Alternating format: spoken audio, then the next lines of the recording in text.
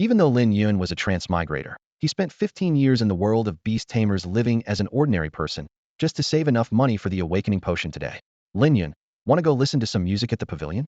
Chen Qing is treating, and there are beast-eared girls. The chubby guy invited him, his eyes gleaming green with excitement. Lin Yun, with a stern face, refused without hesitation. No, women will only slow down my sword-drawing speed. TCH, with no women in your heart, your sword drawing will naturally be divine. The beast-eared girls are leaving soon. Don't regret it later. The chubby guy shook his head and walked away. Watching the chubby guy's retreating figure, Lin Yun sighed inwardly. He had been in this world for 15 years, surrounded by all sorts of strange pet beasts, but he had never seen a beast-eared girl. Today, however, he had a mission to complete transporting a coffin carrying mutilated bodies. This job paid 5 taels of silver, which, combined with his previous savings, would finally add up to the 10 taels needed to buy the awakening potion. In this world, without the talent for beast taming, one cannot form a contract with a pet beast and will be forced to live under others for life. As a transmigrator, how could Lin Yun be content with that? To earn money, he had done everything over the years: cooking, babysitting, fighting on demand, ghostwriting, painting, but still only managed to save 5 taels of silver. In this world dominated by pet beasts, with their immense strength and myriad skills, even the most hardworking people couldn't compete. Lin Yun first headed to the central square to meet his childhood friend, Wei Yuwelling. A stunning girl with hair as white as snow stood in the center, her every movement exuding the fragrance of blue enchantress flowers, drawing the gazes of passers-by. Carry me. Wei Yuwelling suddenly pouted. Just like when we were kids. Faced with the intense stares around them, Lin Yun had no choice but to bend down. The girl giggled triumphantly, leaping onto his back, enveloping him in her soft touch and sweet scent. Soon, they arrived at the coffin maker's house. From inside came a chilling conversation. This hand is too small. Get a bigger one. The tonsils fell out. It's all infested with bugs, crawling all over. It turned out the deceased had been attacked by a beast, leaving the body incomplete and needing wood to fill in the gaps. In this world, pet beasts weren't cute little creatures, but terrifying entities that could devour humans. The ugly coffin maker stormed out, yelling, "Get out!" The deceased could give birth to a ghost-type pet beast at any moment. Lin Yun fabricated a story about his mother's illness, eventually convincing the coffin maker. However, when they saw the bloody, maggot-infested scene inside, both Lin Yun and Wei Yuwelling couldn't help but retch. Under the scorching sun, they drove a black giant lizard, pulling the coffin engraved with inscriptions, and finally reached the cemetery in the west of the city safely. When Lin Yun received the 5 taels of silver, he felt a glimmer of hope for becoming a beast tamer. Suddenly, Wei Yuwelling urgently shouted, "Lin Yun, hurry! Take off your clothes. Take off my clothes. What are you planning?" Lin Yun was startled. "Don't turn around," Wei Yuwelling shouted nervously, her voice tinged with a hint of panic. Lin Yun stopped where he was, not looking back. "What's wrong?" he asked, puzzled. Wei Yuwelling's voice became bashful. "I'm all sweaty right now, so." Lin Yun was unfazed. "So what if you're sweaty? Look, I'm sweaty too. It's no big deal." "Oh, come on." Wei Yuwelling stomped her foot in frustration. "It's different for me. You're such a big oaf." Lin Yun couldn't resist the urge to turn around. "Let me see what's so different." Wei Yuwelling became indignant. "Lin Yun, you're teasing me on purpose. That's so mean." She darted forward and pinched him hard on the waist. "Ouch." Lin Yun inhaled sharply. "You're ruthless, you little rascal." "I was just joking." He thought to himself, if he weren't older now, he might have picked her up and given her a playful smack on her rear like he used to.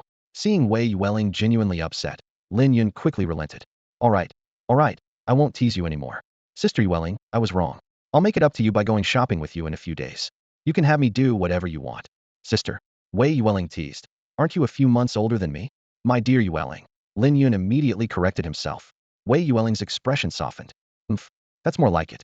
You promised to go shopping with me, so don't back out. Only one bathroom break allowed, and you have to carry my stuff. You better listen to me that day." Yes, Lin Yun agreed repeatedly, then took off his shirt, handing it to her without turning around. Suddenly feeling playful, Wei Yuwelling said, "Carry me back. Hurry up." No resisting. "I found this coffin-carrying job for you, remember? You said you'd listen to me." She grinned mischievously. "What? Again?" Lin Yun tensed up, instinctively glancing at his pants, worried she might discover a certain secret. Seeing this, Wei Yuwelling let out a playful huff. Lin Yun had no choice but to relent. All right, carrying you it is." He crouched down, signaling for Wei Yuwelling to climb on. Wei Yuwelling cheered, leaping onto his back and wrapping her arms around his neck with glee. The two of them chatted and laughed all the way back. As the sun set, Wei Yuwelling stood at the door, watching Lin Yun's figure fade into the distance, silent for a long time. Only when he disappeared at the end of the street did she softly murmur, "You rascal, you need to work hard. I want to be with you forever." She looked down at her fair hand, where a red glow shimmered mark of enslevel beast master talent. Her thoughts drifted back to 10 years ago, when she met Lin Yun while visiting the slums. Initially, she found him intriguing and enjoyed listening to his stories about Dream of the Red Chamber, Romance of the Three Kingdoms, and the like. Gradually, their relationship deepened, and she realized her feelings, but Lin Yun seemed oblivious, treating her as a good friend. Now, at 16, with her parents' help, Wei Yuwelling had successfully awakened her Slevel beast master talent. This meant she would become a long-lived beast master, while ordinary people had much shorter lifespans. She desperately hoped Lin Yun could also awaken a beast master talent and share a long life with her. Unfortunately, after poring over countless texts, she found no guaranteed method for awakening such a talent. The only hope lay in a bottle of Beastmaster potion worth 10 taels of silver. Wei Yuwelling could have easily given the potion to Lin Yun, but she was waiting for him to ask for it. She knew this decision might alter their future, but she wanted the choice to be his own. She hesitated for a moment, ultimately deciding not to give the ghost the potion, but to stand alongside Lin Yun in their struggle. She wasn't worried about the ghost's threat, as her parents were both powerful beast tamers. She secretly resolved to silently protect Lin Yun from behind, forever. The alleyways of the slum were muddy and treacherous. Lin Yun clutched the blue potion tightly in his pocket, his nerves taut as he walked through the dusk. Every few steps, he would cautiously scan his surroundings, fearing an attack from a beast. Outside the city of Haoyue, wild beasts often infiltrated, leaving bloody tragedies in their wake. Since he came to this world, Lin Yun had grown up witnessing countless horrifying beast attacks. A drunkard disemboweled by a ferocious wolf beast on his way home at night. A family of 3 attacked by a wolf beast, with their youngest son dragged into the wild, leaving only intestines behind. Mutilated heads found in haystacks, severed fingers fished out of wells. These tragedies left Lin Yun deeply shaken. Suddenly, the roar of a beast echoed from behind. Lin Yun turned around in terror, then breathed a sigh of relief. It was just Uncle Xiao Guang from the patrol team and his black wind dog. This massive black dog, over 4 meters long, was powerfully built, with teeth and claws sharp enough to be lethal in a single bite. "Uncle Guang, why are you still out so late?" Lin Yun greeted. Xiao Guang replied with a hint of reproach. "Let me walk you home." With Xiao Guang's escort, Lin Yun felt much more at ease. On the way, Xiao Guang asked if Lin Yun had awakened his talent and suggested he could join the patrol team for odd jobs. Lin Yun frowned. He didn't want to lead a life of mediocrity. Hearing that Qin Qing had awakened a Blevel talent made Lin Yun secretly anxious. Once home, Lin Yun briefly explained his late return. Dinner consisted of 2 barely edible wild vegetables and a small plate of foul-smelling meat. This was the life of ordinary people, and Lin Yun no longer wanted to live it. Back in his room, Lin Yun pulled out a pile of portraits from under his bed. Buddha, the Jade Emperor, Guanyin, the Grand Supreme Elderly Lord, Karl Marx, Friedrich Engels, the Iron Father, Isaac Newton. He lit 3 sticks of incense and prayed devoutly to these great figures, hoping to awaken a beast-taming talent. "No matter what, as a transmigrator, I deserve a big surprise from you all," Lin Yun murmured, then gulped down the potion. Moments later, a dazzling golden light emanated from his arm. Golden light. My heavens. This is an SS level talent. The great figures are truly great. Amazing. Lin Yun was ecstatic, as if he had glimpsed the hope of changing his fate. A unique mark suddenly appeared on Lin Yun's arm, glowing with a golden light. This was the beast mark, an important symbol for a beast master. He immediately realized the function of this innate ability, the Eye of Insight. This ability not only allows him to check the status of his pets, but also to perceive all their possible evolution paths. Lin Yun was thrilled, feeling as though he had unlocked a cheat code. He knew well that a pet's strength had limits and could only be surpassed through evolution. A good evolution path means limitless potential for his pets in the future. Lin Yun carefully recalled the information he had just received. The color of the beast mark corresponds to different levels of beast master talent. White, green, purple, yellow, and blue represent E, D, C, B, and A levels respectively. His golden glow signified the most powerful SS level talent. This meant his pets would experience incredible growth acceleration. Thinking about the bright future, Lin Yun couldn't help but smile. He lay down on his bed and quickly fell asleep, having gone through so much that day.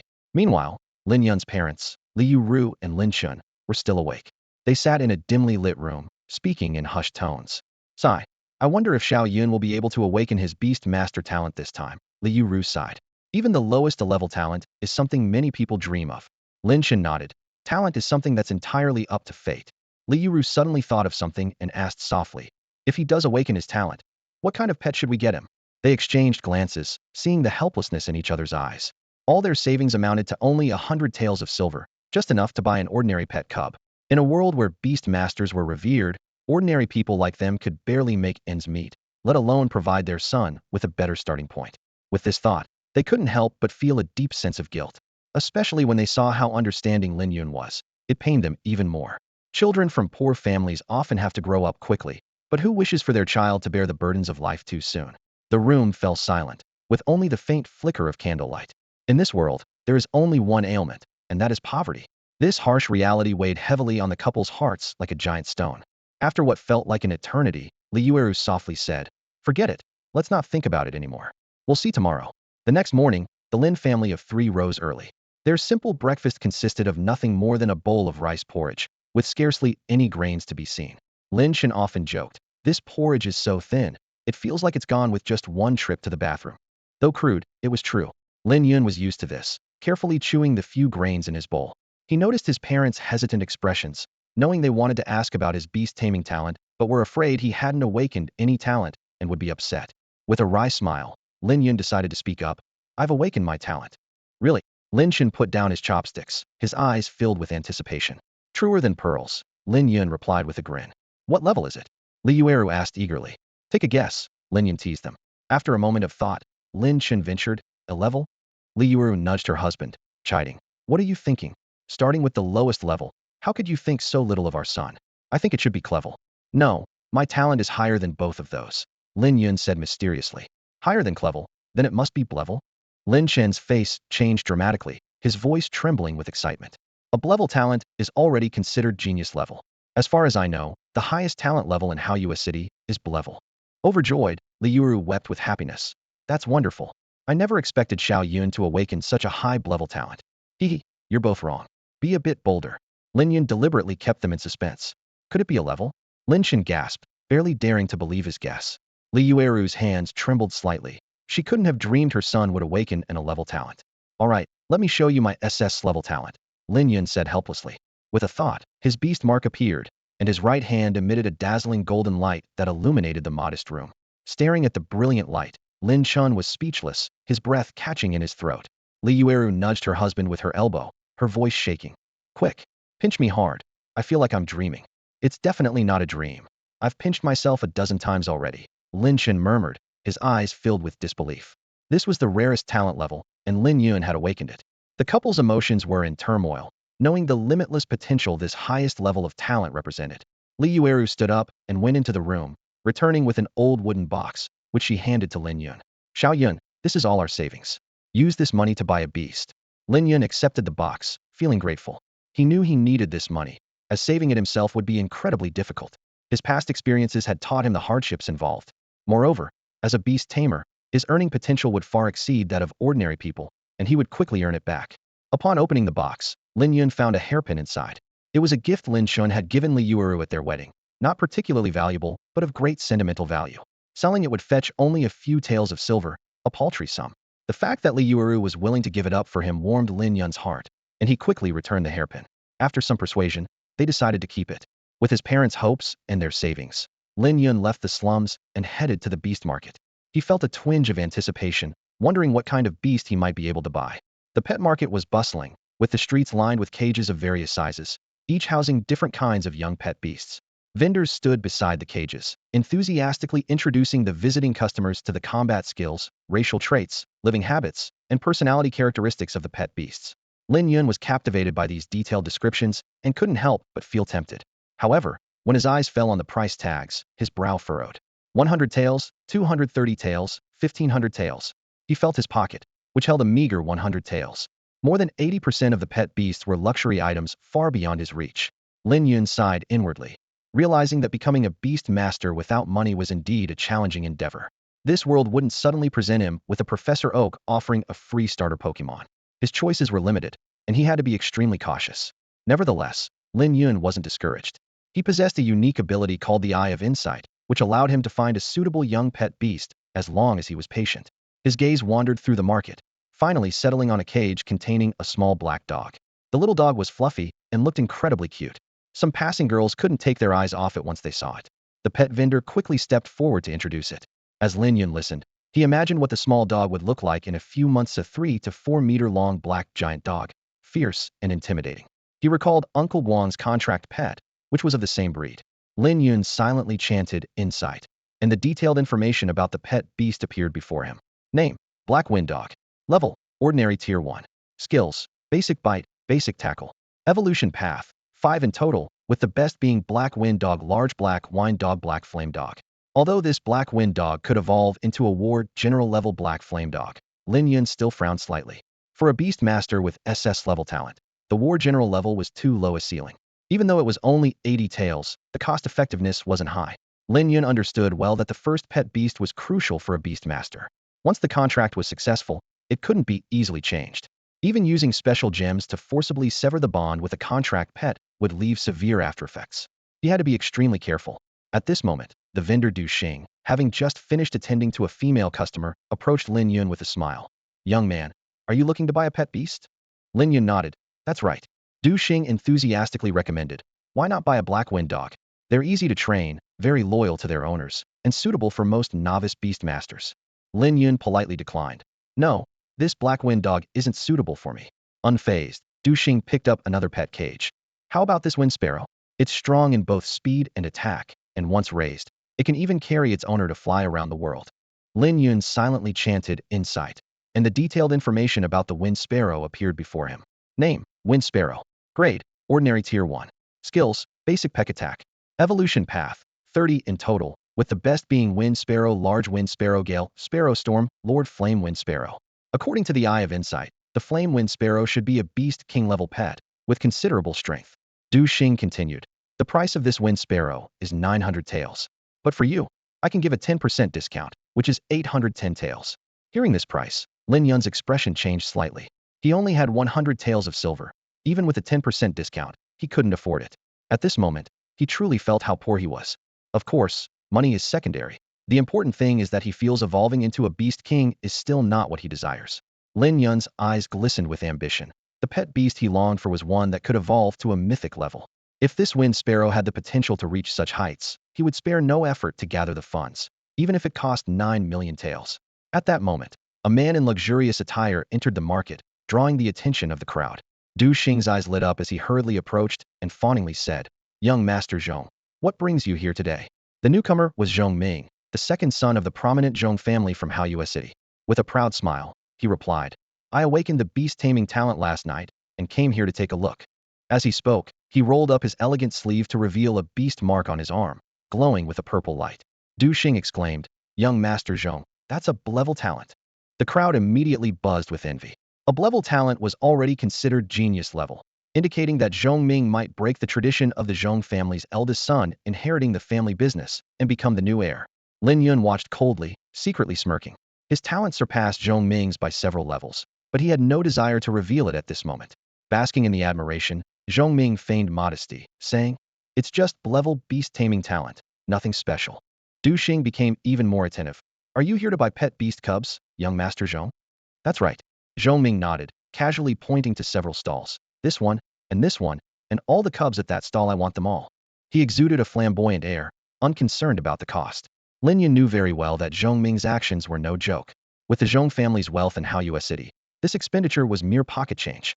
Indeed, Zhong Ming spent a staggering 13,000 taels of silver effortlessly, a sum unimaginable for ordinary people, but insignificant for the Zhong family. Lin Yun mused to himself. Some are born into privilege, while others are born to toil. This truth is timeless. Society is inherently harsh. He turned to Zhong Ming and politely asked, "I was here first. May I choose first?" Zhong Ming readily agreed. Lin Yun could tell that this young master was not genuinely interested in buying pet beast cubs, but was there to show off. He disapproved of such behavior, but chose not to comment further. After expressing his thanks, he focused on examining the various pet beast cubs. Glancing over the Lightfang Hound, Rock Shield, and Nine-Eared Viper, Lin Yun quickly dismissed one cub after another. Not suitable, not suitable, still not suitable. The potential for evolution of these pet beast cubs was very limited. 80% were at the commander level. A few could evolve to the warrior level, and only occasionally did he spot ones capable of reaching the lord or beast king level. As for disaster or sage levels, they were nowhere to be seen. Growing anxious, Lin Yun sought a pet beast cub that could evolve to the mythic level. Only such a pet beast could match his SS level talent. He had already examined 90% of the cubs, feeling increasingly disappointed. Green leaf vine. Lin Yun paused. Not suitable. It can only evolve to the disaster level. Although he finally encountered one that could evolve to the disaster level, it still didn't meet his goal. He firmly repeated to himself, mythic. He wanted a mythic level pet. Just as he was about to give up and move to another stall, a small white beast caught his eye. Lin Yun's eyes lit up instantly, his heart racing. He had finally found it. A pet beast cub capable of evolving to the mythic level. His efforts had not been in vain. Taking a deep breath to calm his excitement, Lin Yun turned to Du Xing and said, "Boss, I want this one." A snow-white fox lay curled up inside a cage, breathing evenly as it slept. Du Xing nodded in satisfaction and, smiling, introduced it to Lin Yun. "This is the Xinhua fox, a pet with exceptional potential. If you can form a contract with it, your future achievements will be limitless." Lin Yun had some knowledge about the Xinhua fox, aware that it could evolve to a lord-level creature within the known evolution paths. However, compared to the mythical evolution path he had heard of, it still fell short. Curious, he asked, "How much does this Xinhua fox cost?" Du Xing's eyes lit up. "You've got a good eye. This is a highly sought-after pet right now, priced at 3,000 taels of silver." Hearing this, Lin Yun frowned. He only had 100 taels of silver on him, far from the asking price. Despite this, he was unwilling to easily give up on a pet that could evolve to a mythical level. He considered whether to seek help from Wei Yuwelling, but worried that frequently borrowing money might strain their long-standing friendship. As he hesitated, Du Xing suggested, "How about considering a pet loan?" Lin Yun's interest was piqued, and he listened carefully as Du Xing explained 3 loan options. Ultimately, he chose the third option: pay 100 taels up front and repay the total of 8,000 taels over 12 months. Although this option required him to pay back the most, Lin Yun wasn't worried. He was confident that with his top-notch beastmaster talent and a pet capable of evolving to a mythical level, earning money in the future wouldn't be a problem. "I'll go with the third option," Lin Yun decided decisively. "Let's proceed with the paperwork." Du Xing led Lin Yun into a small room and pulled out a document from a drawer. Lin Yun read it carefully, then signed and pressed his fingerprint on the designated spot. With the red fingerprint sealed on the document, the agreement was officially in effect. Du Xing solemnly reminded him, "Remember, if you default on the payments, you might be officially wanted and imprisoned." Lin Yun nodded silently, fully aware of the seriousness of the agreement. "Xinhua fox, this is your new owner," Du Xing said to the white fox in the cage. The Xinhua fox opened its bright eyes, letting out a low growl as it curiously observed Lin Yun. Lin Yun carefully picked up the cage and left the store. He soon reached a secluded, open area, and after ensuring no one was around, he released the Xinhua fox from the cage. Lin Yun held his breath and focused intently, carefully examining the magical creature with which he was about to form a contract. The Xinhua fox is a mysterious companion beast with seemingly simple, first-level skills, basic claw attack and basic bite. However, its evolutionary path is anything but ordinary, boasting 1,000 different routes. The most remarkable of these is Xinhua fox, Moonlight fox, Radiant fox, Primordial fox, Lights, Emissary sage of Time, Master of Time, and Space, Temporal silence. This evolutionary path culminates in a terrifying form. At its peak, it can manipulate the flow of time around it at will, speeding it up or slowing it down. More frighteningly, it can even control the lifespan of other beasts, causing them to age rapidly and die. Even the mightiest of beasts cannot escape this fearsome, time-manipulating ability. At this moment, a small, white fox curiously observes Lin Yun. As an artificially bred cub, it harbors little wariness towards humans. With a thought, a beast mark appears on Lin Yun's arm, able to appear or disappear at will. "All right, let's form a contract." Lin Yun murmurs a few incantations, and the mark in his hand transforms into golden light, enveloping the little white fox. However, the connection is quickly severed. Lin Yun remains unfazed, knowing that forming a beast contract often requires multiple attempts. After failing 27 times, Lin Yun finally succeeds on the 28th try. This is much faster than the 3 weeks typically needed by ordinary beast tamers, showcasing his SS-level talent. Upon successfully forming the contract, Lin Yun feels his body strengthen. He knows this is because he can now share a fifth of the beast's power. However, there is a limit to the number of contracts he can form. He must nurture the beast to a certain level before contracting another, or risk a backlash that could be fatal. Beyond power sharing, the contract allows the master and beast to sense each other's emotional changes. With a deep enough bond, they may even understand each other's thoughts. "All right, it's time to give you a name," Lin Yun said, looking at the little white fox. The fox raised its head and let out a soft whine. Lin Yun, with a playful glint, teased, "You're all white. How about I call you Big White?" The little fox shook its head vigorously, clearly displeased with such a bland name. "If you don't like Big White, then how about Little White?" Lin Yun continued to tease. The little fox was even more displeased, not expecting its owner to have such poor naming skills. It shook its head again, ears flat against its head, and tail drooping, looking utterly dejected. Seeing the little creature on the verge of tears, Lin Yun gently patted its head, comforting. All right. I was just teasing you. Don't be upset. I won't make you do anything you don't like. The little fox finally lifted its head, ears perking back up. Chinga, how about Chinga? Lin Yun suggested. The little fox immediately nodded enthusiastically, clearly fond of the name that matched its noble and elegant demeanor. Then it settled. From now on, you're Chinga. Lin Yun smiled. Through this interaction, he felt a closer bond with the little fox, which was precisely his goal. For a beast tamer, building a deep emotional connection with their beast is crucial. Just then, Lin Yun's stomach growled. He remembered he only had some porridge that morning. Chinga, let's head home. Lin Yun said, crouching down. Hop on. Chinga thought for a moment, understanding Lin Yun's intention, and nimbly climbed onto his shoulder. The blood-red sunset enveloped the returning duo. Their shadows stretched long on the ground, eventually disappearing at the road's end. This was just the beginning. Lin Yun pushed open the door to his home, feeling exhausted, yet filled with anticipation. Inside, his parents were resting, their faces showing the weariness of a long day's work. Lin Yun softly spoke to the little fox on his shoulder. Chinga, these are my parents. Go ahead and say hello. Chinga nimbly leaped from Lin Yun's shoulder and let out a soft growl as a greeting. Li Yuru's eyes lit up as she knelt down to gently stroke Chinga's small head, saying warmly, what an adorable little fox. You must take good care of Xiao Yun from now on. Chinga nodded obediently. Lin Shen watched the heartwarming scene and suggested, such a special day calls for a proper celebration. But no sooner had he spoken than Li Yuru's expression turned troubled. What's wrong? Lin Yun asked, puzzled. Li Yuru looked uneasy and explained, we don't have much food left, just a few small dishes and a little rice. We don't even have any wine to mix with water. Celebrating like this would be too meager. Then let's buy some. Lin Shun, usually thrifty, was uncharacteristically generous.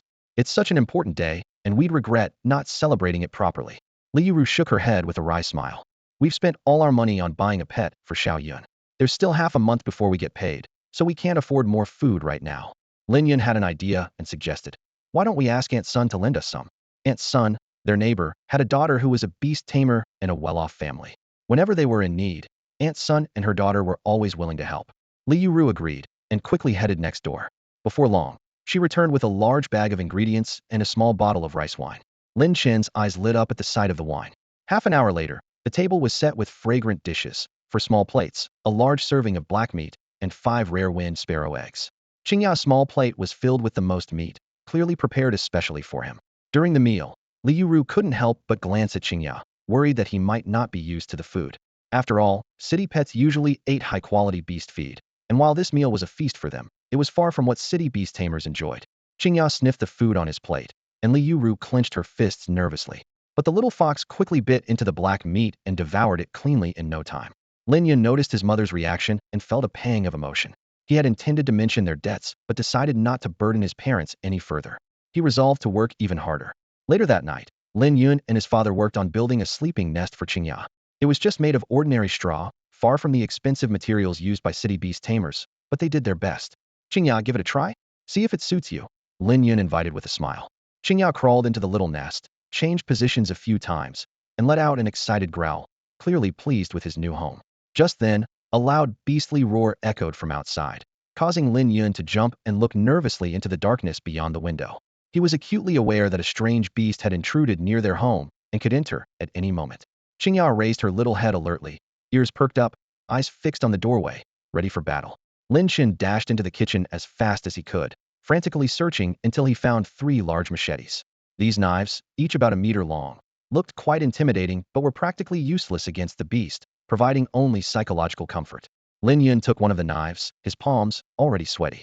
He gripped the handle tightly, heart racing as he prepared to face the imminent danger. His mind involuntarily flashed back to the tragedies he had witnessed growing up in the slums. People whose homes were invaded by beasts never met a good end. The lucky ones left behind a body. The unlucky ones had even their bones carried away. A whole corpse was a luxury.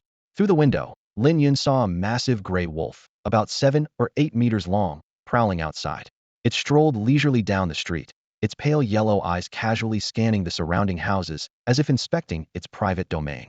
This shadow wolf is huge, Lin Shen muttered, his face pale and voice trembling. After careful observation, Lin Yun was horrified to discover that the beast possessed the power of a 6th-tier creature. 6th tier? 5 tiers higher than Chinga, he remarked with a bitter smile, realizing that if this beast did break in, his family might not escape disaster. At that moment, a sudden burst of barking erupted outside. Woof! Woof! The patrol team had arrived. An intense battle ensued immediately, the wolf's destructive power truly terrifying. With a single swipe, it gouged a 3 to 4-meter deep crater in the ground. Bang! The giant wolf let out a roar, biting down on the neck of a black-wind dog. A chilling crack followed, accompanied by the dog's agonized scream and the sound of bones shattering. Even when besieged by 4 pet beasts, the gray wolf remained fierce and undaunted. Perhaps due to the commotion, 3 more beast tamers arrived for reinforcement. Sensing the unfavorable situation, the wolf turned and fled. Despite their numbers, the beast tamers hesitated to pursue the formidable wolf recklessly. After the battle, one black-wind dog lay lifeless with a broken neck, and its owner suffered the backlash of the beast contract, looking pale and unsteady. Such is the harsh reality of the beast contract: shared glory, shared loss. Lin Yun lay in bed, unable to sleep. Too much had happened recently, and past events replayed in his mind like a series of vivid images. From his previous life on Earth, to his arrival in this beast-taming world, the brutal scenes in the slums, the unappetizing food at the table, his family struggles, the 6th-tier gray wolf, and his awakening of an SS-level talent. These overlapping memories persisted despite his efforts to dispel them. Sigh. Lin Yun sighed, having counted over 30,000 sheep without a hint of sleepiness. He sat by the window, lost in thought.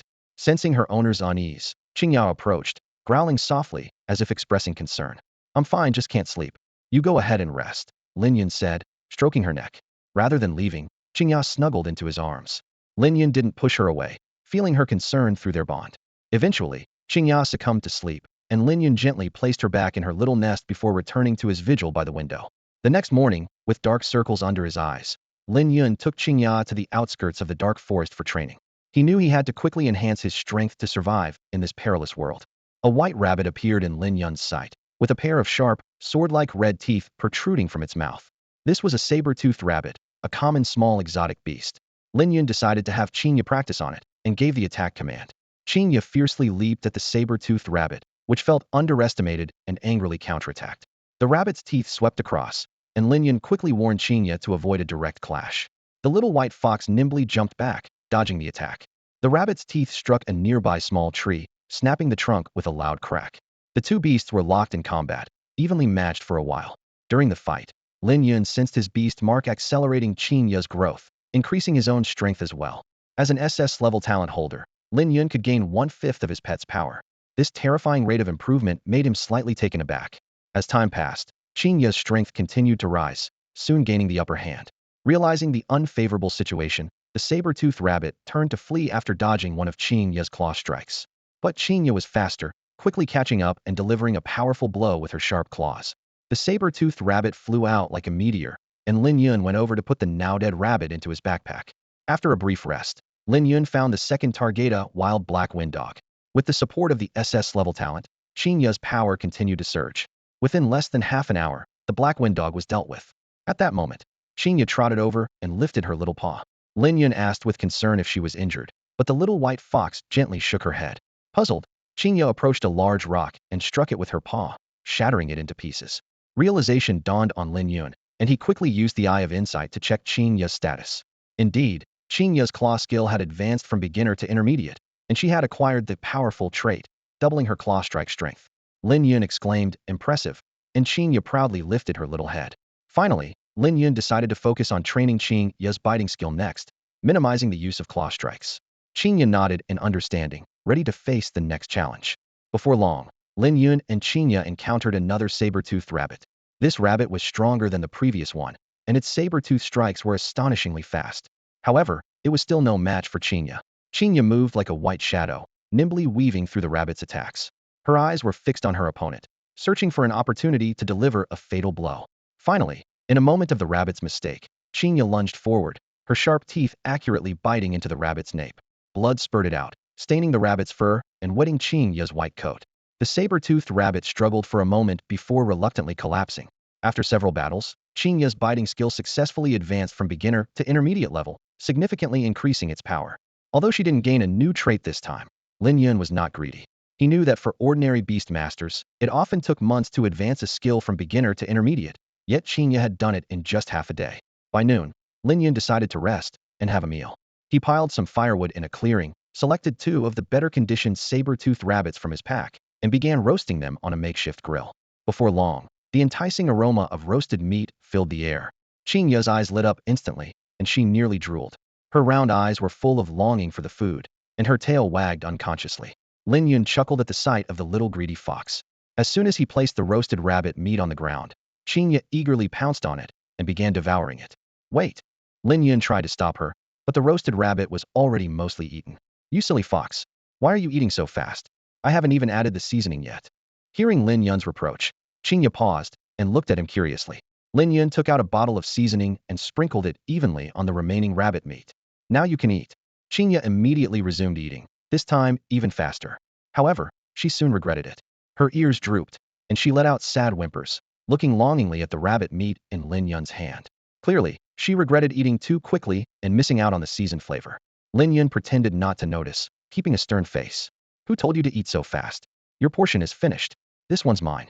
Chinga, unwilling to give up, nudged Lin Yun with her head and rolled on the ground to please him. But Lin Yun remained stern. No more. One portion each, as we agreed. The little white fox was very disappointed, dragging her tail as she slowly walked away. Seeing this, Lin Yun finally softened. He broke off a piece of rabbit meat and tossed it to Chinga. All right. I'm afraid of you. I'll share half of my rabbit meat with you. Chinga immediately ran back joyfully, biting into the roasted rabbit meat and devouring it. Seeing her eat so eagerly, Lin Yun decided to roast the rest of the rabbit meat. The white fox ate happily, looking completely satisfied. At that moment, Lin Yun felt his strength increase again. He quickly realized the reason. This little incident had strengthened the bond between him and Chinga. The stronger the bond, the more powerful the beast's combat abilities. Lin Yun couldn't help but marvel at how such a small event could lead to improvement, truly a case of unintended success. Having tasted the delicious rabbit meat, Chinga was full of energy and began searching for rabbit dens. Suddenly, the greedy fox seemed to sense something significant and trotted in a particular direction. Lin Yun followed closely. Soon, the sight before him left Lin Yun astonished. In this area, 5 luminous grasses were growing. This was a precious herb, and finding it here was truly a pleasant surprise. However, their joy was short-lived. Surrounding these luminous grasses was a massive turtle, watching over them menacingly. Lin Yun and Chinga immediately became alert, realizing that obtaining these valuable herbs might not be easy. Lin Yun activated his Eye of Insight, carefully observing the creature before him. Iron Armor Turtle, ordinary 2nd rank. Skills, basic hardening, basic rolling. He frowned in thought. This creature was a rank higher than Chinga, making the situation somewhat tricky. His gaze fell on the nearby bright grass, and an internal struggle ensued. This rare plant was hard to come by, and he was reluctant to give it up easily. The little white fox, Chinga, beside him, stared intently at the bright grass, drooling. Sensing its master's hesitation, it eagerly nudged Lin Yun's leg with its head, growling softly to express its determination to fight. Lin Yun pondered. The iron armor turtle has strong defense, but moves slowly. If Chinga can dodge flexibly, there might be a chance. Weighing the pros and cons, he finally decided to take the risk. A young man should dare to take risks. Lin Yun encouraged himself. A small gamble brings joy. A big gamble brings passion. The iron armor turtle, detecting the intruder, slowly moved its body. Its clumsy movements actually bolstered Lin Yun's confidence. Chinga, prepare for battle. At his command, the little white fox dashed towards its opponent with agility. The iron armor turtle was furious, surprised that such a small white fox dared to challenge it. It quickly retreated into its hard shell, turning into a ball and rolling towards Chinga. Chinga nimbly leaped, easily avoiding the attack. Lin Yun felt relieved. Had Chinga failed to dodge, he would have retreated immediately. But now, there was still hope for victory. The battle intensified as the iron armor turtle repeatedly launched rolling attacks, while Chinga, aided by Lin Yun's beast mark, grew increasingly agile, gradually finding opportunities to counterattack. After dodging another charge from the turtle, Chinga seized the moment to launch a mid-level claw strike. Bang! The hard shell deflected the claws, but Chinga was undeterred, launching a relentless series of attacks. On the 58th strike, a crack finally appeared. Chinga pressed the advantage, and the cracks spread like roots across the shell. With a final blow, its claws pierced through the shell, striking the iron armor turtle's internal organs. The severely wounded turtle thrashed wildly, its massive body rolling and destroying the surrounding flora. But with its internal organs critically damaged, it soon ceased all movement. Lin Yun and Chinga waited patiently nearby, and before long, the iron armor turtle showed no signs of life. Though the iron armor turtle was an ordinary 2nd rank, strength wasn't solely determined by rank. Chinga's mid-level claw skill was a rank higher than the turtle's hardening, and combined with its opponent's sluggishness, victory was within reason. Just like a bronze knife can easily split a wooden shield, while a wooden sword struggles to inflict damage. Moreover, Chinga's mid-level claw strike had the added benefit of doubling its power. Lin Yun felt fortunate that if the guardian of the bright grass had been a beast with mid-level hardening or an agile tiger or leopard-type ordinary second-rank beast, he wouldn't have taken the risk. He walked slowly towards the bright grass, which emitted a faint green glow. At this point, the bright grass had reached 80% maturity. When fully matured, the green light of the bright grass turns yellow, and the iron-armored turtle would typically consume it. However, fate intervened when it encountered Lin Yun. Lin Yun had no intention of waiting for the bright grass to fully mature, considering the ever-changing conditions in the wild. In a few days, a new beast might guard the bright grass, or other beast tamers might set their eyes on it. Transplanting it was nearly impossible. The bright grass, at 80% maturity, was potent enough for his pet beast to consume. Lin Yun decisively acted, pinching the stem lightly and plucking the bright grass with ease. In no time, he had harvested 5 stalks. Chinga, eat this, Lin Yun instructed. Chinga, already eager, darted forward at his words. It opened its mouth slightly, biting into the bright grass and swallowing it swiftly. In an instant, all 5 stalks were consumed. A faint glow appeared on Chinga's body, which delighted Lin Yun as he realized a breakthrough was imminent. He vigilantly picked up his long knife, standing guard nearby. Half an hour later, the glow faded, signaling the completion of the breakthrough. Chinga had grown slightly larger, a natural change as pet beasts age and advance in rank. Chinga, try your claw strike, Lin Yun directed. Chinga immediately complied, targeting a nearby large rock and unleashing a powerful claw strike. The rock shattered, the impact several times stronger than before. Clearly, Chinga's strength had significantly improved. The day had been fruitful, with Chinga advancing to the second ordinary tier and its claw strike and bite skills upgrading to an intermediate level. Suddenly, Chinga let out a low growl, its body covered with numerous glowing spots, beginning to illuminate. Lin Yun, surprised, quickly used his insight eye to check Chinga's status. What he discovered filled him with joy. Unexpectedly, this breakthrough brought an additional surprise. Chinga had acquired a new skill. Lin Yun eagerly examined the skill's effects, excited to see how this surprise would change their future. As the flow of light moved, Chinga's body emitted a soft glow, reminiscent of fireflies. Lin Yun watched intently as Chinga's form gradually transformed into light, completing the metamorphosis in an instant. This demonstration was for Lin Yun's benefit. In actual combat, Chinga could achieve this transformation almost instantaneously. In a flash, Chinga became a streak of light, racing into the distance. Covering several dozen meters in the blink of an eye, its speed was astonishing, even outpacing the swift-winged sparrow. Lin Yun evaluated the new skill in his mind. While its speed was remarkable, it was also quite draining. After using the skill, Chinga collapsed to the ground, unable to move. It was exhausted from both a recent battle and the energy-intensive skill. Lin Yun pondered the risks of using this skill in combat, noting the temporary immobility it caused, which could be exploited by opponents. However, if used strategically at the right moment, it could yield extraordinary results. With some time left before nightfall, Lin Yun decided to focus Chinga's training on this new skill. With the aid of his SS level talent, Chinga's progress was impressive. It practiced the light movement skill tirelessly, over and over again. By evening, Chinga's hard work paid off. The skill advanced to an intermediate level, significantly reducing energy consumption and shortening the post-use immobilization time. Lin Yun was quietly pleased, confident that with continued improvement, the immobilization could be completely eliminated, perfecting the movement skill. His SS level talent fueled his optimism. Despite the early hour, Chinga was exhausted. Lin Yun considerately suggested, "Let's head back." Chinga nodded in agreement, and they set off down the path home. Soon, Lin Yun encountered 3 familiar figures: Qin, Sun Mei, and Li Jijia. Sun Mei, his neighbor and aunt Sun's daughter, was quite familiar to him. Although he wasn't particularly close to Qin and Li Jijia, Qin's father often worked with Lin Yun, so their families had a decent relationship. Sun Mei approached with a friendly greeting, and Lin Yun responded politely. She was delighted to see Chinga and excitedly asked, "Lin Yun, have you become a beastmaster?" Lin Yun nodded, and Sun Mei expressed her admiration, exclaiming, "A Xinhua fox is a pet with great potential. I can't believe you managed to form a contract with one." Lin Yun humbly replied. Sun Mei enthusiastically invited, "Lin Yun, why don't you join us? Brother Qing has awakened a level talent. With him leading, it'll be a breeze." Curious, Lin Yun discreetly used his insightful eye to examine their pets.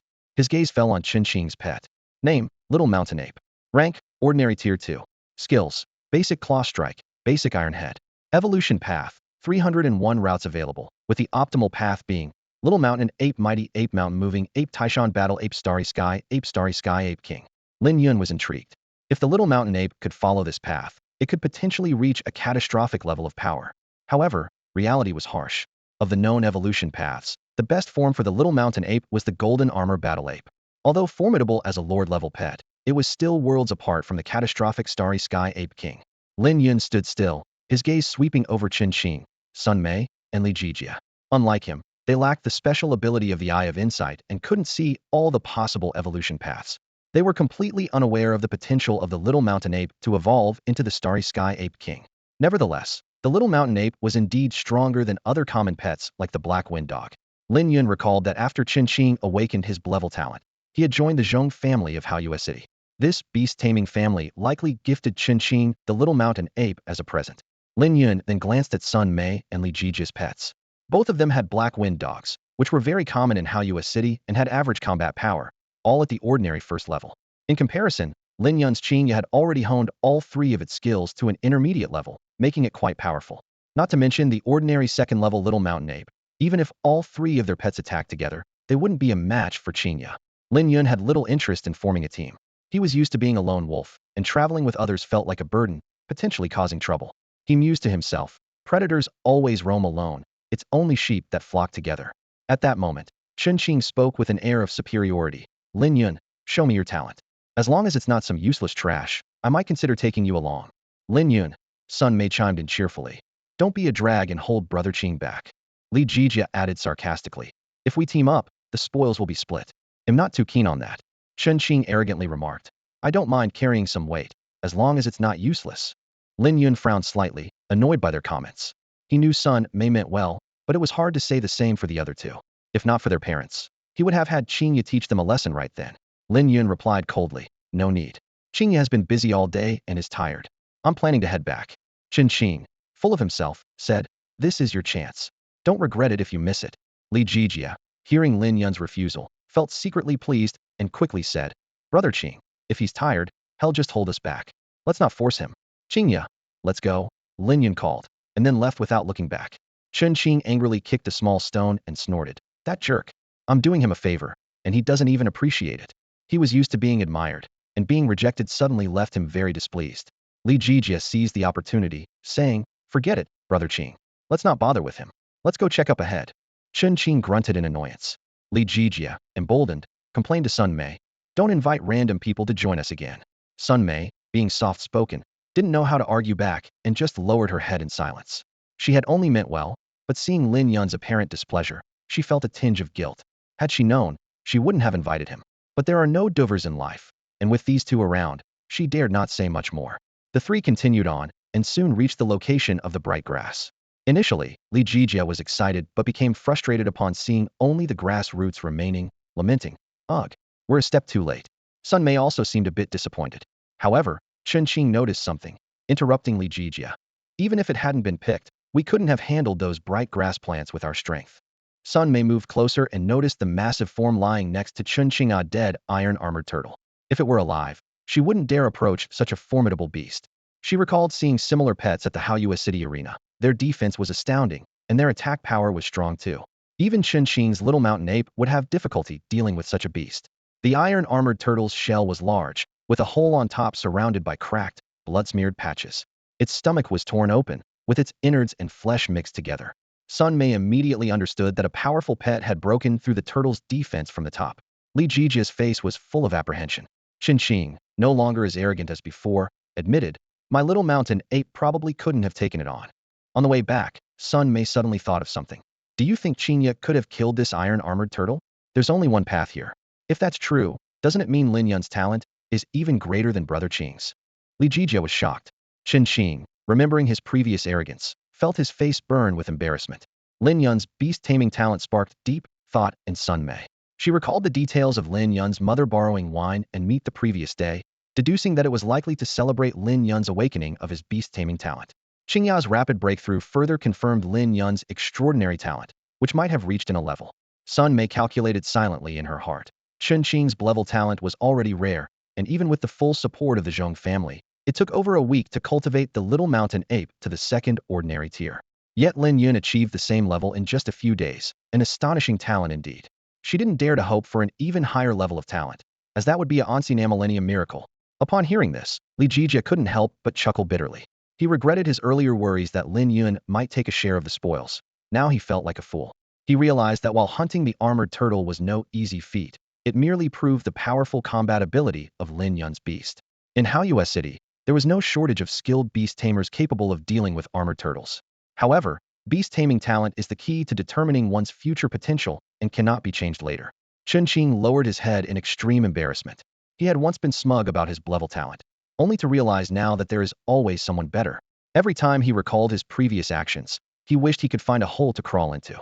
As the sun set, Lin Yun returned home with a heavy burden. His bag contained 2 saber-toothed rabbits and a black wind dog killed by Chinga. Li Yuelling and Lin Chen greeted him joyfully and began preparing dinner. Before long, the rich aroma of meat filled the air. The family sat around the table, happily enjoying the delicious meal. Tasting the dog meat, Lin Chen praised it endlessly. This dog meat is amazing. No wonder they say even the gods would jump over a wall for it. The rabbit meat is also exceptional, much better than the black meat we used to have. Li Yuelling beamed, continuously serving Lin Yun food. Seeing his parents so happy, Lin Yun felt his spirits lift as well. Although he still had a debt of 8,000 taels, he wasn't worried. This was just the beginning of a new life, and he believed that with hard work, he would eventually pay it off. During the meal, Li Yuelling mentioned, Lin Yun, Yuling came looking for you today. Yuling? What did she want? Lin Yun asked, puzzled. She inquired about your talent. After learning about your awakening, she left happily. She also left something for you, Li Yuelling said with a smile. Curious, Lin Yun asked, what did she leave? Li Yuelling got up and went to the room, returning with an exquisite brocade box. She opened the lid, revealing an herb inside. Divine power grass. Lin Yun recognized it instantly. This was a rare herb worth 3,000 taels of silver per plant, with effects similar to bright grass, but with stronger properties that could significantly enhance a beast's strength. Lin Yun accepted the ornate box, feeling a wave of warmth in his heart. The divine herb brought by Wei Yuwelling was incredibly precious, and her thoughtful gesture moved him deeply. He carefully placed the box on the table beside his bed, silently accepting the gift. Did she say anything else? Lin Yun couldn't help but ask, his eyes shining with anticipation. Li Yuelling shook her head. No, she didn't. When she saw you weren't here, she didn't seem inclined to stay longer. However, she paused, frowning slightly as if trying to recall an important detail. However, what? Lin Yun's interest was piqued, and he leaned forward unconsciously. Li Yuelling continued slowly. She didn't come on foot. She was riding a large red bird. That bird was engulfed in flames and nearly set the trees in the courtyard on fire when it landed. Even though I'm not a beast master, I could sense its extraordinary nature. Fire Cloud Sparrow. Lin Yun suddenly understood. Memories flooded back as he recalled riding such a war-class avian pet with Yuwelling. That experience made him realize Wei Yuwelling had an exceptional background, though she never disclosed specific details. Gently stroking the ornate box, Lin Yun pondered how to reciprocate Yuwelling's kindness in the future. His gaze shifted to his own pet, Chinga, pleased with its growing strength. Tomorrow, we'll try our luck at the Beastmaster Alliance, he murmured to himself. The Beastmaster Alliance, a neutral organization founded by the first Beastmaster in human history, was a sacred place for all Beastmasters. Lin Yun understood it held countless opportunities and challenges. Earning money by hunting exotic beasts was too slow. Taking on alliance missions was undoubtedly a better way to quickly repay the debt of 8,000 silver taels. As night fell, the occasional growl of exotic beasts outside sounded particularly eerie in the quiet night. Lin Yun lay in bed, his mind racing with thoughts, until he slowly drifted into sleep. In the next room, Li Yuelling carefully helped the drunken Lin Chen lie down. She gently scolded, didn't the doctor say you shouldn't drink too much with your health? Lin Chen hiccuped, mumbling with a drunken slur. I'm happy today. What's wrong with having a few more drinks? Do you have a problem with that? Li Yuelling wasn't angry. Instead, she smiled with relief. Xiao Yun is finally making progress. He'll definitely become a great beastmaster. Lin Chen joined her in smiling, his face full of pride. Maybe you shouldn't go to work tomorrow, Li Yuelling suggested worriedly. Lin Chen sobered up considerably and replied firmly, no way. That's a job that pays 4 silver taels. It's too rare an opportunity to give up. Li Yuelling sighed, looking at her husband with concern. We couldn't give him a good life, so we should help however we can now. Lin Chen took his wife's hand, speaking softly. Aren't you the same? Always busy and working harder than me. Li Yuelling had no response because it was true. They exchanged a smile, their eyes filled with hope for their son's future and understanding for each other. The next morning, Lin Yun set off with Chinga on their journey to the Beast Tamer Alliance. Upon arrival, the sight before them was breathtaking. Majestic buildings towered in the morning light, and even at this early hour, many beast tamers were bustling about. Lin Yun's attention was drawn to a large bulletin board at the entrance. It displayed 9 badges, each representing a different rank of beast tamer, from iron to legendary. Below each badge were the corresponding requirements. The bronze level required raising a commander-level pet, The gold level required a lord level pet, and the star level required a calamity level pet. Lin Yun carefully examined the requirements for the iron level. The pet must reach the 5th stage of the ordinary level, with a combat power assessment of at least 500. He glanced at Chinga beside him, calculating in his mind. Chinga was currently at the 2nd stage of the ordinary level, still some distance from the goal. Raise Chinga to the 5th stage of the ordinary level within a month, Lin Yun resolved. For ordinary people, this goal might invite ridicule, but Lin Yun had an SS-level beast taming talent. Recalling how he had elevated Chinga to the 2nd stage of the ordinary level in just one day, he felt this goal was not out of reach. The benefits of becoming an iron-level beast tamer flashed through Lin Yun's mind. 3 free bright grass plants every week, a 20% discount at the internal store, and a richer selection of goods. Most importantly, the materials needed for Chinga to evolve from a heart moon fox to a moonlight fox could all be found here. With these thoughts in mind, Lin Yun stepped into the commercial area of the Alliance. Although he couldn't make any purchases yet, he decided to gather information.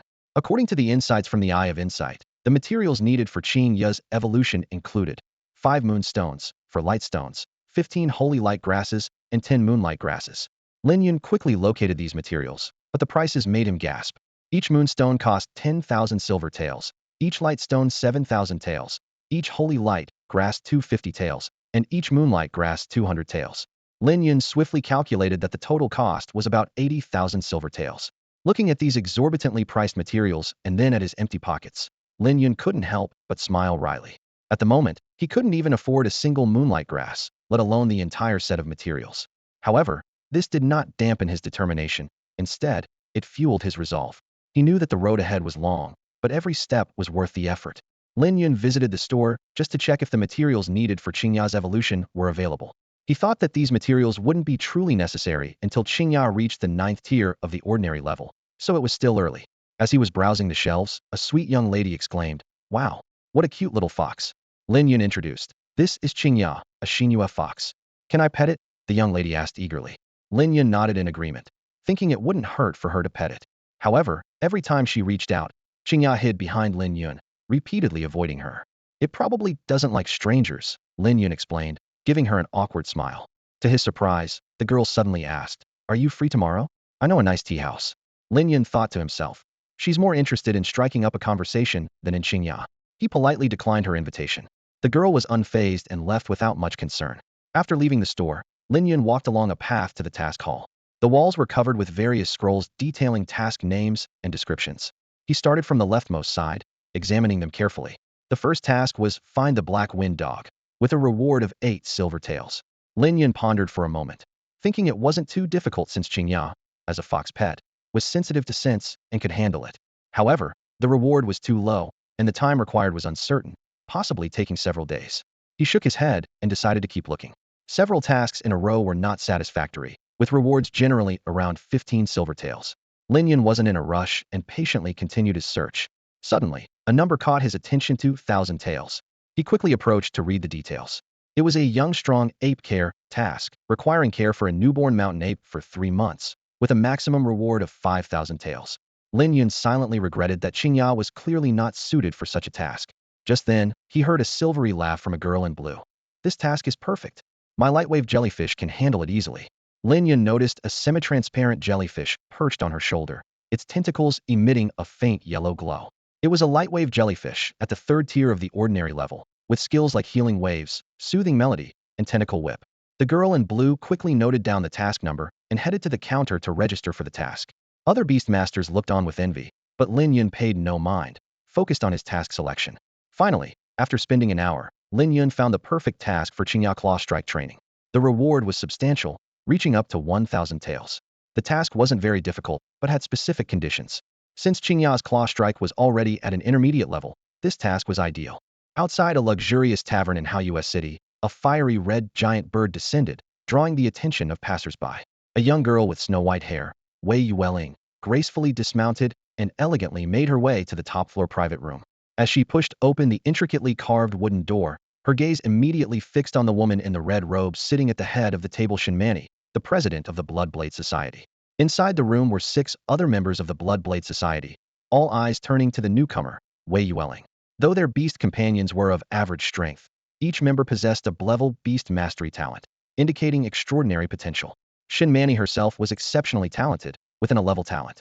Her founding of the Bloodblade Society was driven by the desire to gather the talented beast masters around Xiao City to discuss the art of beast cultivation and expand their network. As soon as Wei Yuwelling stepped into the room, everyone enthusiastically gathered around her. Taking a deep breath, she directly addressed Shin Manny with a request. Manny, I'd like to recommend a friend to join the Bloodblade Society. A flicker of interest appeared in Shin Manny's eyes. Oh? Who is it? His name is Lin Yun, a close friend of mine who has just awakened his beast mastery talent, Wei Yuwelling explained. What level is his talent? Shin Manny inquired further. Wei Yuwelling frowned slightly, looking a bit embarrassed. I'm sorry, he wasn't home at the time, so I haven't had the chance to find out his exact level. Shin Manny chuckled softly. No problem. Let me know when you find out. She paused and added. However, not just anyone can join the Bloodblade Society. The beast mastery talent must be level or higher, and they must pass a special trial. A female member chimed in. That's right, we can't let in just anyone, even if you recommend them. Wei Yuwelling remained silent. She had joined the Bloodblade Society on a whim, and if Lin Yun couldn't join, she would leave without hesitation. A world without Lin Yun was devoid of color for her. At that moment, a man stood up. President, I'd also like to recommend someone for membership. Oh, who is it? Shin Manny asked. His name is Chun Qing, and he recently awakened a level beast mastery talent. With the ability of steel reinforcement, the man introduced. Upon hearing this, the room buzzed with excitement. Steel reinforcement? That's a rare combat talent. He definitely has a bright future ahead. President, I think Chun Qing should be allowed to join. Shin Manny nodded. Arrange for the trial. If he passes, let him join the Bloodblade Society. Understood, the man replied. Meanwhile, at the Beastmaster Alliance, Lin Yun was focused on reviewing the task board. Task name, Claw Strike Training. Task description. The Beastmaster accepting this task needs to elevate their pet's Claw Strike skill to intermediate level. Subsequently, this pet will guide my Shadow Wolf to achieve the same skill level. Interested parties should visit the Xiao residence in 3 days. Task reward, 1,000 taels. Posted by Zhao Hang. Lin Yun pondered. There are typically 2 ways to enhance a pet's skills. One is through diligent practice, day after day, until a breakthrough is achieved. The other is to seek superior guidance. The former requires immense perseverance and is heavily influenced by the talents of both the pet and the Beastmaster. Lin Yun carefully read through the task description, learning about the 2 methods for pet beasts to learn skills. Among them, unknown teaching was more efficient and favored by the wealthy. He noticed that Chinga's Claw Strike had reached an intermediate level, meeting the task requirements. What intrigued him more was the note about an additional reward if he could raise the Claw Strike to an advanced level. He would receive 1,000 taels of silver. A slight smile appeared on Lin Yun's lips as he calculated the remaining 3 days. Elevating Chinga's Claw Strike to an advanced level was challenging, but not impossible. He quickly noted the task number and headed to the counter to accept the task. The receptionist smiled as she handed him a form, which Lin Yun filled out carefully. She then gave him a finely crafted wooden plaque engraved with the Beast Alliance's emblem for identification purposes. After leaving the Beast Alliance, Lin Yun trained with Chinga on the outskirts of the Black Knight Forest. By evening, he returned to the outskirts of Xiao City with 3 hunted saber-toothed rabbits. The slums were vast, 10 times the size of the inner city, making it difficult for patrols to cover every corner. Most residents here were refugees, including Lin Yun's parents. They fled a remote town to escape a beast tide, enduring many hardships to reach this place. Compared to others, they were relatively fortunate, as they weren't injured or disabled. Lin Yun thought of Aunt Sun, who lost an arm, and her husband during their escape. Fortunately, her daughter Sun Mei awakened an level beast mastery talent, with the potential to move to the inner city after hard work. Walking through the slum streets, Lin Yun saw many buildings damaged by beast attacks. Suddenly, he noticed a crowd gathered in front of his house. It turned out Wei Yuwelling had visited with a rare fire cloud sparrow. A white-haired girl, Wei Yuwelling, rushed out from the courtyard, excitedly greeting Lin Yun. Once inside, she eagerly inquired about Lin Yun's talent level. SSS level, Lin Yun replied calmly. Wei Yuwelling was stunned, repeating in disbelief. SSS level? Are you serious? With a single thought, a faint golden glow blossomed on Lin Yun's arm. This talent, like a dragon hidden in the mountains, could not conceal its might for long. He knew well that only by showcasing his strength could he earn respect and gain more resources. Hiding it would only earn him a reputation as a failure, inviting ridicule and unnecessary trouble in life. Wei Yuwelling exclaimed, "It's really SS level." She had thought her own level talent was impressive, but now realized the gap compared to Lin Yun. Her eyes sparkled with calculations as she thought about how to keep him around since he agreed to be at her service for a day. She secretly made a list. Continue having him carry her, stay overnight, and tell her the story of Yutangchun before bed. Lin Yun shivered involuntarily. Although he didn't know what this white-haired girl was plotting, he felt a chill down his spine and regretted agreeing to her demands.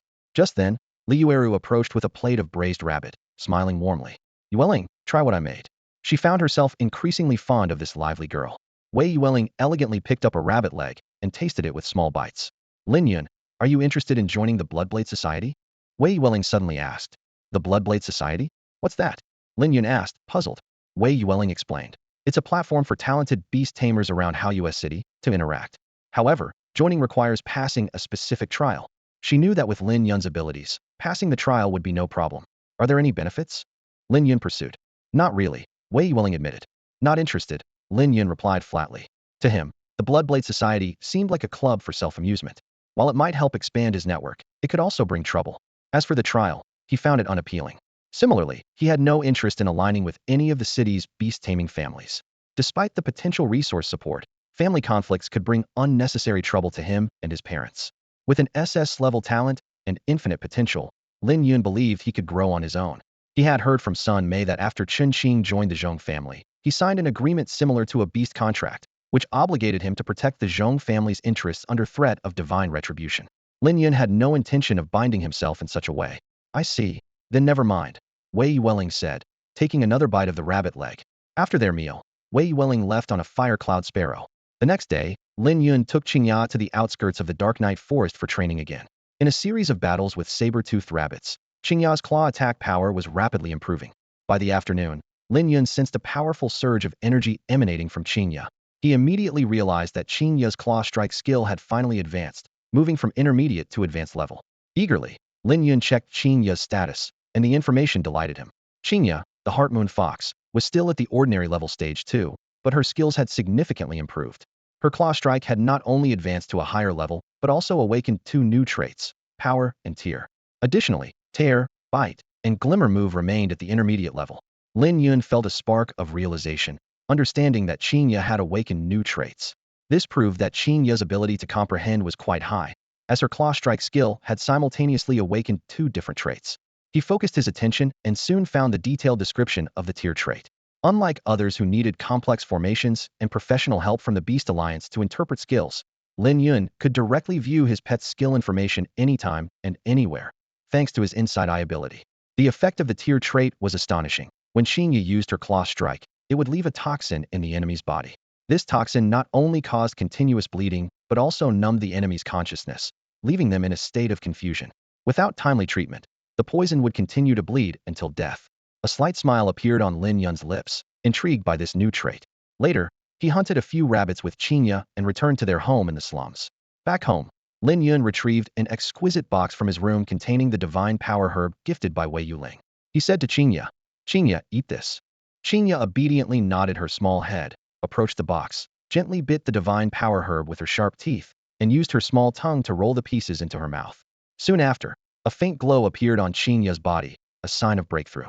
Lin Yun's SS-level talent not only accelerated the growth of his pet, but also enhanced the absorption efficiency of medicines. Generally, pets could only absorb 3,040 of a medicine's power, but Lin Yun's talent enabled Chinga to absorb nearly 90 of the herb's potency, with remarkable effects. After a period of training and the powerful effects of the divine power herb, Chinga finally achieved a breakthrough. Half an hour later, she successfully advanced to ordinary level stage 3, her body slightly larger and her claws sharper than before. With the power trait, Chinga's claw strike was even more formidable. Li Yuru curiously asked, "Xiao Yun, what level is Chinga now?" After Lin Yun answered truthfully, Li Yuru exclaimed in surprise, "This white fox has improved so fast. Even though that boy from the Chen family awakened his talent before you, his pet is still at stage 2. Lin Chun interjected discontentedly, "That Chen kid has no right to compare with my son. He's just a level talent." Li Yuru realized, "That's true, I was mistaken. My son's talent is SS level." She lightly patted her forehead. At this moment, Chinga jumped off the bed, ran to Li Yuru, and gently nudged her with her small head. Li Yuru guessed, "Little Chinga, are you hungry?" Chinga nodded eagerly. Li Yuru smiled, "I'll go make some food right away." With plenty of food at home now, she no longer worried about waste as she used to. Chinga could hunt a few saber-toothed rabbits every day, often with leftovers.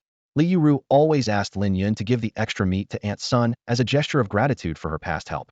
On the 3rd day, Lin Yun continued training with Chinga on the outskirts of the Dark Night Forest, consolidating her newly advanced level.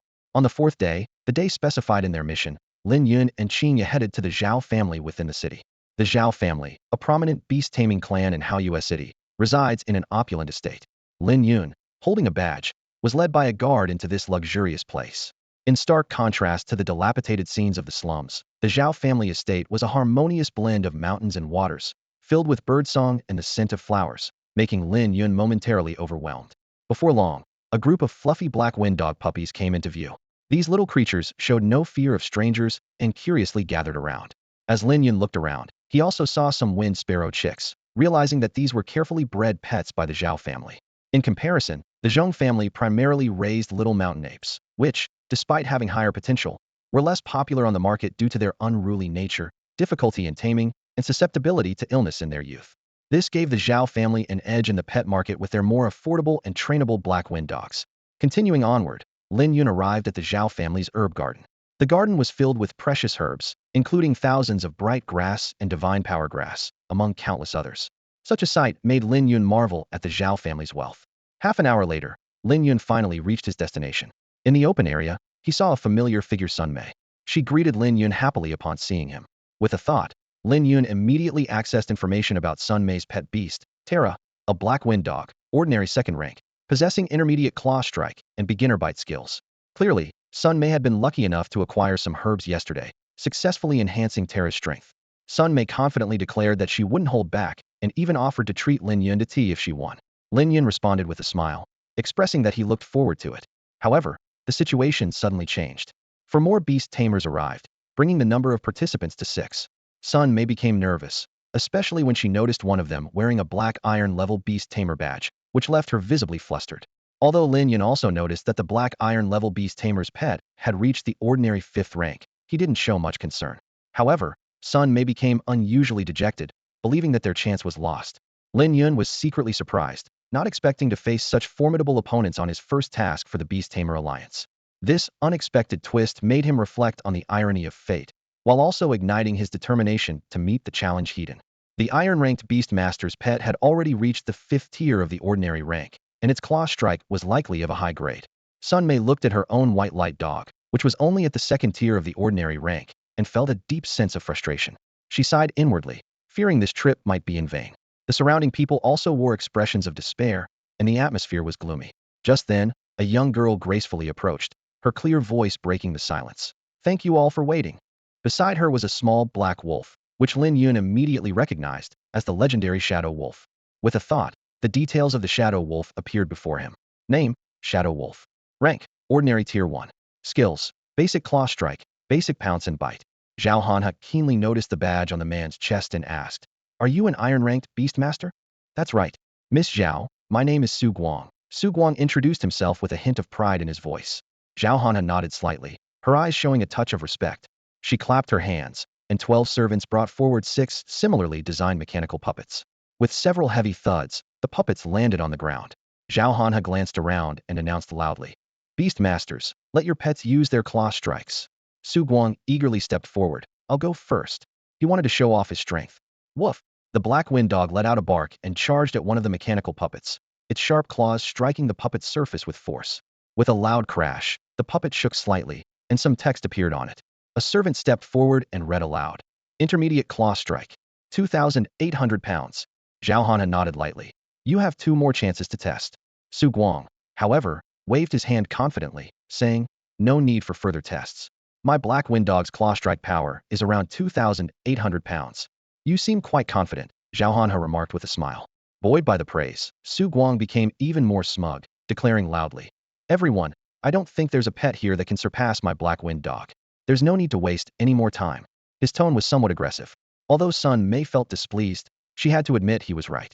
Her Terra's claw strike power was only 950 pounds, far from being comparable. "Those who don't wish to test, you may leave," Zhao Hanha announced loudly. Feeling downcast, Sun Mei muttered softly, "Let's go, Lin Yun, we're leaving." It was then she realized Lin Yun was no longer by her side. She quickly looked around and saw Lin Yun moving forward with his pet. Could it be that he's not giving up? Sun Mei suddenly thought of something. Su Guang stepped forward, curiously asking, "What tier has your crescent moon fox reached?" "Ordinary Tier 3, Lin Yun replied calmly. "Ordinary Tier 3. Sun Mei gasped, shocked. In such a short time, Lin Yun's pet had reached this tier, which was truly astonishing. She recalled her earlier teasing of Lin Yun and felt a bit embarrassed. She had thought that after her Terra's breakthrough, she could outshine Lin Yun, but she was still no match. Despite this, Sun Mei knew that even at ordinary tier 3, it couldn't compete with Su Guang's ordinary tier 5 pet. The two-tier difference meant that even if both had intermediate claw strikes, the power difference would be significant. Lin Yun calmly issued the command. Chinga, use your claw strike on this mechanical puppet. Woof! Chinga let out a low growl and charged fiercely at the puppet. Her claws struck the puppet's surface with great force, causing the heavy mechanical puppet to shake violently, clearly surpassing Su Guang's black wind dog in power. A servant quickly stepped forward and read the inscription's meaning. Advanced claw strike, power of 3,200 pounds. 3,200 pounds. Sun Mei gasped again, and the entire place fell silent. No one present had expected that this seemingly delicate little white fox could wield such a powerful claw strike. Advanced claw strike, 3,200 pounds. Lin Yun's Heart Moon Fox displayed such astonishing power that everyone present was left in shock. Sun Mei's mind was in turmoil as she recalled the countless efforts she had put into advancing Terra's claw strike skill, only to reach an intermediate level. Yet, how long had Lin Yun been bonded with the Heart Moon Fox? And it had already reached such a terrifying stage. Just how strong was this young man's talent?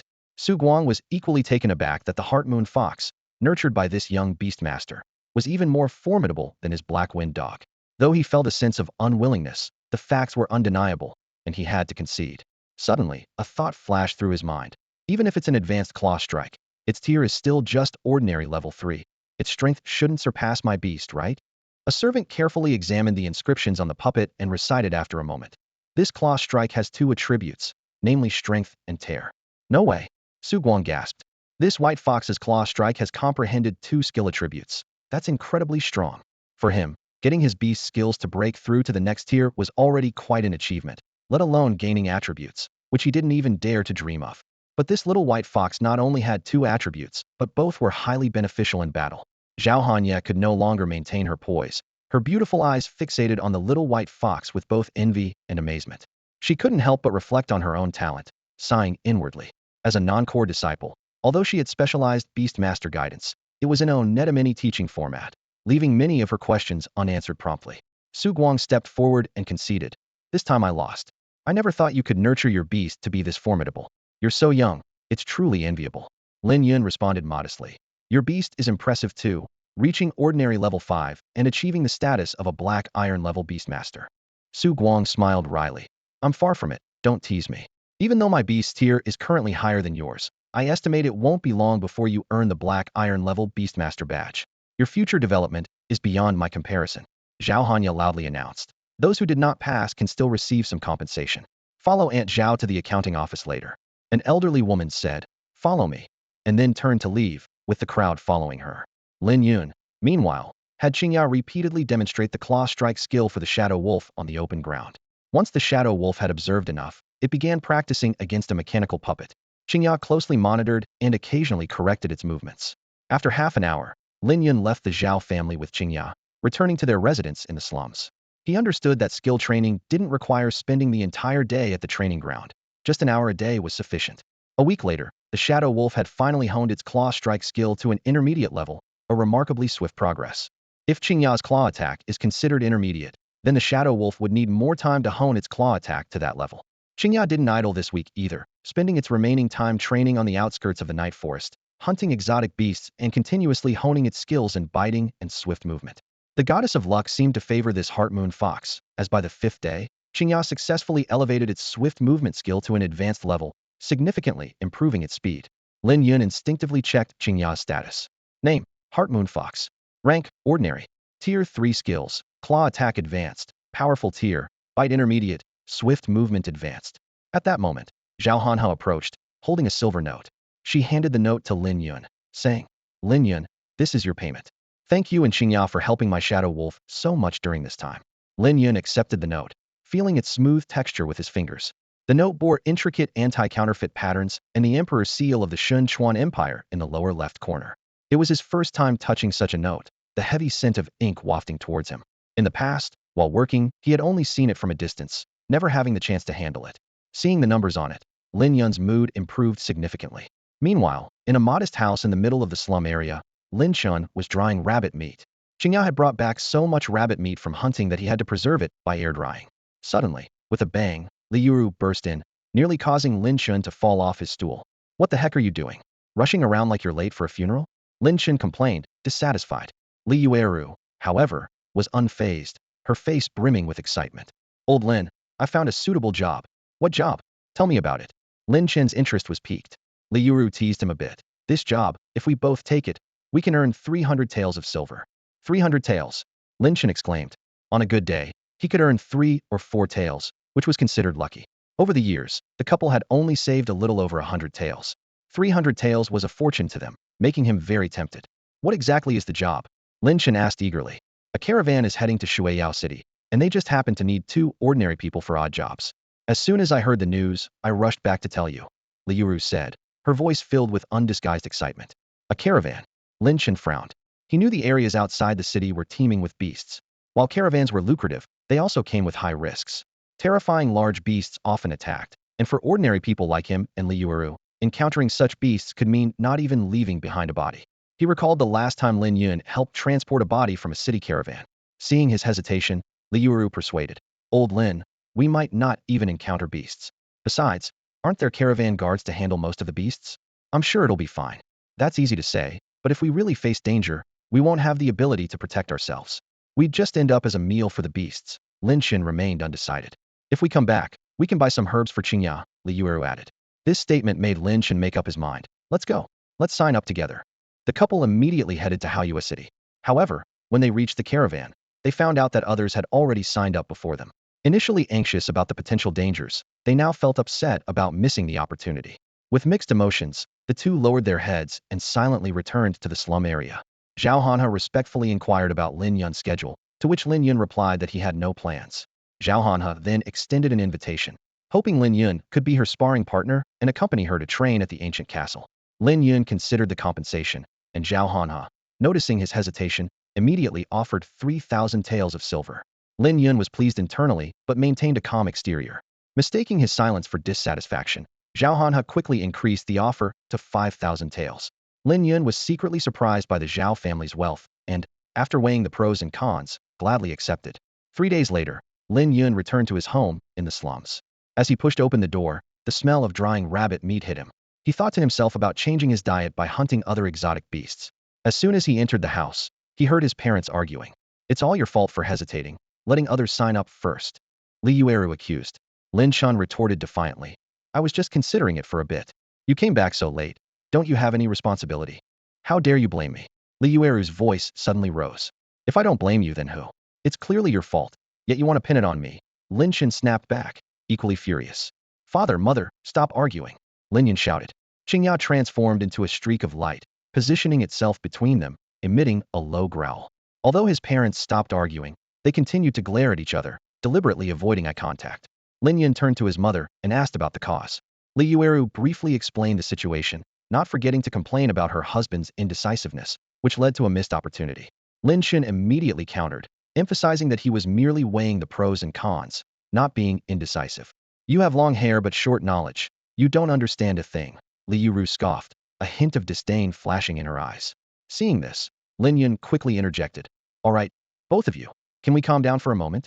Chinga let out a dissatisfied whimper but obediently closed her mouth. Although they stopped arguing, their faces remained tense, and the atmosphere was charged with tension. After patiently listening to the whole story, Lin Yun couldn't help but smile wryly. He pulled out a brand new silver banknote from his pocket and waved it in front of them. I thought it was something serious. Look at what I have here. Wei Yuwelling snatched the banknote and exclaimed, Oh my god, it's a silver banknote. So much. Xiao Yun, where did you get all this money? Lin Yun was stunned for a moment before murmuring, We couldn't earn this much even if we worked our whole lives. Lin Yun explained with a smile. Don't forget, I'm a beast master now. The faces of the two elders lit up with joy. Lin Yun continued, You both don't need to work anymore. From now on, leave the money-making to me. No way. Lin Yun quickly waved his hand, and Wei Yuwelling added, Your father and I have been working all our lives. It's no big deal to keep going. Lin Yun pondered for a moment and realized they had a point. If they stayed idle at home without working, it might actually make them restless. So, he made a pact with his parents. They shouldn't take on jobs that were too dangerous, too exhausting, or too poorly paid. The two elders agreed happily. Suddenly, Wei Yuwelling seemed to remember something and said, Oh, Xiao Yun, I have some herbs for Chinga. Herbs? Lin Yun frowned in confusion. He knew his mother's job and her limited income, so buying herbs seemed unlikely. Sensing Lin Yun's doubt, Li Yu explained a bit sheepishly. I helped at the pharmacy today. On my way back, I collected some herb fragments. She opened a cloth bundle. Lin Yun immediately recognized the fragments as Shunli grass leaves. Despite being fragments, the bundle contained the equivalent of over 3 full Shunli grass plants. It was a token of his mother's care, so he accepted the bundle without protest. Lin Shen asked worriedly, is everything okay with the pharmacy? Don't worry. Li Yu laughed. The pharmacy owner knows about it. She said these fragments couldn't be sold, so she let me have them for cheap. Only then did Lin Shen relax. Later, Lin Yun went to the kitchen, emptied the bundle of leaves into a pot, added some water, and began to brew them. Soon, the rich aroma of herbs filled the air. Chinga, drawn by the scent, darted into the kitchen, rubbing her head against Lin Yun's leg, nearly drooling. Lin Yun gently tapped her small head and said, you little greedy fox. The medicinal properties haven't fully developed yet. Wait a bit longer. Chinga sat obediently at his feet, putting on a serious and dignified demeanor, as if saying, I am a respectable little white fox. After a while, when Lin Yun felt it was ready, he poured the herbal decoction into a bowl. Despite the steaming hot liquid, Chinga eagerly drank it up. With her resilient body, the temperature was no concern. Soon, light spots began to appear on Chinga's body, indicating an upcoming breakthrough. Lin Yun was delighted, and indeed, after some time, Chinga successfully advanced from the ordinary 3rd tier to the 4th tier. In the following days, Lin Yun focused on honing Chinga's biting skill, the only one still at an intermediate level. With persistent effort, by the afternoon of the 2nd day, Chinga's biting skill advanced to the advanced level. Lin Yun immediately used his innate ability to check Chinga's status. Seeing the results, his smile grew even brighter. Chinga's bite has awakened a special trait. Lin Yun gazed at the information card of the Heart Moon Fox in his hand, his eyes sparkling with excitement. Chinga had advanced to the 4th tier of the ordinary level, mastering a series of powerful skills: high-power claw strike, tear, high-power bite, and streamline movement with high-power teeth. The high-power teeth, in particular, allowed Chinga's teeth to become incredibly sharp, easily breaking through the defenses of protective-type pet beasts, causing double damage. This made Lin Yun recall the time they hunted an iron-armored turtle on the outskirts of the dark forest. Its hardening defense skills were no match for Chinga. Thinking of many rock-type and steel-type pet beasts with similar defense skills, Lin Yun felt a secret joy, knowing Chinga's enhanced strength would give them a significant advantage. Just a little more effort, and we'll soon break through to the 5th tier of the ordinary level. Then, we can participate in the Beastmaster Alliance's Black Iron Beastmaster assessment, Lin Yun muttered to himself, a spark of determination in his eyes. Chinga seemed to sense her owner's excitement, standing tall and full of energy. As night fell, Lin Yun and Chinga headed back to the slums. Along the way, a few exotic beasts attempted to prey on the slums. Such situations used to make Lin Yun anxious, but now things were different. He confidently commanded Chinga to attack, easily taking down the beasts. Hurry up, my parents must be waiting for us to have dinner, Lin Yun urged. At the mention of dinner, Chinga perked up, transforming into a streak of light, dashing forward and disappearing into the night. You silly fox, wait for me, Lin Yun called out helplessly, quickening his pace to catch up. Thanks to his recent increase in stamina, he soon caught up with Chinga, and they returned home together. His parents had prepared a sumptuous dinner and were anxiously awaiting their return. The next morning, Lin Yun brought Chinga back to the Xiao family. This time, a respectful maid greeted them at the door, leading them through the spacious courtyard. Soon, they met Zhao Hanha and her pet beast, the Shadow Wolf, once again. Lin Yun quietly used his insight skill, noticing that the Shadow Wolf's condition hadn't changed much since their last meeting, with its level and skills remaining the same. He realized this was because Zhao Hanha's Beastmaster talent was only rated C. Even with the Xiao family's resources, she couldn't progress as quickly as Chinga. Beside Zhao Hanha stood a woman with a striking figure, her pet a graceful winged sparrow. Zhao Hanha approached with a smile. Lin Yun, long time no see. It's only been a few days, Lin Yun replied with a smile. Zhao Hanha then introduced the woman. This is Bai Ningqin, a friend I've grown up with. She'll be joining us for the castle training this time. She turned to Bai Ningqin. Xiao, this is Lin Yun, whom I've mentioned to you. His pet beast is very strong, and I suggest having him as your sparring partner for this castle training. Zhao Hanha chuckled softly, looking at Lin Yun. I hope you don't mind me making this decision on my own. Lin Yun responded cheerfully. It's no big deal. He thought to himself that having another person to train with meant earning more money, which was undoubtedly a good thing for him. Lin Yun stood at the outskirts of the ancient castle, surrounded by ruins and rubble. The rain had left clear marks on the stones, and moss grew unchecked. Although he had just earned 2,000 silver taels from Zhao Hanha, it was a mere drop in the bucket for purchasing high-quality herbs. If it weren't for his extraordinary talent, he might have struggled to cultivate even ordinary second-tier herbs.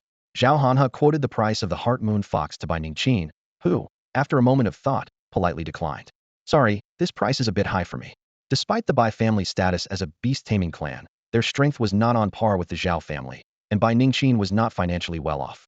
Lin Yun was not bothered by this. He understood the business principle of mutual consent. Zhao Hanhe, however, was persistent, continuing to persuade. Xiao, trust me, this Heart Moon Fox has valuable combat insights. Using it as a sparring partner will surely accelerate your pet beast's progress. Bai Ningqin remained indifferent and directly refused. There's really no need. Seeing that persuasion was futile, Zhao Hanhe said no more. The three continued onward and soon reached the central part of the castle. Along the way, they encountered several beast tamers from the Xiao family, but with Zhao Hanhe accompanying them, they were not stopped. On a rock, they saw a faint, semi-transparent figure. The figure had sharp claws, pointed teeth, and blood-red eyes, clearly not human. Lin Yun suddenly realized and asked, "Are all the creatures in this castle ghost type?" Zhao Hanhe nodded and explained, "That's right. 50 years ago, our Xiao family discovered this castle, sealed it off, and claimed it. By defeating the ghosts here, we can obtain soul crystals." "What are soul crystals used for?" Lin Yun asked curiously. Zhao Hanhe replied, "They are special crystals that can enhance a pet beast's strength when consumed." Bai Ningqin added, "They're similar to herbs, but the energy is more mixed and difficult to digest." Following Zhao Hanhe's suggestion, Lin Yun decided to let Chinga test her skills. Chinga swiftly charged at the ghost, but ended up hitting nothing. Lin Yun was puzzled. Chinga's claws had clearly made contact, yet there was no effect. Unwilling to give up, Chinga tried again, with the same result. Lin Yun immediately checked the ghost's status. Name: Ghost. Tier: Ordinary Tier 1. Skills: Intermediate Phasing, Beginner Intimidation, Beginner Ghost Claw. The phasing skill allowed the ghost to briefly enter a void state, evading all physical attacks. This complicated matters, as Chinga would eventually lose if she couldn't touch her opponent, even though her tier was higher. Lin Yun took a deep breath, forcing himself to stay calm. He knew that in situations like this, maintaining a clear mind was crucial. He began to carefully consider his options, searching for a breakthrough. Lin Yun's thoughts flashed like lightning. Although Zhao Hang's Shadow Wolf specialized in physical attacks, she was not a reckless person. There must be a deeper meaning. At this moment, the phantom hovered in midair, its scarlet eyes disdainfully gazing at the little white fox, Chinga, letting out a spine-chilling laugh. Chinga's hind legs suddenly powered up, launching her like an arrow, her sharp claws slicing through the air. Bang! The claw strike landed heavily on the castle wall, causing stones to shatter and scatter. Clearly, this attack had once again failed to touch the phantom. The phantom floated around Chinga, tauntingly. Lin Yun's eyes flashed with insight as he realized the key. Allowing Chinga to attack earlier was to verify this hypothesis. The phantom's ability to become intangible was brief. If a second strike could be launched at that moment, it could hit its physical form. Lin Yun and Chinga exchanged a glance of understanding. Chinga, catching on, instantly activated her swift movement, transforming into a streak of white light, darting towards the phantom. Bang! The claw strike missed again. The phantom seemed to sense Chinga's intention and quickly distanced itself. However, Chinga's swift movement had reached an advanced level, and she was upon it in an instant. The phantom, unable to phase again in time, was finally torn by Chinga's sharp claws. A sound like a balloon popping echoed. This time, Chinga finally hit the phantom's physical form. Seizing the opportunity, Chinga fiercely pounced, biting down on the phantom's vital spot. The phantom struggled briefly before dissolving into nothingness. Bai Ningqin stared in disbelief, muttering to herself, "The speed of this Heart Moon Fox is more than twice that of the Wind Sparrow." To know that the Wind Sparrow was renowned for its speed, only to be outpaced by a Heart Moon Fox was almost beyond belief. Zhao Hang's heart was filled with shock. Though not a core member of the Xiao family, her treatment far surpassed that of Lin Yun, who came from the slums. Despite consuming a large amount of herbs monthly, her Shadow Wolf's progress was slow. In comparison to Chinga, it was a world of difference. With the battle over, Chinga lowered her head to pick up a white crystal and trotted back to Lin Yun. Recognizing it as a soul crystal, Lin Yun said, "This is a soul crystal. Eating it can enhance your strength." Chinga shook her head vigorously. Lin Yun bent down to sniff it, finding the soul crystal emitted a nauseating stench. Clearly, even holding it was unbearable for the little white fox, let alone eating something so repulsive.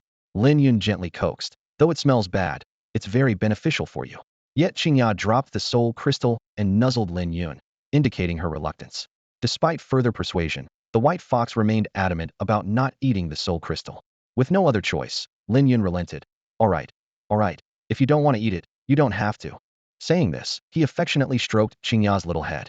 Chinga gazed at Lin Yun, seemingly recalling something, and then took the soul crystal back into its mouth. Its small tongue deftly maneuvered, swallowing the crystal. In an instant, The little white fox's expression turned pained, and it began to breathe heavily. Lin Yun gently stroked its neck and patted its belly, puzzled. What's wrong? Didn't you say you wouldn't eat it? Why did you eat it again? You're such a peculiar little fox. The little white fox trembled slightly, and Lin Yun picked it up. Xiao Hanha offered reassurance. Don't worry. The soul crystal is transforming its body, enhancing its strength. It will be fine in a moment. Lin Yun sighed in relief. Indeed, before long, the little white fox recovered. With its increased strength, it seemed to have boundless energy, and it playfully nibbled on Lin Yun's sleeve. Do you want to continue? Maybe we should stop and look for some herbs instead, Lin Yun suggested. However, the little white fox shook its head vigorously, determined to hunt more specters. After several failed attempts to persuade it otherwise, Lin Yun finally agreed. Before they set off, Xiao Hanha kindly reminded, Lin Yun, you can hunt specters, but be careful. Don't let Chinga consume too many soul crystals at once, or it will fall into a long sleep. I'll be careful, thank you, Lin Yun replied, and left with Chinga following closely behind. Even though they had already hunted several specters, Chinga was still somewhat averse to the taste of the soul crystals. As they walked, Lin Yun explained, whether human or beast, when they die, a specter can be born. The strength of a specter is related to the power of its original form, but unlike the original, it has no prior memories, unless it had particularly strong attachments. They moved through the ruins of an ancient castle as Lin Yun continued. This castle was once the stronghold of a prominent beast tamer family. It was attacked by large beasts, and everyone became their prey. Their remains gave birth to many specters due to their lingering resentment. Observing the struggle marks on the walls and the signs of destruction, Lin Yun couldn't help but remark, beasts are truly terrifying. Chinga continued to hunt specters, consuming the soul crystals within them. By evening, it had killed over 100 specters. This time, as it swallowed the soul crystals, Chinga seemed more accustomed to it, showing less aversion than before. Clearly, the increase in power motivated it to persist. Suddenly, Chinga let out a painful whimper and curled up at Lin Yun's feet. Oh no, it ate too many soul crystals, Lin Yun immediately realized, gently soothing its back to ease the pain.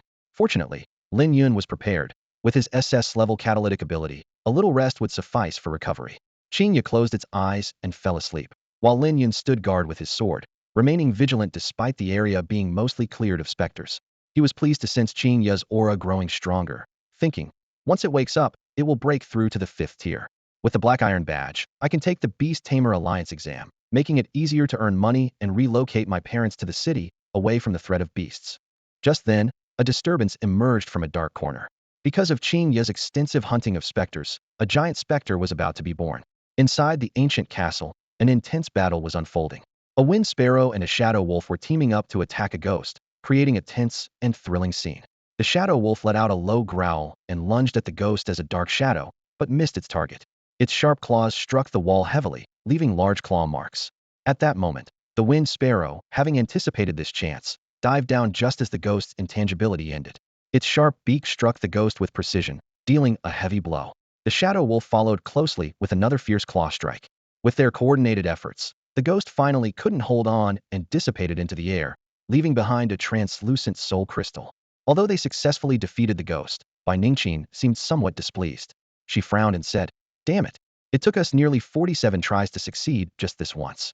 Even though our beasts finally took down the ghost, compared to Chinga, the gap is still too wide. This vast difference left Bai Ningqin feeling quite unsatisfied. Xiao Hanha, on the other hand, appeared calm and said indifferently, Lin Yun's beast mastery talent is far superior to ours. It's only natural that his beasts can easily defeat a ghost. Bai Ningqin's interest was piqued, and she asked, what level is his beast mastery talent? After a brief thought, Xiao Hanha replied, it should be S-level, but I'm just guessing. After all, talent levels are personal matters, and it's not easy to ask directly. S-level? You must be dreaming. Bai Ningqin clearly didn't believe it. Do you know how formidable an S-level talent is? I'd believe it if you set a level. Xiao Hanha shrugged dismissively. Believe it or not, you'll find out eventually. Her own beast mastery talent was clevel, which wasn't considered genius level, but with the support of her family's resources, it was decent. Yet even so, she couldn't compare to Lin Yun, who was born in a poor area with scarce resources, while Xiao Hanha received a precious bright grass every day. Seeing her friend upset, Bai Ningqin refrained from saying more, though she still felt that S-level talent was exceedingly rare. Just then, the castle began to shake violently. With a loud rumble, the ground split open, and an enormous ghost emerged from below. That's a giant ghost. Bai Ningqin's face turned pale. A giant ghost is a special form of ghost that can only be born in areas with a high concentration of ghosts. When ghosts face mass slaughter, They devour each other to enhance their strength as a survival instinct. Xiao Han's expression also turned grim. They struggled enough against ordinary ghosts, let alone a giant ghost that was 7 or 8 times larger. Worse still, despite its massive size, its speed was undiminished, and its intangibility was perfected. Whenever it encountered obstacles, its body would become semi-transparent, allowing it to easily evade them. Just as they were about to flee, the giant ghost sensed their intentions and quickly blocked their path. Xiao Han was puzzled as to why a giant ghost suddenly appeared in this castle. Such an occurrence was impossible unless a large number of ghosts disappeared simultaneously. We have no choice but to fight. Ning Yun gritted her teeth. With no way out, their only hope was to fight to the death for a slim chance of survival. Although the Wind Sparrow and Shadow Wolf were not particularly powerful, they still had a trump card. The two exchanged a glance, ready to unleash their final move. Using a special potion, they could enhance their pet beast's abilities. The potion, meticulously crafted by the Xiao family's alchemist, could temporarily boost the beast's power to the ordinary tier 4, enough to confront the giant specter. However, the effects were short-lived, and the beast required a recovery period afterward. The Shadow Wolf and Wind Sparrow understood this and swallowed the pills without hesitation. In an instant, their aura transformed, reaching the power of the ordinary tier 4. The Wind Sparrow launched the first attack, its sharp beak piercing like a sword towards the giant specter. Following closely, the Shadow Wolf became a blur, charging at the target. The two pet beasts coordinated their attack, aiming to exploit the specter's vulnerability during its phase transition. Seeing the enhanced power of their pet beasts, the two girls felt a surge of confidence. Ning Yun sighed. It's a pity they need a few days to recover after this. Xiao Han reassured her. It's just a few days, they'll pass quickly. However, their joy soon turned to shock. The giant specter did not phase out but instead withstood the attack from the two beasts, a clear display of its confidence. Bang! The Wind Sparrow's sharp beak hit the specter's hefty body but was instantly deflected. The Shadow Wolf wasn't spared either, as it was slammed against the wall by the specter's ghostly claw. Ning Yun felt her heart sink, realizing the gravity of the situation. This is bad. Our beasts are no match for it. This giant specter's strength must have reached ordinary tier 5. She understood that ordinary tier 5 was a crucial threshold for beast power. Before tier 5, well-trained soldiers could handle them, but beyond that, the strength increased significantly. This was why the Beastmaster Alliance set the Black Iron Beastmaster examination at this level. Only by nurturing a pet beast to ordinary tier 5 could one truly be considered a Beastmaster. The giant specter effortlessly grabbed the Shadow Wolf by the scruff, toying with it like a plaything. Xiao Han felt a deep sense of humiliation watching her contracted beast being toyed with. Ning Yun gritted her teeth in anger. Just then, the giant specter suddenly halted, its crimson eyes warily looking towards the nearby staircase. It sensed the presence of many of its kind, but realized they had already been devoured. Lin Yun approached slowly, accompanied by the newly ascended Chinga. Xiao Han warned with concern. Lin Yun, this giant specter is formidable, likely reaching ordinary tier 5. Ordinary tier 5. Lin Yun's lips curled into a knowing smile. Out of caution, Lin Yun activated the Eye of Insight, carefully assessing the state of the massive specter. This formidable being, formed by the mutual devouring of multiple spirits, possessed astonishing abilities. Mid-level phasing, basic devouring, advanced razor-sharp ghost claws, and basic sonic attacks. The combination of its advanced ghost claws with sharpness, particularly, posed a significant threat to living creatures, causing Lin Yun's heart to skip a beat. Ning Yun urgently proposed. We should call for help immediately. There might still be a chance to survive. Lin Yun ignored her, decisively ordering. Chinga, take down this big ghost. No sooner had he spoken than the giant specter let out a deafening roar. Sonic waves rippled invisibly across the space, causing massive cracks to appear on the castle walls, and visibly affecting Chinga's speed. Yet, this did not deter the white fox. Chinga let out a low growl, transforming into a streak of white light, and swiftly closing in on the specter. The specter swung its massive ghost claws with great force, but Chinga nimbly dodged to the side. With a loud bang, the ghost claw struck the castle wall, causing it to collapse. If not for the castle's sturdy construction and the Xiao family's reinforcements, it would likely have been reduced to ruins. Chinga retaliated, her sharp claws slicing through the air. However, the specter was prepared, phasing its body to easily evade the attack. Chinga's claws struck the wall, leaving a gaping crater, their power far exceeding that of the specter's ghost claws. A hint of seriousness flickered in the specter's crimson eyes, clearly not expecting the small white fox to possess such terrifying combat strength. Xiao Han's expression changed dramatically as she internally compared her carefully trained Shadow Wolf, whose claw attacks had only reached mid-level, to the power of Chinga, which seemed insignificant in comparison. Ning Yun's heart raced, recalling Xiao Han's earlier evaluation of Lin Yun's talent. The scene unfolding before her appeared to confirm that unbelievable suspicion Lin Yun might possess the legendary level talent, a gift that even the emperor of the Shinchuan Empire could only dream of. The battle intensified. The colossal specter dared not underestimate its opponent, launching another fierce attack with its ghost claws.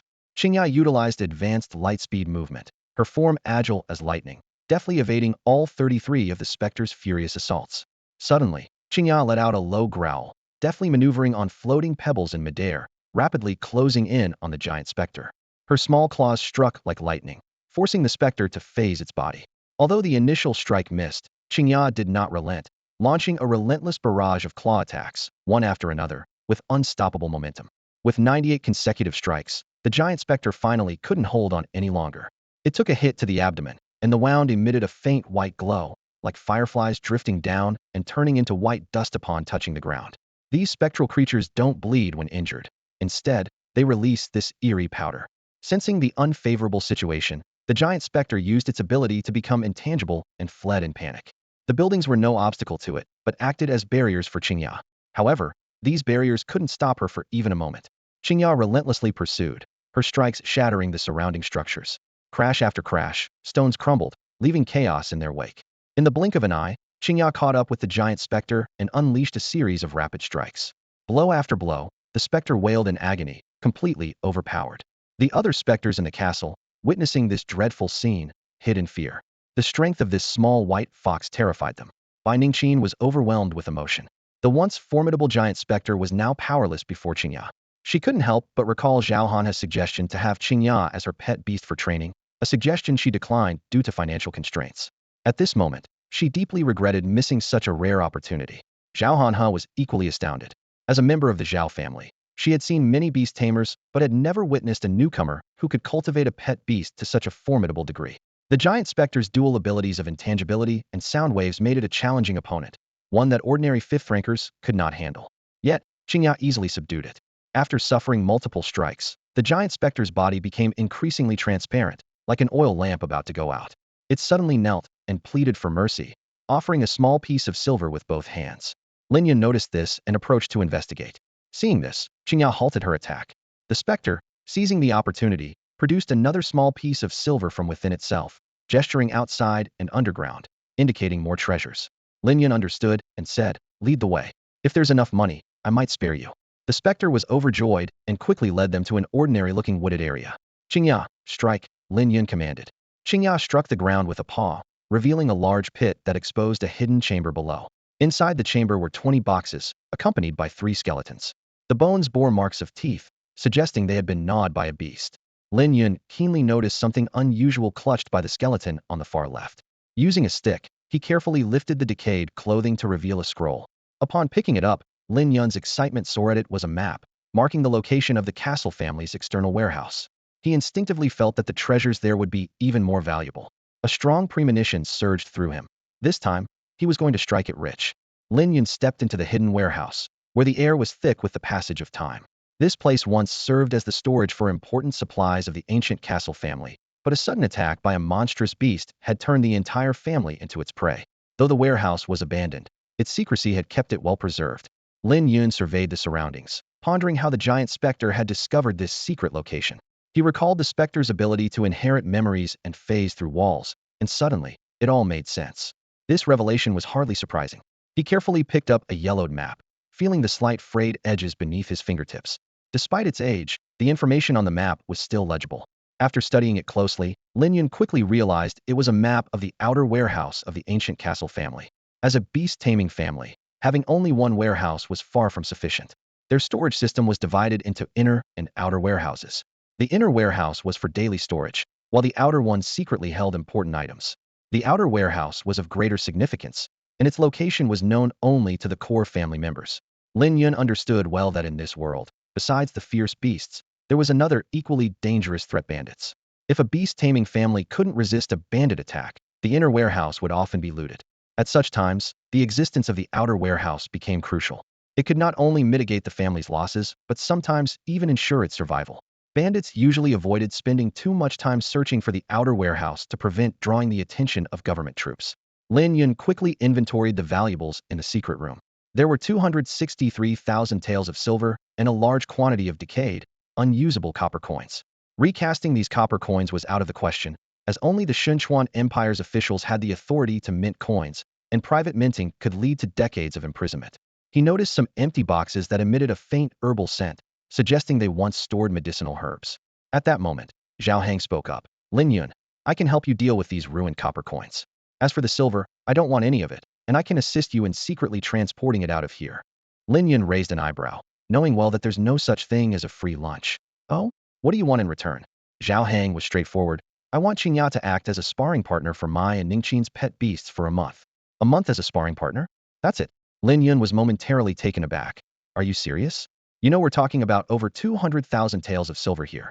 After a moment of thought, Lin Yun finally understood Xiao Hang's intention. For a large family like the Xiao family, over 200,000 taels of silver was neither a small nor a large amount. If Xiao Hang reported this to the Xiao family, she would definitely be rewarded, but the exact amount was uncertain.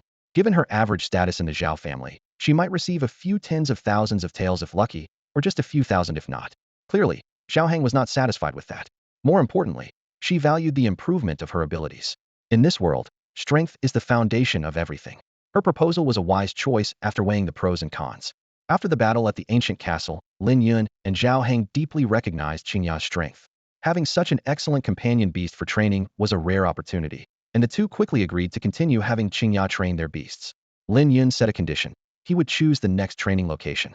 Xiao Hang readily agreed, knowing the castle was on Xiao family grounds, with protective barriers and beast masters patrolling the area, which could be disadvantageous for Lin Yun in case of conflict. Lin Yun had a plan in mind to take them to the outer warehouse, which would fulfill his goals while also meeting Xiao Hang's requirements. Xiao Hang was overjoyed upon hearing this. Bai Ningqin, holding her best friend's hand, was filled with excitement. Previously, she had declined Lin Yun's offer due to financial reasons, but upon witnessing Qingya's formidable strength, she regretted it immensely and was determined not to miss this opportunity.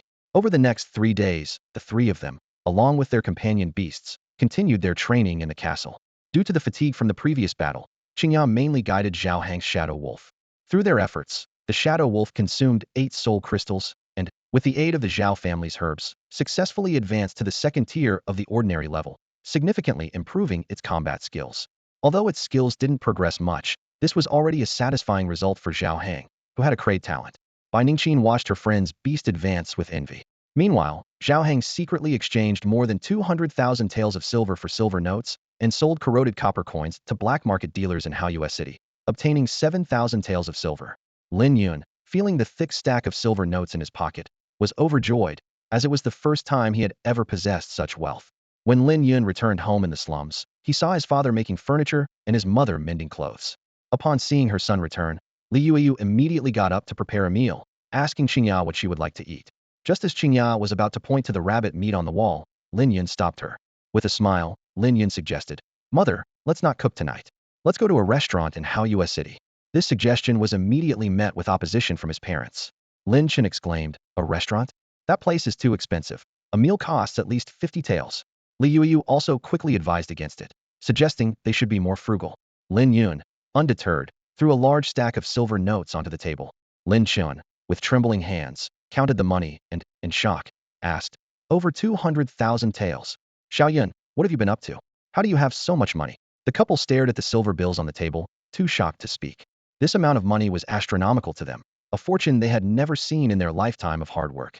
Lin Yun, observing his parents' astonished expressions, smiled calmly and said, "I'm a beast tamer now, you know. Don't let outdated thinking hold you back. There's no need to be busy all the time." Lin Chen suddenly understood and nodded. "Yes, our perspective has been too narrow." However, Li Yuuru, accustomed to a frugal lifestyle, hesitated and quietly said, "Still, I think eating at a restaurant is too extravagant." Lin Chen persuaded, "What's wrong with being extravagant just this once? I've never been to a restaurant, and now that our child has earned money, we should take the opportunity to experience it." Lin Yun chimed in, "Yes, mother, let's go and see." Under the persuasion of her son and husband, Li Yueru finally nodded in agreement. The three of them set off and arrived half an hour later at a quaint and elegant 3-story restaurant in Haoyue City.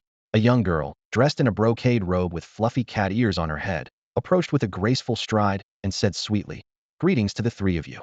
Lin Yun, noticing the girl's unique appearance, couldn't help but recall the various legends about beast-eared girls. Some said they were transformed from beasts with special bloodlines. Others believed they came from distant lands, and some thought they were the result of illicit experiments merging human and beast bloodlines for profit. Sensing Lin Yun's curiosity, the cat-eared girl explained with a smile. Are you curious about my origins? I come from a place called Juyuan. It's too poor and lacks resources there, so I came to Xinchuan. Lin Yun understood, and the cheerful cat-eared girl continued to smile sweetly. Please, come inside. Led by the girl, the three of them, along with a fox, entered the restaurant. In the center of the first floor, another beast-eared girl, around the same age as the cat-eared girl, played the guzheng while several human girls danced on stage, captivating the guests' attention. Seeing the dancers' revealing attire, Li Yuwelling whispered, "These women have no shame, wearing just tiny pieces of cloth, exposing themselves." They ascended the stairs to the second floor and entered a refined private room. The cat-eared girl presented the menu with a cheerful smile. What would you like to order? Lin Yun handed the menu to his mother, but Li Yuwelling was clearly not adept at ordering. Lin Chen took the menu and selected a few dishes, with Lin Yun adding a few more. Chinga ordered some special pet food. The cat-eared girl glanced at the menu and was surprised. The total cost of these dishes came to over 3,000 silver taels, far exceeding the average expenditure of the restaurant's patrons, which she knew from her half-month of work there was usually around 500 taels. Please wait a moment, the cat-eared girl said before leaving the room to prepare their order. Soon, a variety of aromatic dishes were placed on the table. The little gluttonous fox, Chinga, couldn't hold back any longer, its eyes sparkling as it gazed at the delicious food. As soon as the food was served onto its small plate, it began to feast eagerly, its little paws moving non-stop.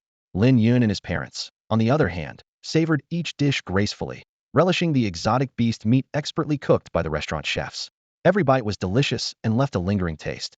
Half an hour later, the three of them finished their meal, feeling satisfied and content with this rare outing to the restaurant. Lin Yun gently stroked Chinya's little head and asked softly, Chinga, would you like a new little nest? Previously, due to a lack of materials, Chinya's nest was not ideal, which had always been a regret for Lin Yun. Now that their financial situation had improved, he naturally wanted to make up for this shortcoming. To his surprise, Chinga shook its head vigorously, rejecting the idea. For it, although the current nest wasn't luxurious, it was comfortable enough. More importantly, that little nest held many memories and significance. Seeing this, Lin Yun nodded understandingly and said no more. As night fell, the family of three headed home. Despite the late hour, Lin Yun showed no signs of worry. Chinga had grown into an ordinary 5th-level exotic beast, with skills honed to an advanced level.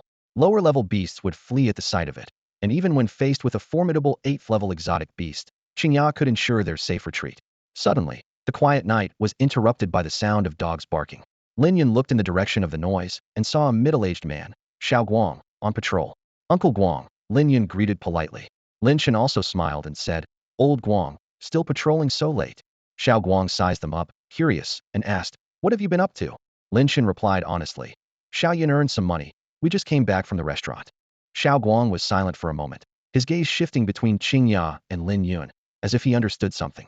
A flash of envy crossed his eyes, but he quickly returned to his usual demeanor. I have other areas to patrol, so I'll be on my way, he said, turning to leave without urging them to hurry home, as he would with others. Xiao Guang had realized that for Lin Yun's family, exotic beasts were no longer such a daunting threat. Back home, Lin Chun and his wife washed up and soon fell into a deep sleep. Chinga, however, was full of energy, repeatedly jumping onto Lin Yun's bed. Lin Yun rubbed his sleepy eyes, helplessly grabbing it by the nape and gently placing it on the floor. Time to sleep. Chinga, I'm tired, he said. Yet, as soon as he was about to pull up the covers, he found Chinga had bitten onto them. Lin Yun suppressed his impatience and moved it away, only for it to hop back onto the bed shortly after. Although the map found in the ancient castle was old, the layout of the mountains was still clearly recognizable. With this crucial piece of information, Lin Yun successfully pinpointed the location of the outer warehouse. However, the journey was long and arduous, taking more than a day to reach from the slums. This presented an unsettling reality. They would have to spend a night in the forest.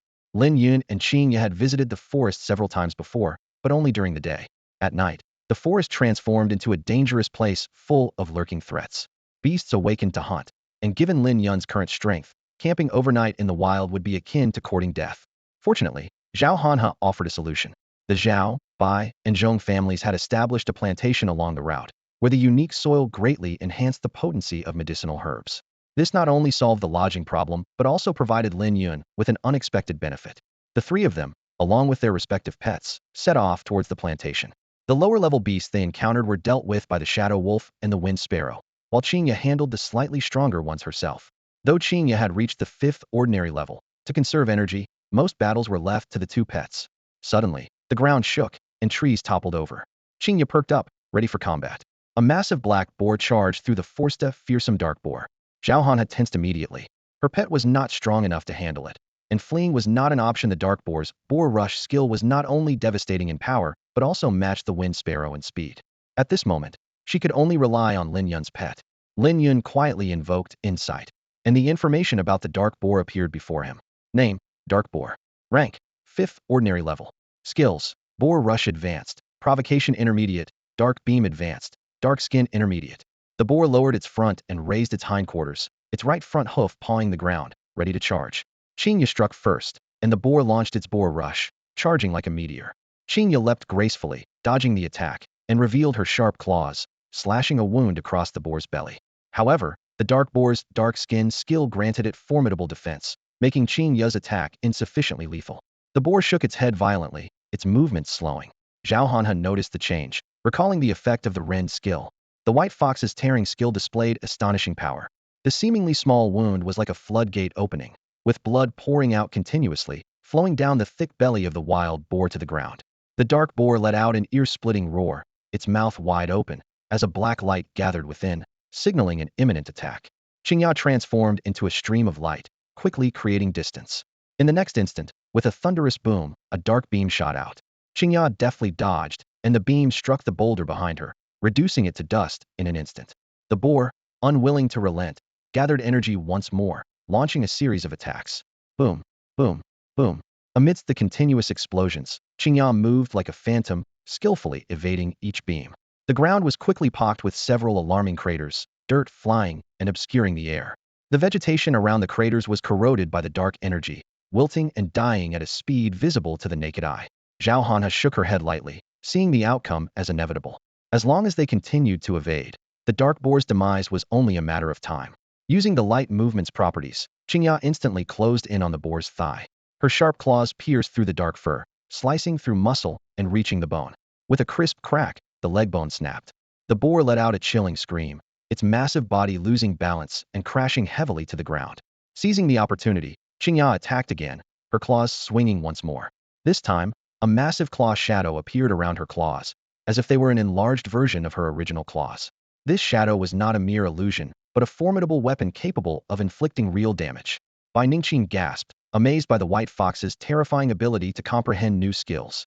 Xiao Han's eyes were filled with astonishment, silently comparing. Her shadow wolf had yet to comprehend even a single skill trait, and the gap between it and this monstrous white fox was despairingly vast. Seeing this, Lin Yun quickly whispered an incantation to observe the white fox's latest information. Name, Xingyue Fox. Rank, Common Tier 5. Skills, Claw Strike Top Tier, Powerful, Tearing, Shadowing. Bite Advanced, Sharp. Light Movement Advanced. Indeed, the Claw Strike had gained a new trait called Shadowing. The claw shadow struck the boar fiercely, sending flesh flying. The dark boar didn't even have time to howl before it died on the spot. The white fox cautiously approached the boar's corpse, sniffed it, then sneezed and quickly darted back to Lin Yun's side. Lin Yun affectionately rubbed the white fox's head, smiling. You greedy little thing. The meat of a dark boar is gamey and smelly, not fit to eat. Once we finish up here, I'll take you out for a feast. Hearing the promise of delicious food, the white fox let out excited whimpers. Lin Yun smiled gently and said, Let's get going. Only then did Xiao Han snap out of her daze and quickly said, Oh, Ningqin, let's continue on our way. All right, Bai Ningqin replied briefly. The three of them continued their journey and finally reached the vicinity of the plantation by evening. Due to the cultivation of many rare herbs, this area was often coveted by beasts, which frequently attacked in small groups.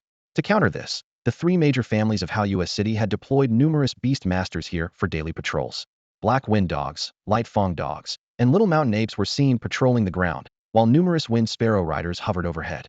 The air was thick with the scent of herbs, invigorating the three beasts, making them unusually excited. Clearly, these precious herbs had an irresistible allure for the beasts. The security here is as tight as a fortress, and anyone approaching carelessly would be mistaken for a thief and attacked by the guardian beasts. However, with Xiao Han and Bai Ningqin present, this is not a concern. The two women stepped forward confidently. Suddenly, a sharp cry pierced the sky.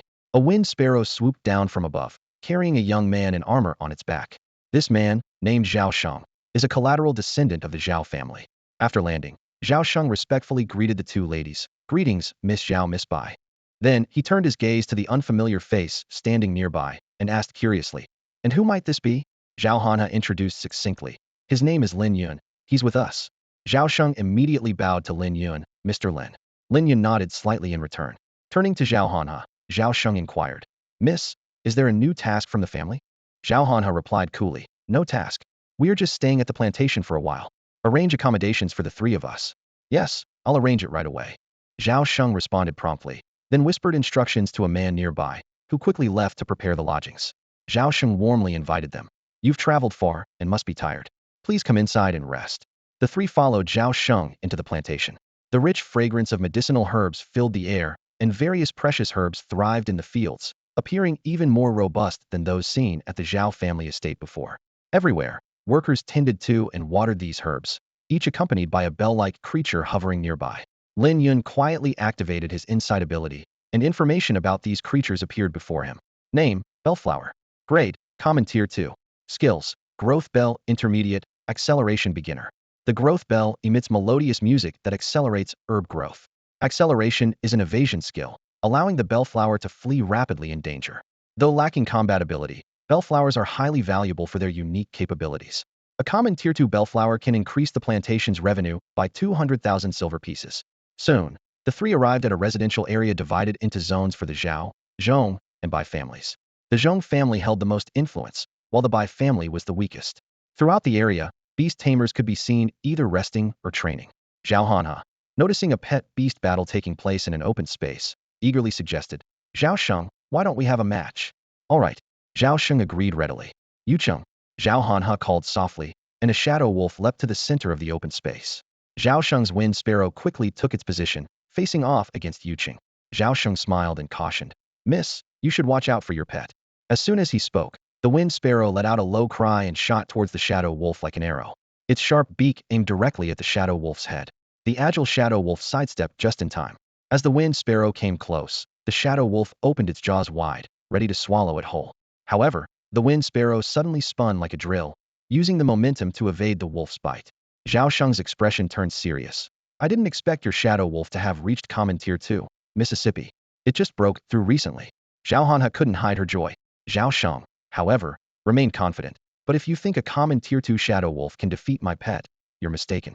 As a Zhao family guardian, Zhao Sheng was a seasoned veteran in the plantation area, his combat experience as rich as a heavy tome of war history. At this moment, the wind sparrow was more serious than before, its attacks becoming increasingly fierce, like a sharp blade slicing through the air. However, the shadow wolf remained unflustered, skillfully deflecting the wind sparrow's assaults each time with an impressive, almost dance-like precision. "Use your strongest attack," Zhao Sheng commanded. The wind sparrow shot straight into the sky, reaching the clouds before circling the shadow wolf. This was the advantage of a flying beast. It appeared now on the left, then on the right, making it impossible for the shadow wolf to predict the next attack direction. The dizzying flight pattern left the shadow wolf somewhat disoriented, and Zhao Sheng couldn't help but smile at the sight. Seizing the moment, the wind sparrow swooped down with a powerful flap of its wings, its sharp claws striking like lightning towards the shadow wolf. Yet, just as the claws were about to hit, the shadow wolf evaded at an incredible angle. It swiftly counterattacked with a fierce bite. With a sharp cry, the wind sparrow let out a pained scream. The shadow wolf's sharp teeth pierced its neck, causing bright red blood to flow. Fortunately, this was just a sparring match, and the shadow wolf had held back, leaving the wind sparrow injured but not in mortal danger. A man in a healer's garb quickly approached, and after a careful examination, he called upon his pet, the lightwave jellyfish, to heal the wind sparrow. Zhao Sheng watched this unfold, his mind unable to settle, secretly amazed at how much the shadow wolf's strength had improved since he last saw it. Zhao Hanha happily patted the shadow wolf's large head, knowing well that this progress was thanks to Lin Yun. She recalled her decision to trade tens of thousands of silver taels for the opportunity to spar, which now seemed wiser than ever. Witnessing the battle between Yuchen and the wind sparrow, Bai Ningxin felt a bit self-critical. Her pet had also been training with Chinga, yet it hadn't progressed as much as Yuchen. Both she and her pet realized they hadn't been diligent enough and resolved to work twice as hard from now on. "Lin Yun, do you want to give it a try?" Zhao Hanna asked. Lin Yun gently shook his head. "No." He explained that Chinga had traveled from Haoyue City and was already tired, and besides, he wasn't particularly interested in pet battles. Although this method could improve a pet's strength, he found it too slow compared to real combat. He believed only through the trials of blood and fire could true strength be forged. Zhao Sheng then arranged for servants to prepare food for the three, thoughtfully, including some herbs. During the meal, he noticed Zhao Hanhe and by Ningqin treating Lin Yun with exceptional respect. Although he didn't know Lin Yun's exact identity, he dared not show any negligence. Later, he couldn't resist inquiring and learned that Lin Yun's pet was far stronger than the young ladies, making him even more cautious. The next morning, before dawn, Chinga ran to Lin Yun's bedside and woke him up. Lin Yun helplessly said, "The sun isn't even up yet, and here you are, you silly fox. Can't you let me sleep a bit longer?" He lightly tapped Qingya's small head. Qingya flinched but still let out a low growl, urging Lin Yun to hurry up from the doorway. "You really are a workaholic." Lin Yun couldn't help but tap its head again before getting up to wash. Shortly after, the three left the plantation, following the map markers towards their destination. Soon, they arrived at a cliff.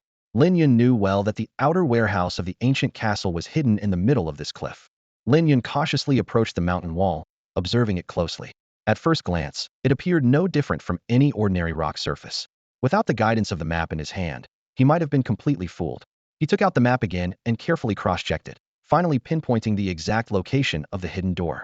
Then, Lin Yun felt around and found the mechanism, pressing it firmly. However, the ravages of time had rendered the ancient mechanism useless, and nothing happened. With no other choice, Lin Yun decided to try a different approach. He turned to Qingya and commanded, "Use your claws to break it open." Upon hearing this, Qingya immediately charged forward, its claws becoming a blur as they struck the hard mountain wall. With a loud bang, a large hole appeared before the three of them. Just as Lin Yun was about to step into the cave, a stream of silvery white liquid suddenly flowed out. This liquid seemed to have a life of its own, writhing as it moved toward them. "That's iron slime," Zhao Heng exclaimed, recognizing the rare creature. "I can't believe after all these years, this guardian beast is still alive." Bai Ningqin's expression changed slightly. Iron slimes have an incredibly long lifespan. It's said that in the capital of Xinchuan, there's one that's lived for 3,000 years. As long as they don't encounter danger, they can survive indefinitely. Lin Yun immediately used his ability to assess the iron slime's information.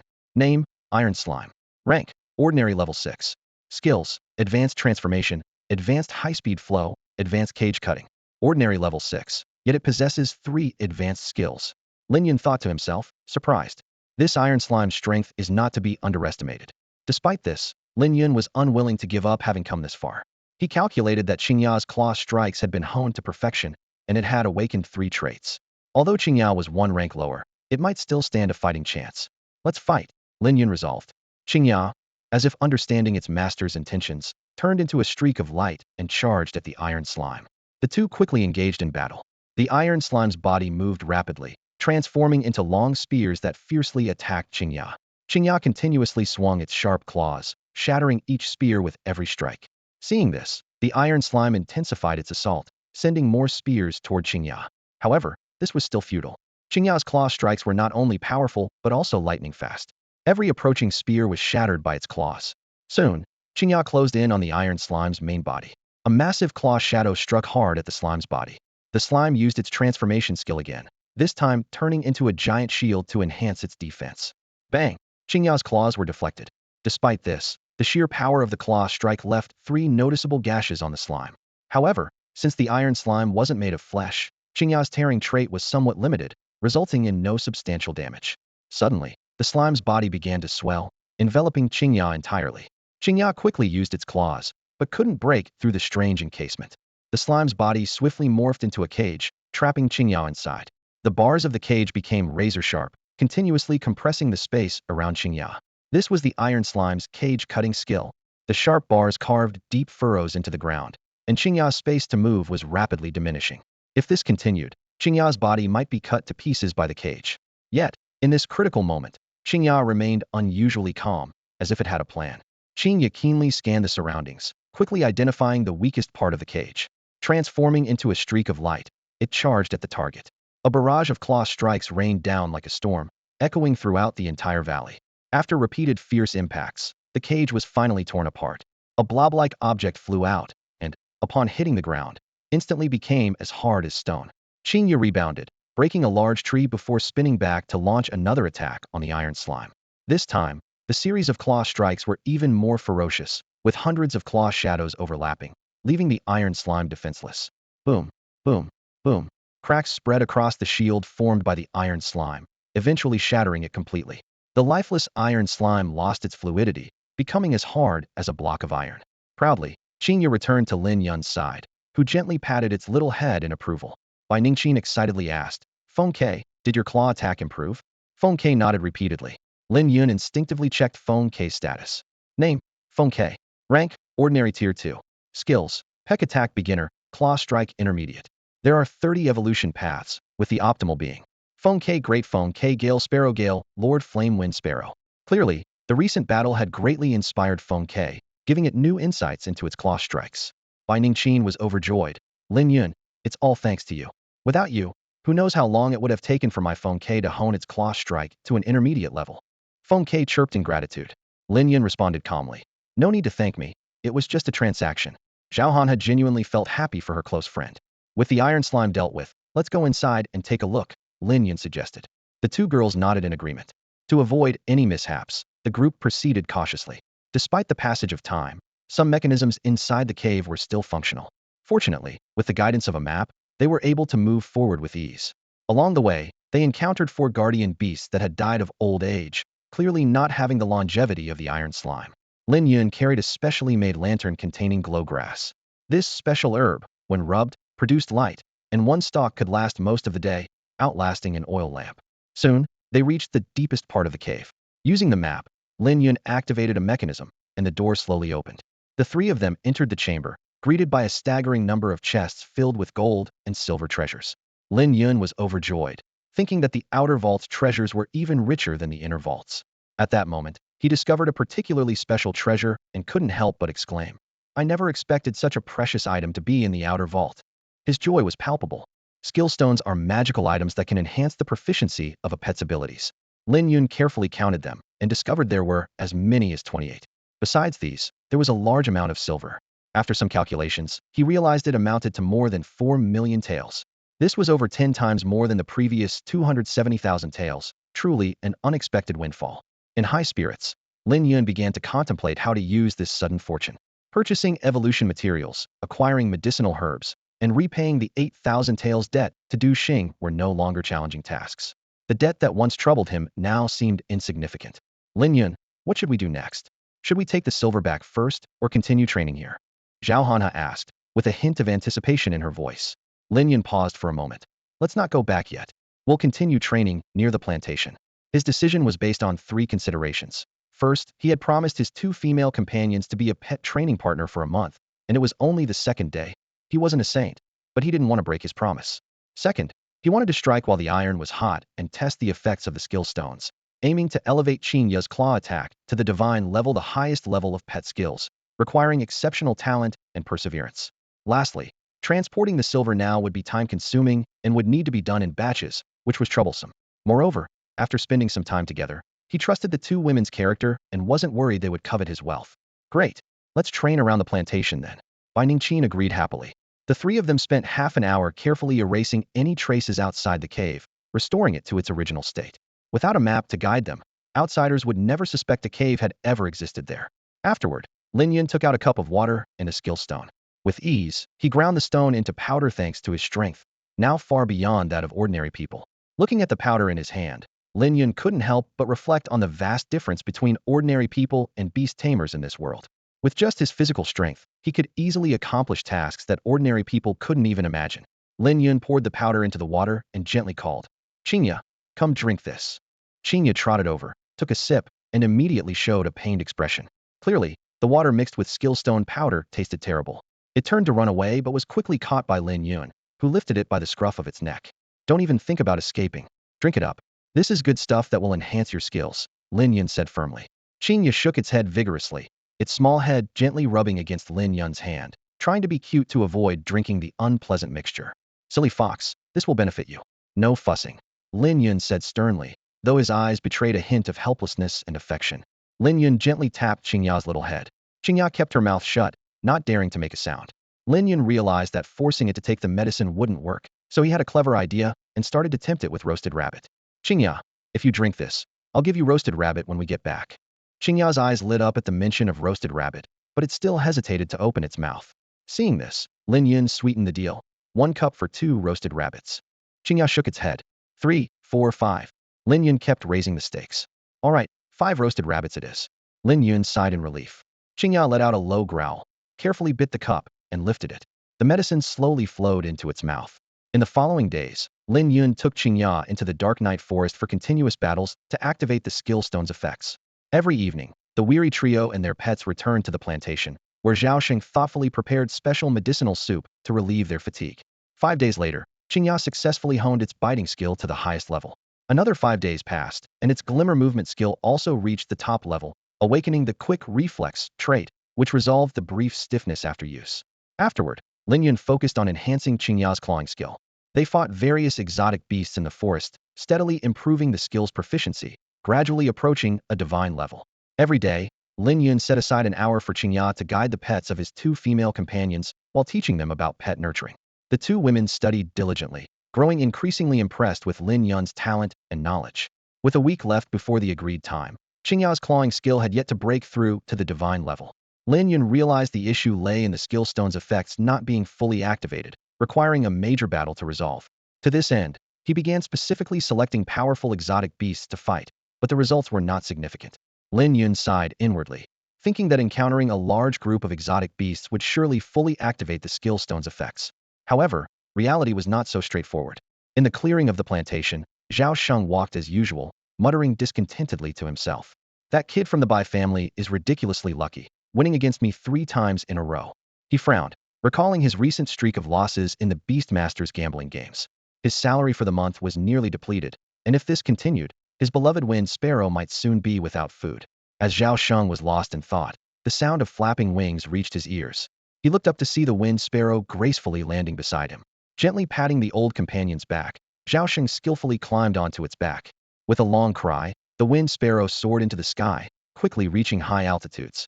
For the next 3 hours, Xiao was to conduct his routine patrol around the plantation. Gazing down at the lush green herbs below, he couldn't help but think, if only all these herbs were mine. But he quickly shook his head, dismissing the unrealistic notion. He knew well that if he dared to steal anything from the plantation, the 3 great families would hunt him down to the ends of the earth. Xiao eyes inadvertently fell on the scarred wound on the wind sparrow, and the shadowy image of Xiaohan as phantom wolf appeared in his mind. Damn it, he cursed under his breath. Not long ago, Yuchen was just a little wolf cub. How did it progress so quickly? As a seasoned beast master, Xiao prided himself on the exceptional combat skills of his pet beast. In the plantation, few beasts of the same rank could rival his wind sparrow. At that moment, the wind sparrow suddenly let out a sharp cry. Xiao immediately became alert, quickly scanning the surroundings. He soon spotted the target of the wind sparrow's warningo robust gray giant wolf, about 6 meters long, standing on a high point, greedily eyeing the herbs in the plantation. Worse still, a large pack of phantom wolves followed behind the lead wolf, forming a dense mass that made Xiao feel suffocated. Damn it, so many phantom wolves this time. Xiao face turned extremely grim. Although the plantation often faced attacks from exotic beasts due to the herbs, the number of beasts this time was overwhelming. He quickly estimated there were about 50 of them. Clearly, this was a sizable wolf pack, and a fierce battle was imminent. Xiao couldn't help but worry that his wind sparrow might be seriously injured. Taking a deep breath, Xiao suppressed his inner fear. He quickly retrieved a black object from the pouch on the wind sparrow's neck. Once ignited, thick black smoke billowed out, spreading across the plantation's sky. Enemy attack! Enemy attack! A large number of phantom wolves approaching from the southeast. Xiao shouted loudly, warning his companions in the plantation. The beast masters in the plantation soon noticed the wolf pack and sprang into action. Those without combat-capable beasts, like those raising lightwave jellyfish or bellflower, quickly hid with their pets in safe rooms. Meanwhile, the combat-capable beast masters called upon their pets and prepared for battle. They divided into 2 groups, one to defend the plantation's herb fields and the other to confront the enemy. Xiao took one last look around, silently praying. Damn it, another beast attack. This time, over 50 phantom wolves. What awaits us is likely a fierce battle. Over 50 shadow wolves. Xiao exclaimed, his brow furrowed. This is big trouble. Outside the plantation, 120 beast masters faced off against the shadow wolf pack. The wolves moved like a tide, parting to create a path. A massive gray wolf emerged slowly, the very leader Xiao had spotted from the sky earlier. The air was thick with a tension that could erupt at any moment. Meanwhile, deep in the Black Night Forest, Lin Yun was with Chinga, searching for a suitable combat target. They had encountered several beasts, but either they were too weak or too few. Just as they continued their search, Xiao came running, breathless. Lin Yun, something seems wrong at the plantation. Should we check it out? What's going on? Lin Yun asked, puzzled. It seems to be under attack by beasts. Xiao Hanha explained. Hearing this, Lin Yun's eyes sparkled with excitement. They quickly called Bai Ningqin, and the three of them rushed to the plantation. Upon arrival, Lin Yun looked at the dense pack of wolves, his heart racing with excitement. This was exactly the kind of opponent he had been searching for. He turned to Zhao Sheng and asked directly, "Can Chinga handle these shadow wolves?" Zhao Sheng was taken aback, thinking he must have misheard. "Young Master Lin, this is no time for jokes. There are over 50 shadow wolves here. Your Heart Moon Fox can't possibly handle them." Lin Yun replied confidently, "You'll see soon enough. Just leave these shadow wolves to Chinga." Ignoring Zhao Sheng's concerns, Lin Yun decisively ordered, "Chinga, go. Take down all those shadow wolves." In an instant, Chinga transformed into a streak of light and charged towards the wolf pack. Zhao Sheng was stunned. What kind of skill is this? How is it so fast? Chinga quickly confronted a shadow wolf. The wolf growled and lunged fiercely. However, Chinga was quicker. She launched a claw strike. A sharp shadow of a claw flashed, hitting the shadow wolf heavily. Slash. The shadow wolf's body was instantly cleaved in two. Zhao Sheng was astonished. What kind of skill is this? How did the Heart Moon Fox's claw strike become like this? He quickly realized that Chinya's claw strike must have awakened a special trait. What shocked him even more was the terrifying power of Chinya's attack, killing the shadow wolf in a single blow. Two more shadow wolves lunged at Chinya from both sides. Instead of slowing down, Chinya accelerated, sprinting forward. Just as the wolf's sharp claws were about to reach her, she acted decisively. Her claws transformed into shadows, striking precisely at the wolves' abdomens. The wounds instantly tore open, triggering a rending effect. In a flash, the wolves' blood gushed out like a fountain, followed by their entrails. This gruesome scene didn't deter the remaining wolves. Instead, it ignited their bloodthirsty instincts. Howl! The three shadow wolves howled at the sky and charged at Chinya once again. She transformed into a streak of light, vanishing from sight. Moments later, the wolves were ripped apart by invisible claws, quickly losing their lives. Finally, the shadow wolf leader moved. The pack swiftly retreated, clearing the battlefield for their leader. It bared its teeth, growling deeply, its pale yellow eyes fixed intently on Chinya. Unfazed, Chinya waited for her opponent's move. Suddenly, the leader's hind legs powered it forward like an arrow, charging at Chinya. Zhao Sheng, with his seasoned eyes, immediately assessed, this shadow wolf leader has the strength of a tier 6 beast. Although his own pet beast was only tier 2, his years of experience in plantation work allowed him to gauge a beast's level at a glance. Chinya employed her lightspeed movement again. A beam of light shot out, circling the shadow wolf leader several times. The air was filled with tearing sounds as 7 or 8 ghastly wounds appeared on the leader's body. Blood spurted out, staining the ground. The leader fell heavily, dead on the spot. With just one move, Chinya had slain a tier 6 shadow wolf leader. This terrifying display of power left everyone present in shock. Zhao Sheng drew a sharp breath, questioning in his mind, is this truly a Heart Moon Fox? The Heart Moon Fox I remember wasn't this strong. Zhao Hanha struggled to remain calm, remarking, in just a month, Chinya's strength has increased so much. Bai Ningqin looked at Lin Yun with growing admiration, thinking, this person's beast taming talent is truly terrifying. Other beast tamers exclaimed, wow, when did the Heart Moon Fox become so powerful? Maybe I should get one too. An experienced tamer quickly dismissed their thoughts, saying, don't bother. I've been a beast tamer for 20 years and have seen countless Heart Moon Foxes, but never one with such terrifying power. How did this young man train his pet to such an extent? It's incredible. Seeing their leader's demise, the wolf pack finally became fearful and began to retreat. Chinya wasn't about to let them escape and immediately gave chase. Flashes of light and shadowed claws filled the air, blood soaking the earth. With each swipe, a shadow wolf fell. A few attempted a desperate counterattack, but they were no match for Chinya, who swiftly dispatched them. On the battlefield, only Chinya remained standing amidst the fallen wolves. In this intense battle, the medicinal power within Chinya surged like a tide, flowing through its entire body with the blood. Rather than depleting its strength, the prolonged combat only made its fighting prowess grow stronger. Each of Chinya's attacks honed its skills, deepening its understanding of battle. Suddenly, Chinya sensed an opportunity, as if something clicked. It began to explore the true divine-level skill in its own way. The first attempt failed, but this did not shake its confidence. Chinya immediately embarked on a second attempt. Meanwhile, corresponding images appeared in Lin Yun's mind. The Beastmaster contract activated at this moment, connecting the thoughts between man and beast.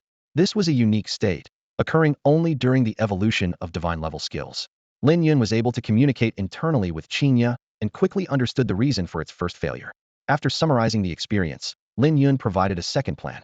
Chinya targeted a shadow wolf and swiftly launched an attack. The claw strike instantly shattered the shadow wolf, but it was still a top-tier claw strike, not divine level. Lin Yun was not discouraged, knowing there could be many failures, but success required only one.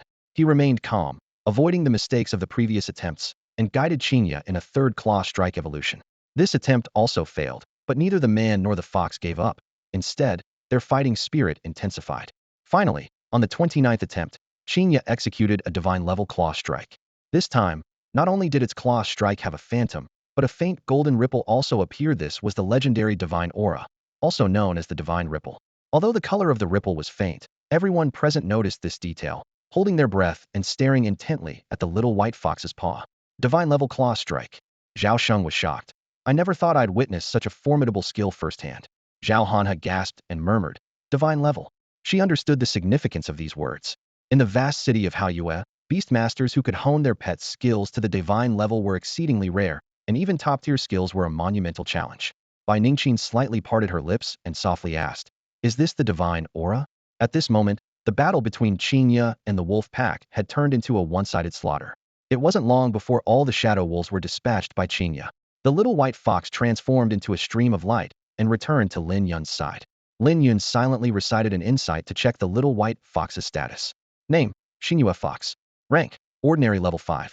Skills, Claw Strike Divine Level, Powerful Tier Top Tier, Shadow Transformation Top Tier, Bite Top Tier, Sharp Streamlined Movement Top Tier, Quick Reflexes Top Tier. Chinga was covered in blood, the crimson liquid staining its entire body. The blood wasn't its own, but that of the over 50 shadow wolves it had slain. Chinga let out a disgruntled whimper, and Lin Yun immediately understood its discomfort. The sticky blood was causing it distress. Turning to Xiao Sheng, Lin Yun asked, is there a place nearby where it can wash off? Xiao Sheng quickly responded, yes, there is. The plantation has a designated bathing area where our pet beasts are usually cleaned. With that, he led the way. For someone else, he might have just pointed in a general direction, but he couldn't afford to be careless with this powerful beastmaster in front of him. Let's go, Chinga, Lin Yun called softly. Chinga happily followed and soon reached the bathing area. Spotting the water, it transformed into a flash of white light, eagerly leaping into the pool to frolic. Lin Yun waited patiently at the entrance. Before long, Xiao Sheng approached cautiously, asking, Mr. Lin, would you consider selling the shadow wolves you killed to us? Sell them? How much are you offering? Lin Yun raised an eyebrow. Xiao Sheng considered his response carefully. For a complete wolf carcass, we can offer 4 taels of silver each. For less intact ones, 2 taels of silver. How does that sound to you? After a brief thought, Lin Yun nodded. That sounds fair. Relieved, Xiao Sheng hurried off to handle the arrangements. Before long, he returned to report. In total, it's 98 taels of silver. Though this sum wasn't significant for Lin Yun now, it was Chinga's hard-won earnings, and he had no reason to give it away for free. Lin Yun accepted the silver notes and carefully stored them. Later, Lin Yun borrowed some tools from Xiao Sheng to personally craft a sturdy cart. Over the years, he had learned many practical skills from his father, so building such a cart was not difficult for him. Once Chinga was clean, Lin Yun, along with his 2 female companions, headed to a cave they had previously discovered. Thanks to its protective mechanisms, the treasure inside was untouched. They loaded the wealth onto the cart and returned to Haoyue City. With Xiao Hang's connections, they converted their haul into silver notes. Combined with his previous savings, Lin Yun now had over 5.2 million taels of silver, a substantial amount. Subsequently, Lin Yun went to the pet market, making his way directly to Du Xing's pet shop. As he entered, he found Du Xing sitting with a troubled expression, his eyes vacant as if he were lost in thought. It wasn't until Lin Yun spoke that Du Xing snapped out of it and quickly stood to greet him. Are you here for a pet beast cub, young man? What kind are you looking for? I'm not here to buy a pet cub, Lin Yun stated straightforwardly. With dark circles under his eyes, Du Xing mustered his energy and asked, then, are you looking for pet food? I have the latest lightning sheep milk, which is sweet and delicious. Many pet beasts love it. Lin Yun realized that Du Xing had forgotten him. Considering the number of customers Du Xing dealt with daily, it wasn't surprising. So he got to the point, I'm Lin Yun. I previously took out a pet loan here.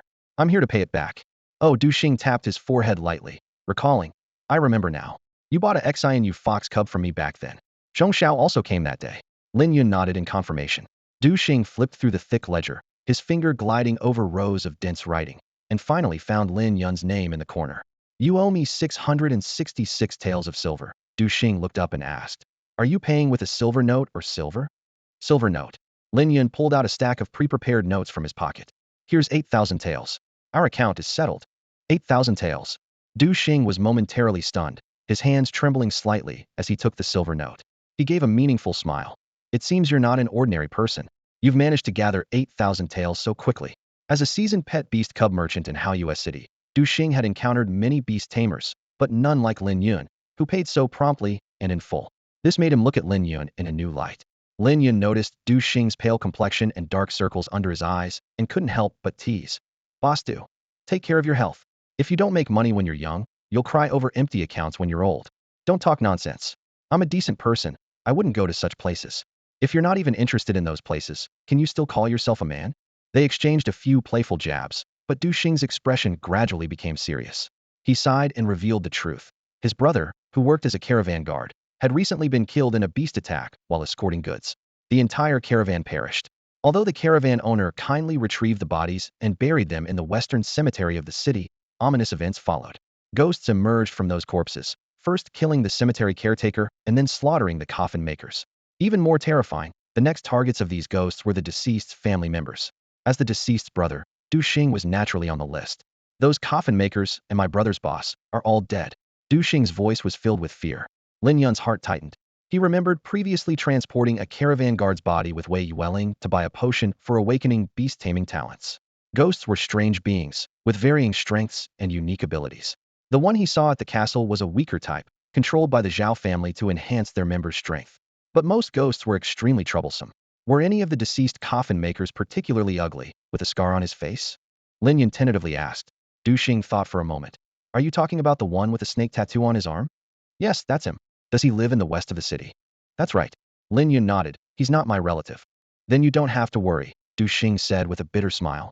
Only those who had a connection with the ghosts in life will be targeted. Like my brother's boss, those coffin makers, and me. Lin Yun took a deep breath. I was the one who transported your brother's coffin. Upon hearing this, Du Xing's smile froze instantly. Du Xing frowned at Lin Yun, a hint of disbelief in his eyes. Young man, this is no joking matter. It could end in tragedy. Lin Yun's expression was serious as he met Du Xing's gaze. Do I look like I'm joking? He asked, a trace of helplessness in his voice. Despite the gravity of the situation, Lin Yun remained calm. He understood well that fear, sadness, or pain wouldn't solve anything and might only complicate matters further. After a moment of thought, Du Xing suggested, you should contact the authorities first. The authorities? Lin Yun asked, puzzled. Exactly, Du Xing explained. When phantoms appear in the cemetery, the authorities send beast tamers to protect those involved. Just then, a man dressed in black entered, accompanied by a massive black dog over 4 meters long. Lin Yun instinctively sized up the creature and realized this black wind dog was already at the 8th tier of ordinary strength. Are you Du Xing? The man inquired. Du Xing responded with delight, warmly inviting the man to sit and offering him high-quality tea. He urged Lin Yun, young man, you should register with the authorities right away. The sooner, the better. The man in black asked curiously, what's his situation? With a sigh, Du Xing explained, oh, don't even mention it. He's gotten tangled up with that phantom, just like me. Back then, he was in charge of transporting my brother's coffin. The man's eye showed a hint of sympathy. Lin Yun softly called, Chinga, let's go. The fox spirit immediately followed him. Before leaving, Lin Yun intended to ask Wei Yuwelling to join them, as she had also been present during the coffin transport. Unfortunately, when he arrived at her home, she was already out. With no other option, Lin Yun headed to the central mansion of Hao City with Chinga. 2 beast tamers stood guard at the entrance. Lin Yun strode in, and a well-dressed woman soon approached him. Hello, how can I assist you? The woman, named Yun, was an ordinary official in Hao City's government, responsible for registration, filing, and other clerical tasks. Lin Yun briefly explained the situation. Yun's face turned pale. You pulled that coffin? Lin Yun nodded in confirmation. Yun's expression grew serious. You're in big trouble now. The phantom that appeared this time is extremely powerful, and its skills are very strange. After the coffin makers died, we tried to capture it, but the results weren't good. We lost 7 beast tamers during the operation, and their beasts were all at the 8th tier of ordinary strength. Hearing this, Lin Yun couldn't help but gasp. The fact that even 8th tier beasts had perished indicated that this phantom was indeed formidable. He glanced at Chinga beside him. Although her claw attacks had been honed to a divine level, she was only at the 5th tier of ordinary strength. If they had to fight, their chances of winning seemed slim. What was even more unsettling was the particularly bizarre nature of the phantom skills. Lin Yun recalled a story he had heard. A wealthy merchant's son had become a phantom after death. Despite hiring dozens of beast tamers for protection, the merchant ultimately died in his sleep. The specter slipped silently into his dreams like a cold, eerie mist, mercilessly snuffing out his life. Such a phantom, capable of moving between reality and dreams, was indeed a formidable adversary. Lin Yun frowned in contemplation, strategies forming in his mind. There were only two ways to deal with such a specter. One was to fight dream with dream, using dream manipulation and high mental strength, and the other was to locate the specter's physical origin and destroy it completely. However, finding the specter's origin was like searching for a needle in a haystack, as it excelled at concealing its whereabouts. Besides invading dreams to kill, the specter possessed other chilling abilities: invisibility, psychic attacks, and mental interference. While these were not as challenging as its dream-invading skill, they were equally troublesome. Yun, sensing Lin Yun's concern, gently reassured him. "Don't worry too much. I'll apply for assistance for you." "Thank you," Lin Yun replied with gratitude. Yun turned to go upstairs, leaving a reminder. "Wait here for a bit. I'll be right back." Lin Yun and Chinga found a place to sit and patiently waited. Time passed slowly, and about half an hour later, Yun returned, looking apologetic. "I'm really sorry. How US City is short-staffed right now, so we can't assign a beast master to protect you in the short term." Lin Yun's heart sank, and he asked, "When can we get a beast master?" Yun reassured him, "Don't worry. A beast master will be available in a week and will contact you. For now, you need to fill out this form with your details so they can find you immediately." Lin Yun took the form and filled it out carefully. Once completed, Yun went upstairs again, returning quickly with something in her hand. "This is a plaque carved from soul wood. Keep it safe," Yun said solemnly as she handed it to Lin Yun. "It will reduce your chances of being detected by the specter for 7 days. Soul wood is a special tree that grows in cemeteries and has the effect of warding off evil." Lin Yun accepted the plaque and left with Chinga. On the way, the usually lively Chinga was uncharacteristically quiet, not asking for snacks as it often did. Lin Yun knew it was worried, so he picked it up and comforted it softly. "Don't worry, everything will be all right." Chinga let out a low growl, and Lin Yun couldn't help but rub its little head. Before heading home, Lin Yun decided to check out a house in the west of the city, hoping to find some useful clues. Although specters didn't appear during the day, Lin Yun remained vigilant. The door to the house was gone, and Lin Yun walked straight in. The interior was in disarray, with walls covered in blotchy bloodstains and the air filled with a decaying stench. Lin Yun thought about the ugly man's activities and couldn't help but reflect that the man had likely foreseen his own demise. The collapsed stone walls were covered with claw marks. Recalling the specter he encountered at the castle, Lin Yun speculated these were left by ghost claws. He turned to Chinga and instructed, "Chinga, use your claw attack." Chinga immediately unleashed its claw attack, shattering a stone wall nearby. Upon comparison, Lin Yun found that Chinga's attack was far less destructive than the ghost claws. "Forget it. Let's go back," Lin Yun said, shaking his head lightly. Everyone in this house had already perished, leaving no more information to gain. On the way back, Lin Yun noticed a newly opened coffin shop. Clearly, they were engaged in the same business as the ugly man. The old has gone, and the new has come, just a different group of people. Lin Yun wondered when this new group would also fall victim to the specter. Perhaps this is the nature of this world. The way of heaven is ruthless, treating all things as straw dogs. To control one's destiny, one must rely on strength. Only the strong can achieve eternal survival in this harsh world. Upon returning home, Lin Yun immediately noticed two familiar figures, Wei Yuwelling and Wei Yuwelling. As soon as Wei Yuwelling saw Lin Yun, she hurried over. "Lin Yun, have you heard about what happened in the west of the city?" she asked in a lowered voice. Lin Yun glanced around and suggested, "Let's talk outside. This matter doesn't involve our parents." He didn't want to drag his family into it. Wei Yuwelling nodded in agreement. "All right, let's go to our usual spot." At that moment, Lin Yun noticed a crystal-clear, ice-like pet beast by Wei Yuwelling's side. He quickly analyzed the pet's information. Name, Frost Heart. Rank, Ordinary Tier 5. Skills, Ice Wall Advanced. Tenacity, Frost Breath Top Level. Cold, Frost Fury Advanced. Evolution Path, 320 options. Lin Yun silently calculated the best evolution route in his mind. Frost Heart, Ordinary Snow Sprite Leader, Frost Manipulator Warrior, Frost Giant, Lord Frost Fury, Giant Beast King, Winter's Wrath Calamity, Winter Sage, Sage Absolute, 0 Mythic. This Frost Heart has great potential, Lin Yun thought. The best evolution route could reach the Mythic level. However, he decided not to share this information with Wei Yuwelling yet, to avoid revealing his abilities. He planned to hint at the optimal evolution path in another way. The two of them boarded Wei Yuwelling. As soon as they made contact, Lin Yun felt a wave of heat. Wei Yuwelling was also sweating profusely and couldn't help but complain. "I need to ask my father to get a different pet. Wei Yuwelling is great, but it's just too hot." As Lin Yun turned, he noticed Wei Yuwelling's clothes were soaked with sweat, clinging to her skin and outlining her delicate figure. Wei Yuwelling noticed Lin Yun's gaze and scolded playfully, "Don't stare. What am I looking at?" Lin Yun feigned ignorance, but it didn't work, and Wei Yuwelling pinched him hard. "Looking, just looking." Wei Yuwelling was too shy to be specific, but her pinching intensified. Fortunately, Lin Yun's pet, Chinga, had reached Ordinary Tier 5, or it would have hurt a lot more. The girl's cheeks were as red as ripe apples. It took a while for her to calm down, and she muttered softly, "Silly bird, I'll definitely replace you when I get back." Wei Yuwelling let out a low chirp, seemingly expressing its grievance. It thought, "What does this have to do with me? I've always carried you both without complaint. Life as a bird isn't easy. Clearly, it's Lin Yun's fault, yet I'm the one getting blamed. How unfair." They finally landed on a hilltop.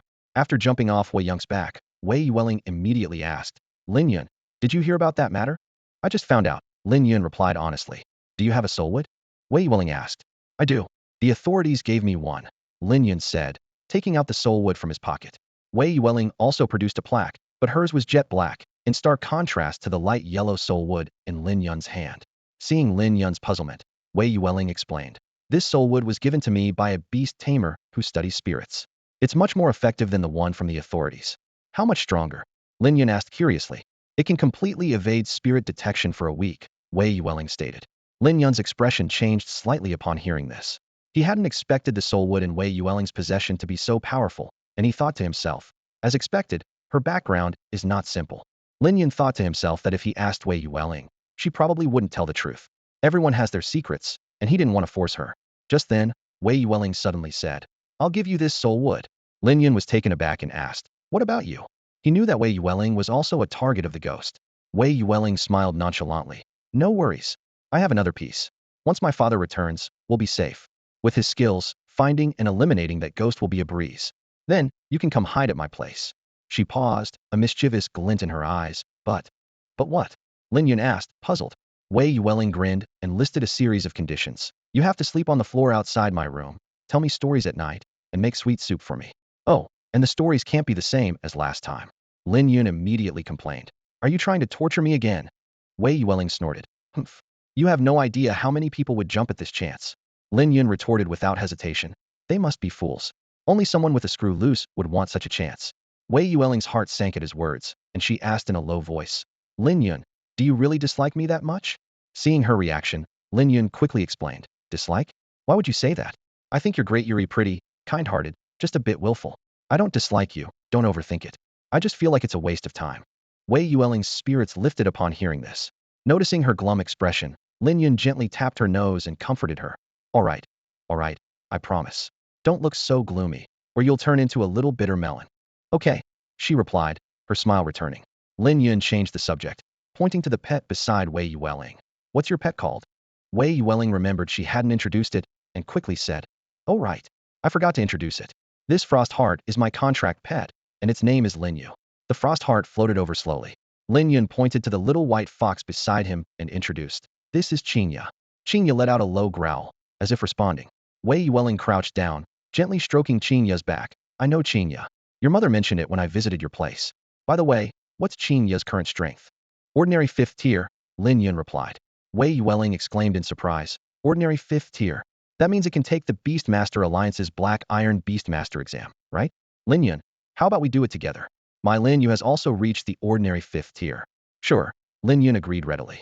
He had planned to take the Black Iron Beastmaster exam to prepare for Chinga's evolution to the next form.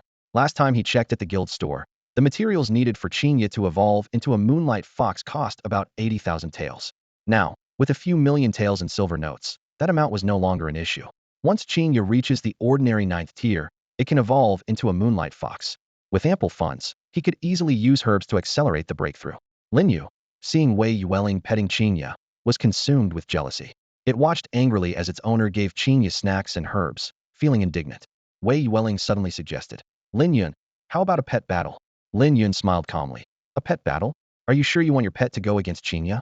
Although both pets were at the ordinary 5th tier, Chinga's claw strike had reached a divine level, with 3 additional traits. "I want to try," Wei Yuwelling insisted. Lin Yun softly instructed Chinga. "Chinga, it's time for a battle." Hearing the word battle, Chinga perked up instantly, quickly escaping from Wei Yuwelling's hands and transforming into a streak of light that landed on an open space not far away. Filled with jealousy, Lin Yu slowly moved to face Chinga, its anger reaching its peak. Lin Yu had a skill called Frost Fury, which grew stronger the angrier it became. In a state of extreme anger, this skill could be pushed to its limits, doubling its battle power. Frost emanated from Lin Yu's body, instantly freezing the surrounding grass and covering the stones with a thick layer of ice. "Let's begin," Lin Yun commanded. Wei Yuwelling, not daring to be careless, immediately shouted, Lin Yu, use your strongest attack. Lin Yu was more than ready. The ice mist around it began to flow, turning into a river that surged towards Chinga with great force. Ice breath. Lin Yu's furious shout sliced through the air, unleashing a chilling frost. Chinga, quick on her feet, deftly dodged with a swift, shimmering movement. Her form darted across the battlefield like a streak of light, her paws barely touching the ground, as agile as the wind. Sensing the tide turning against him, Lin Yu swiftly summoned a massive ice wall to block Chinya's path. Yet, Chinya remained unfazed, tapping the ice wall with a paw and using the momentum to leap over it. Anticipating this, Lin Yu quickly conjured 5 more ice walls, trapping Chinya within. His strategy was clear. If Chinya were ensnared, the ice breath would strike unerringly. At this critical juncture, Chinya unleashed a powerful claw strike. A massive spectral claw slammed into the ice wall, shattering it instantly with a sharp crack, sending shards of ice scattering across the ground. Wei Yuwelling watched in astonishment, her eyes widening. Is that a claw strike? How could it be so powerful? She wondered to herself. As an experienced beast tamer, she had witnessed countless pet attacks, but none compared to Chinya's. She soon noticed an even more astounding detail, a nearly imperceptible ripple surrounding the spectral claw. It was the divine ripple, a hallmark of a god-tier skill. Wei Yuwelling was even more shocked. Chinya's claw strike has reached god tier. She recalled her own experience training ice elves. Even with her level talent, honing ice breath to its peak required immense effort, and she was still a step away from god tier.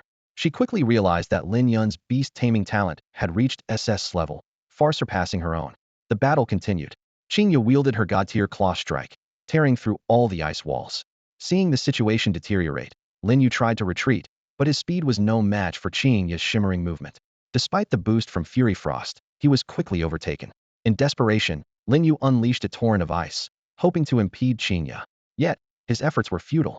Chinga's precise claws struck Lin Yu, sending him flying. Chinga refrained from further pursuit, knowing the outcome was decided. Wei Yuwelling sighed. I lost. Lin Yun, your pet is better trained, much stronger. Lin Yu also acknowledged Chinga's superiority. Lin Yun comforted Wei Yuwelling with a few words before returning to the slums with Chinga. Originally planning to stay elsewhere for a while, Lin Yun decided to remain at home after receiving a soul wood from Wei Yuwelling. He worried that attracting phantoms might bring trouble to his ordinary parents, but with the soul wood's protection, he could set aside those concerns for now. Back home, Lin Yun found his father, Lin Chun, playing chess in the yard with a gray-haired middle-aged man. The man was Chun Daoguang, Chun Qing's father, well regarded in the neighborhood, unlike his son. Since retiring, Lin Chun had been listless with little to do, and chess had become his pastime. Checkmate. Old Lin, you've lost again, Chun Daoguang declared triumphantly, slapping the chess piece onto the board. Lin Chun looked surprised. I got distracted, and you checkmated me. No, I need a rematch. Chun Daoguang chuckled. Old Lin, don't cheat. You're out of moves. Let's play another round. Chun Daoguang hurriedly defended himself. Do I look like someone who cheats? Seriously, what kind of person do you take me for? I really didn't see it clearly. Give me another chance, old Chun. Lin Chun frowned with dissatisfaction and said, all right, since you're saying that, I'll give you a chance to experience true despair. Although he successfully retracted his move, it only made Lin Chun more annoyed. Just then, Lin Yun happened to return. Lin Chun's eyes lit up, and he quickly called out, Xiao Yun, come here and help me out. Father and son together are unbeatable.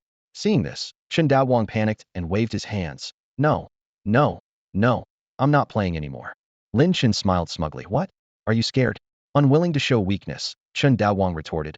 Old Lin, everyone knows your son is great at chess. I'm not playing against him just to get humiliated.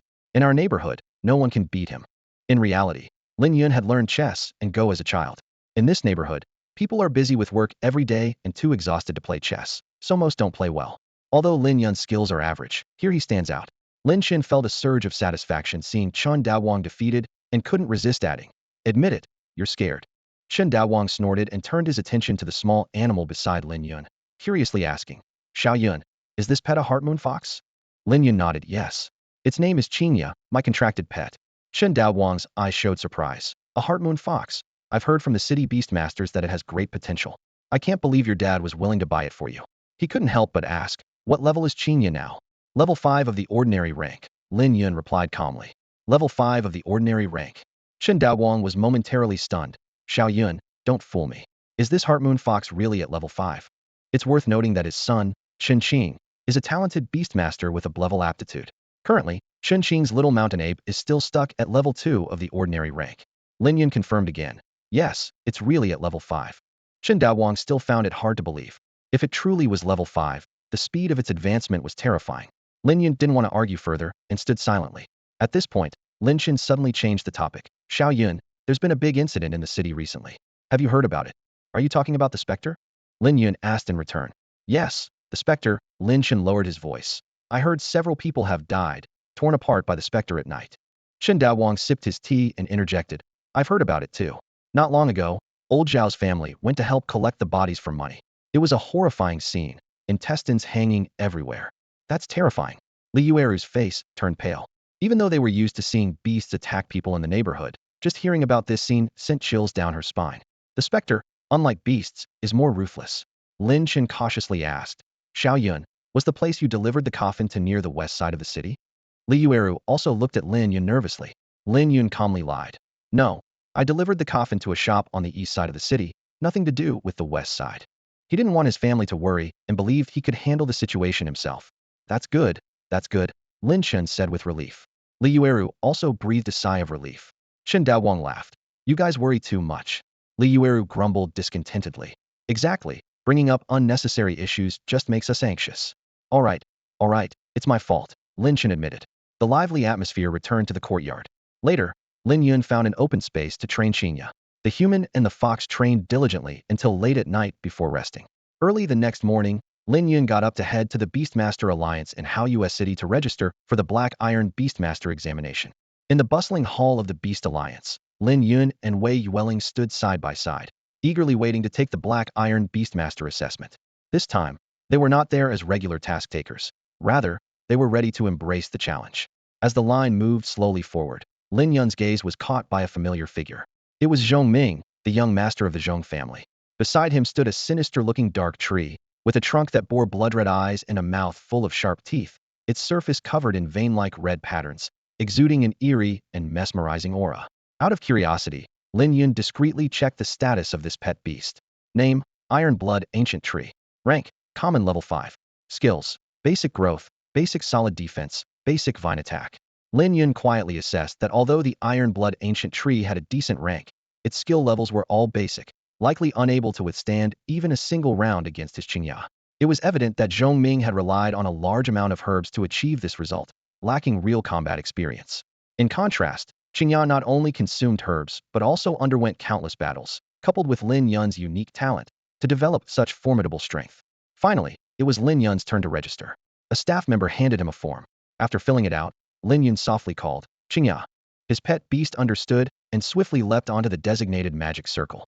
The staff member inserted several light blue crystals into the slots, and the circle glowed with a gentle blue light, revealing inscriptions.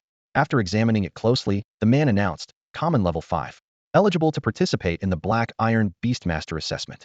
This scene caused Zhong Ming's expression to change slightly. He recognized Lin Yun and Chinga, and was surprised by Lin Yun's rapid progress. Even with his level Beastmaster talent, and the Zhong family's substantial resources, he barely managed to cultivate the Iron Blood Ancient Tree to Common Level 5.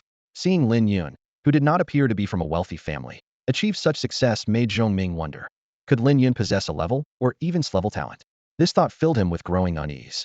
After the strength verification, Lin Yun led Chinga to the examination room. In the center of the spacious room stood a massive arena, so sturdy that even a commander-level pet beast would struggle to shake it. Below the arena, 5 instructors from the Beast Alliance stood ready to evaluate the participants' pet beasts. At that moment, a fierce battle was taking place on the arena.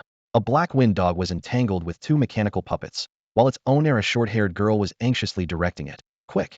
Dodge! As the black wind dog frantically evaded, the mechanical puppet's iron fist came whistling down, striking the arena with a loud bang, kicking up a cloud of dust. Lin Yun held his breath, waiting for the outcome of this assessment, while also mentally preparing for his own upcoming challenge. The mechanical puppet's massive fist slammed onto the arena, causing the entire venue to tremble. Lin Yun calmly assessed. The destructive power of this mechanical puppet is indeed impressive. He silently compared the man-made mechanical puppet to naturally occurring pet beasts, noting their stark differences. In the arena, another mechanical puppet joined the fray, and the 2 giants coordinated a pincer attack. The black wind dog dodged nimbly but struggled to find an opportunity to counterattack. As time passed, its movements became sluggish, clearly showing signs of fatigue. Suddenly, a painful howl echoed through the arena. The black wind dog ultimately failed to evade the mechanical puppet's heavy punch, getting forcefully knocked out of the ring, unable to continue fighting. A man in a white coat hurried over to examine the injured black wind dog. He turned to the anxiously waiting short-haired girl and reassured her. Don't worry, there's no life-threatening danger. It should recover after treatment. Hearing this, the girl sighed in relief. At that moment, a radiant jellyfish gracefully floated over to the black wind dog and activated a healing skill. Under the gentle glow, the dog's wounds visibly began to heal. Assessment failed. A mentor's booming voice announced the result. The short-haired girl, looking dejected, left the assessment room with her slightly recovered black wind dog. The mentor continued. Next, please. Lin Yun gently patted Chinga on the back as a gesture of encouragement. Chinga understood and confidently stepped onto the arena. The staff quickly checked the mechanical puppet status and recharged them before stepping back. The mentor raised his arm and loudly declared, assessment begins. The two mechanical puppets started again, launching a coordinated pincer attack. However, they now faced not the previous black wind dog, but the agile Chinga. In a flash, Chinga transformed into a white light, disappearing from sight. The next moment, the two mechanical puppets were heavily damaged, flying out of the arena like kites with broken strings. The entire place fell silent, with everyone's eyes fixed on the small white fox. They could hardly believe that such a seemingly delicate heart moon fox could be so powerful. That's incredible. My goodness, a direct knockout. Is the heart moon fox really that strong? If I'd known, I would have contracted one too. The discussions were endless. The five mentors were momentarily speechless with shock. According to the Beast Alliance's standards, defeating two mechanical puppets would place the combat power evaluation around 500. If it was an easy win, the score could be adjusted higher. But Chinga's performance far exceeded their expectations, leaving them unsure how to evaluate it. Zhongming gasped, realizing only he knew when Lin Yun had contracted this heart moon fox. He had to admit, Lin Yun's talent far surpassed his own, likely in-level talent capable of fostering such formidable pet growth. He never imagined that the once unremarkable boy possessed such terrifying potential. An elderly man with white hair stepped forward and said in a deep voice, bring in 10 more mechanical puppets. As soon as he spoke, 10 small mountain apes each carried a mechanical puppet onto the stage. The staff quickly adjusted them, and a new round of battle began immediately. The 10 mechanical puppets coordinated seamlessly, launching a fierce assault on Chinga. However, this only ignited Chinga's fighting spirit. It transformed into a streak of light, its claws striking like lightning. The first mechanical puppet was instantly torn apart, its fragments scattering in all directions. With a single swipe of Chinga's claws, each mechanical puppet shattered into pieces, leaving the audience in awe and breathless. 10 puppets had been deployed simultaneously, yet this small Xiao fox dismantled them effortlessly, a feat that left the recently eliminated Beastmasters in disbelief. They knew well the formidable defense of these puppets, which even the massive black wind dog struggled to dent, but this white fox managed to breach their defenses with ease. At that moment, a mentor named Gao Ming caught a critical detail. Divine Ripple, he exclaimed, his voice filled with incredulity. This discovery signified a shocking truth. The little white fox's claw attack had reached a divine level. For countless beastmasters, divine-level skills are an unattainable aspiration. Gao Ming, a bronze-level beastmaster, had spent over 30 years honing two of his pet's skills to a high level, a testament to the difficulty involved. A divine-level skill is a dream beyond reach for any beastmaster. Gao Ming's gaze fell upon Lin Yun, filled with admiration and awe. A genius. Truly a genius, he asserted. Who would have thought our Xiao city would produce a beastmaster capable of honing a pet's skill to a divine level? It's truly eye-opening. Speculation spread among the onlookers that the Xiao fox's claw attack might have awakened some special trait, transforming into a shadowy claw, which explained its terrifying power. The crowd buzzed with amazement, their eyes on Lin Yun filled with reverence. Zhongming, upon hearing this, couldn't help but gasp. As a member of a powerful beastmaster family in Xiao city, he understood the significance of a divine-level skill. Even in a prominent family like the Zhongs, no beastmaster had ever honed a pet's skill to such a level. A top-tier skill alone would be cause for celebration for the entire Zhong family. Bring in 50 mechanical puppets. Gao Ming commanded loudly. 10 small mountain apes sprang into action, bringing in the 50 mechanical puppets. The staff routinely checked the puppet status and provided Chinga with a pale blue stamina fruit. This rare fruit, valued at 10,000 taels, could quickly restore a pet's energy. To ensure fairness, they had prepared this restorative item. The little gluttonous fox devoured the stamina fruit in one gulp and soon regained much of its energy. Chinga then engaged in fierce combat with the mechanical puppets once more. Utilizing swift movements, it closed in on the puppets and unleashed divine-level claw attacks. Its sharp claws easily tore through the puppets' tough exteriors, and with a slight exertion, the puppets exploded into fragments. 3 puppets attempted a sneak attack, but Chinga reacted swiftly, dodging effortlessly with its swift movements. It then unleashed 3 consecutive claw strikes, the shadowy claws dispatching the 3 puppets with ease. As the battle continued, puppet after puppet fell. The scene was enveloped in silence. Initially, some believed this might test Chinga's limits, but the outcome was clear in no time. All 50 mechanical puppets were destroyed by Chinga. The battlefield lay in ruins, yet the little white fox remained energetic, as if the intense battle had been nothing more than a warm-up. Zhongming stood in the assessment hall, utterly stunned and unable to believe what he was witnessing. 50 mechanical puppets had been effortlessly defeated by a seemingly ordinary 5th-tier Heart Moon Fox. His Ironblood Ancient Tree was also a 5th-tier creature, and under normal circumstances, defeating even 2 mechanical puppets would have been considered lucky. But the power of this Heart Moon Fox far exceeded his expectations. If they were to fight, his Ironblood Ancient Tree would likely be taken down in just a few moves. Gao Ming took a deep breath, forcing himself to remain calm. He signaled the little mountain ape to increase the number of puppets, and soon, 80 mechanical puppets appeared on the field. The battle started again, but the outcome was equally astonishing. Chinga easily dealt with all the puppets. Chinga let out a low growl, indicating for Gao Ming to add more opponents. As an experienced mentor who had seen countless newcomers, Gao Ming had never encountered such a formidable pet beast. He had no choice but to continue increasing the number of puppets, 100, 150, yet Chinga remained unfazed. The vast assessment hall was enveloped in silence, everyone holding their breath and fixated on the incredible battle. Finally, under the assault of 263 mechanical puppets, Chinga began to show signs of fatigue. Gao Ming quickly calculated and delivered an astonishing combat power assessment, 65,750.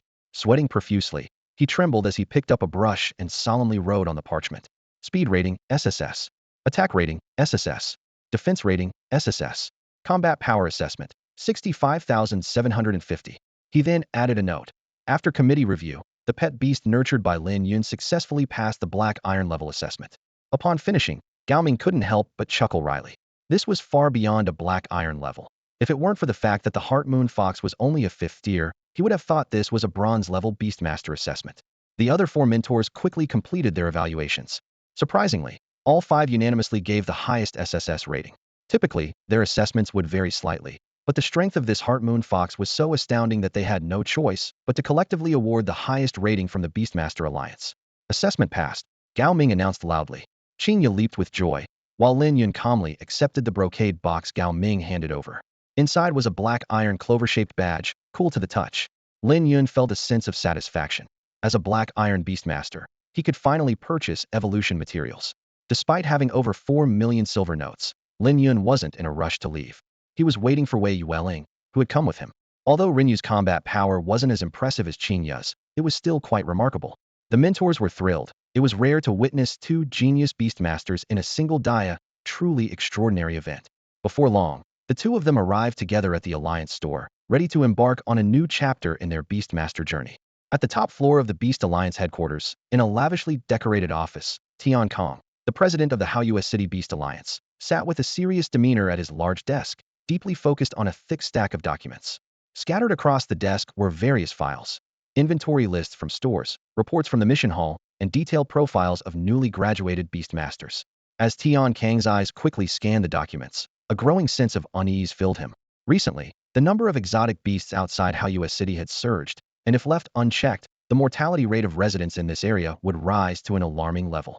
As an experienced Beastmaster, Tian Kong understood the significant implications of humans discovering their beast mastery talents. This ability allowed humans to form contracts with exotic beasts and fight alongside them. However, the probability of awakening this talent was extremely low, and most people remained ordinary throughout their lives. Even those who became beast masters faced relentless battles with exotic beasts, and casualties were inevitable. Each loss of a beast master was a substantial blow to the human ranks. Tian Kong recalled the pioneers of the past who attempted to forge new paths. Some proposed directly merging with their beast companions, while others tried to forcefully establish contract relationships using drugs. Unfortunately, these attempts ultimately ended in failure. While human-beast fusion could grant users some of the beast's power, over time, their minds became bloodthirsty and violent, losing their humanity. The Beast Alliance had to urgently halt this research. However, the negative impact had already manifested. A fanatic organization called the Holy Sect emerged, convinced that human-beast fusion was the right path. This threat continued to trouble Tian Kong. What worried him even more was the sharp decline in the number of Iron-tier Beastmasters passing the assessments in recent years. Tian Kong couldn't help but sigh. Alas, The recent talents are really lacking. At that moment, a knock on the door interrupted his thoughts. Come in, Tian Kong said. Gao Ming entered, holding a new dossier. How did today's assessments go? Tian Kong asked, with a hint of expectation in his voice. Pretty good, Gao Ming replied with a smile, but Tian Kong could see through the facade of disappointment behind those words. This year, only 23 Iron-tier Beast Masters and 4 Bronze-tier Beast Masters passed the Alliance's assessments. Compared to the 60 Iron-tier Beast Masters 5 years ago, these results were dismal. Tian Kong quietly took the dossier and placed it on the desk. Noticing Gao Ming hadn't left, he frowned and asked, "Is there anything else?" President Tian, you should take a look at the contents of the dossier first, Gao Ming suggested. Tian Kong nodded and began to read carefully. The evaluations of the first few Beast Masters were unremarkable, with their beast companion species and skill levels being mediocre. This was something Tian Kong had grown accustomed to. Suddenly, a name caught his attention. Ironblood Ancient Tree, now that's a rare species. I've heard this person has a level talent. With proper nurturing, they should become a decent beast master, Tian Kong commented. President, it's not Zhong Ming, Gao Ming quickly corrected. It's not? Tian Kong asked, puzzled, as he flipped through the pages faster. Soon, his gaze fixed on Wei Yuwelling's assessment results. Attack rating, S. Defense rating, S. Speed rating, A. Tian Kong excitedly looked at Wei Yuwelling's assessment results and marveled. I didn't expect such a promising talent to emerge from our Haoyue city this year. The combat power of the frost heart she cultivated has reached 13,520. However, Gao Ming mysteriously remarked, President, the focus is not on Wei Yuwelling. Puzzled, Tian Kong looked at Gao Ming, who teased, keep reading, and you'll see. With questions in mind, Tian Kong continued to review the documents. When he saw the next evaluation form, his hands trembled. As a branch president for many years, he had seen countless evaluations of novice beast tamers, but this was the highest he had ever encountered. Attack, defense, and speed all rated at SSS, with a combat power of 65,750. This can't be right. Could the puppet have malfunctioned? Tian Kong muttered in disbelief. Gao Ming was prepared and handed over a crystal. President, take a look at this, and you'll understand. The crystal displayed footage of Chinga battling in the arena. Tian Kong immediately recognized it as a Xinhua fox, but he couldn't believe its combat power could exceed 65,000. In his experience, a well-bred Xinhua fox had a combat power of around 1,000. As the footage continued, Tian Kong watched in shock as Chinga effortlessly defeated dozens of mechanical puppets. When Chinga destroyed hundreds of them, a storm of astonishment brewed in his heart. He had never imagined a Xinhua fox could reach such a terrifying level. This young man, Lin Yun, how did he cultivate a Xinhua fox to this extent? Tian Kong was overwhelmed. Gao Ming analyzed. This person's beast taming aptitude must be extremely high. Possibly S level, or even SS level aptitude, Tian Kong pondered. SS level. Gao Ming was incredulous. President, does such a high beast taming aptitude really exist? I've seen S level beast tamers at the headquarters, and while they're strong, none are this formidable. Tian Kong gently shook his head, his gaze fixed on Chinya's combat stance. I'm increasingly convinced that Lin Yun must have the legendary SS level aptitude. I never thought we would encounter such a powerful genius in a small place like Haoyue City. Gao Ming was deeply stirred by the president's certainty. Where is he now? Tian Kong asked eagerly. Gao Ming checked the registration records and replied, he's in the slums outside the city, at the specific address. Let's go. We need to meet him. Tian Kong decisively rose to his feet. The two approached the window, and Tian Kong opened it, calling out, Ingyi, stop lazing around and take me to the slums. A giant black lizard slowly awoke and extended its head into the window. Tian Kong and Gao Ming climbed onto its back, and the lizard swiftly descended the wall, quickly reaching the ground. The glass door of the Alliance store swung open as Lin Yun stepped inside. His eyes scanned the shelves filled with a dazzling array of materials, and the price tags brought back memories of when he could only dream of such purchases due to his limited budget. Now, those days were behind him. Guided by the eye of insight, Lin Yun quickly jotted down a list on a piece of paper. He approached the counter and handed the note to a young woman in uniform. Could you please get these for me? 5 moonstones for lightstones, 15 holy light herbs, and 10 moonlight herbs. The store clerk, Shen Wenxian, raised her eyebrows as she glanced at the list. You want all of these? She asked in surprise. These materials are quite expensive. The total comes to over 80,000 taels. She couldn't help but calculate silently that her monthly salary at the beast shop was a mere 800 taels. Even if she saved every penny, it would take her nearly 10 years to afford such a purchase. Yes, I want them all, Lin Yun confirmed calmly. Shen Wenxian's demeanor became noticeably more respectful. Please wait a moment, I'll prepare the items for you right away. A short while later, she neatly arranged the various materials on the counter. The moonstones and lightstones were carefully placed in exquisite wooden boxes, while the holy light and moonlight herbs were stored in specially designed glass bottles. The bottles were lined with snow-white spider silk, a product of a special type of spider pet beast, which effectively preserved the herbs' fragrance and prevented them from attracting wild beasts. Lin Yun recalled encountering a pack of wolves in the plantation last time, further appreciating the necessity of this preservation method. The materials are ready, Shun Wenxian said. Is there anything else you need? Lin Yun nodded. Do you have any skill stones? We do. Shun Wenxian quickly retrieved a skill stone from the warehouse. Each one is 9,000 taels. Lin Yun calculated in his mind. Chinga's claw attack had reached the god level, but the bite and streaming move still needed improvement. Considering it took 28 skill stones to hone the claw attack last time, he decided to stock up. I'll take 80, Lin Yun said calmly. 80? Shun Wenxian exclaimed, rushing to the warehouse. I'll check if we have enough in stock. If not, it might take 3 days to restock. Lin Yun and Wei Yuwelling waited patiently, while Chinga and Lin Yu, his 2 pet beasts, were nearly drooling over the fragrant herbs displayed in the window. Before long, Shun Wenxian returned, slightly out of breath. We have just enough stock, she said, hurriedly packing the skill stones into a box while quickly calculating. Along with the previous materials, the total comes to 803,750 taels. If you're an Iron Beastmaster, you can enjoy a 20% discount. Don't rush the payment yet. I have more to buy, Lin Yun said calmly. Shun Wenxian's eyes widened in disbelief. You want to buy more? Lin Yun proceeded to add 50 bright grass, 50 divine power herbs, and 80 rainflower herbs to his shopping list. Rainflower herbs, being a rare and potent medicine, were naturally more expensive than the divine power and bright grass. As Shun Wenxian watched the ever-growing order, her astonishment knew no bounds. She couldn't help but wonder who this young man was, with such a remarkable ability to spend money so lavishly. Lin Yun understood well that using a single herb for a long time would lead to diminishing effects. Therefore, he carefully selected a variety of herbs to mix and maintain their efficacy.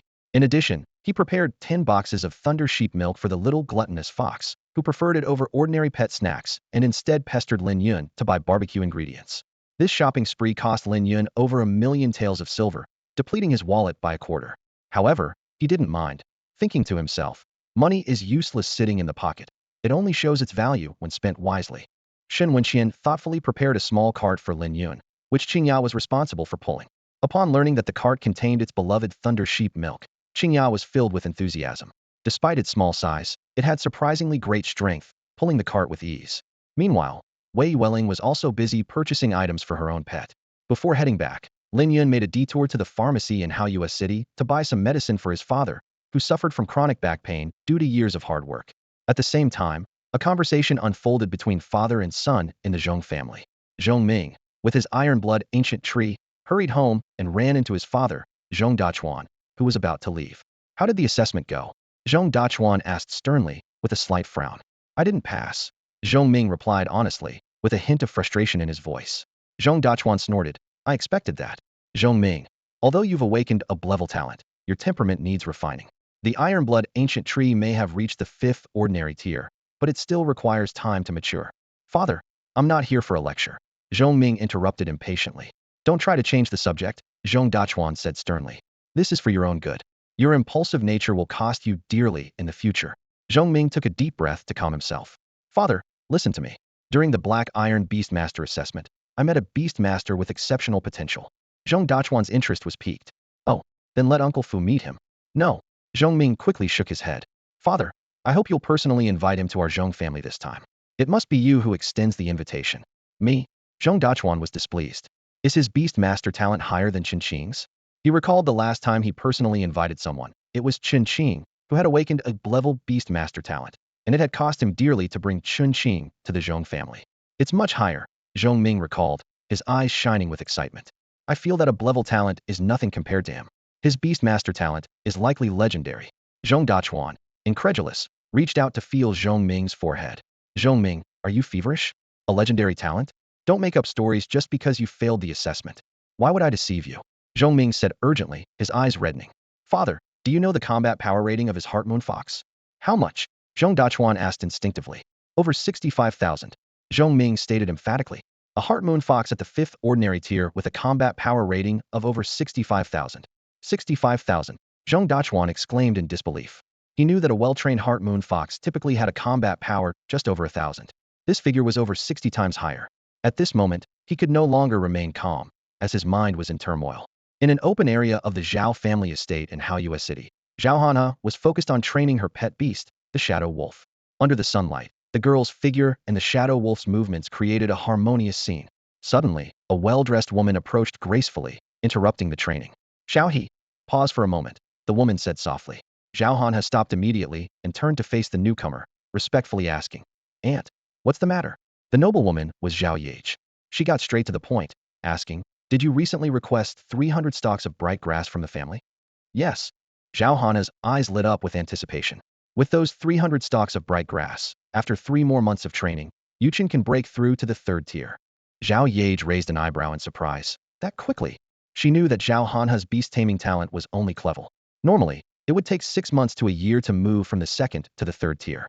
Sensing her aunt's doubt, Zhao Hanha humbly said, "I had some fortuitous encounters." Zhao Yage scrutinized her niece, noting her calm demeanor, and nodded. "I'll help you negotiate with the family." "Thank you, aunt." Zhao Hanha beamed with joy, her face breaking into a broad smile. Zhao Yage shifted the topic. "I heard that last time you went out with that girl from the Bai family, the plantation was attacked by a wolf pack." Zhao Hanha's expression turned serious as she recalled the thrilling incident. "Yes. Thanks to Lin Yun and Chinga, they managed to kill all the shadow wolves. Otherwise, our Xiao family might have lost 5 or 6 beast tamers." Upon hearing this, Zhao Yage frowned slightly. She was well aware of how precious beast tamers were. Losing even one would be a significant blow to the Xiao family. But she was more concerned about another issue. With just a Heart Moon Fox, they defeated more than 50 shadow wolves. "Xiaohe, you're not joking, are you? Since when has the Heart Moon Fox become so powerful?" Zhao Yage's tone was filled with skepticism. She knew that even a well-trained Heart Moon Fox could at most defeat 3 or 4 shadow wolves of the same level. Facing such a large pack, even the strongest pet beast would struggle. Zhao Hanha quickly explained, "Aunt, I'm not lying. His beast taming talent is exceptional, and the beasts he trains are incredibly strong."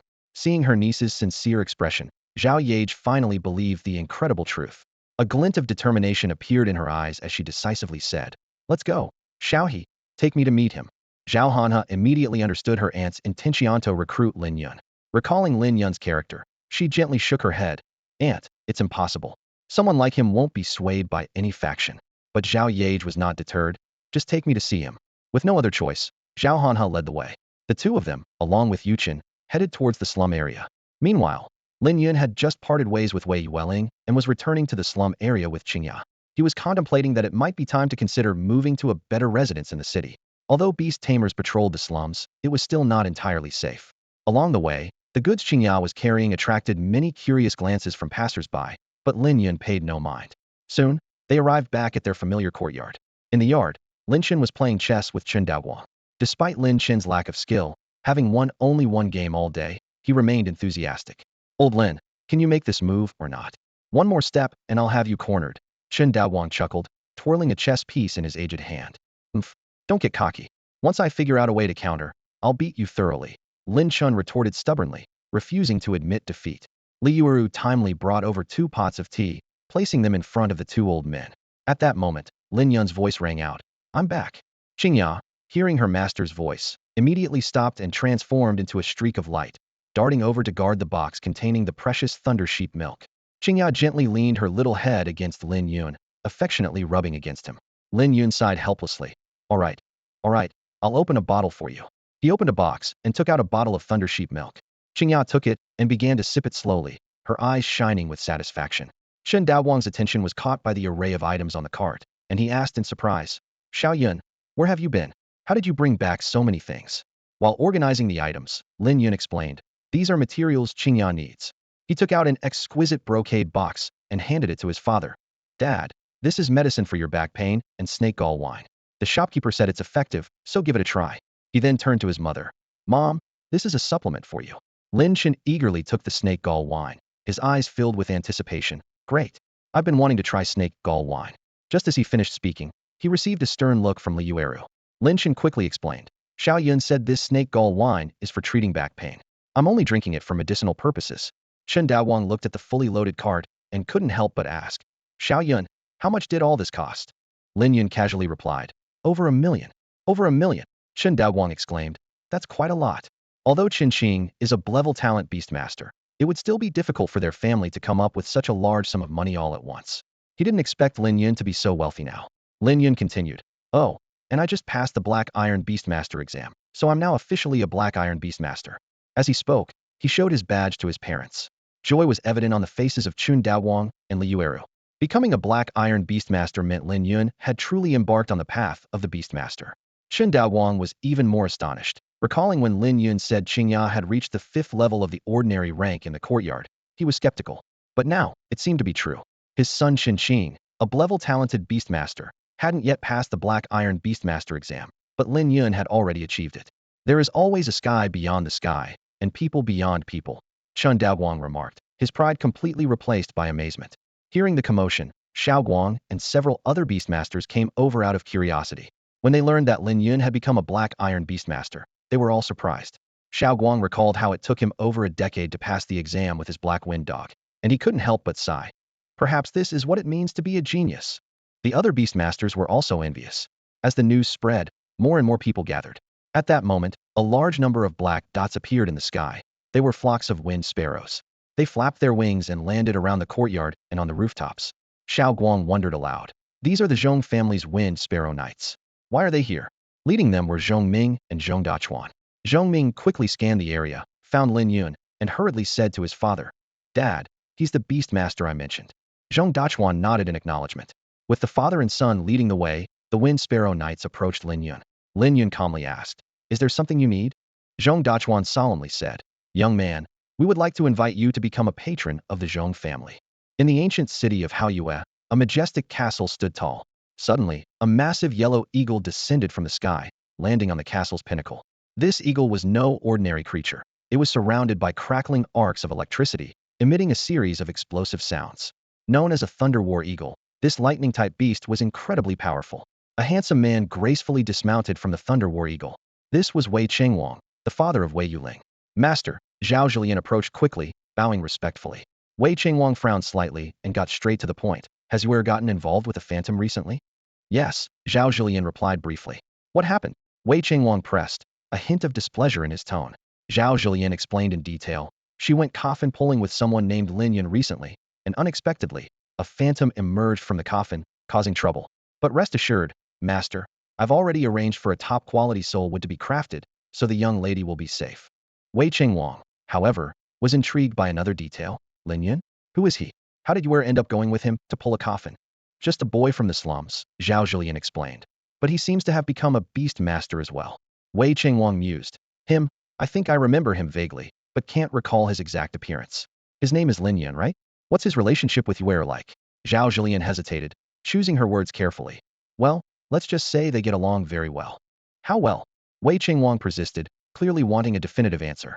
Xiao Zhilian, not wanting to cause trouble for Wei Yuwelling, replied vaguely, "Just very well."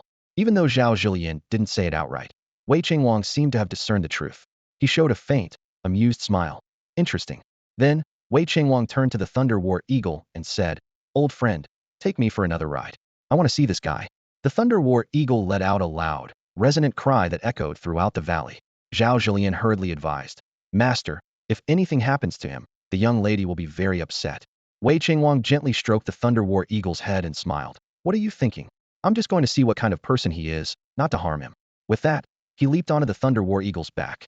The Thunder War Eagle flapped its wings powerfully, soaring into the sky towards the slums. Xiao Zhilian watched the receding figure, still worried, thinking to herself, "I must let the young lady know as soon as possible." Meanwhile, in a courtyard in the slums, a large group of Wind Sparrow Knights had gathered. Leading them was Zhong Dachuan from the Zhong family, who was extending an invitation to a young man. "A retainer?" Lin Yun asked, puzzled.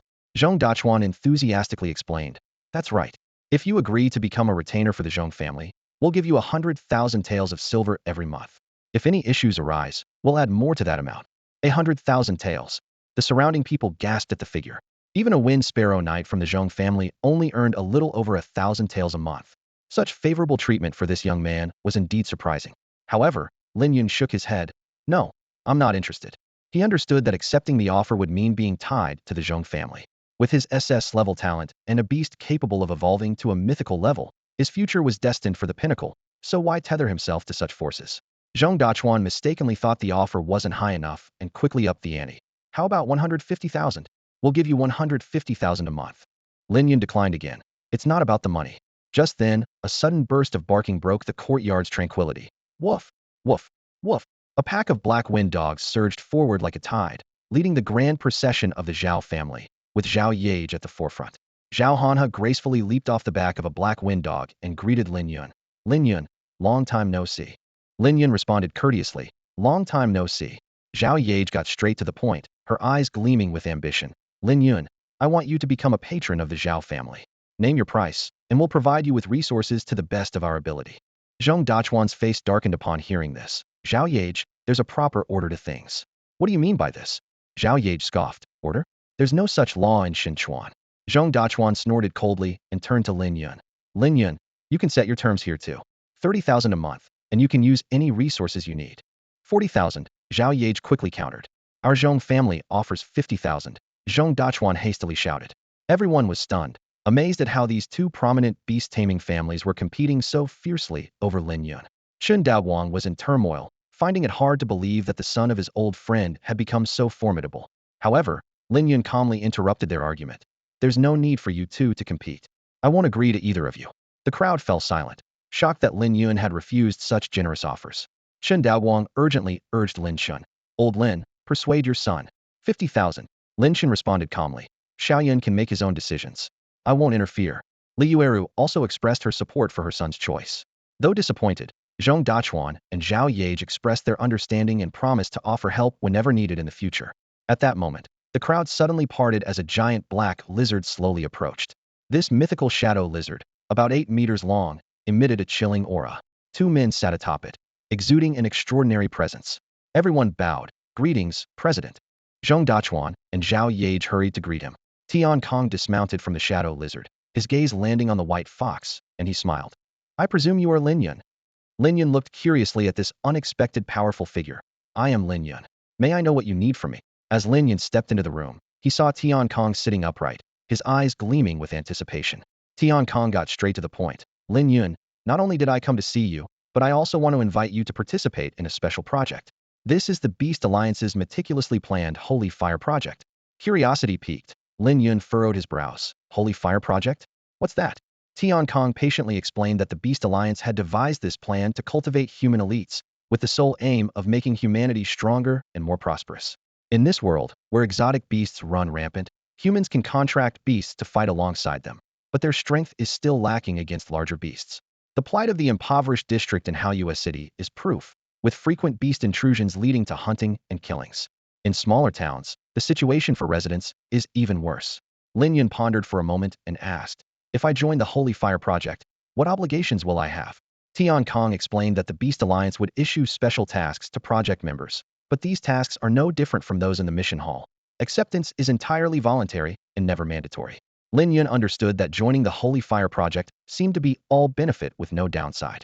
Unlike the Zhong and Zhao families, the Beast Alliance's actions were purely for the advancement of humanity. Even if a task wasn't suitable, he could simply refuse it without consequences. Accepting tasks would also bring substantial rewards. I'm willing to join, Lin Yun agreed decisively. Tian Kong smiled with satisfaction and handed him a fiery red token from his pocket. Good. This is the Holy Fire token. They'll have someone inform you when it's time, and you'll head to Yunming's, where someone will meet you. Lin Yun took the token, feeling its warmth. He guessed it was crafted from a special mineral. Beside him, Zhongming looked at the fiery red token with envy. Despite his level talent awakening and his pet beast reaching the 5th level of mediocrity, he still had no chance to join the Holy Fire Project. He couldn't help but recall Qinjia's terrifying claw strike, with its immense destructive power and a comprehensive combat strength evaluation of over 65,000, clearly qualifying her for the project. Zhong Dachuan also felt a deep sense of emotion upon seeing the Holy Fire token. As far as he knew, a branch president only held 3 such tokens, highlighting their preciousness. Other beastmasters cast envious glances as well. At that moment, Bai Ningqin led a group of small family heads from Haoyue City to congratulate him. She gracefully bowed. Lin Yun, congratulations on becoming a Black Iron Beastmaster. Lin Yun returned the gesture with gratitude, and others presented their congratulations and gifts. Li Yueru and Lin Chen hurriedly arranged seats for the guests. The once modest house quickly became crowded, with people filling the courtyard and street. Influential figures from Haoyue City had all gathered here, creating an impressive scene. Even without a decent spot, they dared not show any dissatisfaction. It was an honor for them. At home, gifts were piled up like a mountain, and seeing this, Zhong Dachuan couldn't help but exclaim, "The sleeping dragon has awakened. Its roar resonates through the mountains." In a modest home in the slums, Qing was intensely training his pet beast, a small mountain ape, in the courtyard. Li Jijia sat nearby, watching intently. Qing said confidently, "In a little while, my pet beast should break through to the third tier of the mundane level." Li Jijia's eyes widened in surprise. "So soon? Brother Qing, you must be joking." Qing raised an eyebrow and retorted, "Do I look like I'm joking?" Li Jijia quickly flattered him. "That's why they call you Brother Qing. With a level talent, it's no wonder your pet beast can reach the third tier so quickly." This flattery pleased Qing immensely, and he feigned modesty. "It's just average." Li Jijia sighed. I wonder when I'll be able to catch up with you, Brother Qing." Qing bluntly said, "Don't even think about it. Your beast mastery talent is only level, far behind mine." Li Jijia grinned obsequiously. "Of course, I wouldn't dare compare myself to you, Brother Qing." Qing, with a hint of arrogance, said, "But since we're friends, stick with me, and you'll always have something to eat." Li Jijia looked both surprised and grateful. "Thank you, Brother Qing." Just then, a crisp voice came from outside. Qing. Qing quickly went out to greet them, with Li Jijia following closely. A young woman stood outside with her pet beast. It was Shinmani, the leader of the Bloodblade Society. Beside her was a silver-white wolf, the Silver Moon Wolf, alertly surveying the surroundings. Shinmani got straight to the point. "Qing, you've passed the trial, and from now on, you're a member of the Bloodblade Society." Qing was overjoyed. "Thank you, President." Shinmani encouraged him. "Work hard, and I won't let you down." Qing eagerly promised, "Yes, President. I will work hard." As they chatted, the noise outside caught their attention. Qing curiously asked, "What's going on? Why are so many people coming to this part of the slums?" Shinmani suggested, "Let's go take a look." The three of them set off together. Along the way, many people greeted Shinmani, which piqued her curiosity even more. Why were these prominent figures of Hao City all gathering here? As they continued, Qing saw his father and quickly approached him. "Dad, come here for a moment." Chen Daowang smiled and said, "Qing, you're just in time. There's going to be a banquet here later. Let's have dinner here." Qing was puzzled. "A banquet? Dad, what's going on? Why hold a banquet here?" Chen Daowang explained. "Lin Yun has passed the Black Iron Beastmaster assessment." Qing was stunned. "No way. Has his Heart Moon Fox been nurtured to the 5th tier of the mundane level?" Recalling the last time he saw Lin Yun's Heart Moon Fox, it was only at the 2nd tier, and such rapid progress in just a few days was unbelievable. Li Jijia's mind was in turmoil, unable to settle down. Chen Daowang chuckled. "It's more than that. Do you know what Lin Yun's Heart Moon Fox's combat power is estimated at?" "How much?" Qing instinctively asked. "Over 65,000, Chen Daowang replied. The three of them were speechless, stunned by a number that far exceeded their expectations, leaving them momentarily unable to react. With a combat power evaluation of 65,000, the strength of Lin Yun is truly terrifying. Li Jijia was stunned, his eyes wide and mouth slightly agape. His greatest wish was merely to have his pet beast reach a combat power of 500 to pass the Black Iron Beastmaster exam. The gap between 500 and 65,000 was like an insurmountable chasm. Li Jijia bitterly realized that with his talent in beast mastery, even if he spent his entire life trying, he could never catch up with Lin Yun. Qing shook his head in disbelief, muttering to himself, "Lin Yun's talent far surpasses mine." At that moment, he recalled the past when he was often praised for awakening a level talent and had adopted an arrogant attitude. Looking back now, Qing found it laughable. His little mountain ape, though it had reached the 3rd ordinary tier, was insignificant compared to Lin Yun's Chinga. The gap is too wide. Shinmani couldn't hide the shock on her face. "My Silver Moon Wolf has a combat power of only 3,000. As an A-level talent beastmaster with a notable background, she had raised her Silver Moon Wolf to the 5th ordinary tier, passing the Black Iron Beastmaster exam with a combat power evaluation of over 5,000. She had been thrilled with this achievement at the time. However, now, compared to Lin Yun, she was utterly outclassed. Even if her Silver Moon Wolf's power was tenfold, it still wouldn't match Lin Yun's Lin Yun.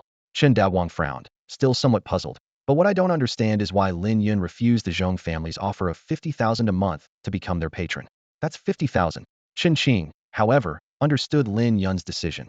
With his abilities, why rely on a beastmaster family like the Zhong family? Only those lacking strength would choose to depend on such families. Those with enough talent and capability don't need to waste time on this.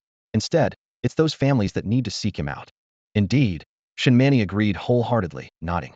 After hearing his son's explanation, Chen Daowang finally realized, quietly regretting his lack of insight at the time. "Let's go inside and take a look," Qing suggested. The other three quickly agreed. The courtyard was bustling with people. As soon as Qing stepped inside, his attention was caught by the item in Lin Yun's hand. That's the Sacred Fire Order. The Sacred Fire Order? Shin Manny hurriedly moved closer, exclaiming after careful observation. It really is the Sacred Fire Order. President Tian gave it to him. Her voice was filled with undisguised envy. Shin Manny had always aimed for the Sacred Fire Order, investing countless resources into nurturing her pet beasts, but she never met Tian Kang's standards. She never imagined that the last Sacred Fire Order would end up with Lin Yun. This item is incredibly precious, Shin Manny explained. Once obtained, it grants significant attention and resources from the Beastmaster Alliance. As for obligations, if one doesn't wish to take them on, they don't have to do anything, unless humanity faces extinction. At this point, recalling Lin Yuehu's combat power evaluation, she could only smile bitterly. She once considered herself a genius, but in front of Lin Yun, she was nothing. Brother Qing, what is the Sacred Fire Order? Li Jijia asked curiously. Chun Qing patiently explained. The Sacred Fire Order is a grand plan established by the Beastmaster Alliance for the development of humanity. After listening, Li Jijia became even more restless, murmuring, I never imagined Lin Yun could obtain something so important. Indeed, Chun Qing sighed with envy. If only such a good thing could come my way. But alas, that's impossible. The three of them stood before the towering pile of gifts, their emotions tumultuous. Suddenly, Shin Manny halted, a slight frown on her face. Miss Shun, what's wrong? Chun Qing asked, surprised. Shin Manny's eyes flickered, as if trying to recall something. I just remembered something. Is this Lin Yun close with a girl named Wei Yuwelling? Yes. Chun Qing nodded in confirmation. Wei Yuwelling often comes to play with him. Shin Manny slowly recounted her memory. Back then, Wei Yuwelling wanted to recommend someone to join our Bloodblade society, and that person was Lin Yun. Her tone carried a hint of regret. For some reason, Lin Yun didn't join, and Wei Yuwelling left as well. Chun Qing couldn't help but feel emotional upon hearing this. He remembered the efforts he put into passing the Bloodblade Society's trial, even causing the little mountain ape to sustain a minor injury. Now, it seemed that the organization was insignificant in comparison to Lin Yun. As the three of them were lost in thought, Lin Yun approached. Uncle Chun, my mother is over at Aunt Sun's place. She asked me to call you, he explained. We want to host a banquet, but there's not enough space here, so we had to borrow a neighbor's house. Shin Daowang immediately responded. All right, I'll head over right away. Just as Lin Yun was about to leave, Chun Qing spoke up suddenly. Lin Yun, there's something I want to tell you. Lin Yun looked at him, puzzled. What is it? Chun Qing took a deep breath and sincerely said, we were wrong last time. We shouldn't have behaved that way. I hope you can forgive us. Li Jijia also chimed in. I'm sorry, Lin Yun. Lin Yun couldn't help but smile. He had long since put the matter behind him. He understood that Chun Qing's level talent was considered quite good among beast tamers, and young people can be a bit arrogant. No worries, Lin Yun waved it off graciously. Let's go inside and sit down. The two of them, relieved, followed Lin Yun into the house, with Shin Manny close behind. The entire slum was bustling with activity, as dignitaries and common folk gathered together for one reason, Lin Yun. The grand banquet continued until late into the night. Some young members of small families voluntarily took on the task of cleaning up, and Lin Yun gladly accepted their help. At that moment, a loud cry echoed from the sky. A fiery red bird flew in from afar, illuminating the surrounding houses. A white-haired girl, Wei Yuwelling, leapt off the bird's back and hurried towards Lin Yun. Lin Yun, are you okay? She asked anxiously. Lin Yun looked puzzled. Me? Why would anything be wrong? Wei Yuwelling breathed a sigh of relief, but Lin Yun keenly sensed her unease. What's going on, Yuwelling? You seem tense. Has something happened? He quickly inquired. Wei Yuwelling anxiously asked Lin Yun if any strange people had come to cause trouble. Lin Yun calmly replied that although many people had come today, everything was normal. Wei Yuwelling breathed a sigh of relief, but Lin Yun noticed her unease and pressed her on whether something had happened. Wei Yuwelling vaguely replied that she would explain later, then quickly rode off on her fire cloud sparrow. The fire cloud sparrow carried Wei Yuwelling across the sky, soon arriving above a castle. Wei Yuwelling jumped off the giant bird's back and, spotting a familiar figure, ran over excitedly, shouting, Dad, so you've been home all along. Wei Chengwang responded. Where else would I be? Where did you think I was? Wei Yuwelling stammered, and Wei Chengwang guessed that Aunt Lon had told her something. Wei Yuwelling quickly pleaded for Aunt Lon, and Wei Chengwang reluctantly agreed not to trouble her. Curious as to why her father had returned from the slums, Wei Chengwang smiled and said he went to see his future son-in-law. Wei Yuwelling blushed immediately, hastily explaining that she and Lin Yun were just friends.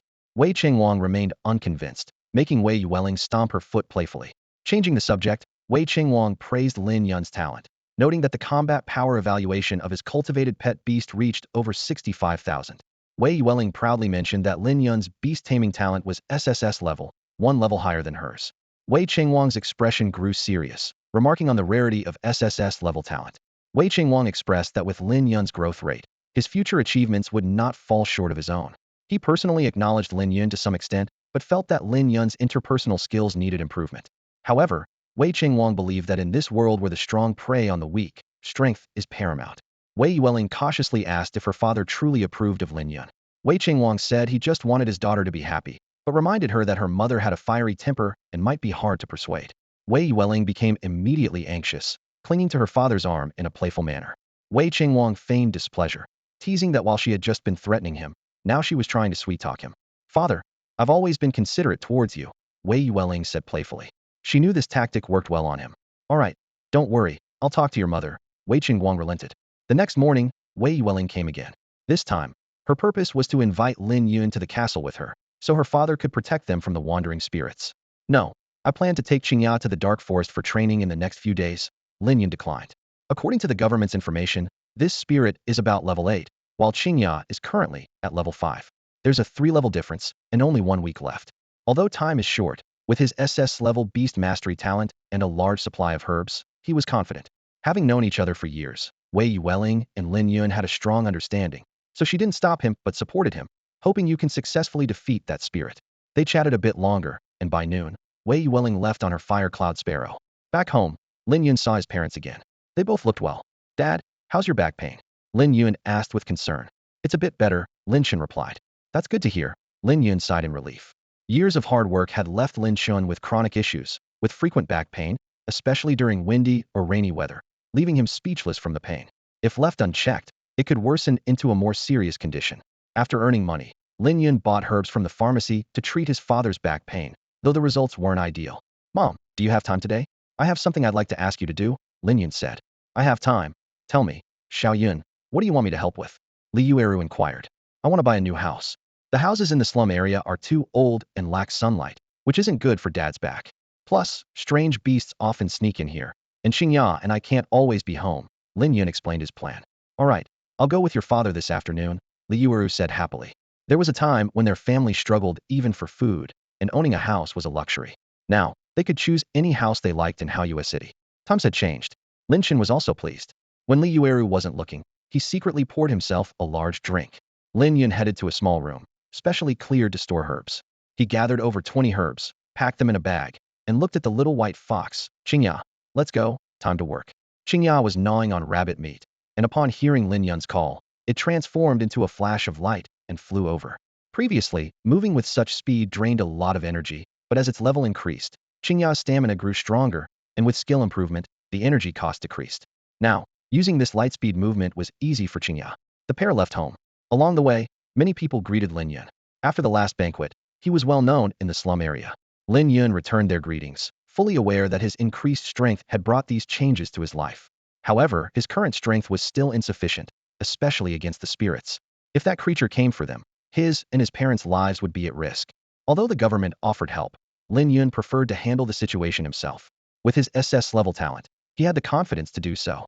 Lin Yun took out 2 light grass herbs and softly said, "Here, Chinga, eat this first." Chinga bit into the light grass and swallowed it. Then, they began searching the forest for strange beasts to help the white fox convert the herb's power. Soon, they locked onto a suitable target. While herbs can enhance the power of a pet beast, it's the battles that truly build a solid foundation. Lin Yun understood this well. He knew that combat not only helps his pet beast absorb the medicinal properties better, but also hones its practical fighting skills. Zhongming's Ironblood Ancient Tree served as a cautionary tale. Despite reaching the ordinary 5th rank through heavy reliance on drugs, its combat power was unremarkable.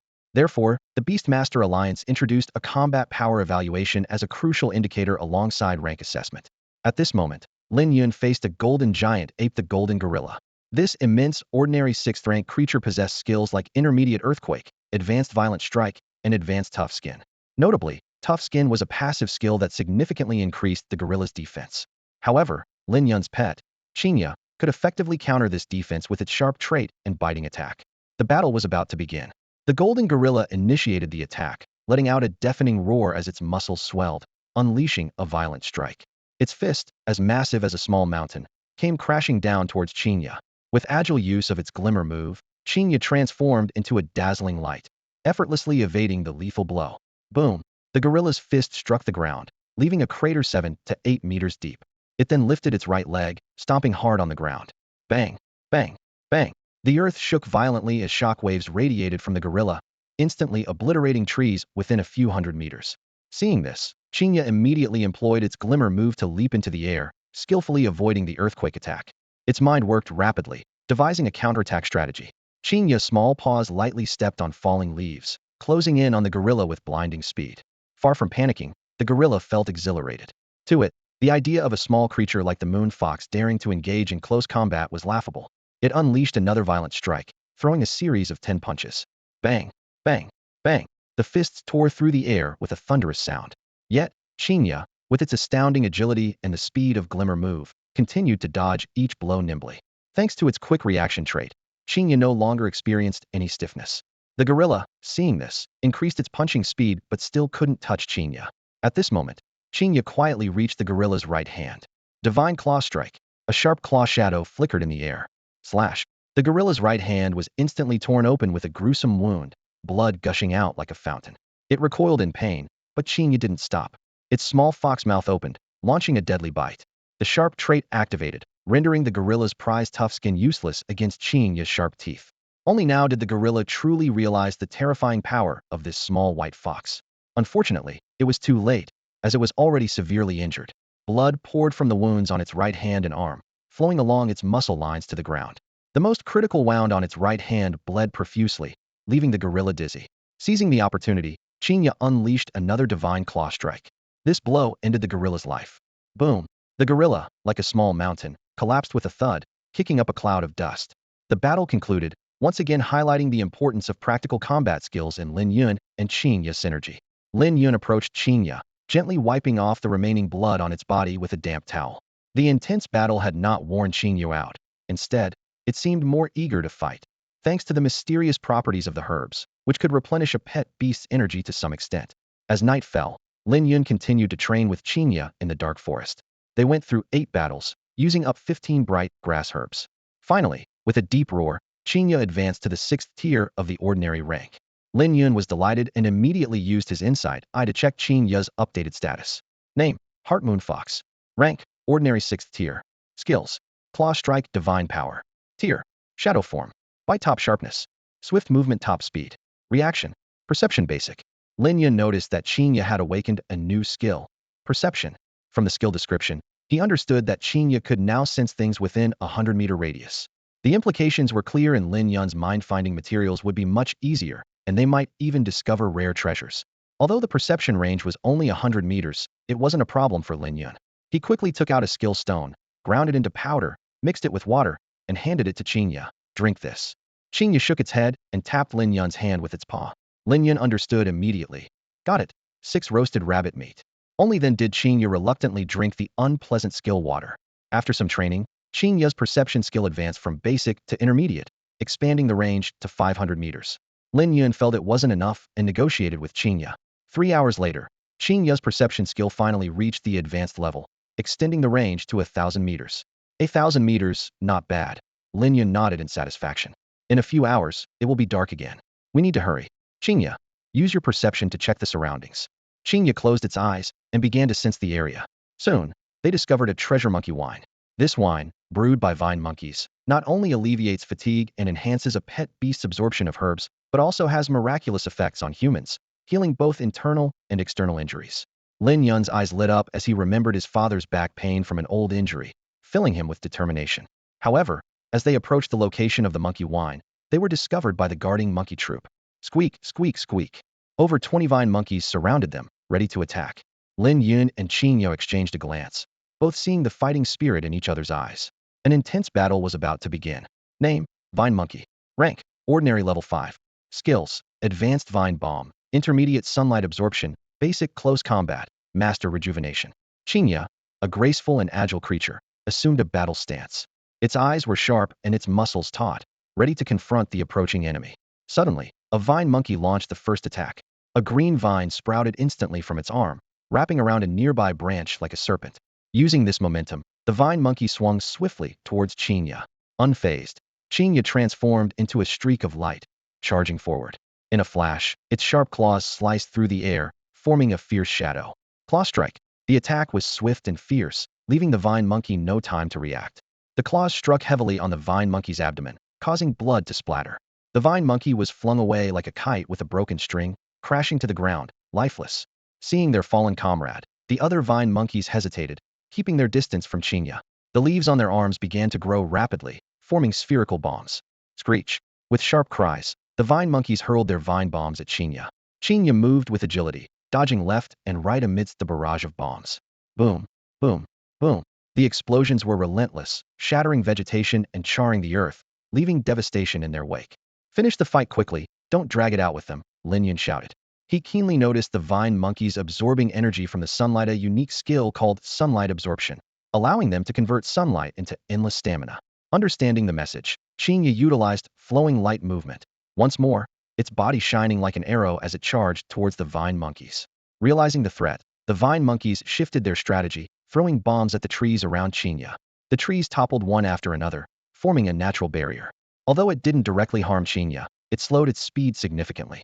Taking advantage of the opportunity, the vine monkeys launched another fierce bombardment, making it difficult for Chinga to evade entirely. In a moment of crisis, Chinga let out a low growl and unleashed its strongest attack. A massive claw shadow appeared in the air, colliding head-on with the vine bombs. Boom! In a deafening explosion, all the bombs detonated simultaneously. Yet, Chinga remained unscathed. It turned out its claw strike had an ethereal property, colliding with the bombs as a shadow rather than a solid form. Seizing the moment, Chinga quickly closed in on the monkey group, delivering several claw strikes that claimed the lives of more vine monkeys. Just then, one of the vine monkeys emitted a dazzling light signifying its sunlight absorption had reached its peak. Moments later, its size doubled, muscles stacked like bricks, and a massive green bomb appeared on its abdomen. This super vine monkey, clutching the bomb, charged at Chinga with astonishing speed. Realizing a heating collision was unwise, Chinga swiftly used flowing light movement to dodge. However, two more vine monkeys completed their sunlight absorption, also turning themselves into bombs and pouncing towards Chinga. The battle grew increasingly intense, pushing Chinga into an unprecedented crisis. This was a life-or-death suicide attack.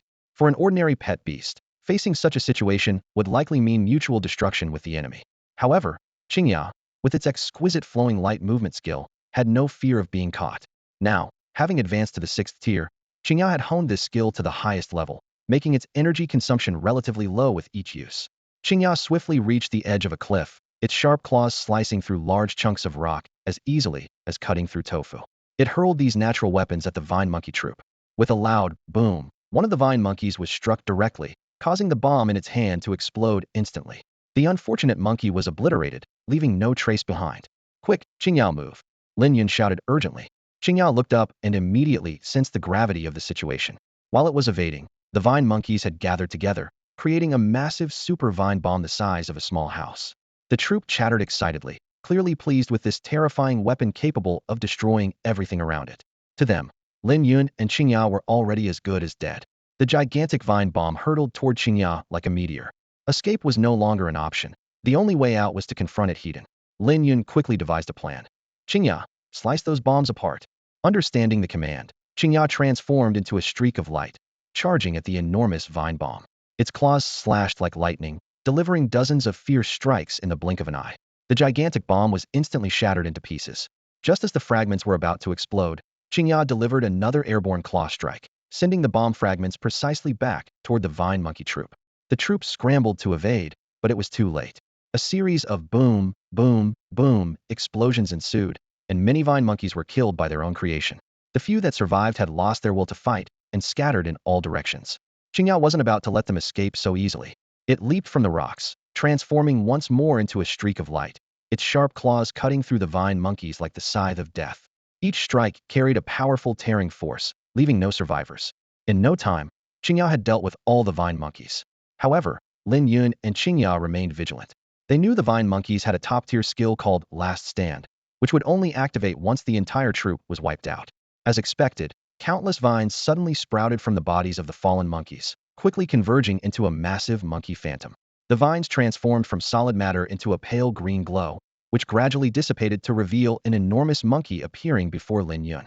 Lin Yun immediately used his insight skill. Name, Vine Monkey King. Tier, 6th tier. Skill, Dual Blade Divine level. Lin Yun's expression changed slightly. The Vine Monkey King let out an earth-shaking roar, its hands quickly conjuring green light, to form two long blades. The blades emitted subtle ripples, unmistakably marking them as a divine-level skill. Chinga remained on high alert. The Vine Monkey King swung its dual blades, launching a fierce assault on Chinga. The two blades combined in a cross formation, radiating immense power. Chinga swiftly dodged. However, despite its massive size, the Vine Monkey King was exceptionally agile, spinning to deliver a vicious counterattack aimed directly at Chinga's vital points. The sharp blade was moments away from hitting Chinga. Chinga gracefully used her ability to move like flowing light, partially transforming her body into light to deftly avoid the sharp blade of the Vine Monkey King. With agility, she leaped into the air, her claws precisely gripping the blade. The Monkey King hastily swung another long knife, but Chinga dodged again, and a crisp thud was heard. Seizing the opportunity, Chinga's sharp claws made a small cut on the Monkey King's right hand. Although seemingly insignificant, the wound triggered a ripping effect, causing blood to continuously flow. The Vine Monkey King grew fearful, realizing this prolonged battle was not in his favor. The Monkey King wildly wielded both swords, creating a terrifying storm. Chinga nimbly leaped backward, avoiding the edge, and then transformed into flowing light, charging straight into the storm's center. Another successful strike left a mark on the Monkey King's head.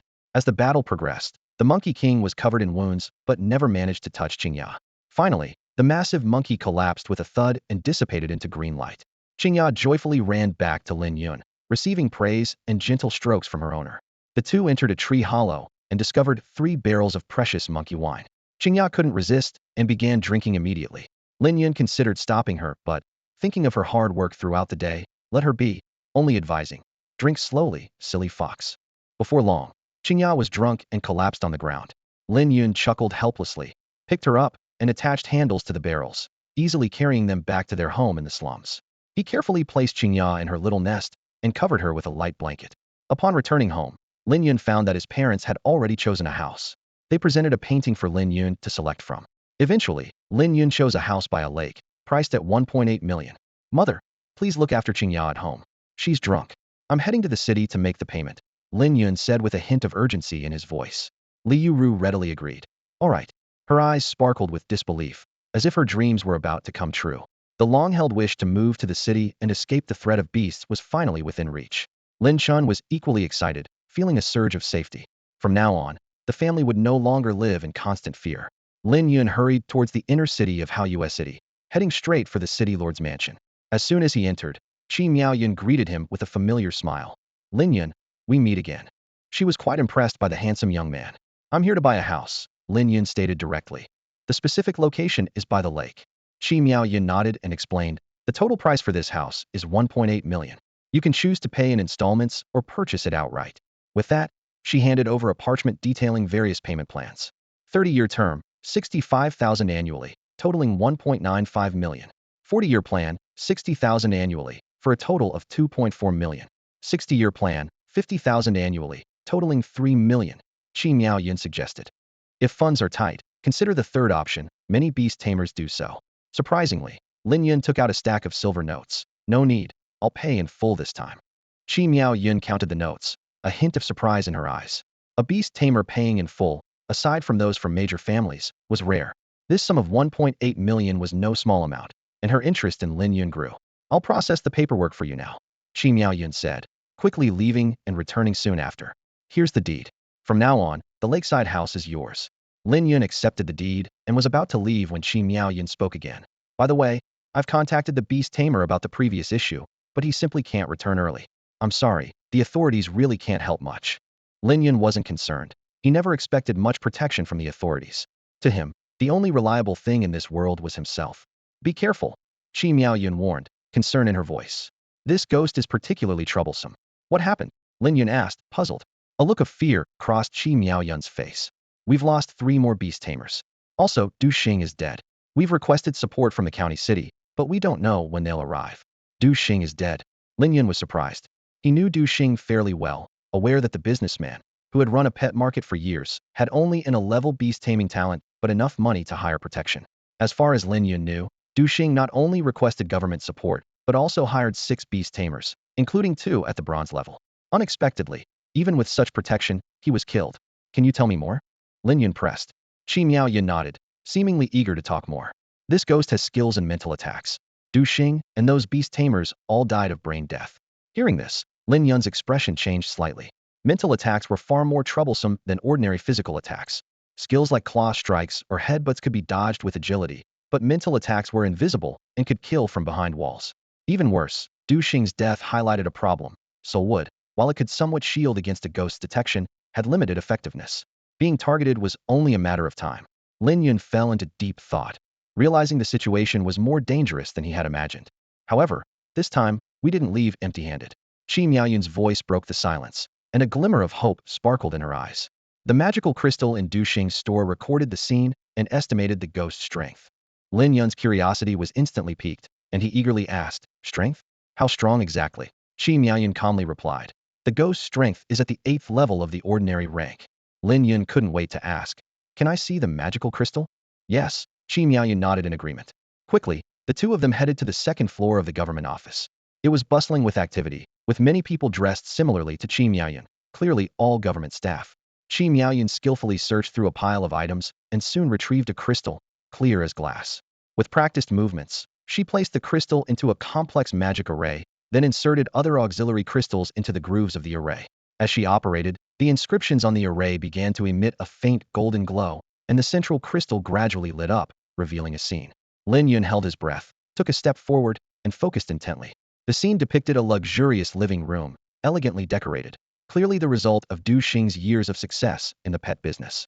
Du Xing was dining with 7 other beast tamers, enjoying a sumptuous meal. Suddenly, the atmosphere in the scene changed dramatically. One of the beast tamers' heads exploded violently, splattering bright red brain matter across the table, mixing with the food, a horrifying sight.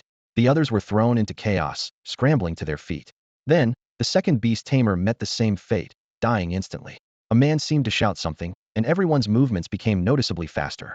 The Black Wind Hounds and Light Fong Hounds split into 2 teams, beginning to search for the ghost. However, it was all in vain. The disaster struck too quickly and suddenly. Before long, all the beast tamers met a grisly end, and their pets were not spared either. In the vast living room, only Du Xing remained, isolated and helpless. At that moment, the ghost descended through the ceiling like a phantom, appearing before Du Xing. Du Xing was terrified, begging for his life on his knees. The ghost showed no mercy, extending a spectral claw that pierced a large hole through Du Xing's body. Du Xing fell lifeless. The ghost then opened its terrifying mouth. Lin Yun noticed a gray substance being absorbed from Du Xing's body. The ghost, satisfied, wiped its mouth and left, leaving the living room in shambles. Lin Yun instinctively murmured, "Insight," wanting to probe the ghost's state. Unfortunately, this was merely a replayed scene from the crystal, not the actual ghost, so its detailed information couldn't be viewed. Qi Miaoyun watched the chilling scene in the crystal, at a loss for words to comfort Lin Yun. Lin Yun sensed her thoughts, but said nothing more.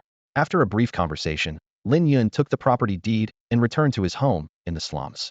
Opening the door, a warm scene greeted him. His mother was busy in the kitchen, with the aroma of food wafting through the air. His father was engrossed in arranging chess pieces, furrowing his brows as he pondered how to defeat Qin Daoguang. Chinga was still sound asleep in its little nest, oblivious to its master's return. Seeing Lin Yun return, Lin Chen immediately put down his chess pieces and eagerly asked, "Xiao Yun, how did it go?" "I bought it," Lin Yun replied succinctly. "We can move in a few days." Lin Chen's attention was caught by something else. He couldn't help but ask, "Can we drink the 3 barrels of wine you brought back?" Clearly, the rich aroma of the wine had piqued his interest. Lin Yun smiled and said, "The wine is for you. Xiao Yun is the best." Lin Chen exclaimed excitedly, "Always thinking of me, bringing such delicious wine." Li Yuyu gave him a disapproving glare and warned, "Drink less. Don't ask me for a massage when your back starts hurting." Lin Yun quickly reassured her, "Mother, don't worry. This is monkey wine. It can heal father's internal injuries."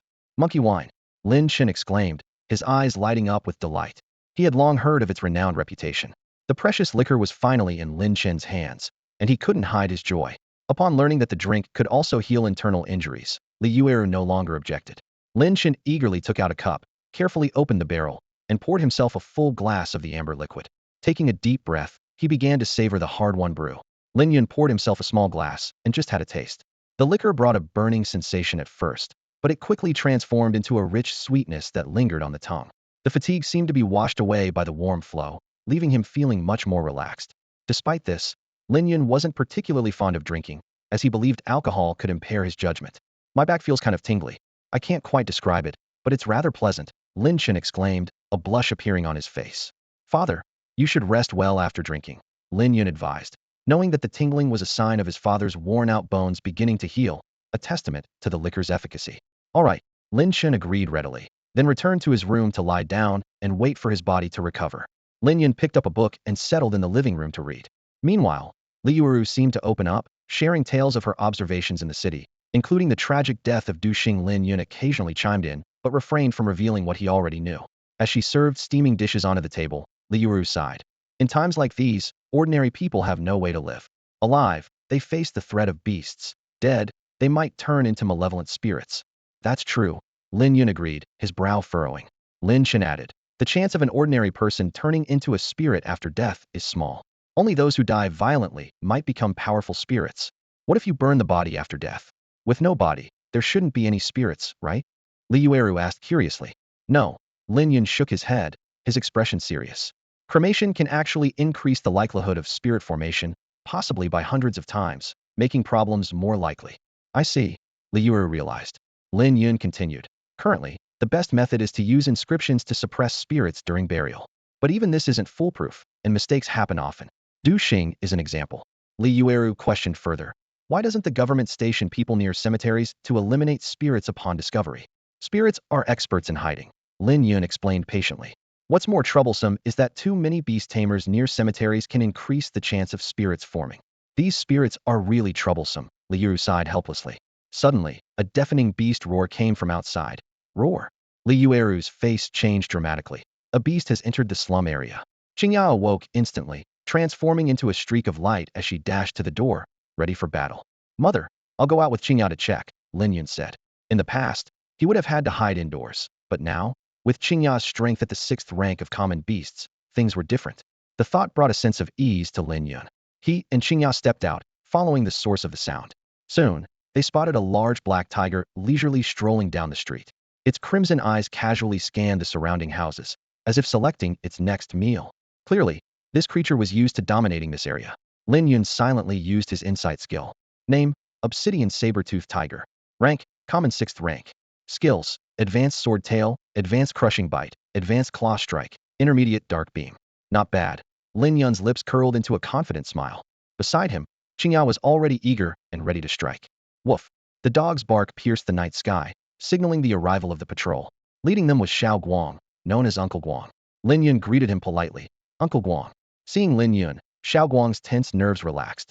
The recent incident of a gray giant wolf invading the slum and killing a Haifeng dog was still fresh in his mind, and the beastmaster involved was still recovering in the clinic.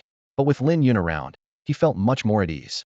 Suddenly, an ear-splitting roar came from the obsidian saber-toothed tiger as it lunged like lightning towards Chinga. Chinga was prepared, transforming into a streak of light to easily evade the deadly attack. The obsidian saber-toothed tiger was not one to back down. Its sword-like tail lashed out fiercely towards Chinga. However, Chinga reacted even faster, meeting it with sharp claws. Bang! The shadow of the claws collided with the sword-like tail, producing a deafening sound. Unexpectedly, with a slash, Chinga's strike severed the obsidian saber-toothed tiger's tail, causing blood to spurt out. Xiao Guang and the other beastmasters were dumbfounded. The obsidian saber-toothed tiger was notorious for being difficult, yet it suffered such a loss in the first round. Xiao Guang sighed inwardly, realizing that Chinga's claw attack was far from ordinary. Seizing the opportunity, Chinga turned into a blur, circling around the obsidian saber-toothed tiger. Despite its desperate counterattacks, it always missed, receiving several severe blows instead. Its jet-black fur soon became soaked with blood, with 2 wounds exposing stark white bones. With a low growl, Chinga launched another claw attack, this time aiming directly for the obsidian saber-toothed tiger's throat. The beast tried to dodge but found its movements unusually slow, a consequence of being hit by a claw strike with the tear attribute. With a slash, Chinga's merciless claws severed the obsidian saber-toothed tiger's windpipe. Blood gushed out like a fountain, and the fierce beast collapsed to the ground, dead on the spot. Xiao Guang and the others were stunned. They had heard of Lin Yun's exceptional talent in beast mastery and Chinga's extraordinary combat abilities, but witnessing such power firsthand was staggering. To defeat a 6th-tier ordinary exotic beast in just a few rounds was truly terrifying. At that moment, the door of a nearby house creaked open, and a chubby figure stepped out. Fatty, are you alright? Lin Yun asked with concern. I'm fine, replied the chubby man named Li Hua, stammering. For some reason, talking to Lin Yun had suddenly become difficult. Remembering their past conversations as ordinary people, Li Hua sighed inwardly. Now, they were worlds apart. Looking at the imposing Lin Yun before him, Li Hua couldn't help but feel a twinge of envy. Becoming a beastmaster meant having the power to control one's destiny. As an ordinary person, he could only go with the flow, at the mercy of fate. One day, there might be a beast tide, and we could become part of their meal. Lin Yun, unaware of the chaotic thoughts running through the chubby man's mind, simply said with ease, "It's fine. Thank you. If it weren't for you, I might have ended up as a meal for the beasts tonight." The chubby man nodded repeatedly, full of gratitude. Lin Yun waved his hand nonchalantly and said, "It was nothing." He had helped mainly to avoid wasting time and to hone Chinga's skills. After Lin Yun left, the chubby man's expression turned serious. He took out a special token from his pocket, a hint of struggle in his eyes. "Maybe this is a path of no return. But I really want power. I must control my own destiny." The Holy Sect isn't necessarily bad. The Holy Sect is a mysterious organization that doesn't believe in the path of beast mastery, but instead researches how to merge humans with beasts. This path has severe side effects. People lose their sanity and become mindless beasts, but the members of the Holy Sect still believe it's the right way to truly strengthen humanity.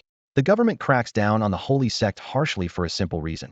If any member loses control, it could lead to a large-scale bloodshed. Even so, the Holy Sect continues to operate in the shadows, constantly recruiting those without the talent for beast mastery. As long as ordinary people exist among humans, the Holy Sect will not be completely eradicated. The next morning, sunlight streamed through the windows of the Lin family's small courtyard. Lin Yun was pleasantly surprised to find that his father's back ailment had mostly healed after drinking monkey wine, and he no longer had to worry about rainy weather. In the past, his father's back would ache terribly whenever it rained, and his mother would always be busy massaging him. After breakfast, Lin Yun continued to help Chinga improve her skills. He had Chinga sip monkey wine while sampling herbs. Chinga loved these delicious treats, which were nothing like the tasteless skill stones. She swallowed them willingly without Lin Yun's persuasion.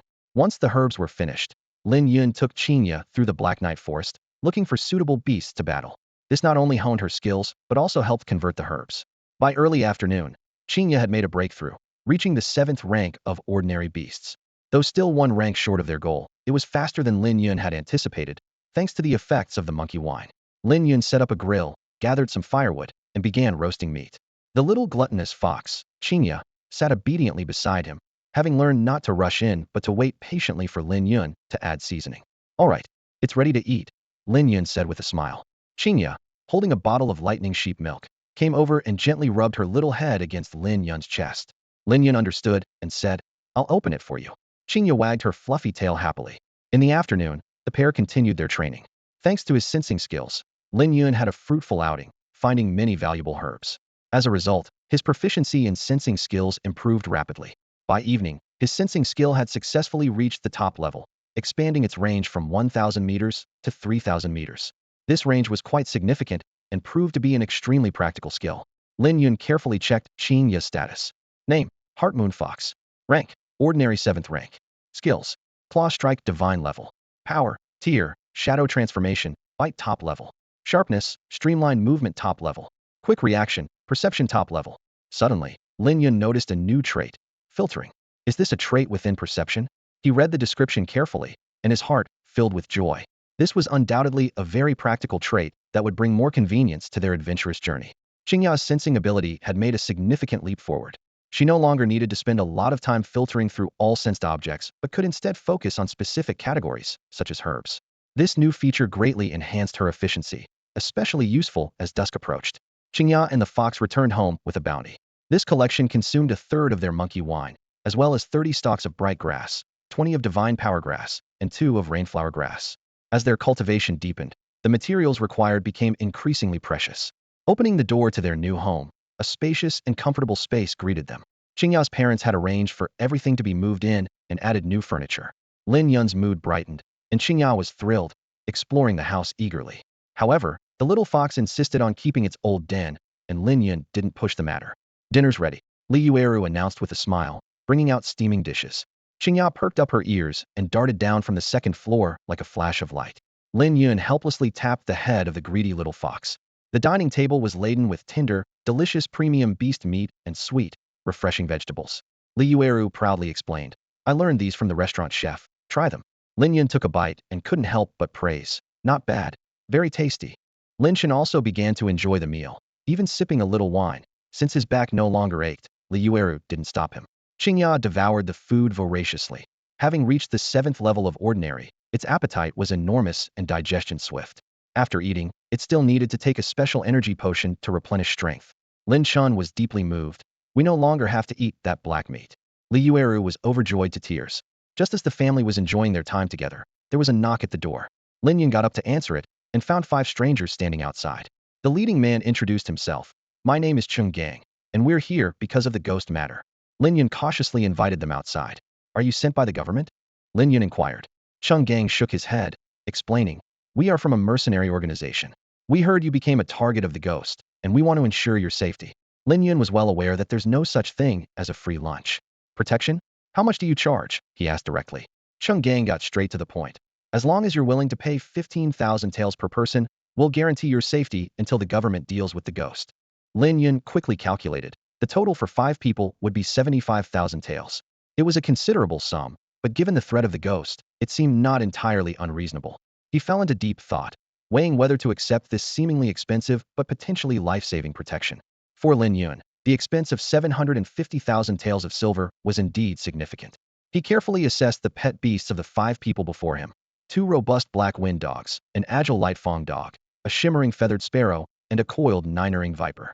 Lin Yun quietly noted the characteristics of each pet beast. The black wind dogs excelled in claw attacks and crushing bites, with one even mastering a ramming skill. The light fong dog, besides claw attacks, was proficient in light fong assaults and swift maneuvers. The feathered sparrow's pecking strikes and steel wing slashes were quite menacing. The 9-earing viper combined venomous fangs, burrowing, and stealth.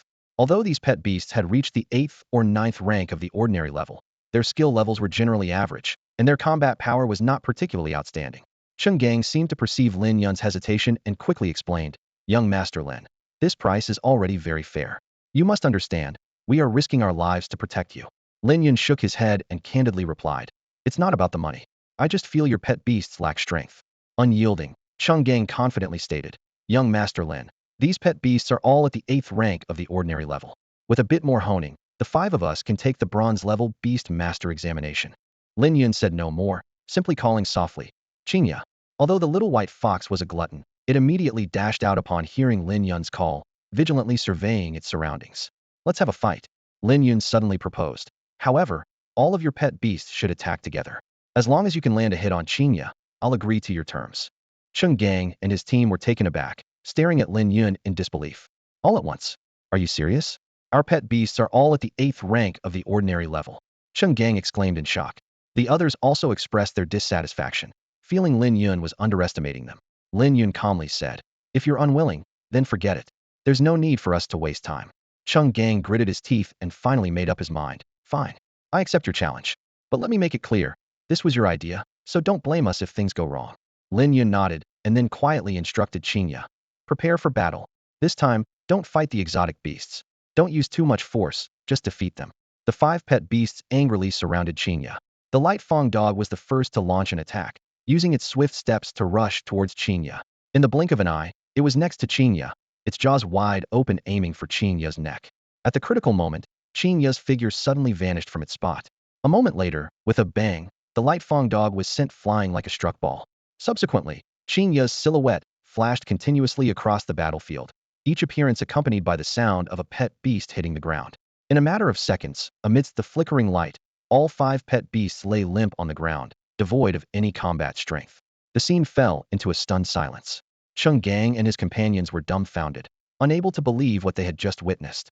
Chinga exclaimed in disbelief. In just a few exchanges, all our pet beasts were taken down. This is terrifying. Previously, Lin Yun's arrogant demeanor had somewhat irked Chinga and his companions.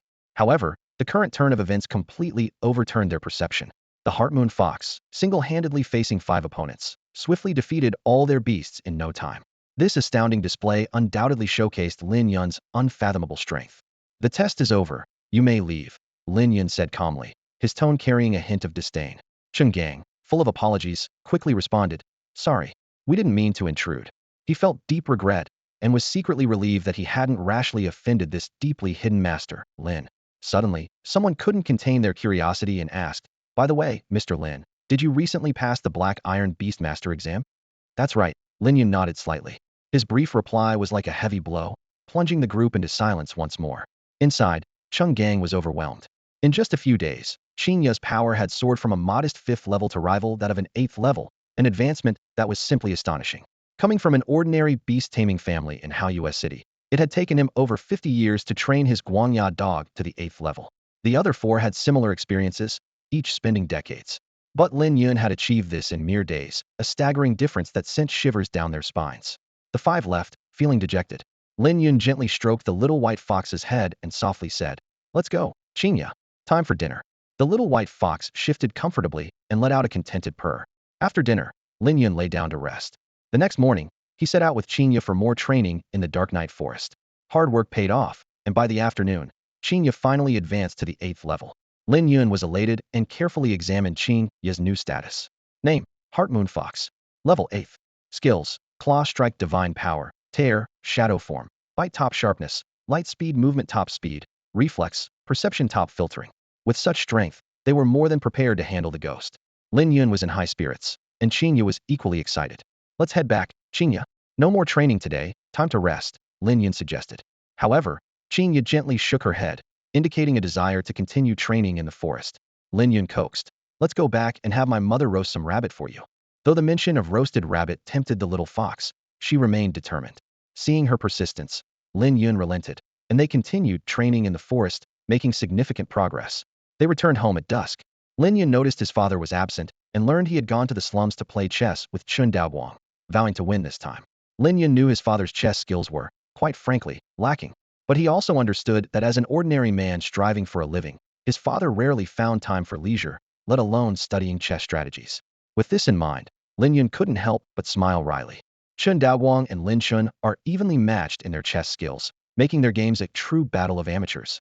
This is actually a good thing, because Lin Yun worries that his parents might become ill from being cooped up at home after retirement. "Mother, I'll be taking Chinga out for some training for a while, so you don't need to cook for us," Lin Yun told his mother. "All right, you take care of your business," Wei Yuwelling replied with a joyful smile.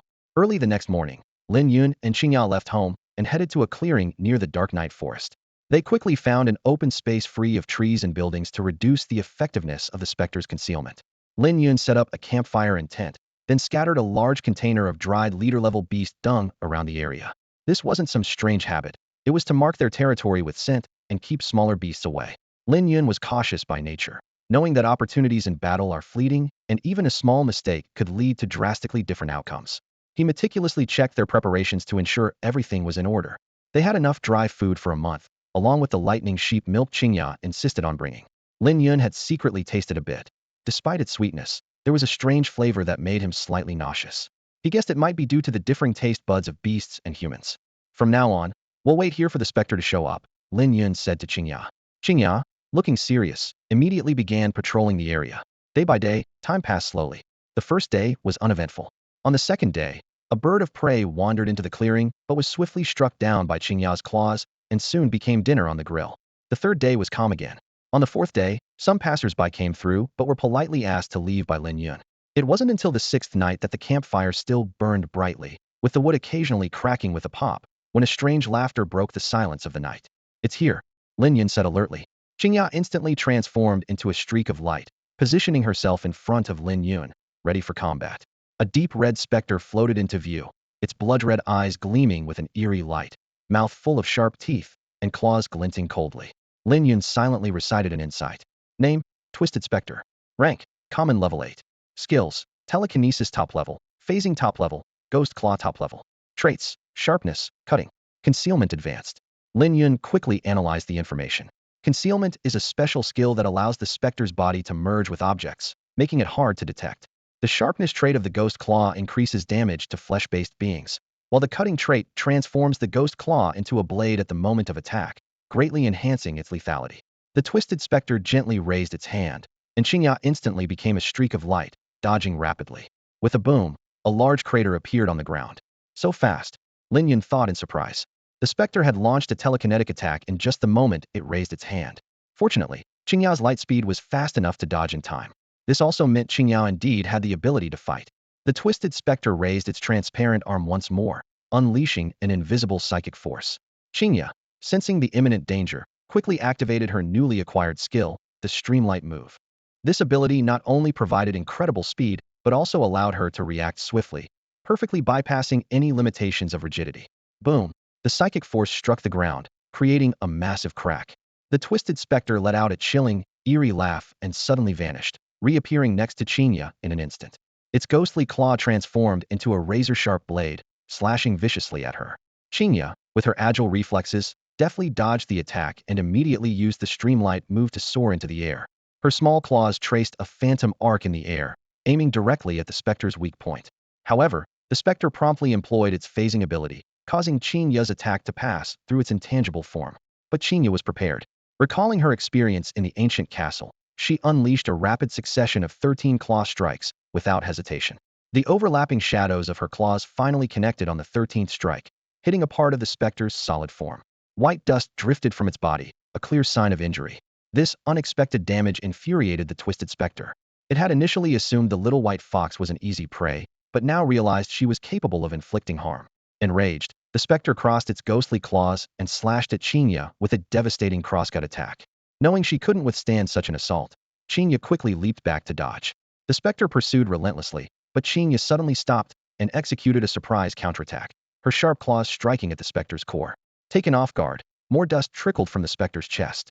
Seizing the momentum, Chinga used the streamlight move to rapidly reposition and launched a series of continuous claw strikes. The air was filled with the sound of slicing, and although the specter frequently phased to evade, a few attacks still found their mark. Gradually, the specter's form grew increasingly translucent. Realizing that this little white fox was far more formidable than anticipated, the specter's crimson eyes scanned the surroundings and quickly locked onto Lin Yun. It teleported again, appearing right in front of him, its sharp claws aiming for his vital points. Lin Yun, having anticipated this, swiftly distanced himself. Thanks to the beast contract with Chinga, he possessed 1/5 of her strength, allowing him to effortlessly evade the attack. Seeing the specter assault Lin Yun, Chinga was furious. She accelerated back into the fray, launching another series of ferocious claw strikes. The specter was hit over a dozen times, its form growing weaker and nearly as transparent as a thin sheet of paper. Realizing the dire situation, the specter attempted to flee the battlefield. But Chinga was not about to let it escape easily. She pursued relentlessly, her claws striking continuously. Finally, with a decisive blow, "This is something special. After eating this, you might just break through to the 9th level of the ordinary realm," Lin Yun coaxed gently, his eyes fixed intently on Chinga. Chinga tilted her little head and leaned gently against Lin Yun, starting to act coy. Her big, watery eyes were full of anticipation, as if waiting for more rewards. Seeing this, Lin Yun immediately caught on. "How about a bottle of lightning sheep's milk?" he asked tentatively. Chinga shook her head, clearly unsatisfied. "Then 2 bottles? 3 bottles? 4 bottles?" Lin Yun continued to up the ante, a hint of helplessness in his tone. However, Chinga stubbornly refused to consume the red soul crystal. Seeing Chinga's resolute demeanor, Lin Yun finally gave in. "Fine. If you won't eat it, you won't eat it. I'll just sell it for money, all right?" he said, exasperated. Hearing this, Chinga beamed with joy, her fluffy tail wagging gently as if celebrating her small victory. As night fell, Lin Yun and Chinga spent another peaceful evening outdoors. Early the next morning, they set off for the government office in Haoyue City. Lin Yun needed to cancel the aid request he had filed due to the Twisted Soul incident. Before long, they arrived at the imposing official residence. As soon as they stepped into the hall, Lin Yun once again met Qi Miaoyun. "Lin Yun, I'm so glad you're safe." Qi Miaoyun greeted him with delight. "The Beastmaster has returned." Just then, a young man with a small mustache approached, accompanied by a large, deep blue wolf. Lin Yun's gaze was immediately drawn to the majestic soul beast. Name: Icefield Wolf. Level: Ordinary 8th tier. Skills: Claw Strike Advanced. Ice Assault Advanced. Lin Yun silently analyzed. Its attacks deal additional ice damage and can slow down opponents. With 2 advanced skills, this Beastmaster seems quite skilled. Through Qi Miaoyun's introduction, Lin Yun learned that the Beastmaster's name was Che Tong. "Sorry, I had some matters to attend to and couldn't return in time," Che Tong apologized. "From now on, let me be responsible for your safety." Lin Yun nodded understandingly. It was common for official Beastmasters to be understaffed, and he didn't mind. "No need," Lin Yun said directly.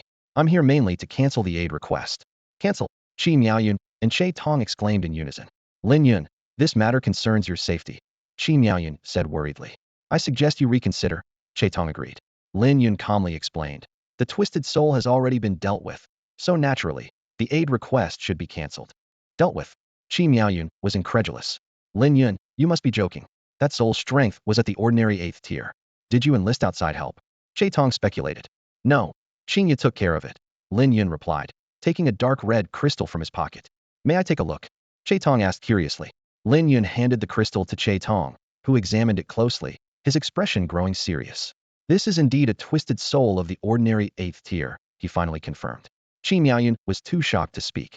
She recalled witnessing the terrifying power of that twisted soul through the crystal, which had left even the numerous beast masters summoned by Du Xing powerless. Yet, such a formidable opponent had been defeated by Lin Yun. Wait a minute, Tong suddenly remembered. I recall from the registration records that your Heart Moon Fox was supposed to be at the ordinary 5th tier. How could it possibly contend with a twisted soul of the 8th tier? Exactly. Lin Yun. Chinga was only at the ordinary 5th tier, right?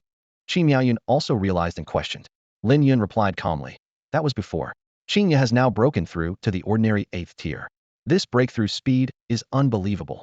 Yun was astonished, her eyes filled with disbelief. Tong stared in shock, unable to believe what he was witnessing. Lin Yun's pet beast, Chinga, had reached the 8th rank of the ordinary level in just a few days. The speed was astonishing. Tong remembered how it had taken him 8 whole years to raise his own pet beast to the 8th rank. What shocked him even more was that Chinga easily defeated the terrifying Twisted Wraith with its newfound power. As an official beast tamer, Tong had always feared the Twisted Wraith. If not for orders from his superiors, he would never have set foot in this dangerous place. Especially after seeing Du Xing's crystal recordings, where powerful beast tamers were mercilessly killed by the Twisted Wraith's psychic powers, he was filled with dread. He couldn't help but feel grateful that Lin Yun and Chinga had taken care of this threat. Lin Yun spoke calmly. Please cancel the registration. All right, I'll handle it right away. Yun responded promptly, quickly erasing the record. Her eyes flickered with a complex emotion. The initial admiration and thoughts of developing something further with Lin Yun had vanished. She realized that the potential of this young man was far beyond what she, a mere clerical worker, could ever reach. With a sigh, she recalled how her striking appearance had once garnered admiration, and a sense of pride had inevitably crept in. But now, in front of Lin Yun, that pride had disappeared, replaced by an inexplicable sense of inferiority. Lin Yun, unaware of Yun's thoughts, exchanged a few pleasantries before heading to a castle in Haoyue City with Chinga. He knocked on the iron door. Knock, knock, knock. A large fire cloud sparrow poked its head out, its fiery red feathers glistening in the sunlight. Lin Yun got straight to the point. I'm here to see you, Ling. The fire cloud sparrow called into the castle, and shortly after, a graceful figure came running out. The girl had long, smooth white hair cascading over her shoulders, and her clear eyes were like the moonlit sea, seemingly able to embrace everything in the world. Her lips curved into a gentle smile, as pure and enchanting as a crescent moon. Lin Yun, you're here. Wei Yuwelling said excitedly. You can stay at my place. My father will protect you. Lin Yun shook his head. No need. The Twisted Wraith has been dealt with. Dealt with?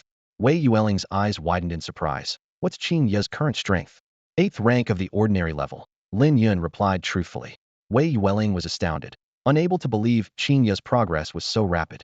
She couldn't help but feel a little guilty, thinking she had been too complacent, as her own beast, Lin Yu, had only just reached the 6th rank. She silently urged herself on. Wei Yuwelling, you fool, you need to work harder and stop playing around with the fire cloud sparrow all the time. Suddenly, Wei Yuwelling remembered something important and quickly asked, by the way, Lin Yun, did you get the sacred fire token? Yes, President Tian gave it to me.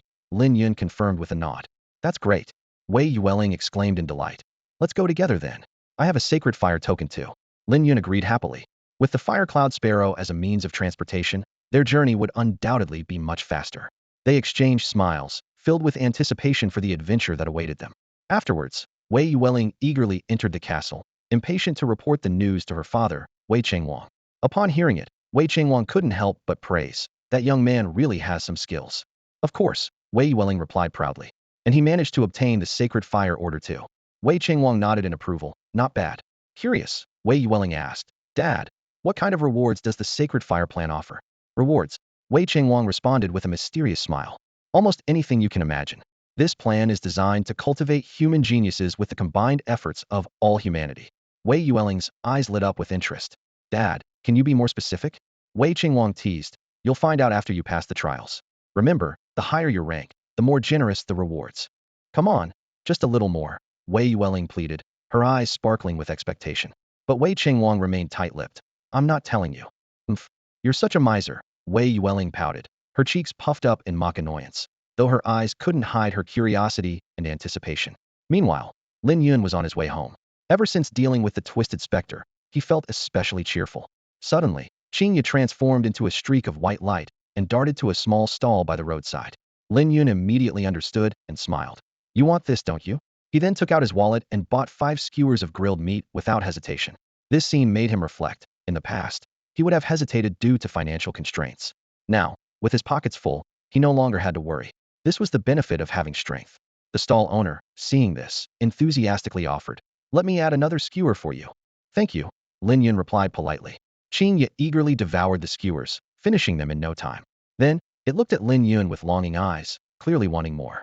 Lin Yun put on a stern face. "No more eating. We still have dinner when we get home." Hearing about the delicious meals Li Yuwelling prepared, Chinga immediately perked up and urged Lin Yun to hurry home. Lately, Li Yuwelling had been free at home and decided to learn cooking from the restaurant chef, making significant progress. Lin Yun paid for the lessons, and a few hundred taels were no longer a big deal for him. Seeing Lin Yun not moving, Chinga quickly ran ahead, growling softly to urge him again. Lin Yun, slightly exasperated, said, "Silly fox, all you think about is eating." With that, he grabbed it and intentionally walked slowly, making the little white fox anxious yet helpless. Once home, Li Yuwelling immediately got busy. Knowing there was a feast, Chinga obediently followed her, waiting patiently with a serious demeanor. Li Yuwelling smiled kindly. "Here, have this first." She took a small bag of snacks from the cupboard, and Chinga became excited.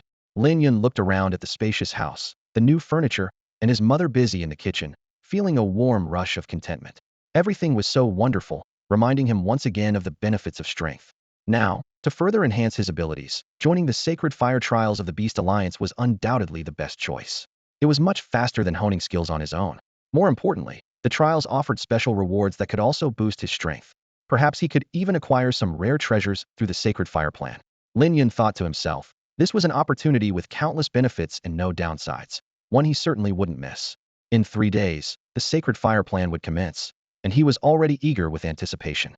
To call his father for dinner, Lin Yun once again stepped into the alleys of the slum. Along the way, residents greeted him, including familiar old neighbors and unfamiliar faces of strangers. Just then, he caught sight of Fatty talking with Qingqing and Li Jijia, and curiosity drew him closer. "Fatty, you need to think this through. This is a once-in-a-lifetime opportunity, and if you miss it, it's gone," Li Jijia urged anxiously. Fatty looked hesitant. "I'll think about it."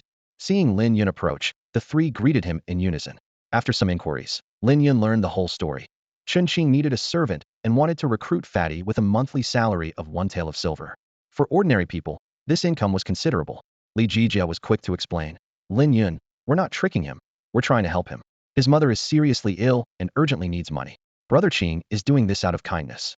Qingqing added, "I've made all the terms and conditions very clear." "Fatty, have you made up your mind?" Li Jijia asked impatiently. "Aye." Fatty clenched his fists, struggling with his decision. Lin Yun had known Fatty since childhood, often fishing and collecting bird eggs together. He understood Fatty's strong sense of pride.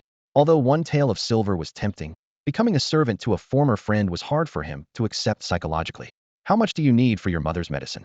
Lin Yun asked. 10 taels, Fatty replied softly. Without hesitation, Lin Yun pulled out a handful of broken silver from his pocket. "I'll lend you 100 taels. Pay me back when you have the money, and if it's not enough, come back to borrow more." "Thank you, Lin Yun, thank you so much." Fatty was overwhelmed with gratitude. "I'll repay you as soon as possible." Afterward, Fatty declined Li Jijia's proposal.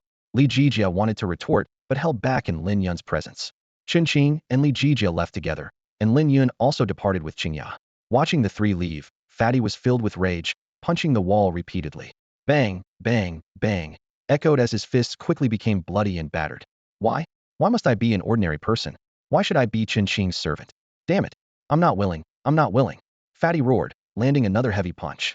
Blood gushed out, staining his entire fist. However, his blood was not the usual red but an unusual pale green. Instead of panic, Fatty wore an eerie smile at the sight of this peculiar blood color. After finding his father engrossed in a game of chess, Lin Yun returned to their city home. His mother had prepared a sumptuous dinner. The gluttonous Chinga darted to the food, eagerly nuzzling against his mother. Li Yuru smiled lovingly. "Yours is ready." Only then did Chinga notice its own little plate filled with delicacies and began to feast. Even though the food was piping hot, it didn't bother Chinga at all. The next morning, Lin Yun and Wei Yuwelling set off together for the distant Yunmengs. This journey would take them away from the familiar Haoyue city and onto an unknown adventure. Thanks to their mount, the Firecloud Sparrow, Lin Yun and Chinga traveled swiftly. By the afternoon, they arrived at the misty Yunmengs. The thick fog clung to the mountains like chains, and shortly after entering, both felt damp all over. Chinga let out a dissatisfied whimper. its tiny paw pointing towards the mist in the mountains. Lin Yun reassured it, saying, "The humidity is heavier here, just bear with it." He watched Chinga's actions with curiosity and silently invoked insight. Suddenly, information about the fog dragon flooded his mind. A tier 3 catastrophe beast with skills like fog chains, cloud riding, water cannon, fog manipulation, and ethereal presence. Lin Yun's expression changed slightly, realizing this might be Yunmeng's guardian beast. Soon, they reached a clearing at the mountain's peak. Various people and their companion beasts were gathered there. Using his insight, Lin Yun observed the surroundings. Most companion beasts were between tier 7 and tier 9, with high-level skills, indicating the impressive talents of the beast tamers. Suddenly, a flame dragon lizard caught Lin Yun's attention. Wei Yuwelling softly introduced, "That's Xiao Man, the son of the governor of Xinguang County, with ins-level beast taming talent. His flame dragon lizard is said to have dragon bloodline." At that moment, many beast tamers gathered around Xiao Man, flattering him. "Young Master Xiao, long time no see. Your flame dragon lizard has reached tier 9, and its flame breath is at a divine level, truly impressive." Xiao Man basked in the compliments with a look of satisfaction. Lin Yun quietly compared, noting that his Heart Moon Fox was on par with the flame dragon lizard, and his talent was even superior. However, he had no desire to unnecessarily reveal his abilities and merely observed the pretentious display with indifference. Just then, Xiao Man noticed Wei Yuwelling and approached. He greeted her with a graceful bow and asked with a smile, "Miss, may we get acquainted? My name is Xiao Man." Everyone's attention was irresistibly drawn to Wei Yuwelling. Although there were a few attractive women present, Wei Yuwelling's arrival instantly outshone them, rendering the others pale in comparison. Her voice, as cold as ice, rang out. "I have no interest in knowing who you are. It has nothing to do with me, so please don't block my way." Xiao Man, taken aback by the cold reception, showed a slight change in expression but remained persistent. She forced a smile and introduced herself. "I am Xiao Man, and my father is the governor of Xinguang County." Wei Yuwelling impatiently interrupted her. "Didn't you understand what I said?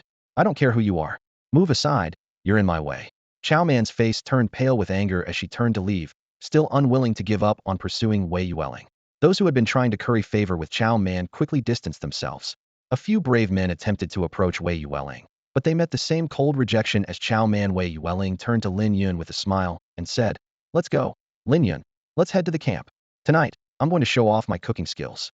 Lin Yun's expression changed slightly at her words. "Your cooking skills?" Wei Yuwelling glared at him with dissatisfaction. "What? Are you doubting my cooking skills?" Lin Yun carefully explained. "I just think my own cooking might taste better."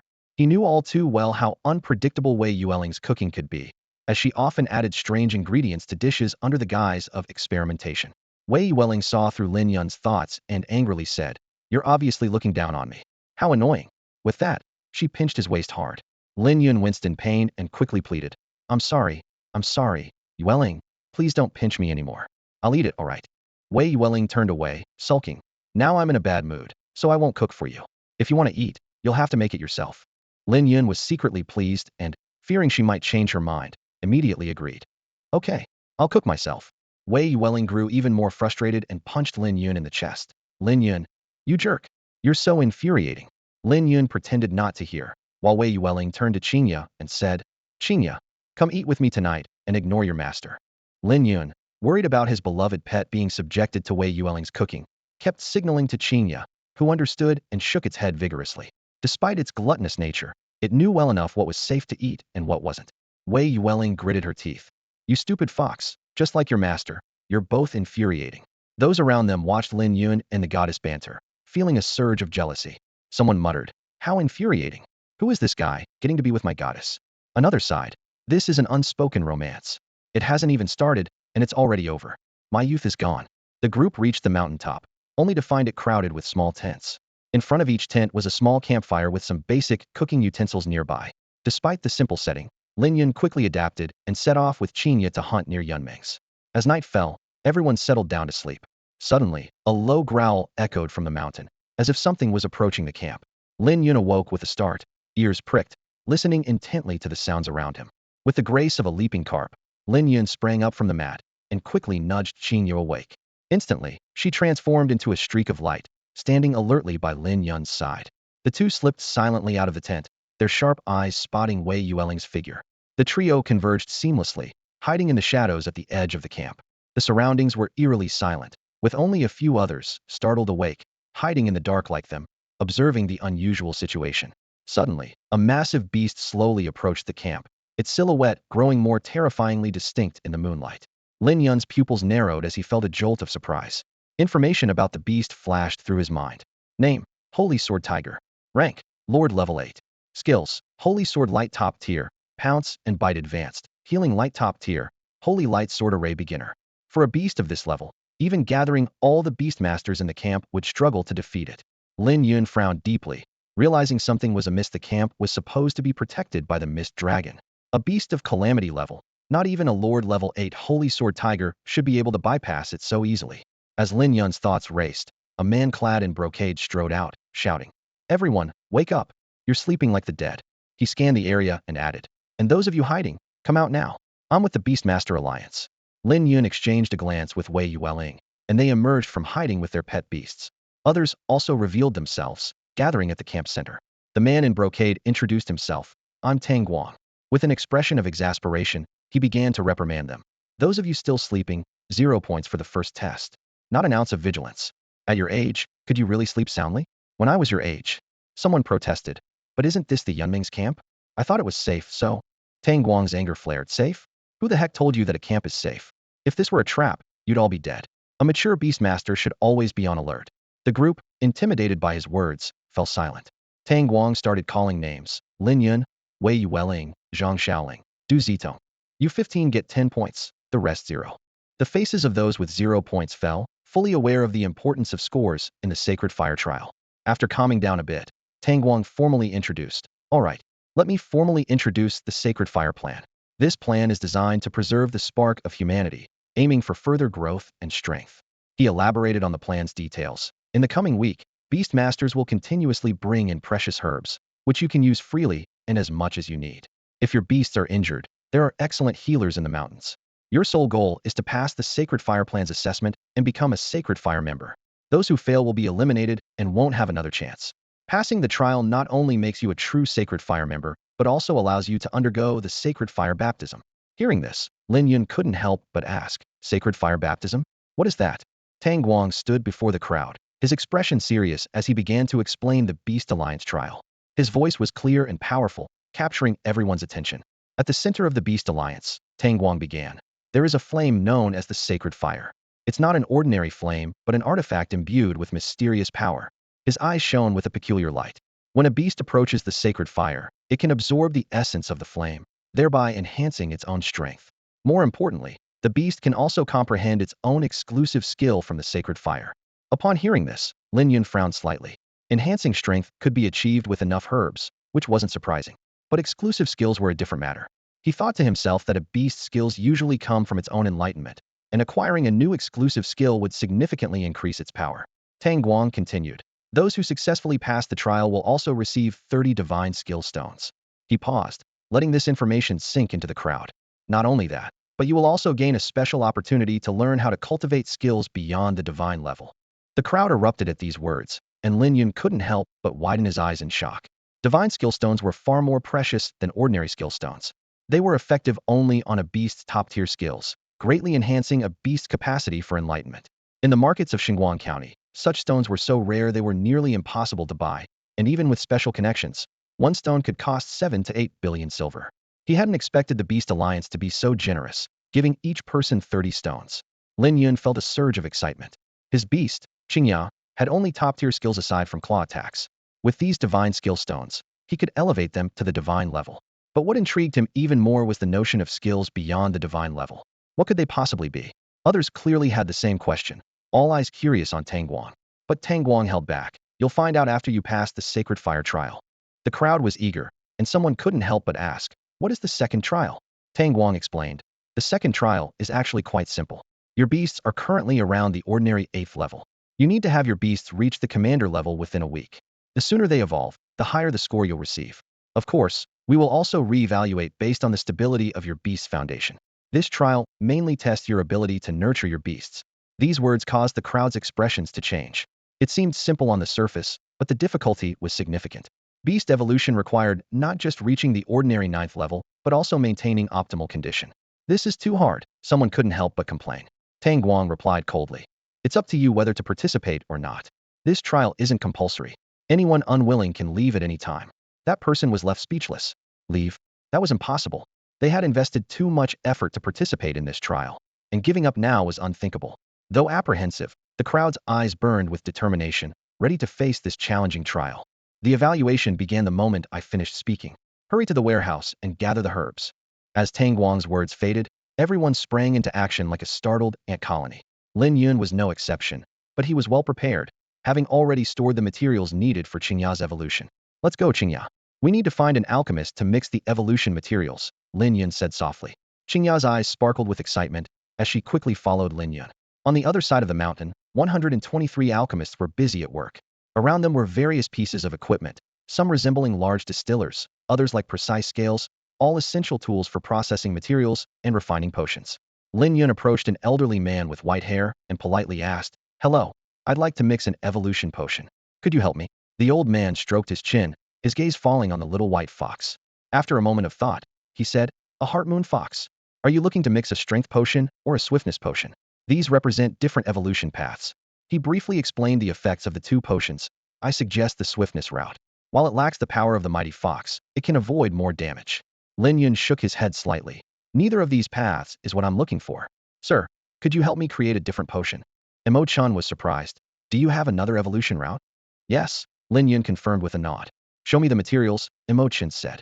Carefully, Lin Yun took the materials from his bag and laid them on the table. Moonstone, light stone, holy light herb, and moonlight herb. Emo-chan examined these rare materials closely, frowning slightly. "I didn't expect these could be combined." He then fell into deep thought. Lin Yun waited patiently, well aware of the complexity of potion mixing.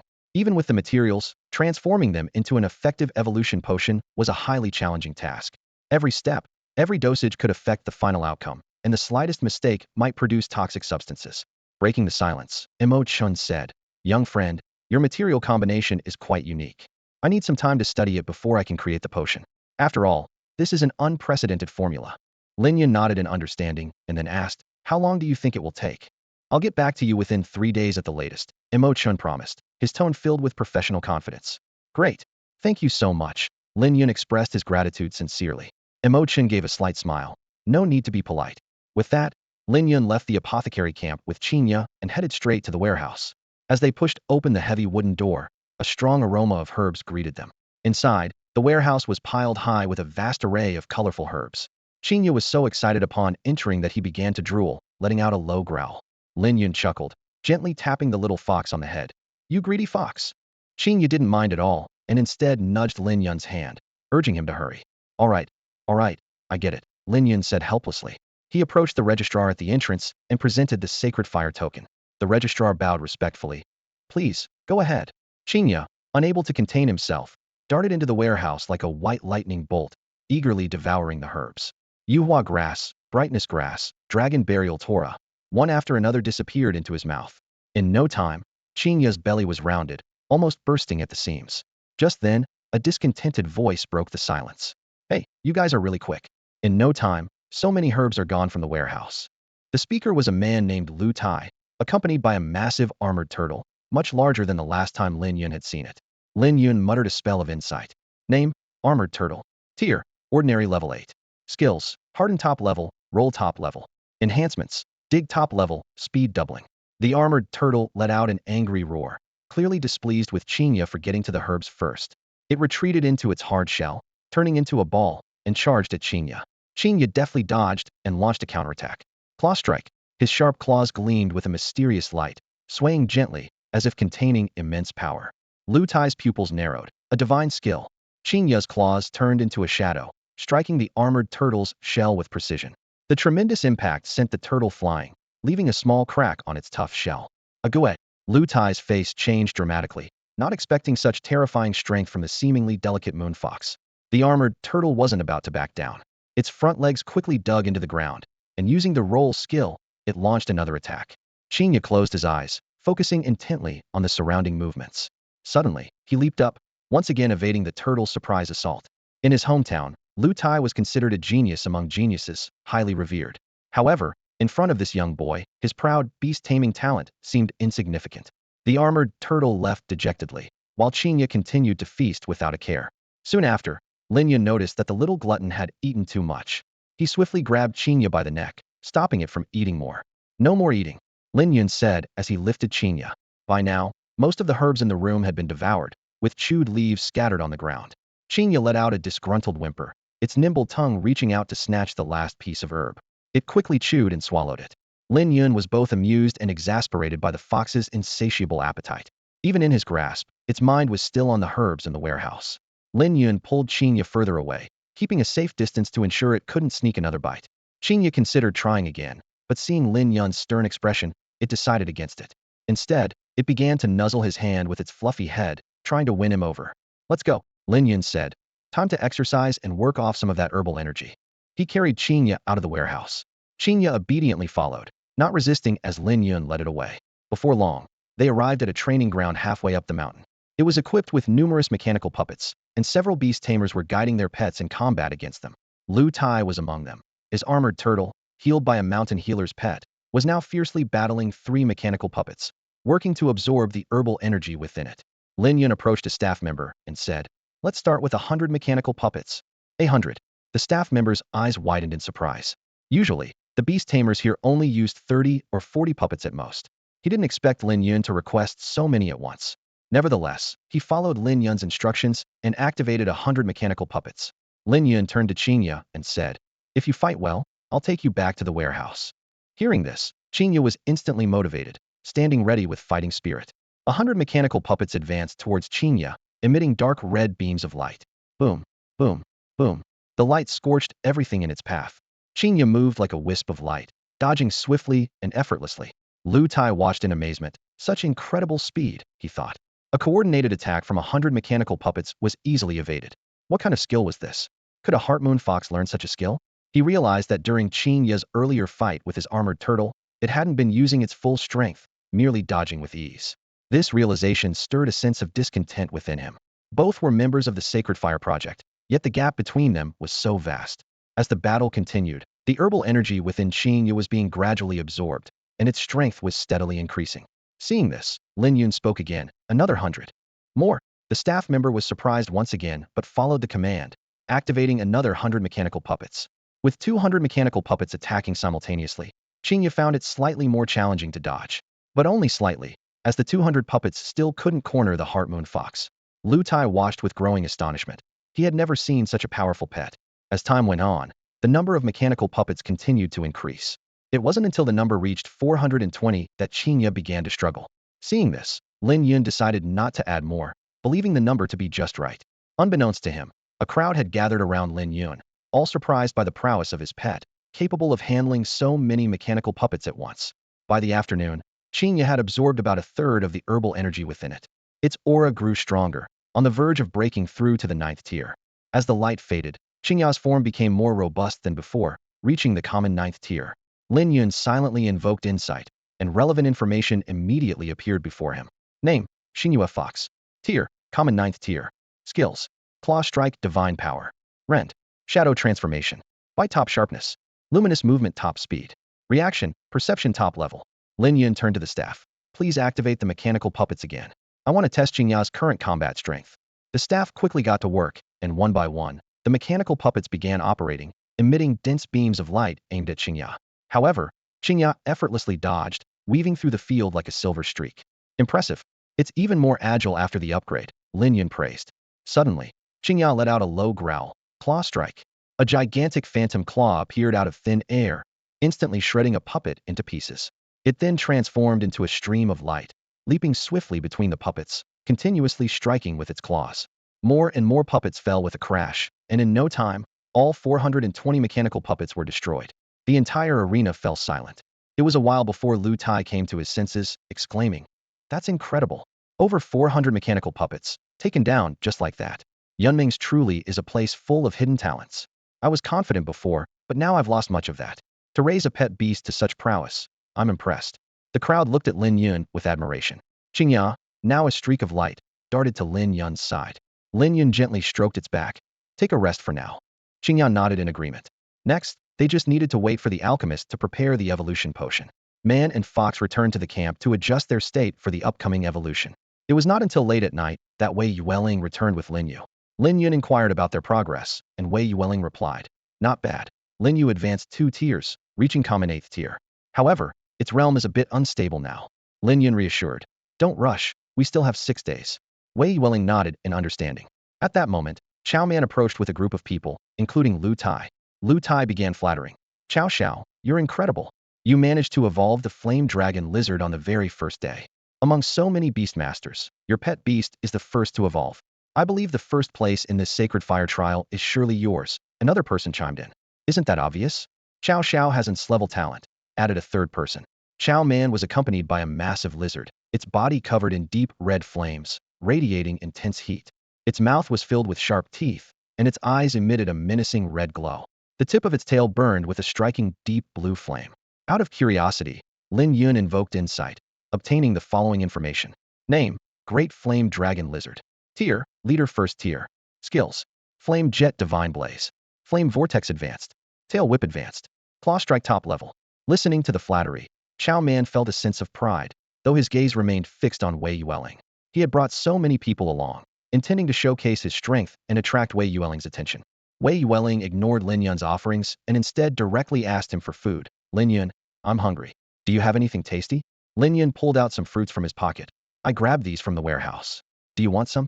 Wei Yuwelling's eyes lit up, and she smiled sweetly, her lips slightly parted. Yes. Give them to me. Lin Yun was a bit helpless. Can't you eat by yourself? Wei Yuwelling playfully complained. I'm so tired. I was busy with Rinyu all day. Just feed me this once. Lin Yun reluctantly gave in. I can't say no to you. Just this once, okay? Feeling delighted, Wei Yuwelling promised. I knew you were the best. I'll cook for you tonight. Lin Yun shivered slightly and said cautiously. Let's skip the cooking. Wei Yuwelling quickly assured him. I'll use normal seasoning this time. No weird stuff. Only then did Lin Yun feel reassured. That's fine, as long as you don't add anything strange. With that, he picked up a piece of fruit and gently placed it in Wei Yuwelling's mouth. She took a bite, the sweet and sour taste bursting on her tongue. So sour, but it's refreshing. Do you have more? Give me another one, hurry. Lin Yun patiently fed her until the fruit was gone. He said, that's all for now. I'll get more tomorrow if you like them so much. Wei Yuwelling happily raised her little fist and lightly tapped Lin Yun's shoulder. It's a deal then. Nearby, Xiao Man observed their closeness with jealousy, snorted, and said, let's go. I'm determined to take first place this time. Lin Yun and Wei Yuwelling ignored her. The next day, Lin Yun didn't take Chinga to train. Instead, he rested at the camp to adjust for the upcoming evolution. During this time, 2 more of their pet beasts successfully evolved to the first tier of the leader level. By evening, as the sun set, Wei Yuwelling returned to the camp with her pet beast. Lin Yun noticed that Rinyu had changed from a near-ice block appearance to a little ice and snow figure, with a pair of wings like ice crystals on its back. Lin Yun immediately checked Rinyu's status. Name: Ice Spirit. Tier: Leader Tier 1. Skills: Ice Wall Top Level, Tenacity, Frost Breath Top Level, Cold, Frost Fury Top Level. Wei Yuwelling gratefully said, thank you so much, Lin Yun. Lin Yun responded calmly. No need to thank me. You've helped me a lot over the years. Telling you the evolution path was nothing. Last time, when we encountered the wraiths, you even brought me a precious soul plate.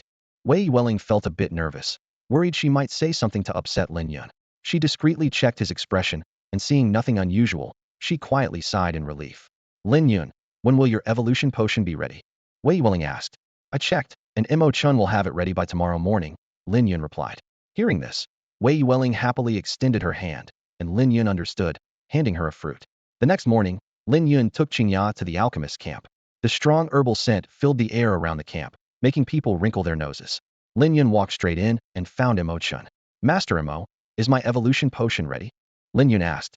Mo-chun nodded wearily, his aged hands fumbling in a drawer before pulling out a bottle of pale blue potion. Yes, it's ready. Seeing Mo-chun's exhausted state, Lin Yun felt grateful. Thank you, Master Mo. Mo-chun hesitated before finally speaking. Lin Yun, I have a favor to ask. I wonder if it's possible.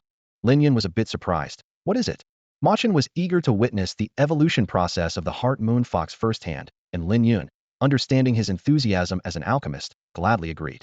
The group moved to a secluded clearing to ensure they wouldn't be disturbed. Lin Yun handed Chinga a bottle of evolution potion. Chinga, take this. The Heart Moon Fox grabbed the bottle with its mouth and tilted its head back to drink the liquid in one gulp. Suddenly, Chinga let out a painful whimper. Lin Yun remained calm, knowing that the potion was restructuring its body. Chinga's fur began to emit a faint glow, growing increasingly brighter until its entire body was enveloped in light.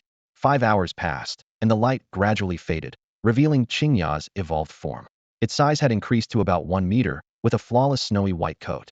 A crescent mark had appeared on its forehead, and its fluffy tail had grown longer.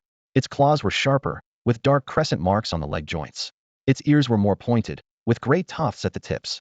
Lin Yun was delighted to see Chinga undergoing a skill transformation. Ma Chen excitedly explained. This is the new evolved form of the Heart Moon Fox. It's truly astonishing.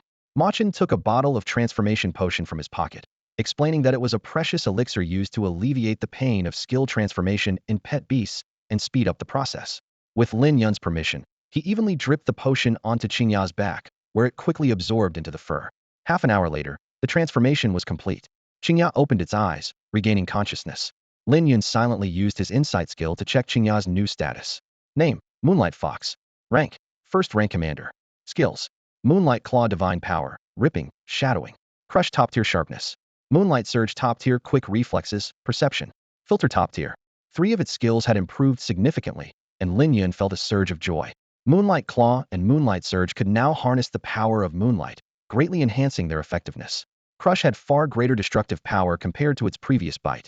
Chinga was overjoyed, running around the clearing and repeatedly showcasing its newly acquired skills. As moonlight flickered, the surrounding rocks were effortlessly shattered by its sharp claws, demonstrating its impressive destructive capabilities. Mo Chen's brow furrowed slightly, and a hint of surprise flashed in his eyes. As an experienced alchemist, he had encountered many powerful foxes and swift foxes, well aware of the potency of their skills. However, the strength of the fox before him was anything but ordinary, prompting him to blurt out, "What's the name of this pet beast?" "Moonlight Fox," Lin Yun replied truthfully, a touch of pride in his voice. After a few days of rest, the second round of trials was nearing its end. Everyone gathered in the clearing. Their expressions varied with anticipation and nervousness. Tang Guang cleared his throat and began announcing the rankings. "In this trial, your performance has improved compared to the previous round." His gaze swept over the crowd. First place goes to Xiao Man, whose flame dragon lizard evolved into a great flame dragon lizard on the first day, earning 40 points. 40 points.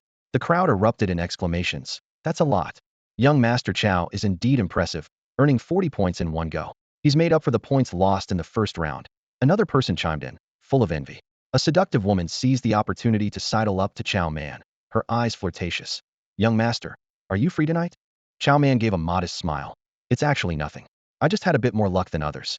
My pet beast accidentally wandered into the governor's treasury before coming here and ate quite a few herbs, which is how it broke through to the 9th level." "What kind of herbs?" the woman asked curiously. "Just heart flame grass," Xiao Man replied casually. Heart flame grass. The woman's mouth opened slightly. "I remember this herb costs 5 million taels per stalk." Xiao Man nodded in acknowledgement. "It is quite expensive. My father even scolded me for it." Now, there are only 32 stalks of heart flame grass left in the treasury. At these words, the faces of those present changed dramatically. 32 stalks of heart flame grass, such a quantity would bankrupt most people there. The financial power of the governor's office was evident. Lin Yun couldn't help but mutter, "That's quite the humble brag." "Humble brag? What do you mean?" Wei Yuwelling asked, puzzled. Lin Yun explained. "It's when someone uses a tone of disappointment or unhappiness to subtly boast about themselves." Wei Yuwelling laughed. "Hee, it really does sound like that." "Quiet!" Tang Guang shouted loudly. "Everyone, settle down." The noisy crowd instantly quieted down, all eyes focused on Tang Guang. He continued, "Second place is Du Zitong, and third place is Sun Da. Their pet beasts evolved successfully on the morning of the second day, earning 35 points. Fourth place is Wei Yuwelling, and fifth place is Lin Yun, both with 30 points. As the list was announced, the atmosphere on site grew complex. Some were happy, others worried, especially those with scores below 5 points. With only one trial left, and its difficulty exceptionally high, those who hadn't scored in the first round felt immense pressure. Eventually, someone couldn't take it anymore and stepped forward. "I'm quitting." Another person quickly followed. "Me too." In total, 12 people decided to leave. Their talents couldn't match those of Xiao Man, Du Zitong, and others, and with low initial scores, continuing seemed futile. The remaining participants, though in a tough spot, still wanted to give it another shot. Tang Guang, expressionless, said, "If you're leaving, then go." He showed no intention of persuading them to stay. Those who left did so silently, taking their pet beasts back to camp to pack their things. Those who stayed watched the departing figures with a sense of shared fate. Tang Guang continued. "Next, I'll explain the third trial. This trial carries 50 points. Additionally, observers will give bonus points based on your performance over this period, totaling 20 points. The final composite score will determine the 10 most outstanding individuals to become true members of the Sacred Flame. Only 10 people. One person's face changed dramatically. That's too harsh. Next, My sacred sword tiger will suppress its strength to the first tier of command and battle your pet beasts. I will score you based on your actual performance. Tang Guang's voice echoed across the clearing. As he finished speaking, a massive blue tiger strode forward, its body covered with sharp, sword-like stripes, exuding a formidable aura. The contestants couldn't help but gasp, and Lu Tai blurted out, "This is way too difficult." Even with its power suppressed, the sacred sword tiger is still a lord-level beast. The others nodded in agreement, their eyes filled with concern. Tang Guang glanced around and said calmly, "The competition officially starts. Who will go first?" The air seemed to freeze as no one dared to step forward. Then, Lu Tai took a deep breath and bravely stepped up. "I'll go first. Sooner or later, it's going to happen. Might as well get it over with." His voice trembled slightly, but his eyes were resolute. With Lu Tai's words, his pet, the steel armor turtle, slowly moved forward. Facing the blue tiger, a hint of fear flashed in the turtle's eyes, yet it stood firmly in the battle area. "In that case, let's begin," Tang Guang commanded, and the battle commenced instantly. The steel armor turtle reacted quickly, its front legs rapidly digging into the ground, disappearing underground in a flash. However, the sacred sword tiger was even quicker. A stripe on its forehead moved like a tadpole, emitting a dazzling golden light that expanded rapidly, transforming into a sharp light blade that sliced precisely toward the left front of the ground. With a loud boom, dirt flew everywhere, and a massive crack appeared in the ground. The steel armor turtle was forced to emerge from underground, but reacted swiftly by retracting its limbs into its hard shell and launching itself at the sacred sword tiger. The sacred sword tiger let out a deafening roar, and the stripes on its body surged forward, forming an impenetrable sword formation that enveloped the steel armor turtle. "Holy light, sword formation!" the spectators exclaimed. Inside the sword formation, countless light swords rained down, quickly covering the turtle shell with numerous cracks. Lu Tai's face changed drastically, and he shouted in panic, "This is bad. At this rate, Ague will die." "Stop," Tang Guang called out in time. The sacred sword tiger growled softly, and all the light swords retreated back into its body like a receding tide. The battle ended, and the steel armor turtle's shell was pierced through, revealing its internal organs, its injuries severe. Tang Guang coldly announced, 10 points. Lu Tai's face fell instantly. 0 points in the first trial, 20 in the second, and 10 in the third, totaling only 30 points. This meant he was likely to be eliminated. Sigh? In the end, it's not enough strength. Lu Tai sighed, suppressing his disappointment, and carried his injured steel armor turtle toward the healer's camp. Despite the turtle's bulky size, sharing some strength made it manageable for Lu Tai to carry it. In the healer's camp, healing pets rushed over to treat the steel armor turtle. The cracks on the turtle shell were slowly mending, but the progress was not ideal. A healer frowned and said, "These injuries are severe. Healing skills alone might not fully restore it." Lu Tai tensed up hearing this. "Doctor, what should we do? Please, find a way. I don't want anything to happen to Ague. I'll do whatever it takes to make my pet better." The healer quickly reassured him, "Don't worry. Stay calm. I wasn't finished. With special medication and gradual care, it can recover. But your steel armor turtle will likely have lasting effects from these injuries." "Thank you, doctor. I'm really grateful." Lu Tai sighed in relief, his gratitude evident. Back at the clearing, Tang Guang looked at the crowd again and asked, "Who else wants to go?" The crowd remained silent. Everyone had witnessed the terrifying power of the sacred sword tiger, and even with its strength suppressed, it was still a daunting lord-level pet beast. Lin Yun initially considered letting Chinga take a shot, but noticing Xiao Man's eager expression, he stepped back, giving the opportunity to her. This person is too flamboyant, causing everyone to secretly hope he'll face some setbacks. Xiao Man smirked confidently, his eyes gleaming with self-assurance. "Since none of you dare to step up, let my great flame dragon lizard take on this tiger. Today, I'll show you how to defeat it. Watch closely." A seductive woman chimed in. "Xiao, we're counting on you." Xiao Man replied arrogantly. "Watch carefully and learn. How much you learn depends on your observation skills." With a command, the great flame dragon lizard strode forward to confront the sacred sword tiger. The air was thick with tension. The battle was about to begin. The great flame dragon lizard opened its massive jaws, flames gathering in its throat, transforming into a scorching river that surged toward the sacred sword tiger. The tiger stood its ground, the stripe on its brow suddenly coming to life, becoming a razor-sharp blade that clashed heat-in with the fiery torrent. The blade sliced through the flames effortlessly, aiming directly for the great flame dragon lizard. Realizing the danger, the lizard quickly dodged. Its body erupted in flames, forming a massive fiery vortex, attempting to trap the sacred sword tiger. The sacred sword tiger let out a thunderous roar, its sacred swords whirling like silvery lightning, tearing through the fiery prison in an instant. The great flame dragon lizard, learning from Lu Tai's lesson, kept changing positions to avoid being locked by the tiger's sword formation. The sacred sword tiger was relentless, releasing all its sacred swords, following closely behind. Sword lights crisscrossed, the great flame dragon lizard dodging left and right while spewing flames in retaliation. Both moved at high speed, reducing their accuracy. Only a few flames hit the tiger but were easily deflected by the swords. In a blink, the sacred sword tiger caught up to the dragon lizard, striking with a mighty paw. Surrounding the paw were several sacred swords, shining brightly with immense power. Xiao Man exclaimed. So that's another way to use the sword formation?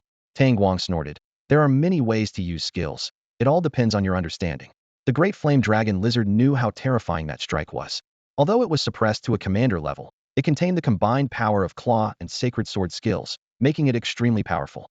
It didn't dare to take it heated, quickly spewing a flame to propel itself to the right, narrowly avoiding the tiger's paw.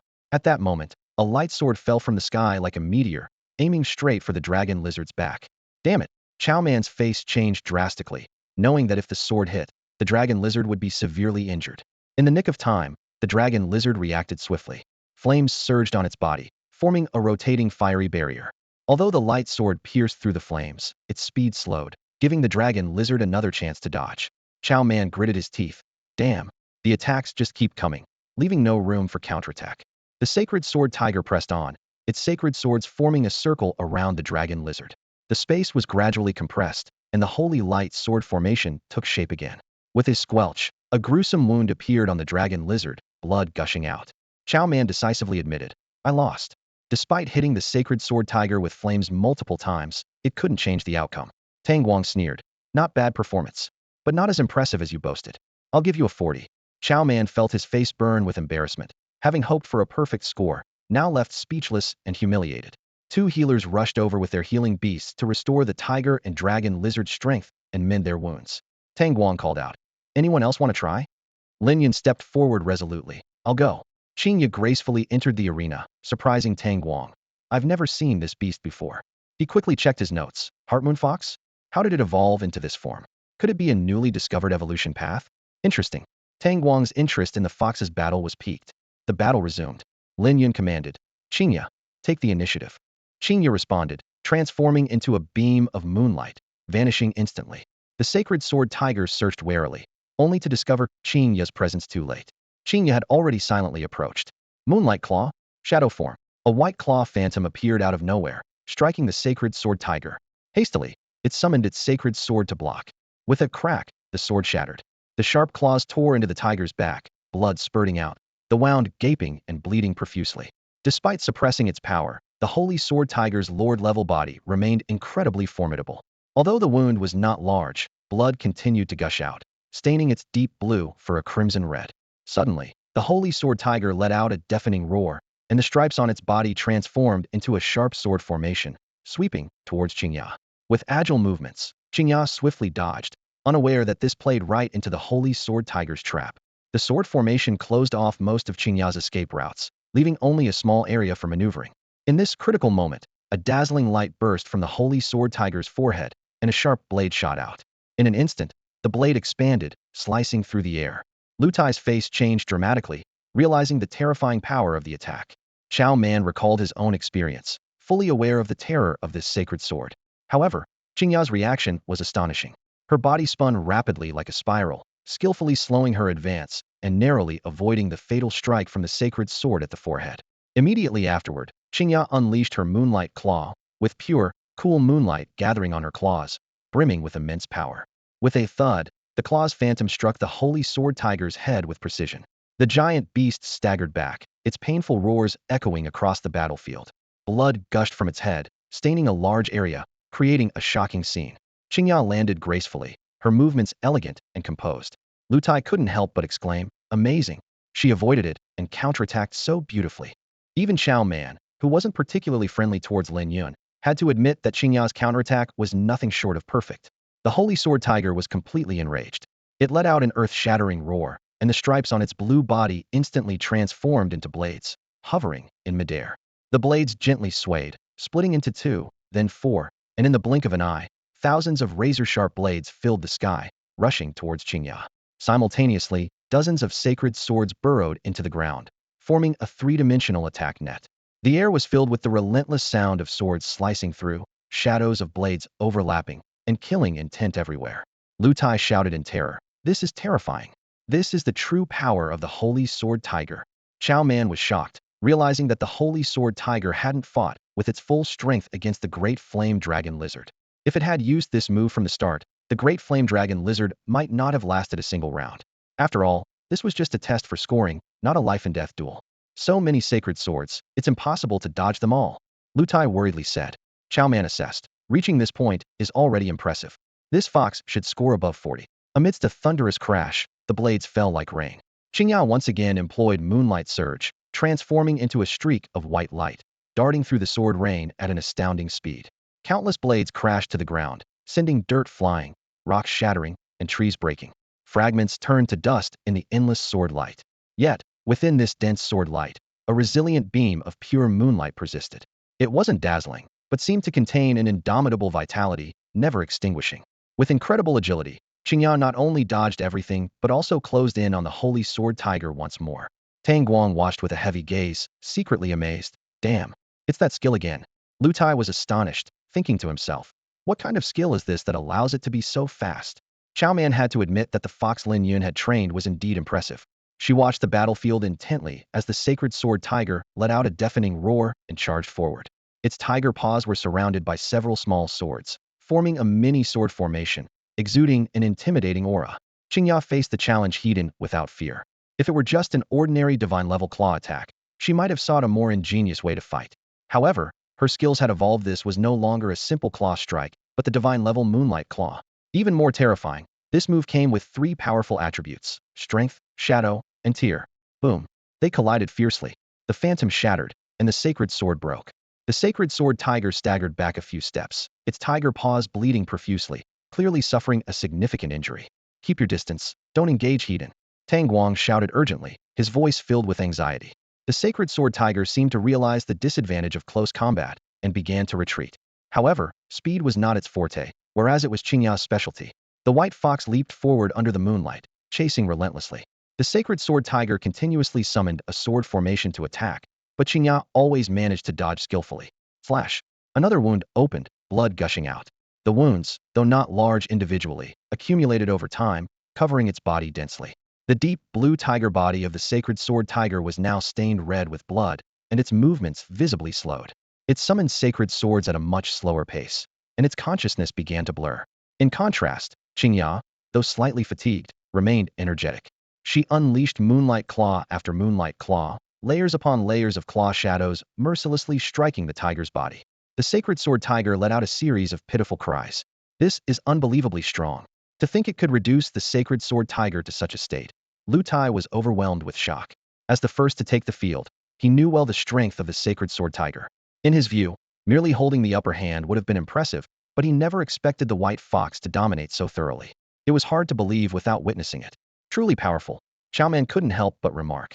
She recalled her great flame dragon lizard's previous battle with the sacred sword tiger. While it had injured the opponent, it was nowhere near this extent. If her pet were to face Chinga, the outcome would likely be quite grim. Xiao Man analyzed Chinga's combat style carefully. Unparalleled speed combined with strong, powerful attacks. Almost perfect. She felt that at the commander level, it would be hard to find a match for this white fox. Sighing, she thought, there's always someone better out there. I have a long way to go. The onlookers were equally astonished, discussing among themselves. Who would have thought someone could train a pet to this level? It's terrifying. How is it even trained? Just then, the sacred sword tiger let out an earth-shattering roar, echoing throughout Yunmeng's. Stop. Stop now. Heart sword. I command you, stop immediately. Tang Guang shouted frantically, sensing something ominous. Due to severe injuries and the tearing attributes effect, the sacred sword tiger's mind had become chaotic. Suddenly, a terrifying pressure descended upon Yunmeng's lord-level power. Countless sacred swords appeared, densely filling the sky. Tens of thousands of blades hovered in the air, emitting a chilling gleam. In the blink of an eye, 2 blades moved first, shooting towards Chinga like lightning. Oh no, something's wrong.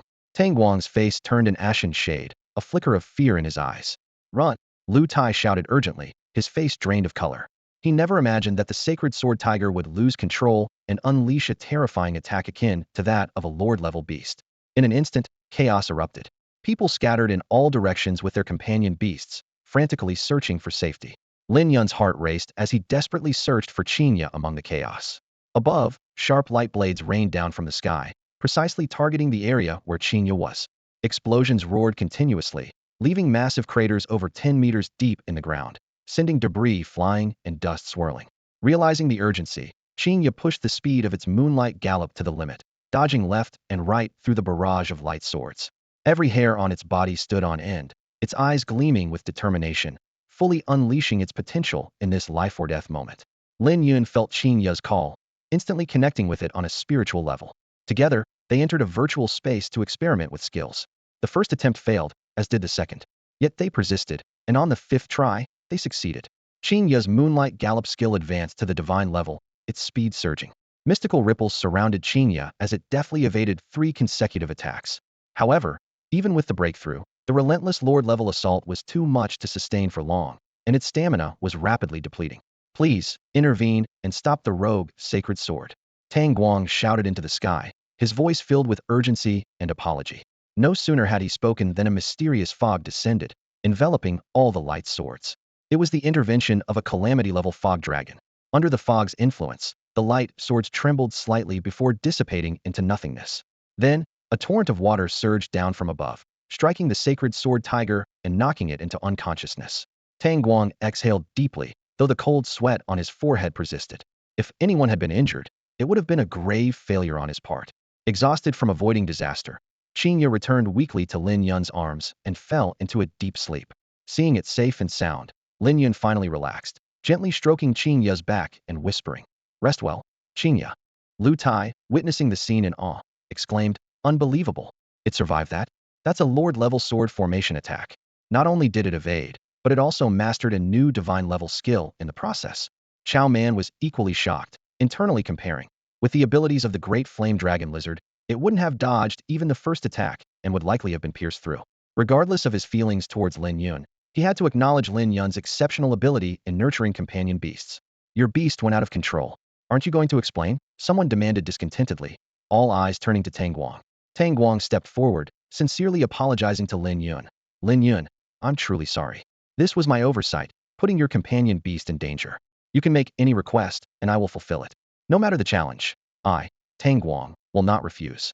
Lin Yun sensed Tang Guang's genuine remorse. While the incident was indeed Tang Guang's responsibility, it wasn't entirely his fault. Lin Yun pondered how best to respond to this sincere gesture. Lin Yun pondered for a moment and finally decided to let go of past grievances. He said to Tang Guang, "Forget it, what's done is done. As for any requests, I haven't thought of any yet." Tang Guang nodded in understanding and replied, "No problem. If you think of anything, come find me at the Tang family in Xinguang County." This statement was like a thunderclap in everyone's mind. Xiao Man's face changed drastically, and he exclaimed, "You're actually from the Tang family in Xinguang County." The Tang family held significant influence in Xinguang County, and even the county governor had to show them respect. Lin Yun receiving such a promise from the Tang family was truly enviable. However, everyone knew that this was a well-deserved compensation for Lin Yun. Lin Yun nodded simply, accepting the promise. Tang Guang then called for a healer to carefully examine Chinya's condition. Fortunately, Chinya was unharmed, just exhausted. To express his apology, Tang Guang offered his treasured shungli flowers, rare herbs that grow in swamps and feed on moonlight, which he usually couldn't bear to use himself. Under the careful preparation of an alchemist, 15 shungli flowers were turned into 3 bottles of stamina potions. After Chinya took them, she quickly regained her usual vitality, allowing everyone to breathe a sigh of relief. The sacred sword tiger was more seriously injured and needed a week to recover. During this time, Lin Yun seized the opportunity to train Chinya, successfully advancing her to commander level 2. Chinya's attributes improved as follows. Name, Moonlight Fox. Level, commander level 2. Skills, Moonlight Claw Divine Power. Tier Divine. Shadow Transformation Top Tier. Shatter Top Tier Sharpness. Moonlight Surge Divine Speed. Reaction, Perception Top Tier. Filter 1 week. A week later, the evaluation continued. Wei Yuwelling, with her clever strategy, used the power of frost to restrict the sacred sword tiger's movements and sought opportunities to counterattack. Although she did not win, her performance was commendable.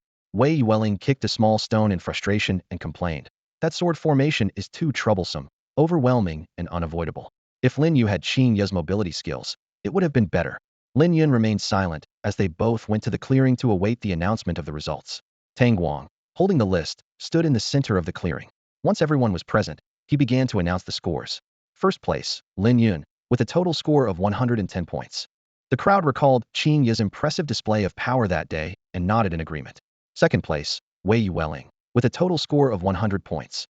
Although she didn't defeat the Sacred Sword Tiger, her performance was still outstanding, just a step away from victory. Tang Guang continued reading, finally announcing, Xiao Man, 10th place, 80 points.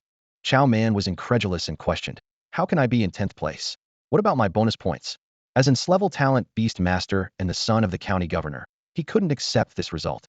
Tang Guang coldly replied, your talent is indeed good, but your temperament is lacking, and your behavior is frivolous, so your bonus points are 0.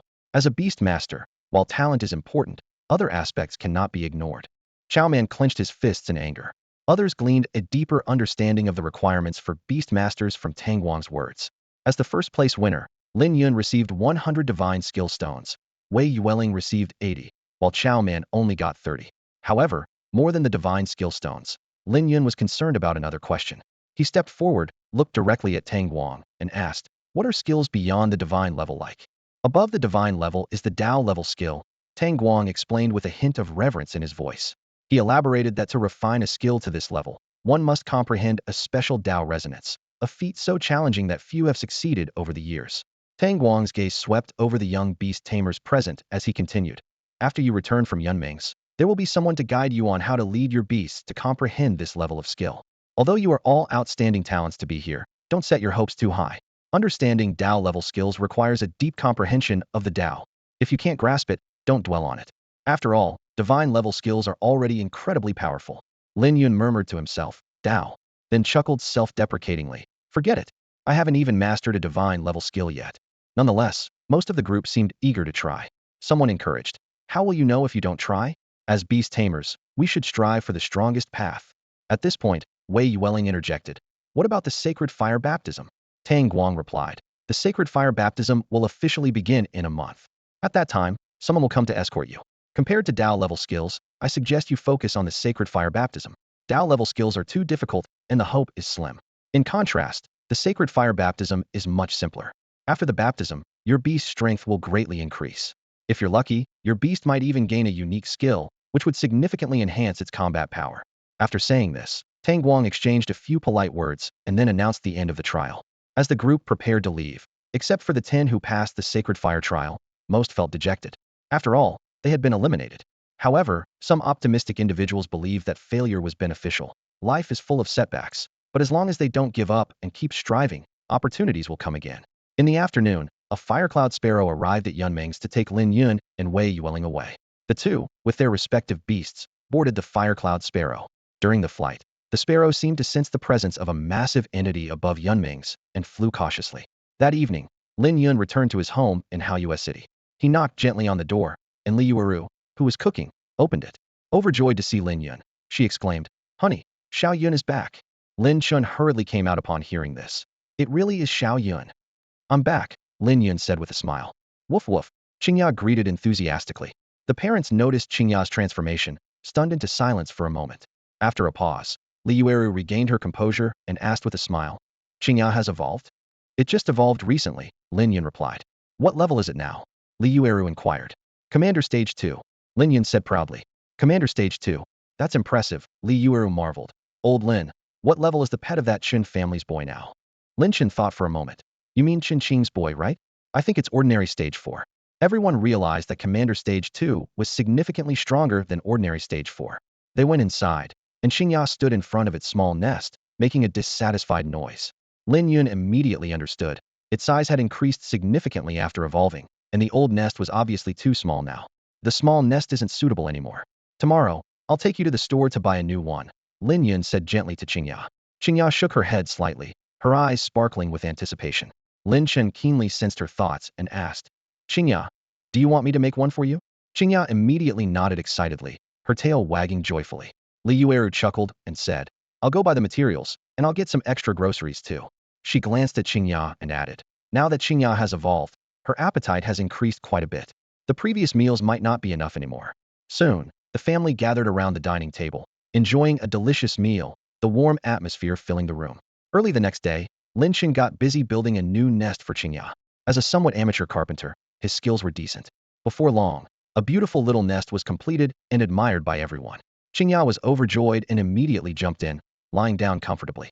In the afternoon, Lin Yun ground a divine skill stone into powder and mixed it with water to create a potion. The pungent smell made him frown slightly, thinking that just the smell alone was hard to bear. Surprisingly, Chinga was well-behaved this time and drank the potion without any fuss. Whimper. Chinga let out a pained whine, only calming down after a full hour. As night fell, the pair ventured once more into the dark night forest, honing skills and absorbing the potion's power. Before long, Chinga's skills saw a breakthrough. After failing 63 times, they finally succeeded on the 64th attempt, developing a divine-level skill. Chinga's sensing ability successfully advanced to the divine level, extending its range to 5 kilometers. Even more exciting was her new trait premonition. This ability allowed Chinga to predict incoming attacks in battle, albeit briefly, significantly increasing their chances of success in fast-paced combat. Before dark, the duo continued to diligently hone their skills. By dusk, they had successfully elevated the Bite Crush skill to the divine level. Lin Yun was grateful for using the divine skill stones. With ordinary skill stones, it would have taken 2 to 3 days to achieve this, consuming a large number of stones. They completed the task with just 2 divine skill stones, leaving 98 stones for future challenges. Chinga's abilities saw significant enhancement. Name: Moonlight Fox. Rank: Leader Level 2. Skills: Moonlight Claw Divine Level, Powerful, Tear, Shadow. Bite Crush Divine Level, Sharp. Moonlight Gallop Divine Level, Quick Reflex. Perception Divine Level, Filter, Premonition. Although Chinga's 4 skills had reached the divine level, Lin Yun understood that the highest level wasn't divine but Tao. Despite Tang Guang's advice not to set high hopes on Tao-level skills, Lin Yun wanted to try. His reasoning was simple: why climb the highest peak? Because it's there. 2 days later, the Beast Alliance contacted Lin Yun, informing him that the person who could teach Tao-level skills was waiting in the Dark Night Forest. Lin Yun, with Chinga, set off immediately. After some travel, they arrived at a cliff's edge. There, Lin Yun saw a middle-aged man and a black wind dog, quietly awaiting their arrival. Compared to the usual black wind dog, this pet beast is somewhat smaller, standing just over 2 meters tall. However, its fierce aura is not diminished in the least. Its limbs are covered with dark red, mysterious patterns, a clear sign of evolution. Lin Yun focused and silently recited the insight technique, instantly conjuring detailed information about this pet beast in his mind. It is called the Black Flame Dog, ranked at Warrior Level 6.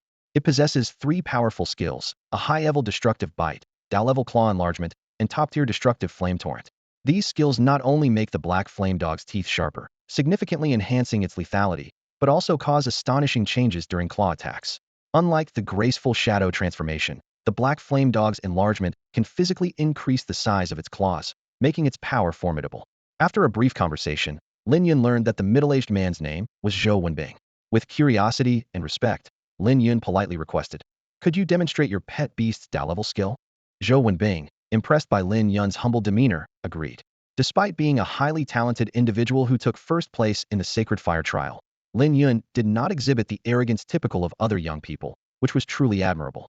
Certainly, Zhou Wenbing nodded in agreement, and then commanded the Black Flame Dog. The Black Flame Dog let out a low growl and quickly approached a mountain wall. Its sharp claws traced an arc in the air before striking the wall. Enlarge. With Zhou Wenbing's command, the Black Flame Dog's claws instantly expanded to several times their original size. Lin Yun watched intently and noticed a faint golden ripple surrounding the Black Flame Dog's claws. At first glance, it resembled the divine ripple but also contained a unique aura. As he focused, Lin Yun could faintly hear the echo of the Tao, leaving him deeply shocked. Boom! The massive claws slammed down, leveling the entire small mountain and filling the air with dust. Lin Yun couldn't help but gasp in amazement. He knew that even the Fire Cloud Sparrow, which carried him, and Wei Yuwelling, a warrior level 7 beast, couldn't unleash such a powerful attack.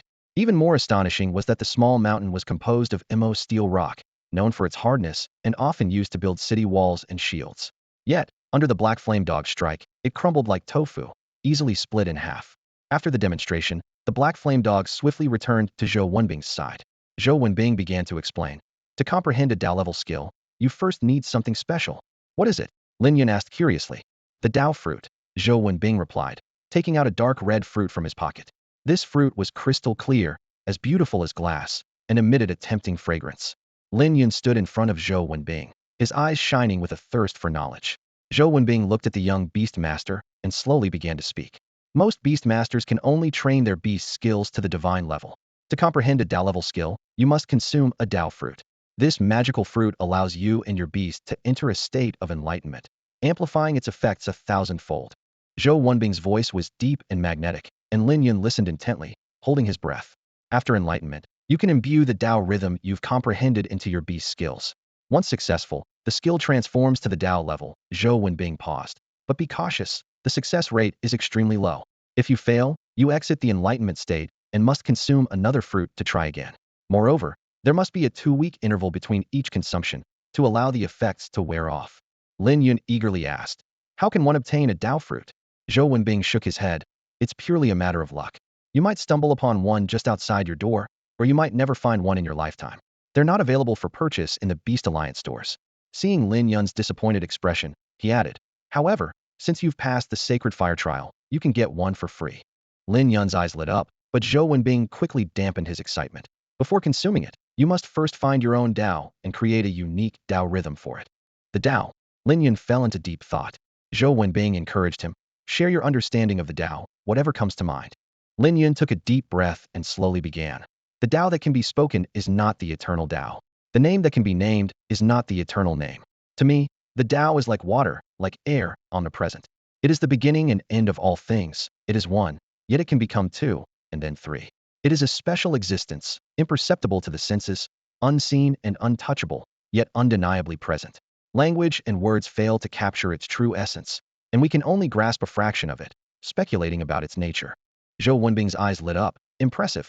Your understanding of the Tao is quite profound. But to condense a Tao rhythm, you need more. How can I achieve that? Lin Yun asked eagerly. Explore the world, Zhou Wenbing advised earnestly. Understand where the Tao is omnipresent. That's how I comprehended the Tao rhythm. Seeing Lin Yun deep in thought, Zhou Wenbing suddenly said, I have a special suggestion that could enhance your understanding of the Tao. Would you like to hear it? Of course, Lin Yun replied without hesitation. Zhou Wenbing smiled slightly and began to recount. It's like this. After learning more, Lin Yun suddenly realized the event was closely linked to the holy sect. Not long ago, a horrifying orc attack occurred in the slums of Xiao City. An orc deliberately broke into a resident's home, brutally devouring the entire family. Zhou Wenbing hoped Lin Yun could investigate the matter further. Lin Yun had heard of the holy sect. It consisted of ordinary people who couldn't awaken the beast taming talent and sought power by merging with exotic beasts. Although they gained strength, it came with a deadly drawback: these orcs often lost control, becoming bloodthirsty killing machines. The attack in the slums was indeed caused by such a rogue orc. In that case, I'll visit the slums to understand the situation firsthand, Lin Yun said, bowing to Zhou Wenbing. Zhou Wenbing nodded in agreement. Lin Yun called out to Chinga, and together with his fox, they left. He knew that to grasp the essence of Tao, mere understanding wasn't enough. He needed to experience it on site. Soon, Lin Yun and Chinga arrived at the slums of Xiao City. Familiar faces came into view. After some inquiries, he was shocked to discover that the deceased was his former neighbor, Zhang Xiao. He had a decent relationship with Zhang's father and was taken aback by the sudden tragedy. Upon entering Zhang Xiaohao's home, he found it in shambles, bloodstains everywhere. Lin Yun noticed a large makeshift meat rack in the center of the living room, big enough to hang an adult's body, where the blood was most concentrated. His brow furrowed as the horrific events of that day replayed in his mind. To gather more information, Lin Yun visited Aunt Sun's house. Aunt Sun was hanging clothes in the yard and was pleasantly surprised to see Lin Yun. Lin Yun, long time no see. Sunmei, come and see who's here. Sunmei responded, greeted Lin Yun, and went to prepare refreshments. Lin Yun got straight to the point. Aunt Sun, do you know what happened to Uncle Zhang's family? Aunt Sun slowly recounted. I know a bit. That night, I heard things being thrown around in Zhang Xiaohao's house. At first, I thought it was a couple's quarrel, but then I remembered that Zhang Xiaohao was always afraid of his wife and wouldn't even dare to talk back. I felt something was wrong and wanted to check it out, but Sunmei stopped me. Sunmei added. Tara seemed very scared at the time, so I told my mother not to go out. Lin Yun nodded. He had estimated Zhang Xiaohao's strength to be around the first rank of a commander. Sunmei's black wind dog was only of the second ordinary rank, not a match at all. Going out recklessly would likely increase the casualties. This place is becoming more dangerous by the day, Aunt Sun sighed, sipping tea with her one arm. Suddenly, there was a knock on the door. Knock, knock, knock. I'll get it, Sunmei said, rising to answer the door. The door opened. A greasy-faced, chubby man stood at the door. It was Li Hua. He wore a flattering smile, but his eyes were shifty. Lin Yun, I heard you came to the slums, so I thought I'd pay back the money I borrowed last time. With that, he pulled out a bulging money pouch from his pocket. Lin Yun accepted the pouch, without counting it. He trusted the chubby man's character, but a hint of doubt arose in his mind. Fatty, how did you manage to gather 100 taels so quickly? After all, Li Hua had no beast taming talent and was just an ordinary person, making it difficult to earn money. Aunt Sun and Sunmei also looked at Li Hua with curiosity. The chubby man scratched his head and laughed. I got lucky recently and took on a caravan escort job, helping out with odd tasks. Along the way, I managed to earn a few hundred taels. Caravan escort? Aunt Sun exclaimed, her face full of concern. I've heard those jobs pay well, but are life-threatening. Caravans often face attacks from beasts. Did you encounter any trouble? Li Hua quickly waved his hand. No worries. Aunt Sun, I was lucky and didn't encounter any beasts. It felt just like a long trip. Aunt Sun insisted. Li Hua, I'm not trying to meddle, but you should avoid those caravan jobs in the future. You know you're your mother's only son. If anything happened to you, she might not want to live anymore. Mentioning his mother, the chubby man's expression darkened, and he nodded. Aunt Sun, I understand. I only took on such dangerous jobs because I had no other choice to pay for my mother's treatment. Just then, Lin Yun's gaze fell on Li Hua's hand. Fatty, what's with the wound on your hand? Li Hua was startled but then smiled and explained. Oh, this? I hurt myself while moving things. Green, Lin Yun said thoughtfully. Li Hua quickly added, it's medicinal powder. I mixed it myself using a recipe from a healer, and it works quite well. Lin Yun said no more, although a hint of suspicion lingered in his eyes. Sensing something, Li Hua hurriedly excused himself. I still need to brew my mother's medicine. She needs to drink it later. I'll head back now. With that, he turned and left quickly. Silence enveloped the room. Lin Yun's expression grew serious as he turned to his fox-like pet beast, Chinga. Chinga, was that really medicinal powder? Chinga shook her head, then jumped to the center of the hall, pointing with her paw to the ground, and then towards Zhang Xiaohao's room. The words barbecue rack flashed through Lin Yun's mind, and a terrifying thought crept in. Do you mean that was the smell of blood? Chinga nodded in confirmation. Blood? How is that possible? Aunt Sun exclaimed. Lin Yun, your claim is too far-fetched. How could a normal person's blood be green? Lin Yun replied gravely. What if he's not a normal person? Aunt Sun's face changed dramatically, and Sun Mei softly uttered a chilling word. Beastman. No way. Aunt Sun still couldn't believe it. Li Hua seems perfectly normal. How could he be a beastman? Lin Yun explained. Beastmen appear no different from humans in their normal state. A chill swept over Aunt Sun, and she trembled as she asked. Then, does that mean Zhang Xiaohao's family of 3 ended up on his barbecue rack? Sun Mei nodded heavily. It's possible. Oh my god. Aunt Sun turned pale, murmuring to herself. Such a good child. How could he do something like this? The atmosphere in the room instantly froze, and everyone was engulfed in deep fear and shock. The biggest issue with orcs is that they can easily lose control. Sun Mei's words echoed in the room, heavy as lead. Aunt Sun's face was filled with disbelief, and she murmured, oh, how could it be like this? Her voice was full of helplessness and confusion. At this moment, Lin Yun decisively interrupted the gloomy atmosphere. His voice was firm and calm. Don't jump to conclusions. Although we've confirmed that Fatty is an orc, we can't be sure if Uncle Zhang's incident is related to him. Sun Mei nodded slightly, a hint of rationality flashing in her eyes.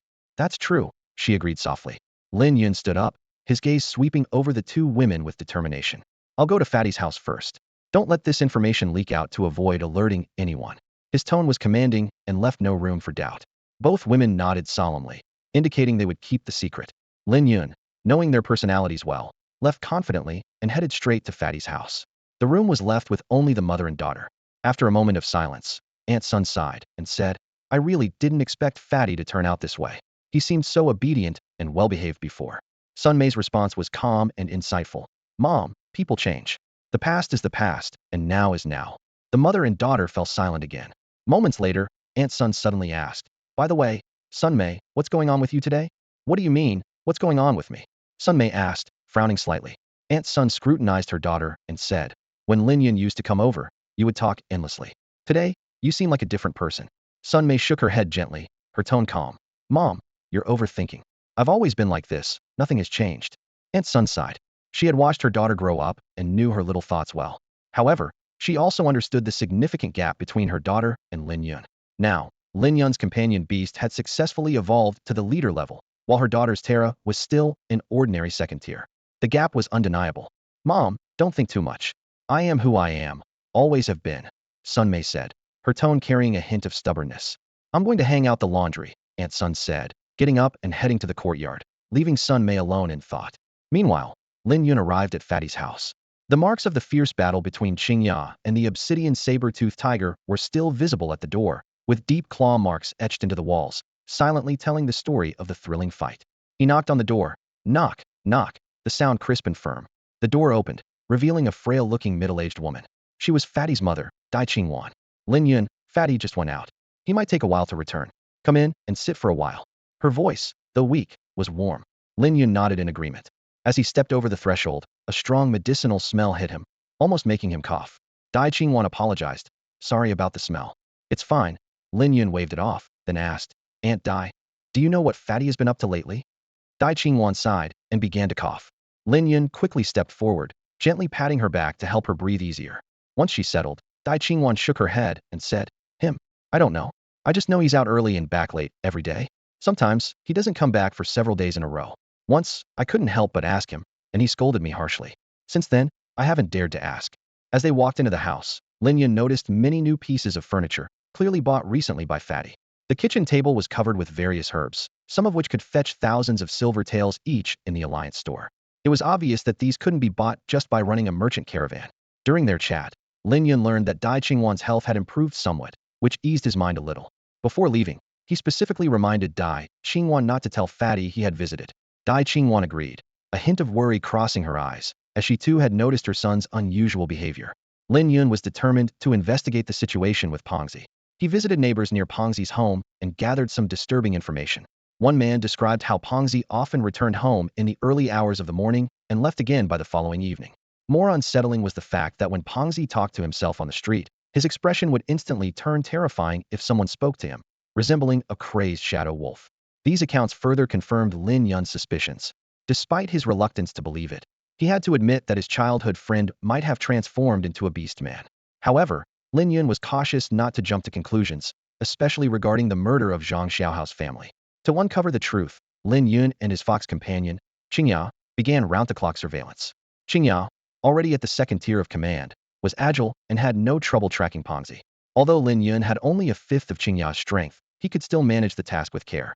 According to Chinga's observations, Pongzi went to the dark forest every night to fight with exotic beasts, seemingly honing his strength. He had merged with a wolf-type exotic beast, transforming into a werewolf with sharp claws to shred enemies. Despite this, Pongzi hadn't done anything out of line. Lin Yun waited patiently, confident that the truth would eventually be revealed. 5 nights later, Lin Yun's family was startled awake by an urgent knock at the door. Outside stood Pongzi, covered in blood, his voice choked with sobs. Lin Yun, please, help me. Lin Yun observed that the blood was red, clearly not Pongzi's own. He asked his family to step aside and took Pongzi outside to talk in detail. Pongzi tearfully confessed, my mother's hand was eaten by a beast man, and she's been poisoned by beast venom. She's dying, please help her. The mention of beast venom sent a chill through Lin Yun. This toxin, a mix of human and exotic beast blood, could kill an ordinary person within 6 hours. Furious, Lin Yun kicked Pongzi to the ground. Stop pretending. I knew you beastified yourself. Pongzi got up and admitted, yes, I did beastify. But it wasn't me who hurt my mother. I came home to find her in a pool of blood, so I had to come to you for help. If not you, then who? Lin Yun demanded. Suddenly, Pongzi's face contorted, sprouting black fur like a wild wolf. He roared, it was him. That bastard. I refused him, and he did this to me. Lin Yun was surprised to sense that Pongzi's aura, even in his beast form, wasn't strong, far from the power of a commanding level. He couldn't help but fall into deep confusion. Fatty, what exactly is going on? Lin Yun asked, frowning with a mix of confusion and concern in his eyes. Fatty took a deep breath, a pained expression crossing his face. You should know about the holy cult, he said quietly. To gain power, I decided to join them. They gave me a potion that turned me into a beast man. But I'm not an official member yet. He paused before continuing. They sent a member to test me. The test was to eat anyone from the slums. Fatty's voice trembled with anger. I'm not a good person, but I would never do something like that. I refused outright. Lin Yun's expression turned serious as he sensed the pain and anger in Fatty's words. But I didn't expect, Fatty's voice suddenly became hoarse, that he would target my mother. If this goes on, she won't last much longer. As he spoke, he was about to kneel and plead for Lin Yun's help, but Lin Yun stopped him just in time. I'll help you ask around, Lin Yun said solemnly. Fatty was so moved he could barely speak, nodding repeatedly in gratitude. The two of them headed to the Beast Alliance. The night was deep, and the guards seemed a bit impatient. However, when they saw the holy fire token in Lin Yun's hand, their attitude became much more respectful. Lin Yun was secretly relieved that, as a member who had passed the trials, he could access some of the Alliance's resources. Soon, a shirtless man emerged from inside, clearly just awakened. He yawned and, after listening carefully to the situation, said, Beast poison? That's tricky, but I'm confident. The treatment will cost 5,000 silver taels. Without hesitation, Fatty handed over a silver note. The man accepted it and awakened his pet Beast, a first-tier leader creature called a luminous jellyfish, which had high-level healing waves and mid-level soothing voice skills. The three of them hurried to the slums. After a simple diagnosis, the man said, "First, stop the bleeding." The luminous jellyfish extended two slender tentacles, gently touching the wounds on Fatty's mother. The wounds slowly began to heal, and Fatty's tense expression slightly relaxed. After a month's rest, the wounds will be as good as new, the man explained as he worked. But the severed arm won't regenerate. As Lin Yun and Fatty waited by the door, a gaunt figure approached from the end of the street. Fatty instantly became furious, shouting, "Zhao Ziqiang, how dare you harm my mother? I'll fight you today." With that, he transformed into a wolf and lunged at the newcomer. Zhao Ziqiang sneered, lightly raising his right leg. Fatty flew back like a kite with a broken string, landing heavily on the ground and coughing up a lot of green blood. "Think your rapid healing makes you a match for me?" Zhao Ziqiang scoffed. "You've got the guts of a leopard, but I've eaten more salt than you've eaten rice." Fatty struggled to support himself with his right arm, his eyes fixed on Zhao Ziqiang, burning with fiery anger. "Oh, still got some fight in you," Zhao Ziqiang mocked. "With your strength, you're not even qualified to be my sparring partner." Lin Yun interjected calmly. "Were you the one who killed Zhang Xiaoho's family?" He recalled how Zhang Xiaoho had looked after him, and a wave of sorrow washed over him. Zhao Ziqiang showed a cruel smile. "You mean the guy with the scarred face? Yeah, I killed him. First, I killed his wife, then his kid. Finally, when he was in utter despair, I finished him off." That scene was something else. His eyes gleamed with a twisted excitement, clearly already warped by his beastification. His craving for blood and slaughter seemed to be his sole purpose for living. Lin Yun drew a long sword, readying himself for battle. His movements were swift and precise, a testament to years of training. "You're Lin Yun, aren't you?" A stranger's voice suddenly echoed. "I've heard of you, a highly talented beast master," said a man named Zhao Ziqiang, his eyes glinting with danger. "I wonder what you taste like. But before I kill you, I'll take care of your parents first." These words pierced Lin Yun's heart like a dagger. His gaze turned icy, and a murderous intent surged within him. "You're courting death." Lin Yun's voice was low and menacing. His parents were his Achilles heel, and anyone who dared harm them would face his wrath.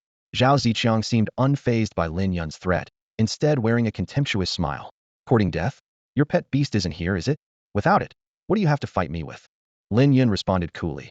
"Who said a beast master needs a pet beast to be powerful?" His voice brimmed with confidence. While beast masters typically could only wield a fifth of their pet's power, Lin Yun's beast was different. It had reached the second rank of command and had honed all its skills to a godly level. Even a fifth of its strength far surpassed that of ordinary beasts. A chubby onlooker sensed the gravity of the situation and couldn't help but warn. "Lin Yun, be careful. He's very strong, at the command level." Lin Yun seemed unconcerned, replying nonchalantly, "Command level, huh?"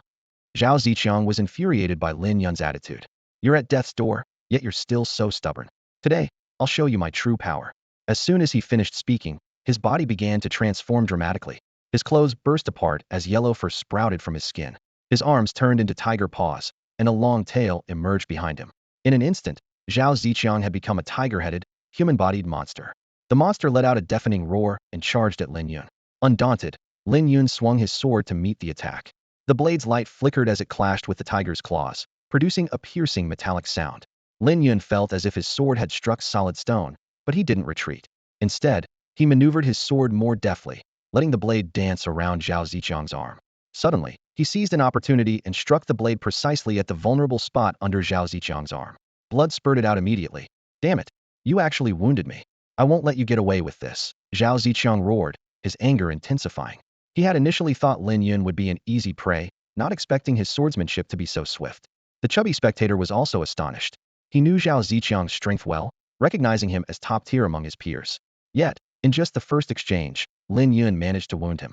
This led him to wonder how terrifying Lin Yun's pet beast must be if it was equally formidable. The thought made him hesitate to think further. His previous worries for Lin Yun now seemed entirely unnecessary. The battle raged on fiercely. Lin Yun's sword was like a nimble snake, each strike leaving a wound on Zhao Ziqiang. Blood soon stained Zhao Ziqiang's fur, making him appear even more menacing. "Fine, you force my hand. Today, I'll show you my ultimate form," Zhao Ziqiang fumed, clenching his fists. His fur grew at an astonishing rate, soon covering his entire body like natural armor. His claws became sharper, gleaming coldly.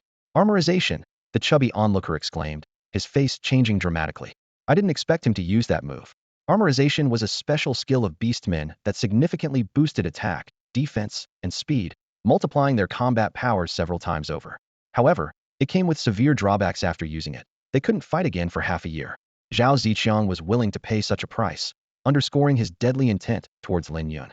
The tide of battle seemed to be turning in Zhao Ziqiang's favor, yet there was no fear in Lin Yun's eyes. He tightened his grip on his sword, ready to face an even fiercer fight. You're finished, Zhao Ziqiang declared arrogantly, his body now fully armored, emanating a metallic cold light. Lin Yun shook his head slightly, a hint of disdain in his eyes.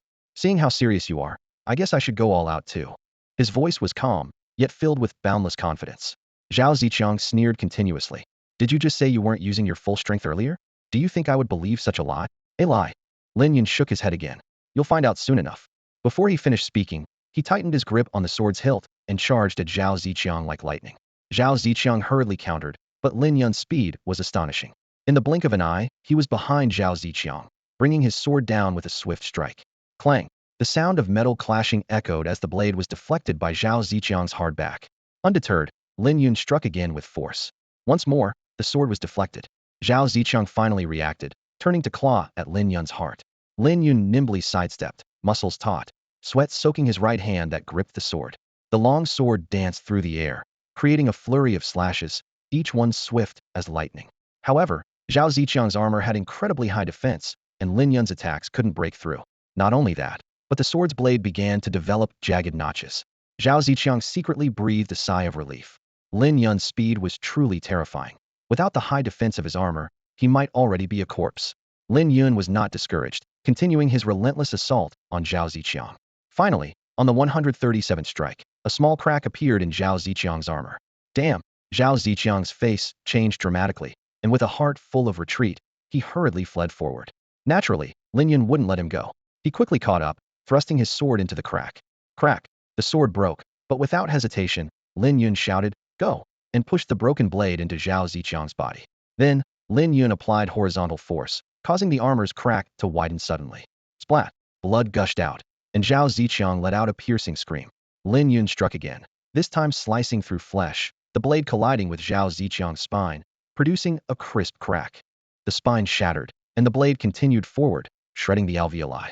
Lin Yun withdrew the broken sword, and a torrent of blood gushed out. He kicked Zhao Ziqiang, sending him flying, and with another slash, cut Zhao Ziqiang's throat. Zhao Ziqiang died instantly. That's just too strong. The chubby man was dumbfounded, unable to believe that even the armored Zhao Ziqiang was no match for Lin Yun. Lin Yun approached the well, beginning to wash off the blood. He murmured quietly, "I really need to get a better weapon." It ended up like this after just one use. Not long after, Dai Qingwan, supported by a healer, walked out of the house, having regained consciousness. She sternly questioned, "Li Hua, what on earth happened here?" The chubby man had no choice but to tell the truth. Smack! Dai Qingwan slapped him hard, angrily rebuking, You're such a fool. If beast transformation were so great, everyone would do it. How could you be so foolish? Mother, please don't be angry. Your wounds haven't fully healed yet." The chubby man quickly tried to calm her.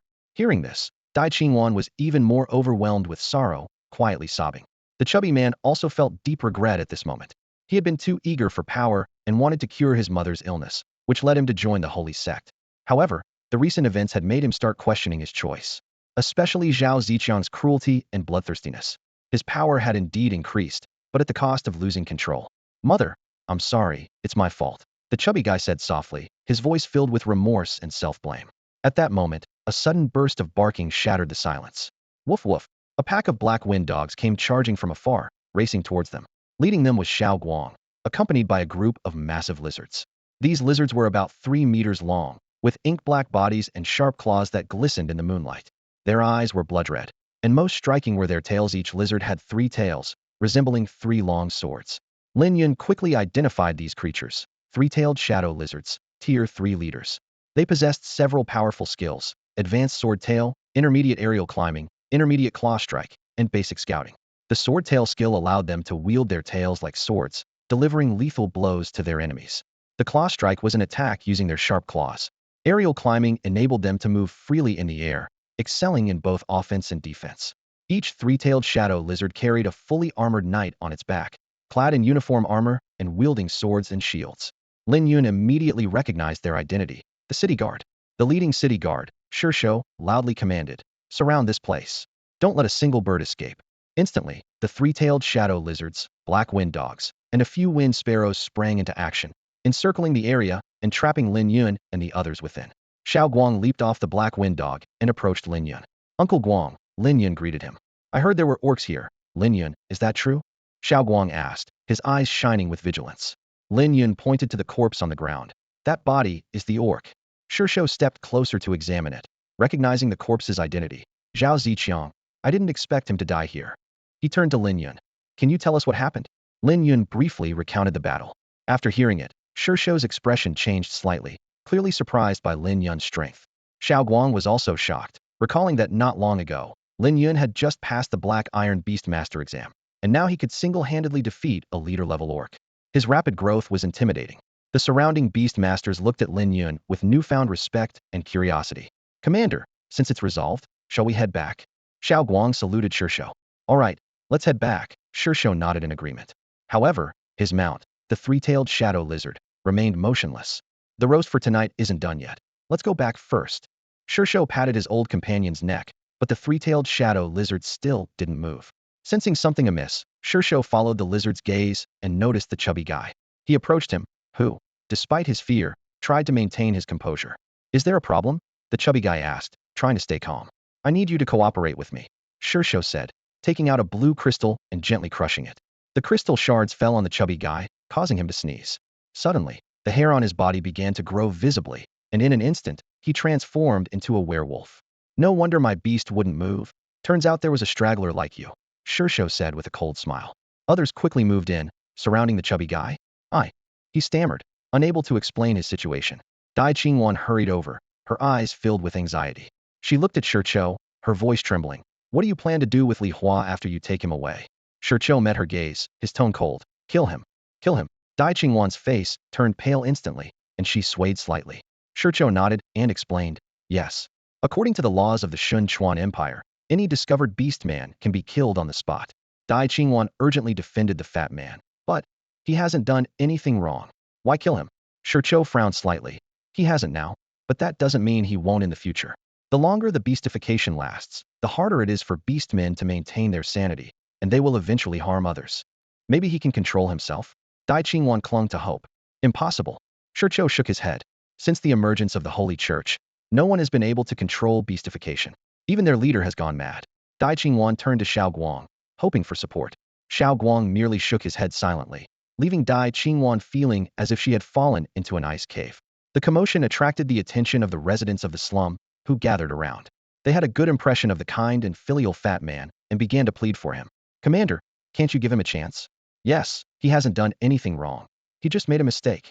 Sentencing him to death without him actually harming anyone is too harsh, isn't it? A city guard shouted angrily, silence. What do you know?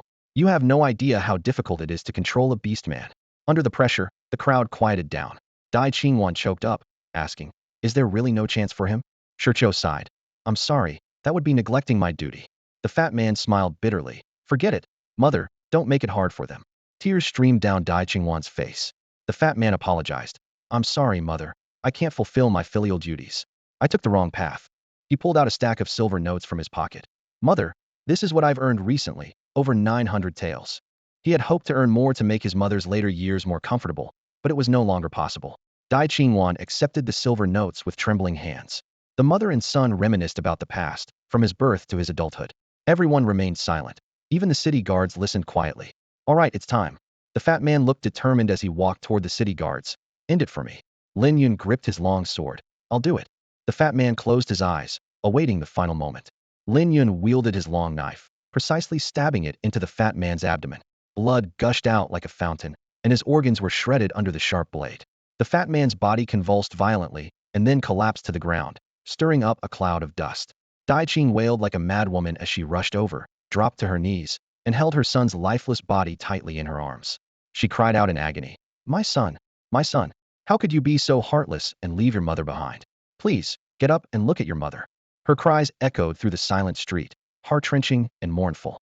Seeing the fat man was dead, the city guards turned and left, leaving behind a scene of utter stillness. The neighbors stood by, their faces etched with sorrow but powerless to intervene. The next day, in a secluded cemetery, Lin Yun arrived quietly. He went straight to the southeastern corner, picked up a shovel, and began digging. Before long, a coffin emerged from the ground. Lin Yun carefully opened the lid and poured a bottle of red potion inside. Moments later, the fat man slowly opened his eyes. It turned out that Lin Yun's deadly strike, though it hit a vital area, had only damaged his stomach and not his heart. The fat man possessed a strong regenerative ability. As long as his heart was still beating, he could survive. However, the strike had left him incapacitated and unable to breathe, and without Lin Yun's timely intervention, death would have been inevitable. With great effort, the fat man climbed out of the coffin, clutching his still aching stomach, and said with a wry smile, "Lin Yun, your strike was ruthless. If it had been a little off, I wouldn't have made it." Lin Yun replied expressionlessly, "If I hadn't been ruthless, I wouldn't have fooled those people." "Thank you," the fat man said sincerely, a hint of gratitude in his eyes.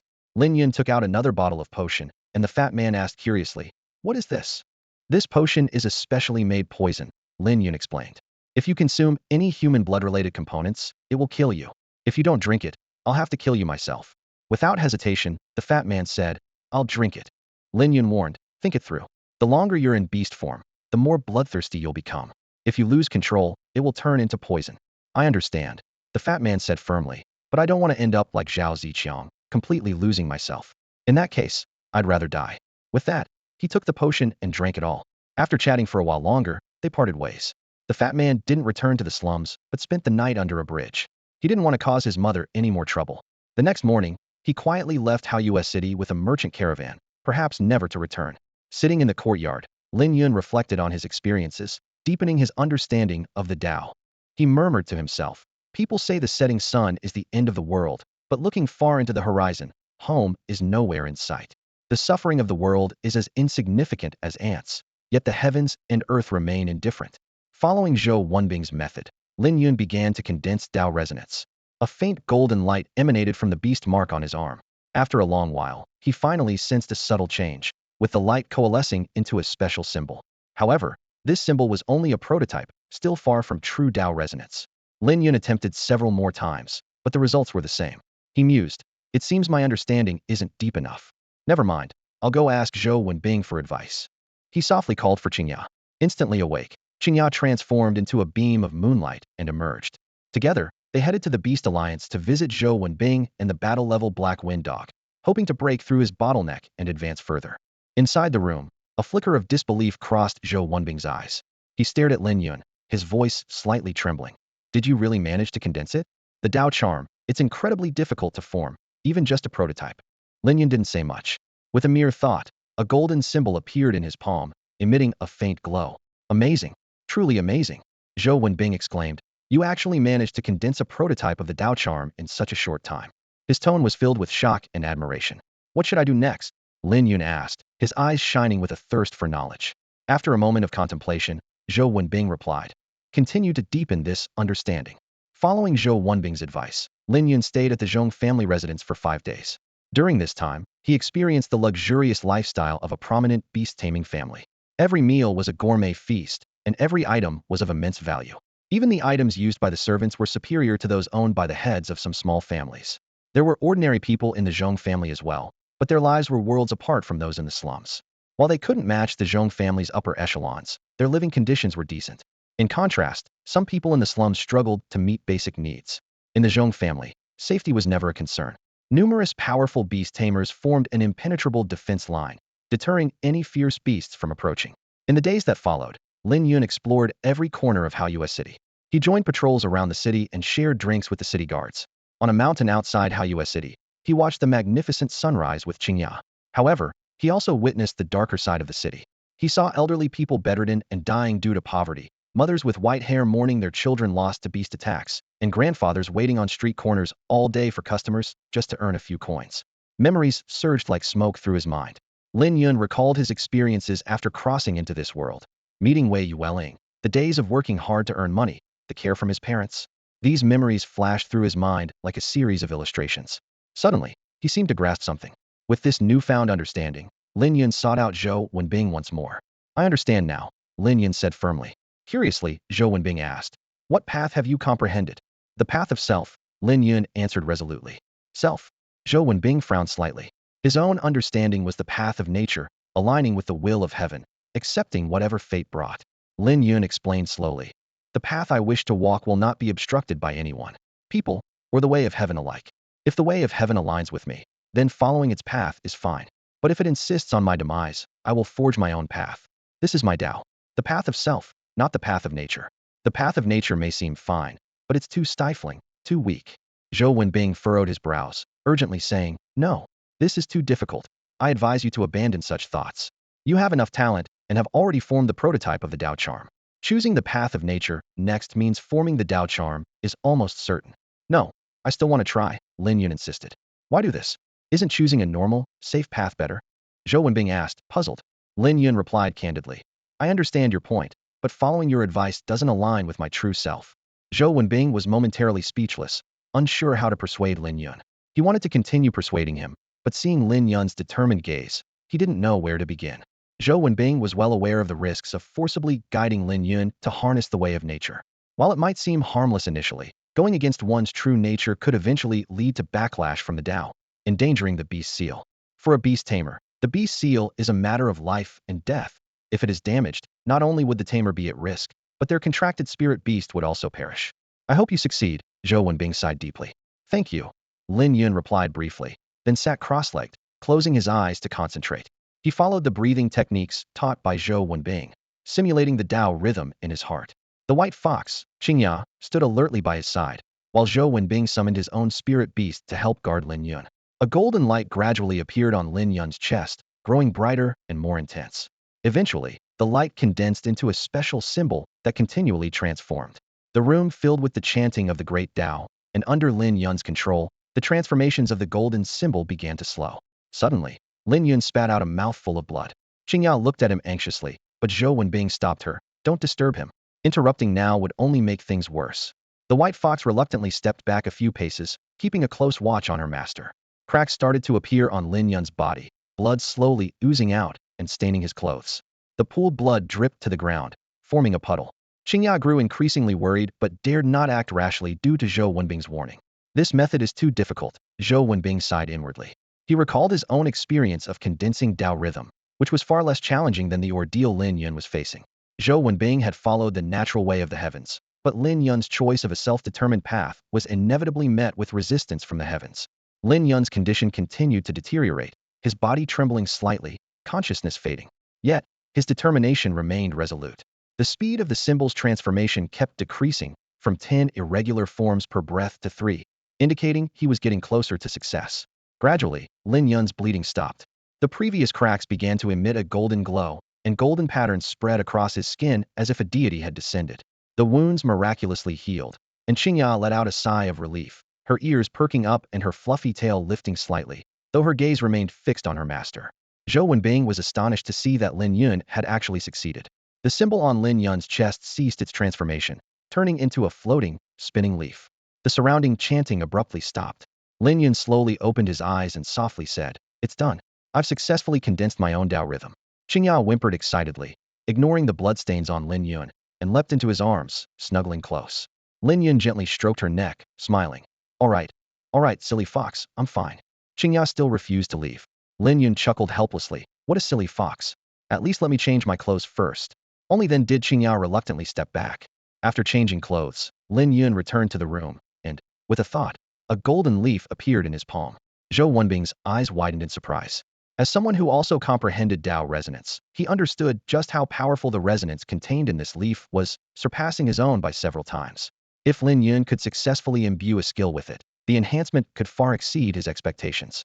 Zhou Wenbing couldn't help but feel envious. But then he thought that if it were him, he might not have the courage to walk the path Lin Yun had chosen. This thought made him respect Lin Yun even more.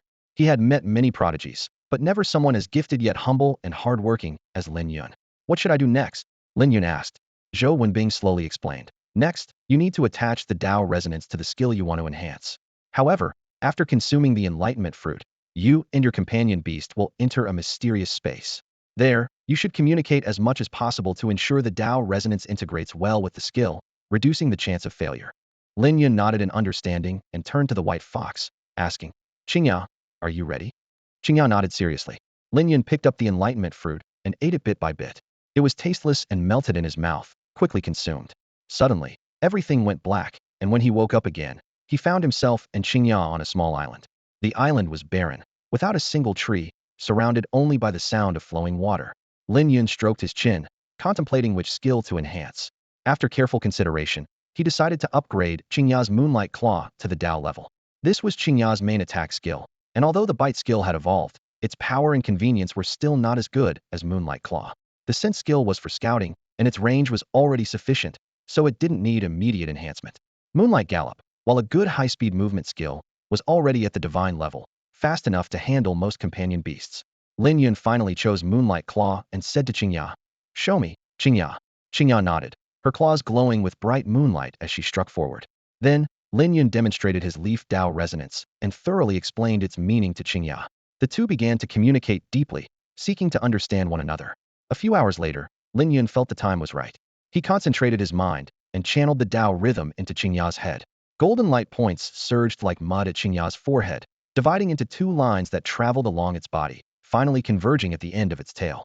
Then, a burst of golden light emanated from the center of Chinga's waist, transforming into four lines that spread across its limbs. A faint golden light flickered in Chinga's eyes as it endured the intense pain silently. The Dao rhythm was reshaping its body. Meanwhile, the beast seal in Lin Yun's hand also radiated a dazzling golden light.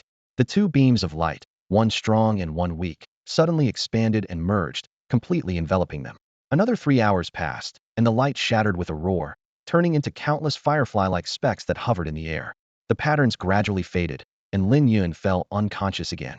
When Lin Yun awoke, he found himself back inside the house, with Zhou Wenbing and the black flame dog present. He looked at Chinga and silently invoked his insight. Name, Moonlight Fox. Rank, Commander Level 2.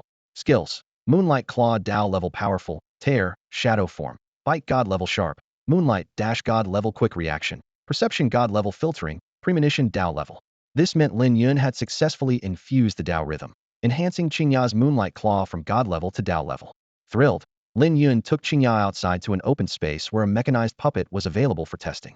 Upon inserting a crystal, the puppet immediately attacked Chinga. Chinga countered, its Moonlight Claw transforming into a phantom that struck the puppet. The Dao rhythm rippled around the claws, its power far surpassing Zhou Wenbing's black flame dog. With a boom, the puppet, possessing Commander Level 2 strength, was instantly shattered to pieces. Zhou Wenbing gasped, and the black flame dog looked at Chinga with a serious expression. It was noteworthy that when its master comprehended the Dao rhythm, it was already at Commander Level 3, yet its claw strike was far inferior to Chinga's. Lin Yun gratefully thanked Zhou Wenbing, acknowledging that it was his meticulous guidance that allowed him to master the Dao rhythm so quickly. Whenever a problem arose, Zhou Wenbing was always the first to provide an answer. Zhou Wenbing modestly replied that it was his duty. Lin Yun then inquired about the possible locations of the Enlightenment Fruit, and Zhou Wenbing fell into deep thought. Chinga's abilities have significantly improved. One of her skills has reached the Dao level, while the other three remain at the Divine level. This progress is encouraging, but it also highlights the urgent need for the Dao fruits. Lin Yun is well aware that in the future, he will need to contract more pet beasts, which will only increase the desire for these fruits. Zhou Wenbing slowly explained the various ways to acquire the Dao fruits. His voice was deep and experienced. Typically, the chances of finding a Dao fruit are higher near the corpses of mythical or saint-level beasts. He paused, a hint of caution in his eyes. But be careful, once such a corpse is discovered, various factions will gather like sharks smelling blood, waiting for their chance. Not to mention the beasts that covet the Dao fruits. They will stop at nothing to devour these treasures to boost their power. Zhou Wenbing continued. The second method involves the restricted zones. These areas are incredibly dangerous. Even major factions hesitate to venture there. His tone carried a trace of awe. Lastly, there's the random chance of finding one. It could be in a bustling city, in a desolate wilderness, or even at the bottom of a tranquil lake. Seeing Lin Yun's thoughtful expression, Zhou Wenbing suddenly thought of something. Oh, if you're really looking for Dao fruits, I do have a suggestion. Lin Yun's eyes lit up as he eagerly asked. What suggestion? You can use the Beast Alliance's messenger platform to bid for the information you want, Zhou Wenbing explained. The price for news about Dao fruits isn't too high. About 1,000 taels will suffice. Of course, information about some secret locations might be more expensive. A representative will contact you to discuss the specifics. Once there's news, the messenger bird from the Beast Alliance will notify you immediately. Lin Yun exclaimed in surprise. A messenger platform? I didn't expect there to be such a service. He was pleased, realizing this could be an excellent source of intelligence. 1,000 taels wasn't much for him now. Zhou Wenbing added. The minimum requirement to use the messenger platform is to be a bronze-level beast master. With your current abilities, passing the bronze-level exam through the Alliance shouldn't be difficult. Lin Yun nodded in understanding. There was still some time before the Holy Fire Baptism, so taking the bronze-level exam wouldn't delay things much. Meanwhile, in a towering building that reached the clouds, Tian Kong was intently reviewing documents.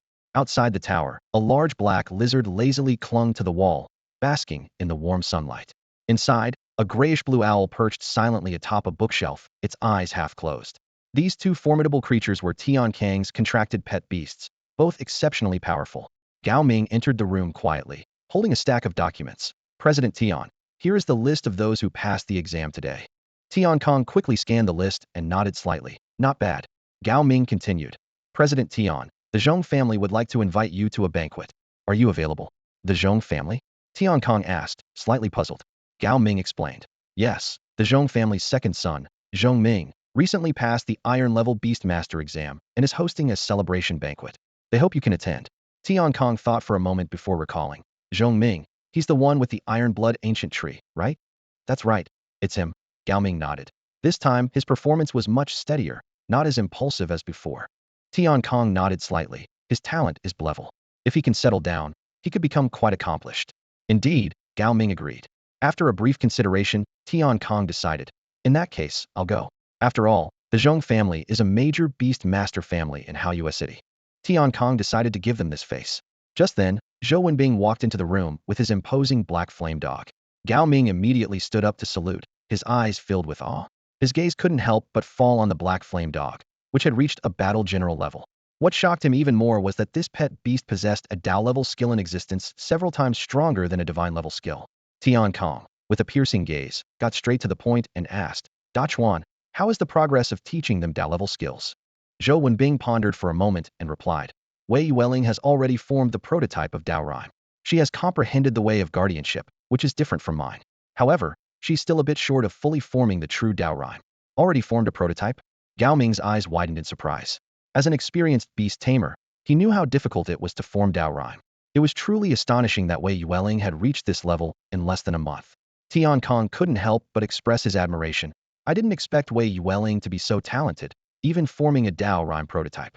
For most people, even sensing the presence of Dao Rhyme is extremely difficult, let alone forming a prototype.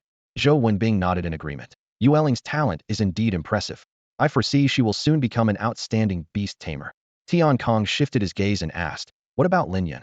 How is his understanding of Dao Rhyme progressing? Gao Ming also perked up his ears, looking at Zhou Wenbing with curiosity. The name Lin Yun was unforgettable to him. The scene of him commanding a little white fox fighting hundreds of mechanical puppets on the arena was still vividly etched in his memory. Zhou Wenbing's answer made everyone present gasp. Lin Yun has already successfully comprehended Dao Rhyme. Moreover, he has imbued his pet beast with Dao Rhyme, enhancing its Moonlight Claw skill. Already comprehended and enhanced successfully, Gao Ming exclaimed in disbelief. It's only been half a month. That's incredibly fast. He never imagined Lin Yun's talent would be this formidable. He thought Wei Yuwelling was impressive enough, but Lin Yun's talent was even more astonishing. Tian Kang's face beamed with pride. Amazing. I never thought a small place like Haoyue City could produce such an exceptional beast tamer. Despite his smile, deep down, he couldn't help but feel a tinge of envy. As a beast tamer with an A-level talent, Tian Kong was once part of the Sacred Fire Project and had passed the trials to gain the qualification to comprehend Dao Rhyme.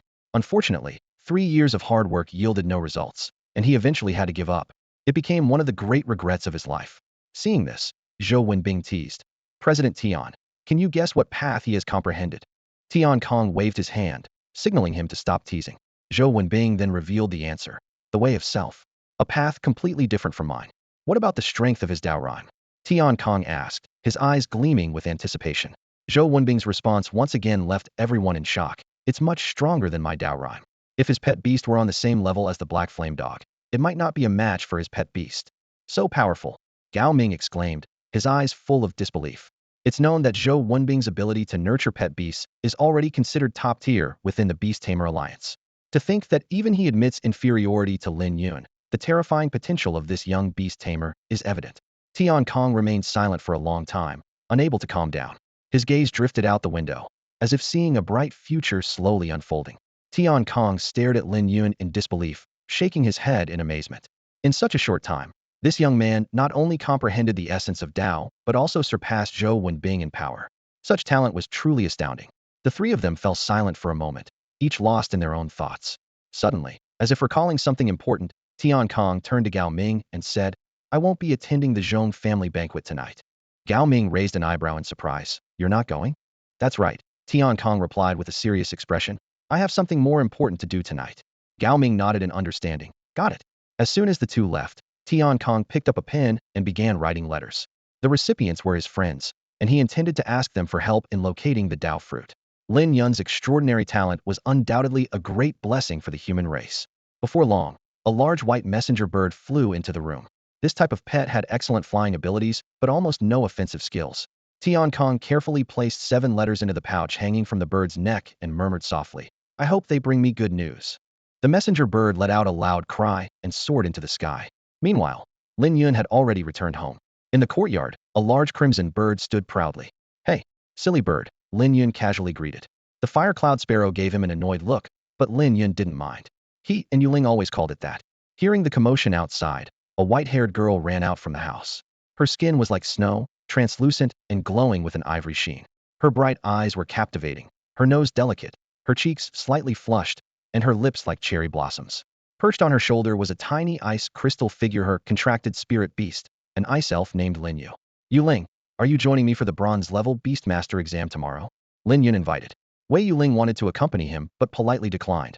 "No, Lin Yun. My Dao essence is still in its nascent stage, not fully formed yet." "Sorry, what is your Dao essence?" Lin Yun asked with interest. Wei Yuwelling hesitated. Could I not say?" "Come on, it's not like it'll hurt you to say," Lin Yun said with mild annoyance. "But I really don't want to," Wei Yuwelling replied with an awkward smile.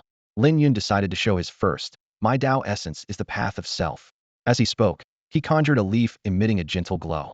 Wei Yuwelling's expression changed slightly, surprised at how quickly Lin Yun had formed his Dao essence, widening the gap between them. "All right, your turn now," Lin Yun said, withdrawing his Dao essence. Wei Yuwelling softly chanted a mantra, revealing her ever-changing Dao essence in its nascent form. "My Dao essence is the path of protection," she said quietly. Lin Yun leaned in for a closer look, puzzled. "Yuling, what's so secretive about that?" "The path of protection seems fine to me."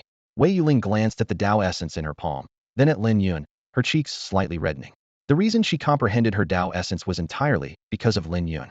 Lin Yun noticed Wei Yuwelling's cheeks turning red and gently touched her forehead, asking with concern, "Are you feeling feverish, Yuwelling? Do you want to see a doctor?" Wei Yuwelling shook her head, declining, "No need." Lin Yun was still worried. "You should get checked out. It might get worse if you don't." "Really, there's no need," Wei Yuwelling insisted. "All right then, take care of yourself," Lin Yun advised seriously. Feeling both embarrassed and annoyed, Wei Yuwelling patted the neck of the fire cloud sparrow and whispered, "Silly bird, let's go back. Ignore this fool." With that, the fire cloud sparrow spread its wings and soared into the sky. Watching her figure disappear, Lin Yun muttered to himself, "Women are such strange creatures.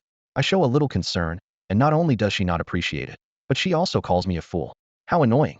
Back inside, Lin Yun found Li Yuru preparing dinner. She seemed a bit surprised to see him alone. "Xiaoyan, where's Yuwelling? Did she leave?" "Don't worry about her," Lin Yun replied, waving his hand dismissively. "She got upset for some reason and left on her fire cloud sparrow." Li Yuru didn't seem too concerned and handed Lin Yun a lunchbox. "Take this to Annie Dai. She has a broken arm and needs to take care of her health." "Sure." Lin Yun took the lunchbox. He had known Fatty for years, and they had a deep bond, having worked together, collected bird eggs, and gone fishing. Now that Fatty wasn't in Hao City, it was only right for him to look after Fatty's mother. Lin Yun's parents also had a good relationship with Fatty's mother, but with the current situation, it wasn't the right time to tell her the truth about Fatty. Lin Yun planned to reveal that Fatty was alive in a few weeks.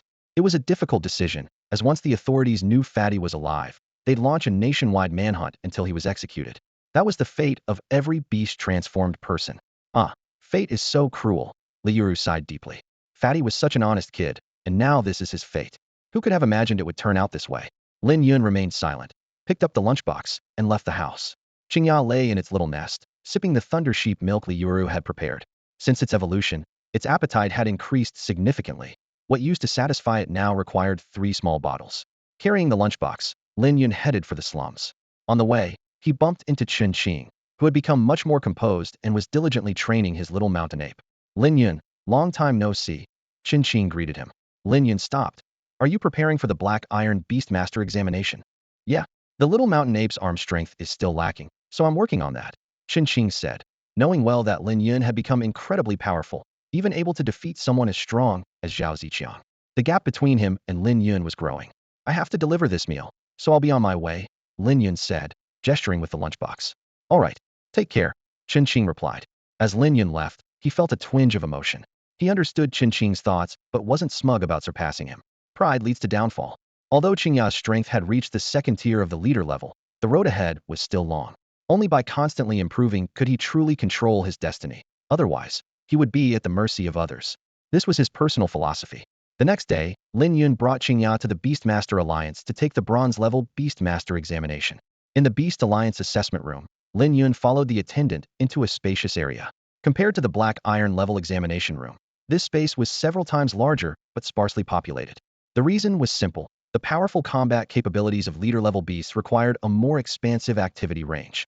Lin Yun stood at the end of the line with Chinga, patiently waiting. Up ahead, a man who seemed rather bored suddenly turned around and enthusiastically introduced himself. "Hey there, young man. I'm Wu Kaiying." Lin Yun. Lin Yun replied briefly, not expecting that this would open the floodgates for conversation. Wu Kaiying seemed to have found a willing listener and launched into a long-winded narrative. From the secrets of the Moon City mayor's wife, to the street fights of neighbor Zhang San, and even gossip about a widow receiving late-night visitors, he covered it all. Whether true or false, he spoke with such conviction that it seemed he had witnessed it all firsthand. Lin Yun engaged with Wu Kaiying's chatter intermittently, thinking it was a good way to pass the time while waiting in line. Through Wu Kaiying's ramblings, Lin Yun learned that the talkative man lived in the east of the city, and his parents were bronze-level beast tamers, working as guards for a trade caravan, earning a modest reputation. At 45 years old, Wu Kaiying had finally cultivated his beast to the leader tier and was here to take the bronze-level beast tamer assessment. Driven by curiosity, Lin Yun silently invoked insight to examine Wu Kaiying's beast, a creature named the Radiant Hound. It was an evolved form of the Lightfang Hound, slightly smaller in size but enveloped in a gentle, wave-like glow that radiated warmth when approached. The insight results showed. Name, Radiant Hound. Tier, Leader Tier 1. Skills, Crush Advanced, Light Healing Basic, Light Wave Intermediate. Upon learning that Lin Yun had managed to raise a leader-level beast at the mere age of 18, Wu Kaiying was astonished and gave him a thumbs up in admiration, saying, "Impressive, young man. Such achievements at such a young age." Lin Yun modestly replied, "Not too bad." Wu Kaiying leaned in conspiratorially, lowering his voice. "I've got a secret about this assessment, but don't spread it around." Lin Yun's interest was piqued. What secret? It turned out that the bronze level assessment, similar to the black iron level, involved facing off against mechanical puppets. The difference was that while black iron level required handling 2 puppets simultaneously, the bronze level only involved a single giant puppet. The assessment lasted the time of an incense stick, with scores based on the beast's performance against the puppet. Wu Kaiying boasted, "Knowing the tricks can make a world of difference in your exam results." He went on to reveal that the giant puppet's weak points were in its legs, followed by its abdomen, and then its arms. The head was the toughest, equipped with a dangerous laser. Attacking the puppet's head was a surefire way to fail, as getting hit by the laser would injure the beast and ruin the assessment. If you attack other parts and accumulate 60 points, you pass the assessment. While speaking, Wu Kaiying pulled out a detailed blueprint from his pocket and handed it to Lin Yun. Lin Yun examined it closely and realized it was a comprehensive structural diagram of a giant puppet. The blueprint not only detailed the subdivisions of the leg area, such as the calves, thighs, and feet, but also listed strategies for various attack methods, covering every aspect. Lin Yun couldn't help but praise, "Impressive." Analyzing it to this extent makes this material very valuable for most people aiming to pass the bronze level assessment. He didn't expect anyone to have studied mechanical puppets so thoroughly. Wu Kaiying smiled proudly. "Of course. To be honest, young brother, I spent 100 taels of silver to buy this information from someone else. I felt a connection with you, so I'm sharing it with you." Lin Yun thought to himself that for an ordinary beast tamer, this blueprint was indeed crucial. But for Chinga, such complexities were unnecessary. She could simply overpower it. However, seeing Wu Kaiying's enthusiasm, Lin Yun didn't say much. Wu Kaiying continued to enthusiastically explain the details of the blueprint until it was their turn in line. A staff member said, "Please have your pet stand on the formation for a moment." Wu Kaiying immediately commanded, and his blazing light dog obediently stood at the center of the formation. 2 staff members quickly inserted crystals into the grooves around the formation. Moments later, the formation emitted a dazzling light, and inscriptions emerged. An elder named Duan Zheng approached to interpret. Blazing Light Dog, Command Level 1, qualified for testing. Skills, High Level Bite, Basic Light Healing, Intermediate Light Wave. Bite is at a high level, meeting the conditions to participate in the bronze level Beast Tamer assessment. Wu Kaiying whistled excitedly, and the Blazing Light Dog promptly returned to its master's side. He patted his beloved pet's head and praised with a smile, "Well done." The Blazing Light Dog barked happily in response. Wu Kaiying turned to Lin Yun, still smiling. "Lin Yun, don't worry. This first test is simple. As long as your pet has 1 skill at the intermediate level, you can pass." Next, the staff called out. "Chinga," Lin Yun said softly. Chinga understood and gracefully stepped to the center of the formation. The two staff members busied themselves again, inserting crystals into the grooves. However, after a long time, the formation remained unresponsive. Duan Zheng said puzzledly, "The crystal energy is insufficient. Add 3 more." The staff complied, but the formation still showed no reaction. Reluctantly, they added 3 more crystals, yet the formation remained silent. What's going on? Could the formation be malfunctioning? Duan Zheng was perplexed and squatted down to carefully inspect the formation. After confirming there was no mistake, they began incrementally adding more crystals, one by one. It wasn't until the 50th crystal was inserted that the formation finally responded, with inscriptions surging forth like a tide. Duan Zheng began the interpretation as usual, but soon his hands started trembling uncontrollably. He struggled to read Chinga's skill levels aloud. Bite, divine level; moonlight surge, divine level; perception, divine level; moonlight claw, Tao level. The large assessment room instantly fell silent. Everyone stared at Lin Yun and Chinga with eyes as if they were seeing a monster. They never imagined that this seemingly ordinary white fox possessed 3 divine-level skills. For an ordinary beast tamer, having a top-level skill, let alone a divine-level one, was a rare fortune. Even in beast-taming families like the Zhong and Xiao families, their meticulously bred pets rarely had divine-level skills. Wu Kaiying was stunned for a while before he recovered, exclaiming, 3 divine levels? Young brother, how did you cultivate your pet to be so incredibly powerful? Earlier, he had tried to reassure Lin Yun, but now it seemed completely unnecessary. Unbelievable. Duan Zheng's voice trembled, his eyes full of astonishment. I've worked here for so many years, and this is the first time I've seen a pet with so many divine-level skills. Wu Kaiying suddenly recalled something and asked puzzledly, by the way, Lin Yun, what is the Tao level skill? I've never heard of such a skill level before. The crowd exchanged bewildered glances, their eyes sparkling with surprise and confusion. The term Tao level skill was like a foreign language to them, completely unheard of. Duan Zheng, known for his extensive knowledge, cleared his throat and explained loudly. A Tao-level skill is several times more powerful than a God-level skill. It can only be comprehended through special opportunities. His words shattered the audience's understanding of skill levels like a hammer blow.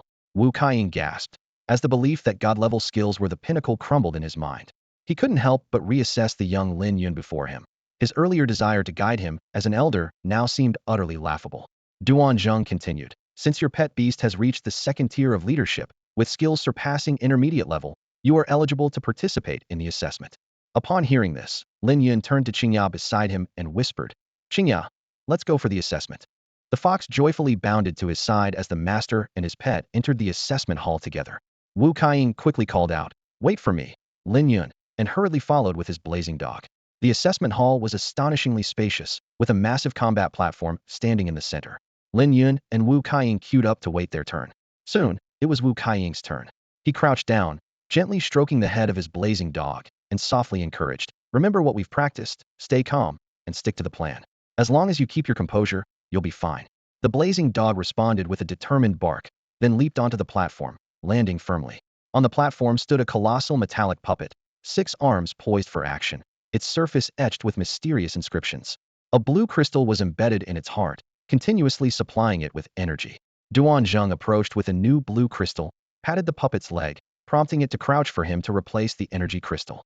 Although the original crystal wasn't depleted, a new one was used for each assessment to ensure fairness. After the replacement, Duan Zheng stepped off the platform and asked Wu Kaiying, are you ready, Beastmaster? Wu Kaiying took a deep breath and replied firmly, I am ready. Then let's begin. Duan Zheng commanded, and the giant puppet instantly came to life, its 6 arms attacking the blazing dog like a storm. Wu Kaiying's eyes narrowed as he whispered, just as expected. Use the flanking strategy, attack its weakest leg. The blazing dog understood, moving like lightning, deftly avoiding the puppet's ferocious attacks. It quickly maneuvered behind the puppet, targeting its leg, and unleashed a dazzling light beam from its mouth. Boom! The beam hit the puppet's leg precisely, but only left a shallow mark on the metal surface. The puppet was unfazed, turning to strike at the blazing dog again with its massive arms. This time, the blazing dog wasn't so lucky. Despite its best efforts to dodge, it was hit by a powerful blow, its body sent flying like a cannonball. Fortunately, it managed to regain its footing, stopping just at the edge of the platform without falling off. Wu Kaiying's heart was pounding like a drum, sweat beading on his forehead as he narrowly avoided failure. He knew that failing the assessment meant waiting until next year for another chance. The radiant hound emitted a dazzling glow, and its wounds began to slowly heal. Although not completely recovered, at least the bleeding had stopped. The battle raged on, with both sides giving it their all. Suddenly, a blinding light shot from the mouth of the giant mechanical puppet. Realizing he couldn't dodge it, the radiant hound bravely charged toward the puppet's leg. With relentless strikes, it finally managed to break the puppet's right leg, causing its massive body to crash to the ground. The radiant hound was barely hanging on when two luminous jellyfish flew over to tend to its injuries. Duanzhong nodded slightly, commenting, "Not bad. Though you didn't defeat the puppet, your beast is well trained. Its response and attack were decent. Considering the effort you've put in, I'll give you a score of 60. A score of 60 meant passing the assessment." Wu Kaiying received his badge, overjoyed and repeatedly thanking. "Thank you. Thank you. I'm finally a bronze-level beast master," Duanzhong announced. "Next beast master, Lin Yun, please." Chinga gracefully leaped onto the stage, waiting for the giant mechanical puppet to be repaired. The vast assessment hall fell silent, with everyone's eyes fixed on the white fox. It was well known that this was a beast with a Dao-level skill. Wu Kaiying held his breath, curious about the true combat power of this white fox. Meanwhile, in a warehouse, Gao Ming was checking inventory with a list. 3,000 light grass, 2,500 rainflower grass. Suddenly, he stopped at a crystal, counting again, his face turning grim. Damn it! Who took the polluted crystal? He rushed out of the warehouse, and after inquiries, learned that Duanzhong might have taken the crystal. Gao Ming's expression darkened further. "This is bad. Quickly, come with me to check, and hope we're not too late." Gao Ming explained that the twisted crystal was a crystal contaminated by dark matter, with immense but highly unstable energy. Using it on the mechanical puppet could cause issues. A staff member nervously said, "No way. The bronze-level assessments are already halfway through. It might be." Gao Ming could only silently pray that nothing had gone wrong. At that moment, at the assessment site, the staff finally finished repairing the giant mechanical puppet. Duanzhong inserted a crystal into a slot, and the puppet slowly stood up. He asked Lin Yun if he was ready. Lin Yun looked at Chinga, who nodded in confirmation, and replied, "We can begin." The battle was about to commence. The giant mechanical puppet's 6 arms struck like meteors, while Chinga, using moonlight, transformed into a streak of white light, effortlessly dodging the attacks. Wu Kaiying was astounded. "That's incredibly fast." Duanzhong praised. "Impressive." Chinga had already closed in on the giant mechanical puppet, but unlike the radiant hound, she didn't focus on attacking the legs. The reason was simple. Her moonlight claw was a Dao-level skill, eliminating the need for such complicated tactics. A phantom of sharp claws suddenly appeared. Boom! A massive sound of impact reverberated around, instantly tearing apart the metallic shell of the mechanical puppet, revealing its intricate internal structure. This strike not only breached the puppet's defenses, but also showcased an astonishing level of attack power, leaving everyone present gasping in shock. Wu Kaiying's expression changed dramatically as he stared in disbelief at the scene before him. Duanzhong was equally surprised. As someone responsible for new recruit assessments for years, he was thoroughly familiar with the giant mechanical puppets. The hard Tiangang stone shell, which even the powerful ironclad battle bear struggled to penetrate, seemed as fragile as paper before this white fox. "Is this the terrifying power of Dao Yun?" Duanzhong muttered to himself, his eyes filled with shock and awe. Chinga didn't give the crowd much time to marvel. It transformed into a beam of moonlight, swiftly moving across the massive body of the giant mechanical puppet. With each strike, claws slashed, sending metal fragments flying. Crack! The puppet's arm was severed in two, followed by its legs and torso. In no time, the colossal entity was reduced to a battered remnant. At that moment, Gao Ming arrived at the scene, panting heavily, and asked anxiously, "Duanzhong, where's the crystal? Where did you place it?" Duanzhong replied with confusion, "Crystal? They're all in the corner. Is there a problem?" Gao Ming, struggling for breath, delivered unsettling news. A contaminated crystal was brought here. Contaminated crystal. Duanzhang's face changed abruptly, and he hurriedly searched the corner. Despite his efforts, he found nothing. A staff member shouted, "Duanzhong, that crystal has probably already been installed." "Damn it." Duanzhang's face grew even grimmer. Wu Kaiying curiously asked, "What is a contaminated crystal?" Duanzhong explained. A contaminated crystal is a special type of crystal, containing 3 to 4 times the power of ordinary crystals. If a mechanical puppet is equipped with such a crystal, its combat power increases by more than 4 to 5 times. Wu Kaiying suddenly understood.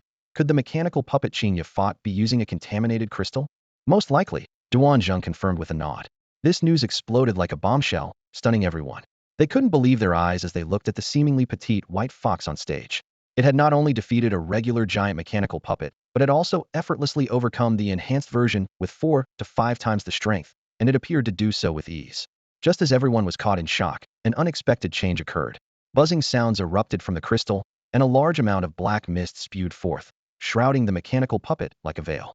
Under the influence of the black mist, The previously severed arm reattached itself, and the puppet's eyes turned pitch black. Oh no, the contaminated crystal has gone out of control, releasing all its energy, Duan exclaimed. Wu Kaiing urgently asked, how powerful will this mechanical puppet become? It should be 20 times stronger, Duan said gravely. 20 times. Can we even stand a chance? Wu Kaiing exclaimed, his face full of concern. The giant mechanical puppet, already formidable, now with 20 times the strength, was truly terrifying. Everyone's gaze shifted simultaneously to the white fox on stage, as the atmosphere grew tense. Boom. The puppet's fist suddenly detached from its body, hurtling toward Chinga like a cannonball. The white fox reacted swiftly, propelling itself with moonlight, deftly evading the lethal strike. The battle continued, with the outcome becoming increasingly unpredictable. As Chinga's fist hit the ground, a deafening explosion echoed across the arena. A black fog mixed with countless metal fragments surged toward her like a torrential rain, blocking nearly all escape routes. In this critical moment, Chinga's quick reflexes allowed her to step precisely on a larger metal fragment. Using it as leverage, she leapt gracefully like a beam of moonlight, navigating through the airborne debris at an astonishing speed to break free from the black mist's encirclement. As the metal shards hit the ground, the arena's sturdy surface cracked under their force, highlighting their destructive power. Had they struck a beast, the consequences would have been dire. Incredible, to dodge the metal fragment's attack in such a manner, Wu Kaiing marveled. Indeed, Duan praised, stroking his graying beard approvingly. Suddenly, the mechanical puppet's mouth emitted a surge of black light, forming a raging black river that cascaded down toward Chinga. She swiftly dodged, but the river changed direction upon contact with the ground, relentlessly pursuing her. With the gap closing, Chinga was forced to unleash her moonlight claw.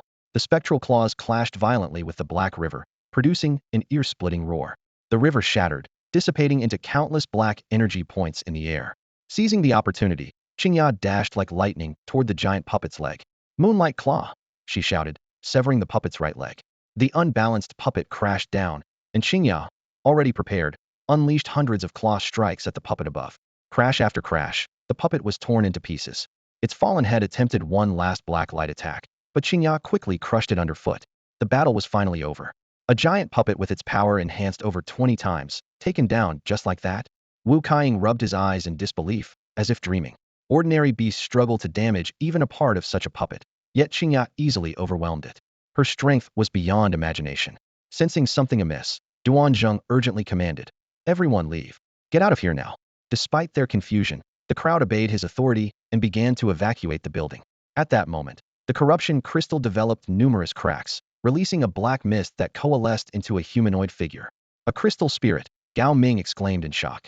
Lin Yun muttered, insight, and the crystal spirit's information appeared before him. Name, Crystal Spirit. Rank, 3rd tier leader. Skills, Corruption Chains Divine level, Phasing Divine level, Concealment Intermediate level. This is trouble. I didn't expect such a terrifying entity to be hidden within this corruption crystal. Duan's expression grew increasingly grim. This was a special creature born from corruption crystals, with incredibly formidable combat power. Each appearance results in significant casualties among beastmasters and their beasts. The eerie laughter of the crystal spirit echoed across the martial arts platform, and then it vanished using its stealth ability.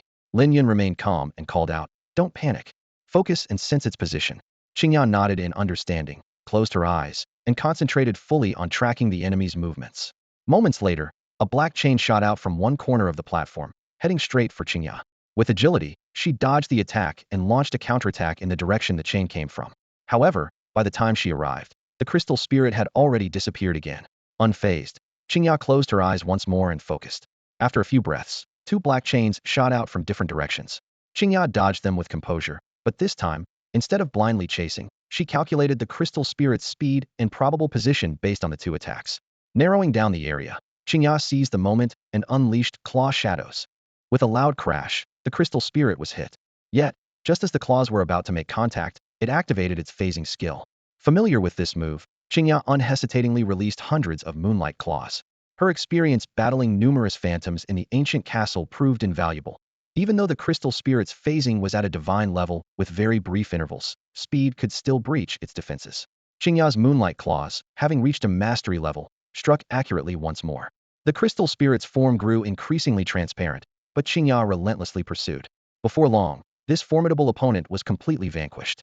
Duan wiped his brow in relief. He had been prepared to call on the guild leader to suppress the threat, but Chinga's prowess was unexpected swiftly defeating the crystal spirit. Gao Ming also felt a sense of relief, recalling how the crystal spirit used to cause massive destruction each time it appeared, and this time, the danger was averted thanks to Lin Yun's presence. Wu Kaiing looked at the young man beside him with growing admiration. Usually talkative, he now felt a bit uneasy in Lin Yun's presence, as if an invisible barrier had formed between them, making Lin Yun seem like a different person from when they first met. Chinga happily ran back to Lin Yun, affectionately rubbing her head against him. Lin Yun gently stroked her fur and praised her with a smile. Well done. Hearing this, Chinga's tail wagged joyfully. Lin Yun then turned to Duan Zheng and softly asked, "Did I pass the assessment?" Duan Zheng snapped out of his daze and quickly replied, "Yes, you passed with flying colors. Congratulations on becoming a bronze-level beastmaster." As he spoke, he took out a bronze badge from his pocket and handed it to Lin Yun with great respect. Lin Yun accepted the badge, carefully tucking it into his pocket, and asked, "Where's the messenger platform? I'd like to see it." "I'll take you there." Gao Ming volunteered eagerly. Lin Yun nodded in agreement, and with Gao Ming leading the way, he and Qingya made their way to the innermost room. In the center of the room stood a massive magic array, with a deep blue crystal at its core. Countless envelope-like objects floated around the crystal like a mist, creating a mysterious and magnificent scene. Gao Ming stood in front of the magic array and introduced to Lin Yun. Other branches of the Beast Taming Alliance have similar arrays, all operating simultaneously.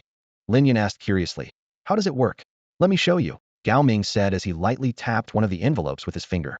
The envelope immediately detached from around the crystal, landed on the table, and suddenly enlarged. Gao Ming skillfully opened the envelope and began writing on the paper next to it. A moment later, Gao Ming finished writing. Lin Yun noticed a price at the end of the letter, 523 taels. Suddenly, a small box on the table hopped over, and Lin Yun realized it was actually a pet beast.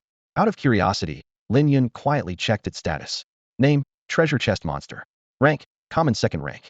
Skills, intermediate storage space, basic stealth.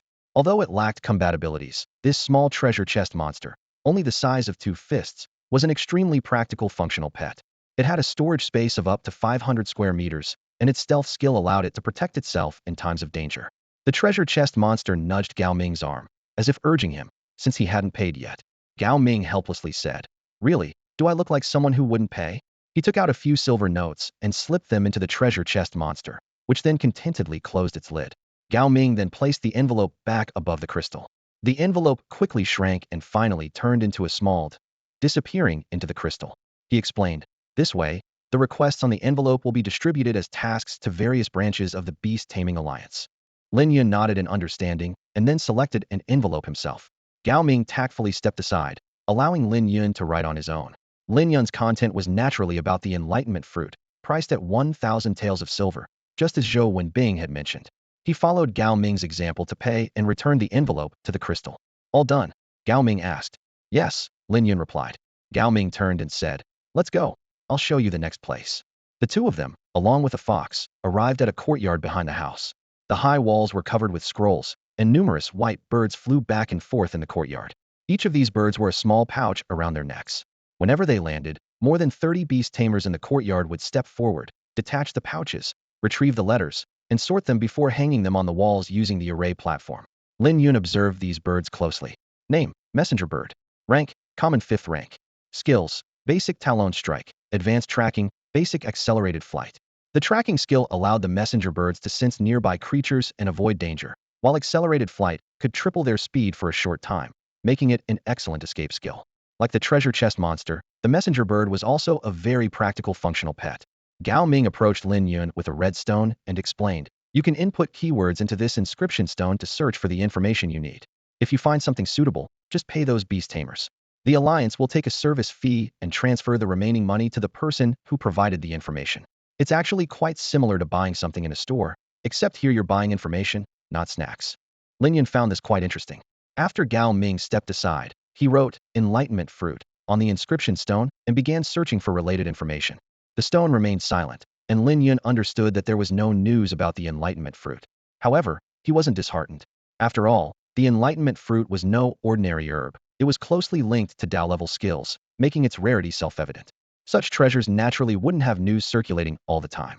On the way back, Gao Ming suddenly asked, "Lin Yun, now that you've advanced to a bronze-level beastmaster, have you considered acquiring a second pet beast?" Upon hearing this, Lin Yun thought for a moment before responding, "I have thought about it. Do you have any suggestions?" Gao Ming explained, Previously, the beast imprint had limited capacity, allowing a contract with only one pet beast. Forcibly contracting a second one would cause the beast imprint to collapse, endangering the beastmaster's life. However, as the pet beast's strength increases, the beast imprint's capacity also grows. Your Chinga has reached the leader level, and now the beast imprint can accommodate 2 pet beasts. He continued, there's still some time before the sacred fire baptism. Whether it's 1 or 2, the baptism process is the same. If you miss this opportunity, you'll need to complete special tasks from the Beastmaster Alliance to undergo the baptism later. Naturally, Lin Yun didn't want to miss such a great opportunity. Gao Ming suggested with a smile, there's a special small market in Haoyue City. If you're looking to contract a second pet beast, you might want to check it out. Small market? Lin Yun asked curiously. Gao Ming then explained in detail. Lin Yun realized that most pet beast markets in Haoyue City were run by wealthy merchants, with pet beast cubs mainly sourced from beastmaster families in nearby towns. The small market, on the other hand, was run by individuals, offering a wide variety, but with mixed quality. The downside was that these cubs were not professionally bred and might have physiological defects, such as digestive issues, weak combat abilities, or congenital diseases. The upside was the diversity. With strong identification skills, one might find a pet beast cub with extraordinary potential. Therefore, many knowledgeable beastmasters frequently visited the small market. Lin Yun's beastmaster talent, the Eye of Insight, allowed him to view the status and all evolution paths of pet beasts, making his identification skills exceptional. This small market was practically tailor-made for him. Gao Ming added with a smile. I found my pet beast, the black magic sunflower, in the small market. Lin Yun sincerely thanked him. Thank you for the guidance. He then returned home with Chinga. As soon as he reached the door, he saw Wei Yuwelling waiting. Before Lin Yun could speak, Wei Yuwelling said, Lin Yun, I was wrong to scold you last time, and I apologize. Lin Yun recalled the previous incident. The last time Wei Yuwelling visited, she inexplicably lost her temper and called him a fool. However, he had long since forgotten about it and didn't expect Yuwelling to come specifically to apologize. Seeing Lin Yun silent, Wei Yuwelling misunderstood his reaction. She regretted her past actions, thinking she shouldn't have been so capricious. With a sigh, she softly said, Lin Yun, I'm sorry, I really didn't mean any harm. Lin Yun replied with a hint of exasperation, I didn't mind, actually. Really? Wei Yuwelling's face lit up, and she watched Lin Yun's expression closely. Seeing that he truly wasn't bothered, she breathed a sigh of relief. Lin Yun reiterated, really, it's no big deal. As he spoke, he gently patted Wei Yuwelling's head. Wei Yuwelling responded softly, her face glowing with a relieved smile. Wei Yuwelling, with a face full of joy, took out a carefully woven scarf and handed it to Lin Yun. I made this for you. Do you think it suits you? Lin Yun tried it on and casually said, it's okay. What do you mean by okay? Wei Yuwelling puffed out her cheeks, looking displeased. Lin Yun quickly corrected himself. It's great, really nice. That's more like it, Wei Yuwelling muttered. I spent a long time making it, and my hands even got hurt. Lin Yun changed the subject and asked, by the way, Yuwelling, have you decided what your second pet beast will be? Wei Yuwelling shook her head gently. I haven't thought about that yet. Lately, I've been focused on understanding the Tao rhythm and don't want to get distracted. Compared to a second pet beast, the Tao rhythm is more important.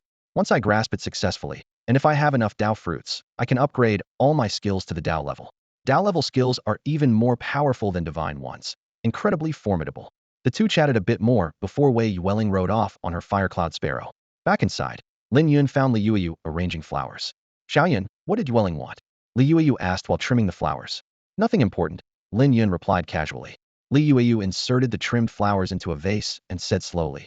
Yuwelling was waiting at the door for almost a day, saying she had something important to tell you. She seemed quite anxious. Are you sure it's nothing important? Really, it's nothing, Lin Yun insisted. All right then, Li Yuyu said, dropping the subject. Lin Yun looked down at the scarf in his hands and remembered Wei Yuwelling's constant support and companionship, feeling warmth in his heart. He suddenly had the idea of giving her a gift in return, but wasn't sure what to give. Mom, what do girls usually like? Lin Yun asked his mother.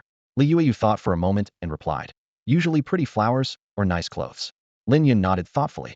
Meanwhile, Wei Yuwelling landed in front of the castle on her Firecloud Sparrow, her face beaming with joy as she lightly leapt off.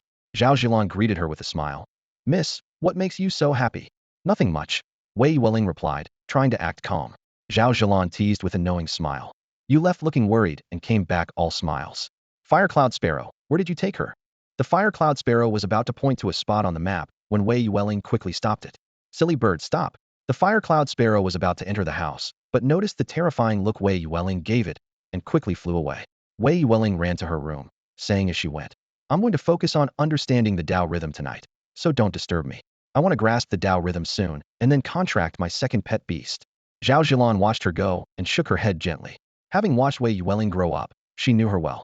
Such unusual behavior surely had something to do with that person again. The next day, Lin Yun brought Chinga to a small, secluded market. The roads were muddy, the stalls were simple, and the pet beast cages looked a bit worn. But Lin Yun didn't care about these external conditions. His attention was entirely on the various rare pet beast cubs. As soon as he entered the market, Lin Yun spotted several pet beast cubs he had never seen before and felt a thrill. He immediately used his insight eye to carefully examine these rare little creatures. A small light mouse, about the size of a palm, sat in front of the stall, holding sunflower seeds in its tiny hands and nibbling slowly. Its body emitted a faint glow, not particularly strong. Lin Yun glanced at the information provided by the stall owner. A small light mouse, ordinary level 1, with skills including basic illumination and basic incisor. It had 23 evolution paths, with the best route being light mouse glimmer, mouse sunlight mouse. Lin Yun turned to the second stall and noticed the difference from the pet beast market. In the pet beast market, stalls usually displayed dozens or even hundreds of pet beast cubs, while here, each stall had only 1 or 2. These cubs were mostly born from contracted pet beasts of beast tamers and sold to other beast tamers in need to earn money. Some were obtained from the nests of exotic beasts killed by beast tamers in the wild. These cubs were wilder and harder to tame, hence priced lower. The second pet beast cub caught Lin Yun's attention. The stall owner's introduction showed a small fire wolf, ordinary level 2, with skills including basic flame, bite and tear, and basic claw strike. It had as many as 457 evolution paths, with the best route being small fire wolf flame wolf blazing wolf. The stall owner enthusiastically approached, smiling. Young man, this small fire wolf is of good quality. Wouldn't you consider it? Lin Yun politely declined. No, this small fire wolf doesn't quite suit me. The stall owner persisted, continuing to pitch. I'll cut the price in half for you, just 350 taels, and this small fire wolf is yours. Young man, this price is already very fair. Lin Yun declined again. Really, there's no need. With that, he turned and walked away. The stall owner watched Lin Yun's back and couldn't help but sigh. These pet beast cubs obtained from the wild are really hard to sell. Even with the price cut in half, no one is willing to buy. If this continues, I'm going to lose money. Lin Yun did not respond. He knew deep down that being obtained from the wild wasn't the key issue.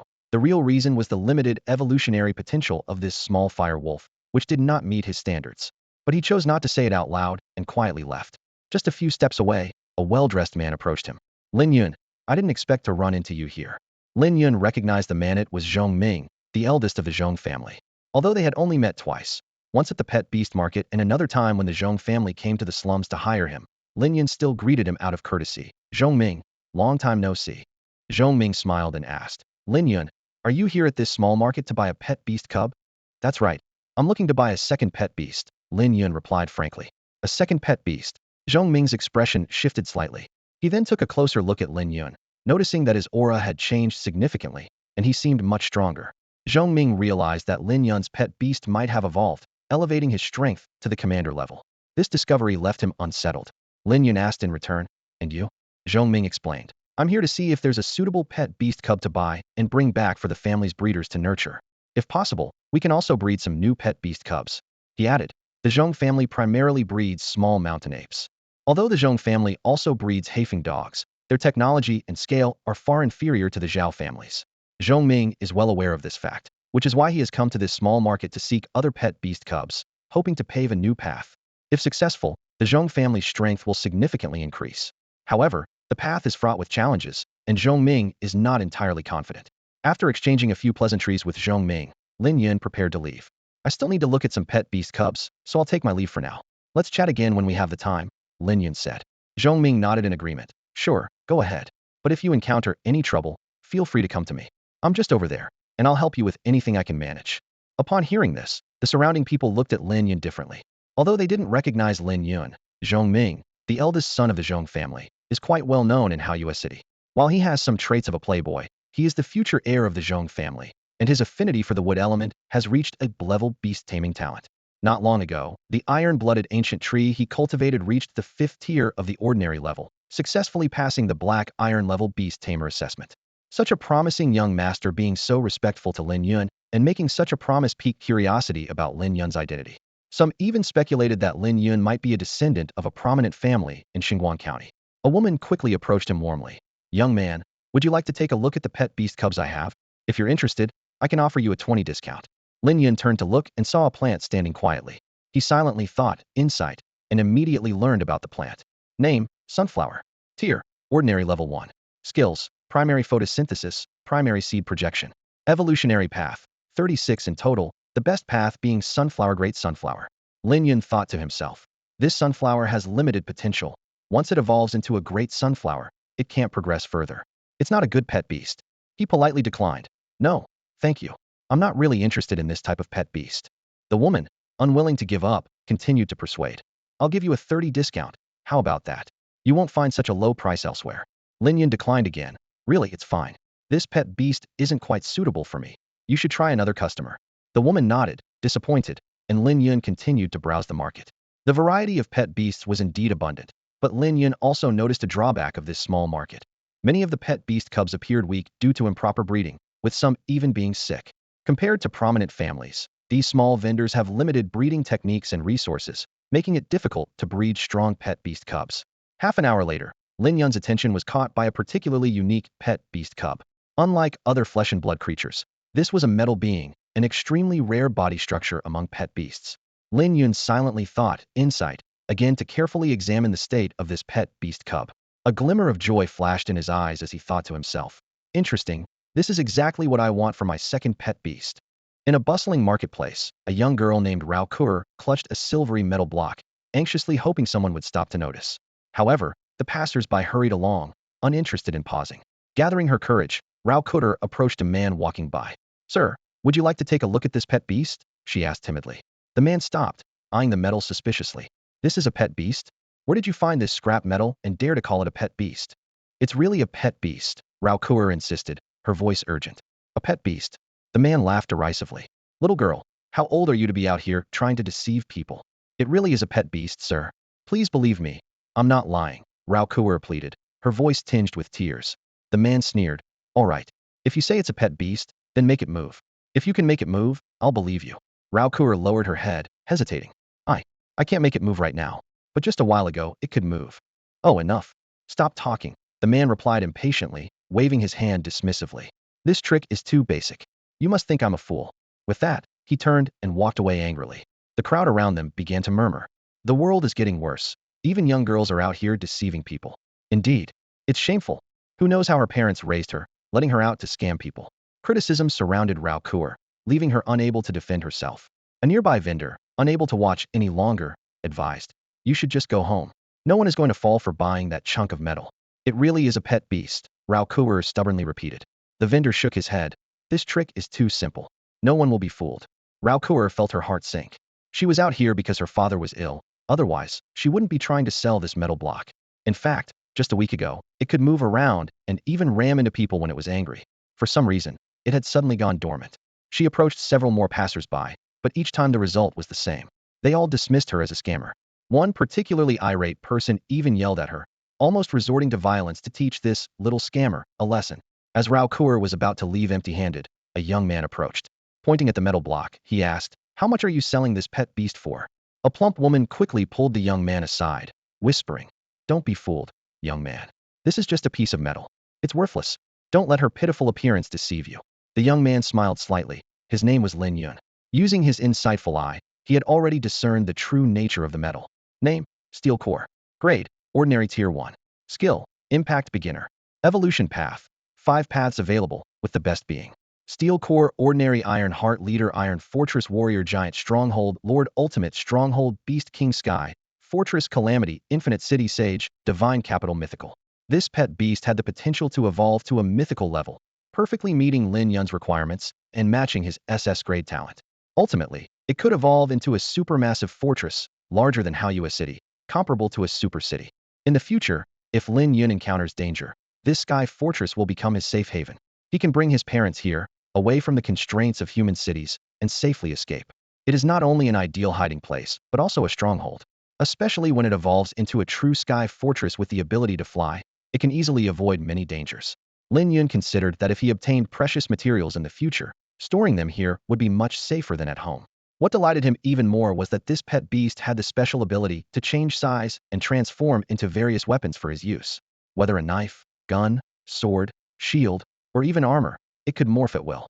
When it became armor, It could even enhance Lin Yun's physical abilities to some extent. Recalling the difficulty of finding suitable weapons during his battle with Xiao Ziqiang, Lin Yun couldn't help but feel grateful. This pet beast was undoubtedly more powerful than most human-made weapons, as if it was tailor-made for him. I know what to do, Lin Yun said with determination. The plump lady saw this and said no more. Lin Yun turned to Rao Kuer and asked again, "How much for this pet beast?" Rao Kuer asked in surprise, "Don't you think it's just a useless piece of metal?" Lin Yun confidently replied, "I know whether it's just a piece of metal." Using the eye of insight, he had already seen the real reason for the pet beast's dormancy. It lacked energy crystals. Unlike ordinary pet beasts that rely on meat, this iron core needed special energy crystals for power. "I don't want money," Rao Kuer shook her head lightly. "I want 15 fresh swamp flowers. As long as you bring me the swamp flowers, I'll give you this pet beast." Swamp flowers are a rare herb growing in swamps, guarded by ferocious swamp crocodiles, making them very risky to pick. For ordinary beast tamers, this would undoubtedly be a dangerous task. But for Lin Yun, with Chinga's strength, it was a piece of cake. The plump lady exclaimed upon hearing this, "Swamp flowers? That's too dangerous. Just for a metal block, you're asking someone to take such a big risk." She always considered Rao Kuer a swindler. Lin Yun ignored the plump lady's doubts and directly asked, "Once I get the 15 swamp flowers, where should I find you?" "West of Haoyue City, on Falling Moon Street." Rao Kuer provided the address in detail. "All right, I'll come find you then," Lin Yun agreed. "However, before that, we must agree that you can't sell this pet beast to anyone else." "Of course, I will keep my promise," Rao Kuer said, overjoyed. Now, her father's illness could be treated. Swamp flowers only had the best medicinal effect when freshly picked. She had initially planned to hire a bronze-level beast tamer from the city, but they charged as much as 300,000 silver taels, far beyond her means. Desperate, she came to the small market with this metal block to try her luck. Just when hope seemed dim, she met Lin Yun, her benefactor. Others thought Lin Yun was helping out of kindness and sympathy for the poor girl. Lin Yun did not offer further explanation. The next morning, he set off with Chinga, heading to the depths of the Black Night Forest to find the swamp. The Blackwater Swamp lay hidden within the shadowy forest, exuding a foul stench and an air of deathly silence.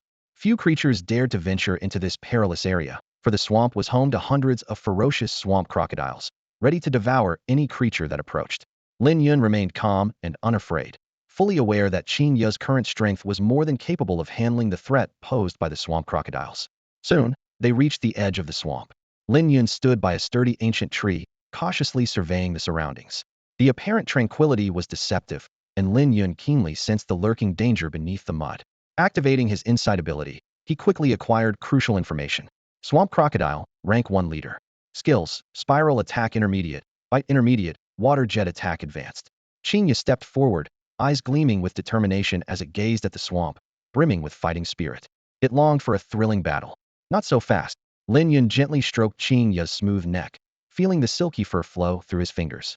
"First, use your sensing ability to locate the swamp flowers. We need to avoid harming them during the fight." Upon hearing this, Chinga closed its eyes and concentrated fully on its sensing ability.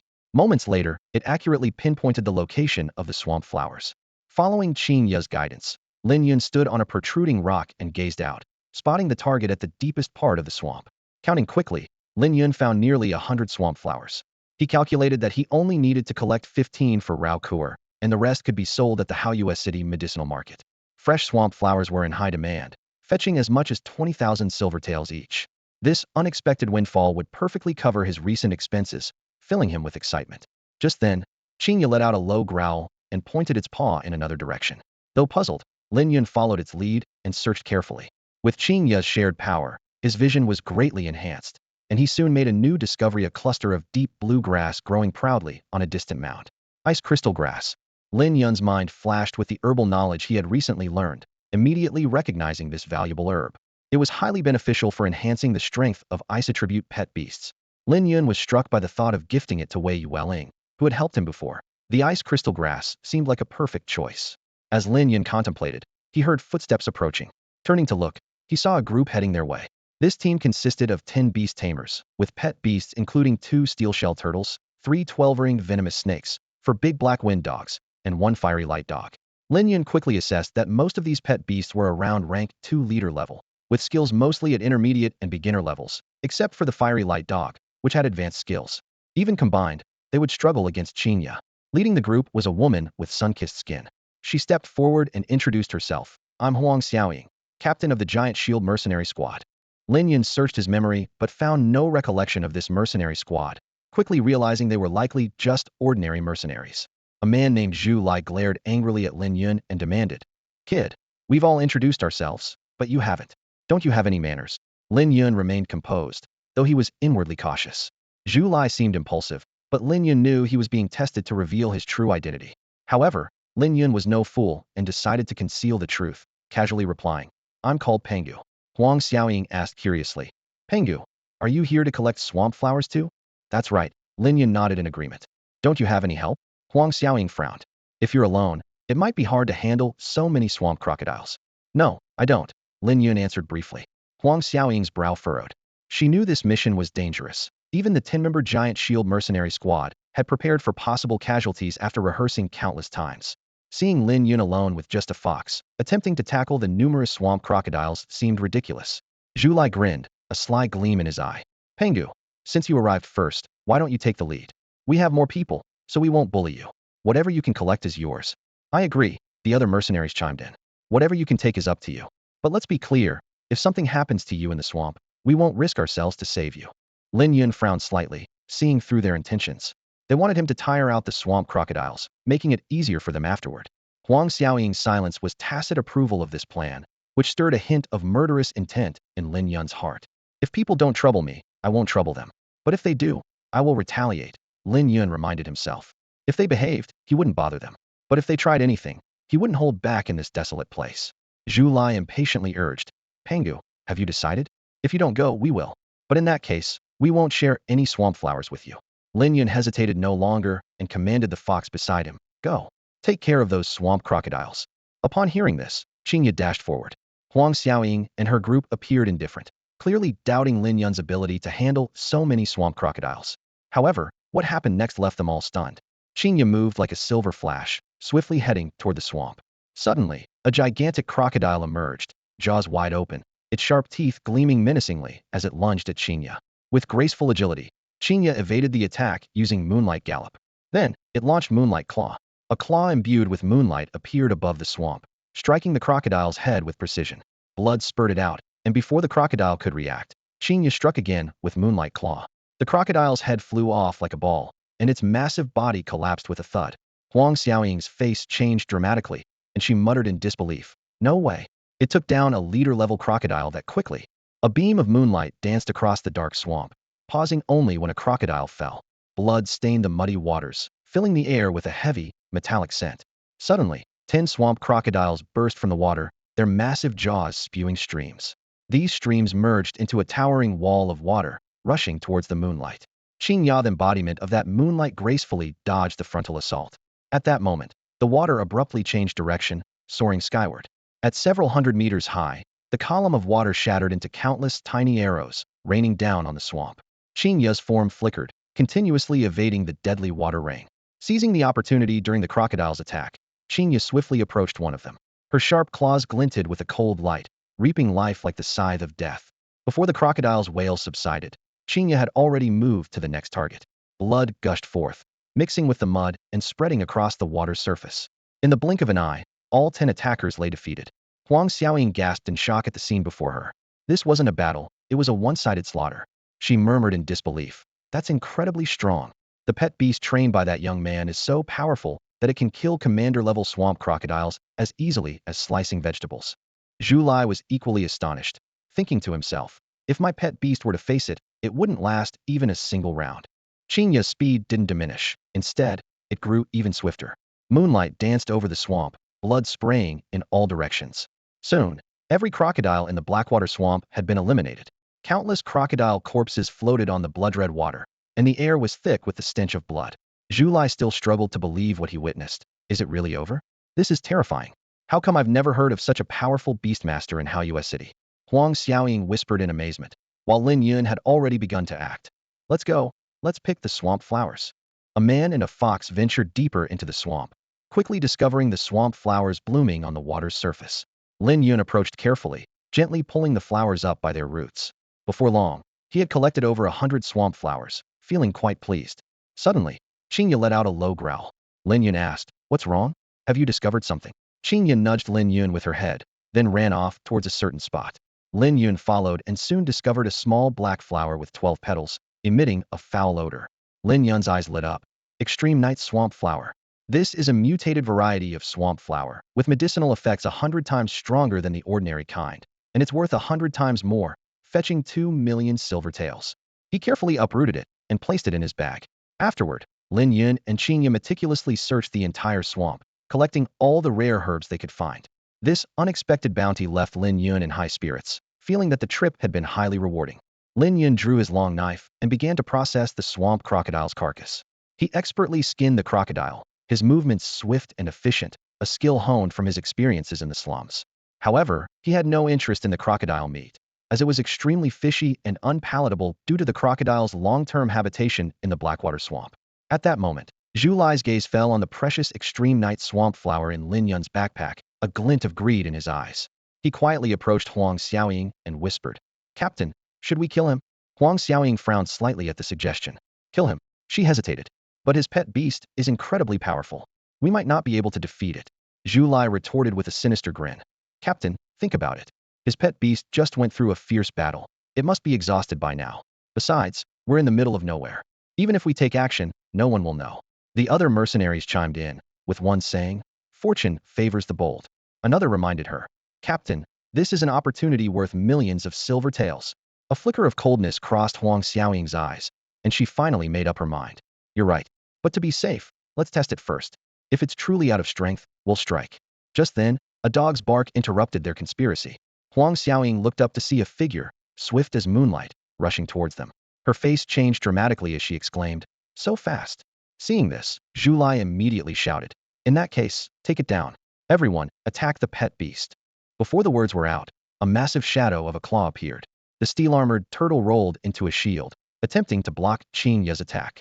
However, all defenses crumbled under Chinga's formidable power. With a crisp crack, the claws easily shattered the turtle's defense, tearing through its innards in a lethal strike.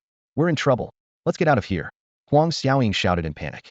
In the flickering moonlight, Chinga's moonlit claws cut through the mercenaries' pet beasts like a reaper's scythe. In no time, all the pet beasts lay on the ground, and the members of the giant shield mercenary group writhed in agony from the backlash of their beast marks. Lin Yun walked over slowly, looking coldly at the group. He had already instructed Chinga to keep an eye on these restless individuals. Though they were a kilometer apart, Chinga's divine-level perception caught every word of their plot. "I gave you a chance, but you blew it," Lin Yun said, shaking his head, his tone filled with disappointment. Zhu Lai, enduring the excruciating pain from the beast mark's backlash, crawled on the ground and pleaded, "Pengu, I was wrong. I shouldn't have targeted you. Please spare me." Lin Yun looked down at them indifferently and said, "Speak. If your terms are reasonable, I might spare your lives. This is obsidian, containing powerful energy, 20 times that of a regular energy crystal." Zhu Lai carefully took out a fist-sized black stone from his pocket and handed it to Lin Yun.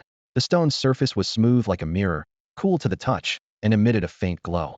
Lin Yun frowned slightly and glanced at Chinga beside him. Chinga understood and nodded gently, indicating she could sense the energy fluctuations within the stone.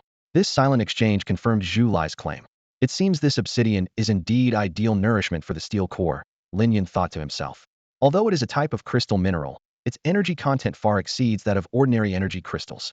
Seeing this, Zhu Lai quickly took out more than 20 pieces of obsidian of various sizes from his bag and carefully piled them on the ground. Lin Yun scanned the others with a cold gaze and said, "What about you? Aren't you going to contribute?"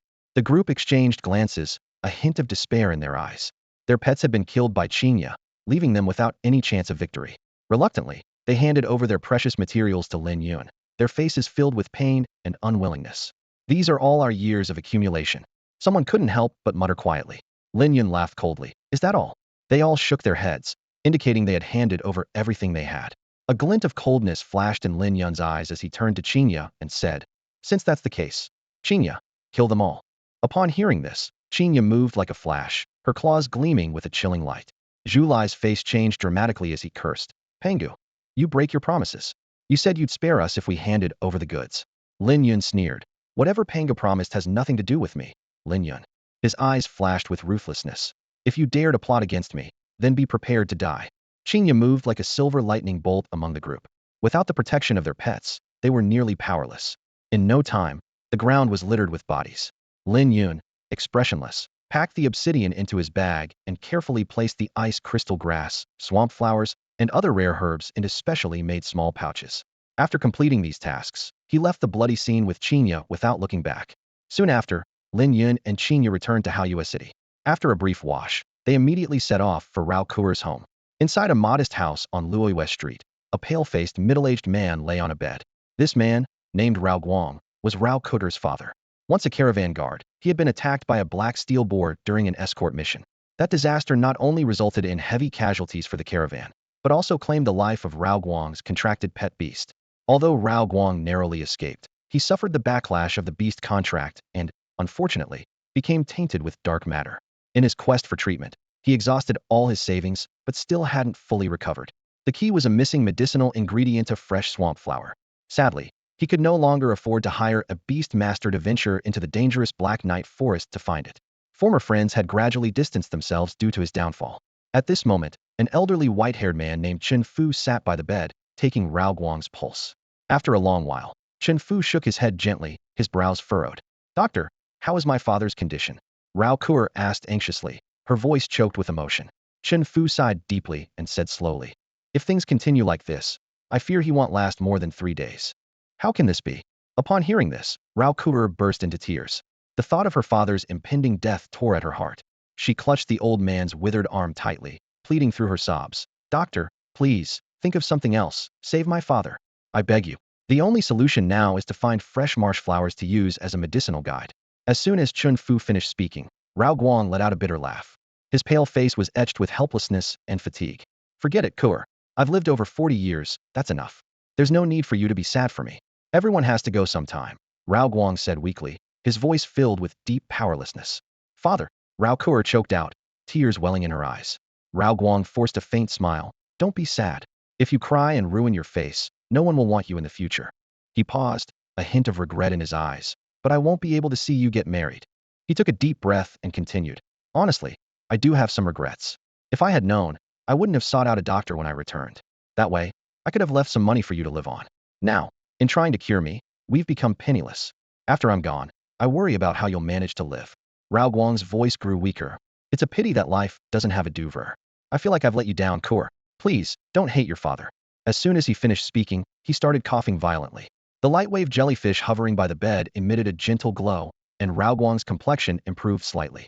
Although the jellyfish had healing abilities, it wasn't omnipotent. It could only heal surface wounds and was powerless against the dark matter invading his body. Suddenly, a glimmer of hope appeared in Rao Kuer's eyes as she remembered something. "Oh yes, father, there's Big Brother. He will definitely bring back the fresh marsh flowers. I made an agreement with him earlier at the market." Rao Guang let out another bitter laugh upon hearing this. As a former bronze-level beast master, he knew all too well about the marsh flowers.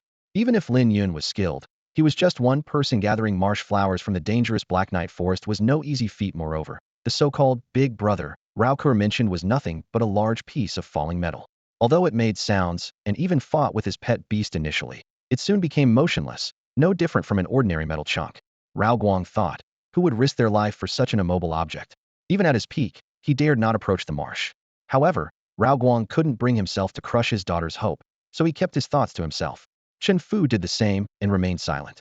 Rao Kuer, full of hope, said, "As long as Big Brother brings back the marsh flowers, your illness will surely be cured, father." Just then, a knock on the door broke the silence in the room. "Knock, knock, knock. I'll get it," Rao Kuer said, quickly heading to the door. As she opened it, Lin Yun's figure appeared at the entrance. Excitedly, Rao Kuer asked, "Big Brother, you're finally here. Did you bring the marsh flowers?" "I did," Lin Yun replied briefly, stepping inside and placing his bundle on the table. He carefully took out several glass jars filled with a special cultivation liquid, meant to keep the marsh flowers fresh. Seeing the marsh flowers, Rao Kuer was so overwhelmed she could hardly speak. "Father, look. Big Brother brought back the marsh flowers." Chen Fu approached to examine them and confirmed, "They are indeed marsh flowers. Very fresh, they can be used as a medicinal guide. Father, you're saved. Your illness can be cured." Rao Kuer cried tears of joy, streaks of tears marking her face. Rao Guang watched all this, his heart unable to remain calm. He never expected that what his daughter spoke of was true. A stranger had indeed risked his life to gather marsh flowers for them. This realization filled his heart with indescribable gratitude and hope. Chen Fu curiously observed Lin Yun and asked, "Young friend, did you pick all these swamp flowers with your pet beast?" Lin Yun nodded in response. That's right. I picked these swamp flowers together with Chinga. Hearing this, Chen Fu's expression changed slightly. As an experienced healer with many interactions with beast masters in Haoyue City, he knew well the dangers of picking swamp flowers. The areas where swamp flowers grew were often inhabited by powerful swamp crocodiles, whose strength was usually at the commander level. Chen Fu was surprised by Lin Yun's capability and couldn't help but exclaim. Truly, heroes emerge from the young. I never expected our Haoyue City to have such a remarkable beast master. Yao Guang was equally astonished. As a bronze-level beast master, he was very aware of the strength of swamp crocodiles. When he was a caravan guard, the first reaction to spotting swamp flowers was to quickly steer clear of the area, not to pick them. Lin Yun not only managed to pick the swamp flowers, but also to cultivate his pet beast to such a level, which was truly impressive. What was even more surprising was that Lin Yun seemed quite young, suggesting a limitless future ahead. Yao Kuer looked at Lin Yun with admiration in her eyes and excitedly said, Big Brother is amazing. Kuer will also work hard to become a beast master like Big Brother.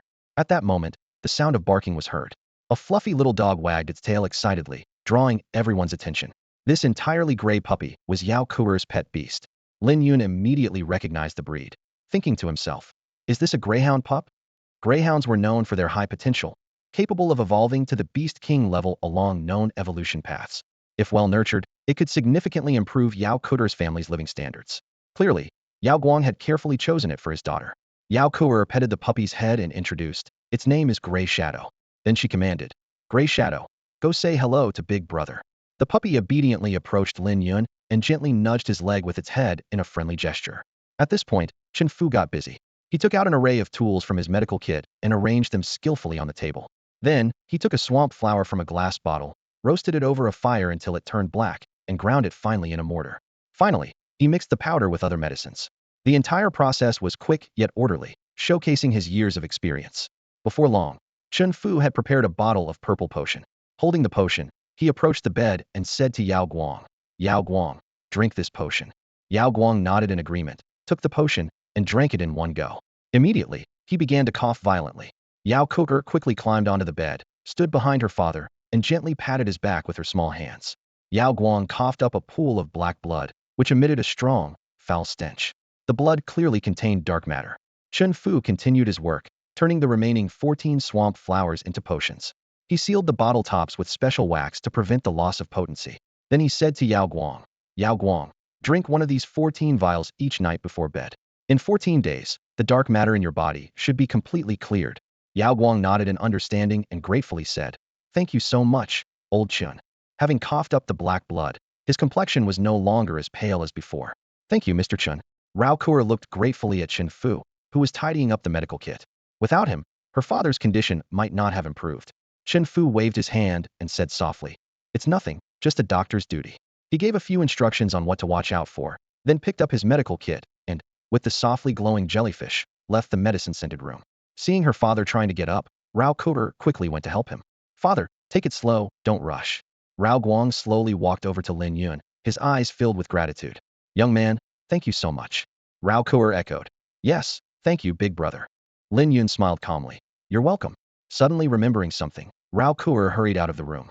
Soon, she returned holding a metal block. Big brother, this is the pet beast we agreed to sell you. Lin Yun took the metal block and curiously asked, Where did you get this metal block from? He knew that unlike flesh and blood creatures, this type of steel pet beast was extremely rare. Rao Kuer scratched her head and replied, I don't know where it came from. One day, while I was barbecuing in the yard with Gray Shadow, it just fell from the sky. Later, it even fought with my father's pet beast. Lin Yun suddenly understood, thinking that the origin of this steel core was quite mysterious, but this pet beast was exactly what he wanted, so he wouldn't abandon the contract over such a small flaw. As they were chatting, Rao Guang brought out a few small dishes from the kitchen, containing simple meals. Young man, if you don't mind, please have a meal with us. The food is plain. Lin Yun looked around, noticing that the house was quite spacious. Living in such a large house in Haoyue City suggested the family was quite well off. However, seeing the simple meal before him, he guessed they might have spent all their savings on Rao Guang's treatment. Lin Yun politely declined. As for the meal, there's no need. I need to deal with this steel pet beast, so I won't disturb you further. He was calculating that activating the steel core and signing the contract might take some time.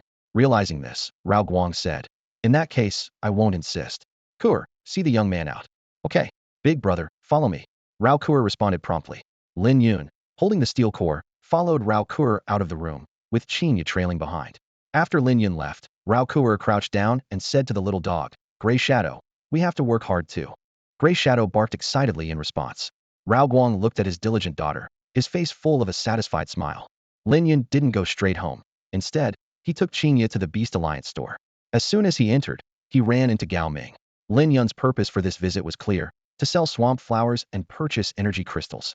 Gao Ming greeted him warmly, smiling as he asked, "Lin Yun, have you found a suitable second pet beast at the small market?" "I have," Lin Yun replied succinctly. Gao Ming nodded and continued to inquire, "Are you here to buy or sell something at the Beast Alliance? Or is there something else you need from me?" "To sell something," Lin Yun said, following Gao Ming further into the store.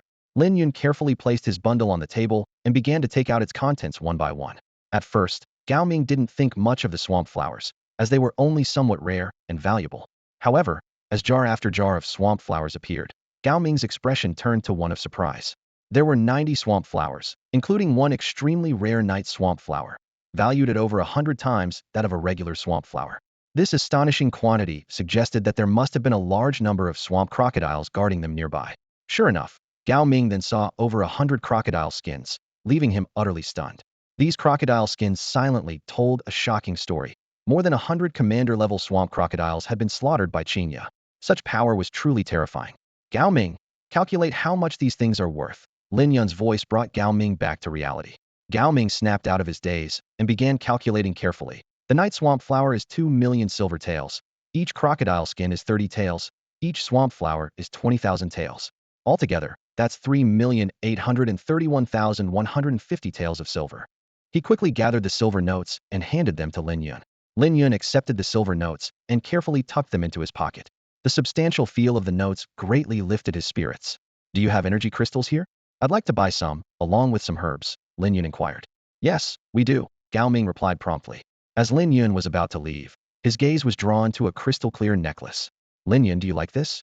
Gao Ming asked, a bit surprised. "How much?" Lin Yun inquired. 3 million silver. Gao Ming named a high price. 1 tael, Lin Yun countered without hesitation. Gao Ming nearly choked. "Lin Yun, you can't haggle like that. 1 tael doesn't even cover the transport cost." 2 taels, Lin Yun slightly raised his offer. Fine, I give up. 180,000, that's a clearance price." "If you don't want it, forget it," Gao Ming said, resigned. "Deal," Lin Yun agreed without hesitation. With that, Lin Yun left the Beast Alliance with a box full of items and headed straight for Wei Yuwelling's house. Before he got close, a fiery red bird flapped its wings, letting out a loud caw. This was the fire-cloud sparrow, which Lin Yun and Wei Yuwelling had always referred to as the silly bird. Wei Yuwelling poked her head out of the window, and, upon seeing Lin Yun, quickly ran downstairs. "Lin Yun, you're here," Wei Yuwelling greeted him with a smile. Lin Yun gently set down the box and placed a steel core on top of it, asking, "Yuwelling, how is your mastery of the Guardian Dao rhythms coming along?" "I've successfully grasped the Guardian Dao rhythms. Let me show you," Wei Yuwelling said, flashing a pair of small tiger teeth as a glow emanated from her fair palm. In the center of the glowing light, a small shield suddenly appeared. Lin Yun's eyes lit up with delight as he exclaimed, "Not bad. You've successfully grasped the Dao rhythm." Wei Yuwelling, however, seemed a bit dejected and murmured, "But I failed when I tried to enhance my skills with the enlightenment fruit." Lin Yun gently patted her head and comforted her warmly. "Don't be discouraged. There will be more opportunities in the future. Consider this a learning experience. Failure is the mother of success." "Yeah, I know," Wei Yuwelling replied, brightening up and smiling again. Lin Yun took out 2 exquisite brocade boxes from his pocket and handed them to Wei Yuwelling. "These are gifts for you." Eagerly, Wei Yuwelling opened the boxes, her eyes sparkling with surprise. "They're beautiful. Are these really from you?" she asked as she quickly put the necklace around her neck. "I thought it would suit you, so I bought it," Lin Yun replied with a smile. In high spirits, Wei Yuwelling's attention was caught by a piece of metal on the box, and she curiously asked, "Lin Yun, what is this?" "Oh, that," Lin Yun explained. "It's the second pet beast I'm going to contract with. It's a steel type." "This is a pet beast?" Wei Yuwelling found it hard to believe. She leaned in to examine it closely and questioned, "Lin Yun, you aren't being scammed, are you? How could something that looks like scrap metal be a pet beast?" Lin Yun smiled mysteriously. "You'll see in a few days." He didn't elaborate further. Wei Yuwelling blinked with interest and said, "In that case, I can't wait to see what this second pet beast of yours looks like." The two chatted a bit longer. Later, Lin Yun, carrying the steel core, headed back home. Wei Yuwelling, holding the crystal necklace at her neck and the ice crystal grass, happily ran into the house, excitedly calling out, "Quick, hurry up, bring out the cultivation liquid." Xiao Zhelan, seeing the ice crystal grass and the smile on Wei Yuwelling's face along with the new necklace, immediately understood what had happened. She clapped her hands, and soon a dragonfly-like pet beast brought a bottle of cultivation liquid and gently placed it on the table. Wei Yuwelling eagerly picked up the cultivation liquid and carefully added it to the container, murmuring, "I want to preserve this ice crystal grass well." Lin Yun, who had been sleeping soundly, suddenly awoke upon sensing the ice crystal grass. It flapped its small wings and flew to the table, reaching out with its claws to grab the ice crystal grass. "Don't touch my ice crystal grass," Wei Yuwelling sternly scolded. "Lin Yun, this isn't for you." She glared at Lin Yun with an unprecedentedly intimidating look. Lin Yun shivered. Although it had been Wei Yuwelling's contracted pet beast for a long time, it had never seen its owner with such a frightening expression. It quickly fluttered its wings and retreated from the table. Wei Yuwelling breathed a sigh of relief and carefully placed the bottle containing the ice crystal grass by her bed, her face glowing with satisfaction. "Wow, caw-caw." The fire cloud sparrow noticed Lin Yun's retreat and let out a long caw, clearly gloating. Lin Yun thought about retaliating but remembered that this so-called dumb bird was a battle general level beast and quickly dismissed the idea. It quietly flapped its wings and flew away from the castle. Back at home, Lin Yun placed the steel core on the bed and took out an energy crystal. However, he soon found himself puzzled. "Damn it, how do I use this thing?" he muttered to himself. In the Beast Alliance, using energy crystals was always linked to formations. If that were the case, things would get very complicated. He didn't want to make another trip to the Beast Alliance to ask a formation master for help. Lin Yun first tried placing the energy crystal next to the steel core to see if it would absorb it on its own, but there was no reaction. At that moment, Chinga let out a low growl, jumped onto the bed, and revealed its sharp claws. "Are you suggesting I break the energy crystal?" Lin Yun asked. Chinga nodded in confirmation. With Lin Yun's permission, Chinga smashed the energy crystal without hesitation. A large amount of crystal shards fell onto the steel core's surface, and suddenly, the steel core emitted a pale blue light. Lin Yun was overjoyed. "It works." Seeing this, Chinga intensified its efforts, breaking one energy crystal after another. When the 10th crystal fragment landed on the steel core, it finally showed signs of activity. The blue light gathered in the center, forming a screen-like structure resembling an eye. It also emitted a zzz sound. Lin Yun was ecstatic. The steel core flew towards the remaining energy crystals, clearly eager to devour them. After all, it had been dormant for too long. Lin Yun quietly observed the scene before him, filled with curiosity. He wanted to see how this mysterious steel core would use the energy crystals. The steel core lightly landed on a crystal, and its surface began to emit a faint blue glow. This glow, like a living creature, started to wriggle and gradually formed into tentacle-like shapes, tightly wrapping around the crystal. In no time, the crystal was drained and lost its original luster. Zzz. The steel core buzzed with excitement, as if saying, "Delicious." It eagerly flew to the next energy crystal, greedily absorbing its energy. Lin Yun watched as the crystals he had painstakingly purchased disappeared one by one, sighing inwardly. In the blink of an eye, only 3 out of 10 crystals remained. With a wry smile, he thought, "Darn it. I thought I was regaining some resources, but now I'm broke again." As a beast tamer, Lin Yun knew that while the profession could be lucrative, it was also very costly. Those sparkling energy crystals were worth a lot of money. Fortunately, he had previously acquired a substantial amount of obsidian stones from the Giant Shield mercenary group, enough to sustain him for a while. When the steel core was finally satiated, it leisurely flew over to Lin Yun and the white fox, Chinga. A faint electrical sound emanated from it, seemingly expressing curiosity. Lin Yun asked directly, "You don't have a beast tamer yet, do you? Would you like to form a contract with me?" The steel core remained motionless, as if contemplating. Lin Yun had an idea and pointed to the remaining energy crystals, saying, "If you become my contract beast, you'll have plenty of those crystals." The moment he said this, the steel core nodded repeatedly, as if worried Lin Yun might change his mind, and quickly flew over to lightly touch his hand. Understanding the gesture, Lin Yun smiled and said, "Another foodie." With a thought, the beast mark, shining with golden light, appeared. Half an hour later, Lin Yun successfully formed a contract with the steel core. He felt a surge of strength, not only sharing Qingya's power, but also the steel core's power. The fatigue from a busy day vanished, leaving him full of energy. "Now, I should give you a name," Lin Yun said, looking at the steel core and pondering. Various names flashed through his mind. Steel core? Ironhead Kid? Iron Egg? Shield Mountain? Fishing Helmet? He shook his head abruptly. No, no, wait. What nonsense am I thinking? After calming his thoughts, Lin Yun tentatively asked, "How about I call you Titan? When you evolve, you'll become like a Titan beast. I think this name suits you well." The steel core nodded in agreement. Lin Yun turned to the white fox. "Chinga, you'll be partners from now on." Chinga stepped forward and softly greeted Titan with a whimper. Titan responded with a z sound. Afterward, Lin Yun began tidying up the mess in the room. He noticed that Chinga seemed to be contemplating something. After a while, Chinga appeared to make up her mind and brought a bottle of electric sheep milk to Titan, clearly wanting to share with a new partner. Zzz. Titan shook its head vigorously, indicating it didn't eat such things. Lin Yun couldn't help but laugh, gently patting the white fox's head. Silly fox. Titan's diet is different from ours. It only eats energy crystals. Hearing this, Chinga awkwardly took the electric sheep milk and left the room.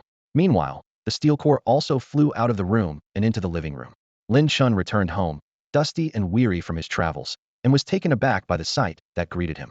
A massive, metallic creature dominated the living room, about the size of a small car, with strange currents of electricity flowing across its surface. Lin Chun couldn't help but blurt out, "Xiao Yun, what is this metal contraption?" Lin Yun smiled slightly and calmly introduced, "This is Titan, the second pet beast I've contracted with." As soon as he finished speaking, Li Yuru hurried out of the room, her eyes wide with disbelief as she stared at Titan. "Xiao Yun, is this really a steel-type pet beast?" Her voice was filled with surprise and a hint of excitement. "This type is extremely rare." At that moment, Titan suddenly unfurled its hidden wings and gracefully flew above Chinga's cozy nest. Its body emitted a faint humming sound, reminiscent of flowing electricity. Sensing a mental connection with Titan, Lin Yun tentatively asked, "Do you want a little nest too?" Titan nodded immediately, its movements mechanical yet full of anticipation. Without hesitation, Lin Yun rolled up his sleeves and approached Titan, a confident smile on his face. "Let me handle it," he said. "I built Chinga's nest from scratch, and making one for Titan will be no problem at all." Lin Yun spent the entire afternoon busily crafting a new home for Titan. By the time night fell, Titan's nest was finally complete. Unlike Chinga's ground-level nest, Titan's new home was a tall metal pillar topped with a spacious tray. The tray was made from sturdy red pine wood, surrounded by meticulously designed metal railings. Titan eagerly settled into its new home, emitting a contented electrical hum before entering a state of rest. "Dinner's ready," Li Yueru's voice called from the kitchen, and soon the aroma of delicious food filled the air as it was placed on the dining table. Chinga eagerly ran to its specially made large bowl, filled with chunks of meat and generous portions of rice, devouring it ravenously. The others gathered around the table to enjoy their meal. Lin Chun couldn't help but ask, "Doesn't Titan eat?" Lin Yun swallowed a bite of food and explained, "Titan doesn't eat regular food. Its sustenance comes from a special energy crystal. I fed it earlier in the room." After dinner, Lin Yun took Titan and Chinga to the courtyard. The moonlight bathed the training ground in a silvery glow. Lin Yun commanded, "Chinga, suppress your strength to the basic level and have a pet beast battle with Titan." Chinga let out a low growl, its eyes gleaming with fighting spirit. Titan responded by illuminating the electrical currents on its body, ready for action. The night enveloped the outskirts of the forest as Lin Yun stood at the dappled edge of the trees, holding a skill stone that glimmered softly in his hand. He turned to the Titan floating beside him, his voice tinged with anticipation. "Try absorbing this. If it works, enhancing skills will be much easier in the future." At his words, the Titan floated lightly above Lin Yun's right hand. In an instant, blue tendrils flowed out like water, wrapping tightly around the skill stone. In no time, the stone lost its luster and crumbled into fine powder with a gentle touch, accumulating in Lin Yun's palm. "Great, it can be absorbed." Lin Yun was delighted, then pulled out a herb emitting a gentle glow. "Try this light herb next." The Titan nodded in acknowledgement and extended its blue tendrils to envelop the light herb once more. However, after a while, the herb remained unchanged. Lin Yun frowned slightly, realizing the Titan seemed unable to absorb herbal items. This discovery worried him, as herbs significantly accelerated the strength enhancement of pet beasts. At that moment, the Titan drifted towards Lin Yun's back, lightly touching the obsidian crystal and energy crystal. Lin Yun pondered and tentatively asked, "Do you mean these crystals can not only serve as your food, but also enhance your level like the light herb?" The Titan nodded in confirmation, and Lin Yun's eyes lit up. "A blessing in disguise," he thought with delight. "I'll have to find more special energy ores in the future." He then commanded, "Absorb the energy of 5 obsidian crystals first." The Titan immediately set to work, and before long, 5 obsidian crystals turned into white powder, their energy fully absorbed. After searching the forest with the Titan for a while, Lin Yun encountered a saber-toothed rabbit. The creature curiously eyed the metal lump of the Titan, unaware of the impending danger. "Titan, take it down," Lin Yun ordered. The Titan shot out like an arrow, resembling a meteor as it lunged at the saber-toothed rabbit. The rabbit's hind legs suddenly powered up, springing it over 10 meters high, narrowly dodging the attack. The Titan struck the ground, sending dust flying and leaving a massive crater. The saber-toothed rabbit gasped, realizing the terrifying power of the metal lump. It didn't give up and leapt again, its sharp teeth slashing towards the Titan like swords. However, with a clang, the Titan remained unscathed, while the rabbit's gums began to bleed. Realizing it was no match, the saber-toothed rabbit turned to flee. The Titan followed closely, delivering a precise blow to the rabbit's abdomen, sending it flying. Then, the Titan soared into the air, crashing down like a meteor and crushing the rabbit into a pulp. The battle concluded, and the Titan returned to Lin Yun, emitting a sizzling sound to signal the task's completion. Chinga leaped over to inspect the rabbit's remains and let out a dissatisfied cry, indicating the Titan had rendered the food inedible. The light on the Titan's face shifted to show an apologetic expression. After the battle, the Titan successfully digested the energy within and advanced to the second level of the ordinary tier. The impact level had advanced from beginner to intermediate. As the morning sun filtered through the dark forest, Lin Yun and his pet beasts were already deep into their daily training. Compared to Chinga's previous experiences here, their efficiency had significantly improved. This was no coincidence. Lin Yun now possessed resources far beyond what he had before, and with his SS grade talent, his strength was naturally rising rapidly. Before long, Titan advanced to an ordinary tier 3, and its impact skill reached the top level. Even more exciting was that it awakened 2 new traits, hardness and bounce. The hardness trait reinforced Titan's body during an impact, increasing its destructive power, while the bounce trait allowed Titan to rebound like a ball, greatly enhancing its hit rate. Lin Yun silently invoked insight to carefully examine Titan's status. Name: Steel Core. Tier: Ordinary Tier 3. Skills: Impact Top Level, Hardness, Bounce. He was particularly intrigued by this newly awakened bounce trait and was eager to test it out. Soon, they found a suitable opponent, a Tier 5 Dark Boar. Known for its aggressive nature, the boar charged forward the moment it sensed intruders in its territory. Titan faced it head-on without fear. With a loud bang, the two collided. Although the Dark Boar's charge was formidable, Titan's impact was no less powerful. More importantly, Titan's body was much tougher than the boar's.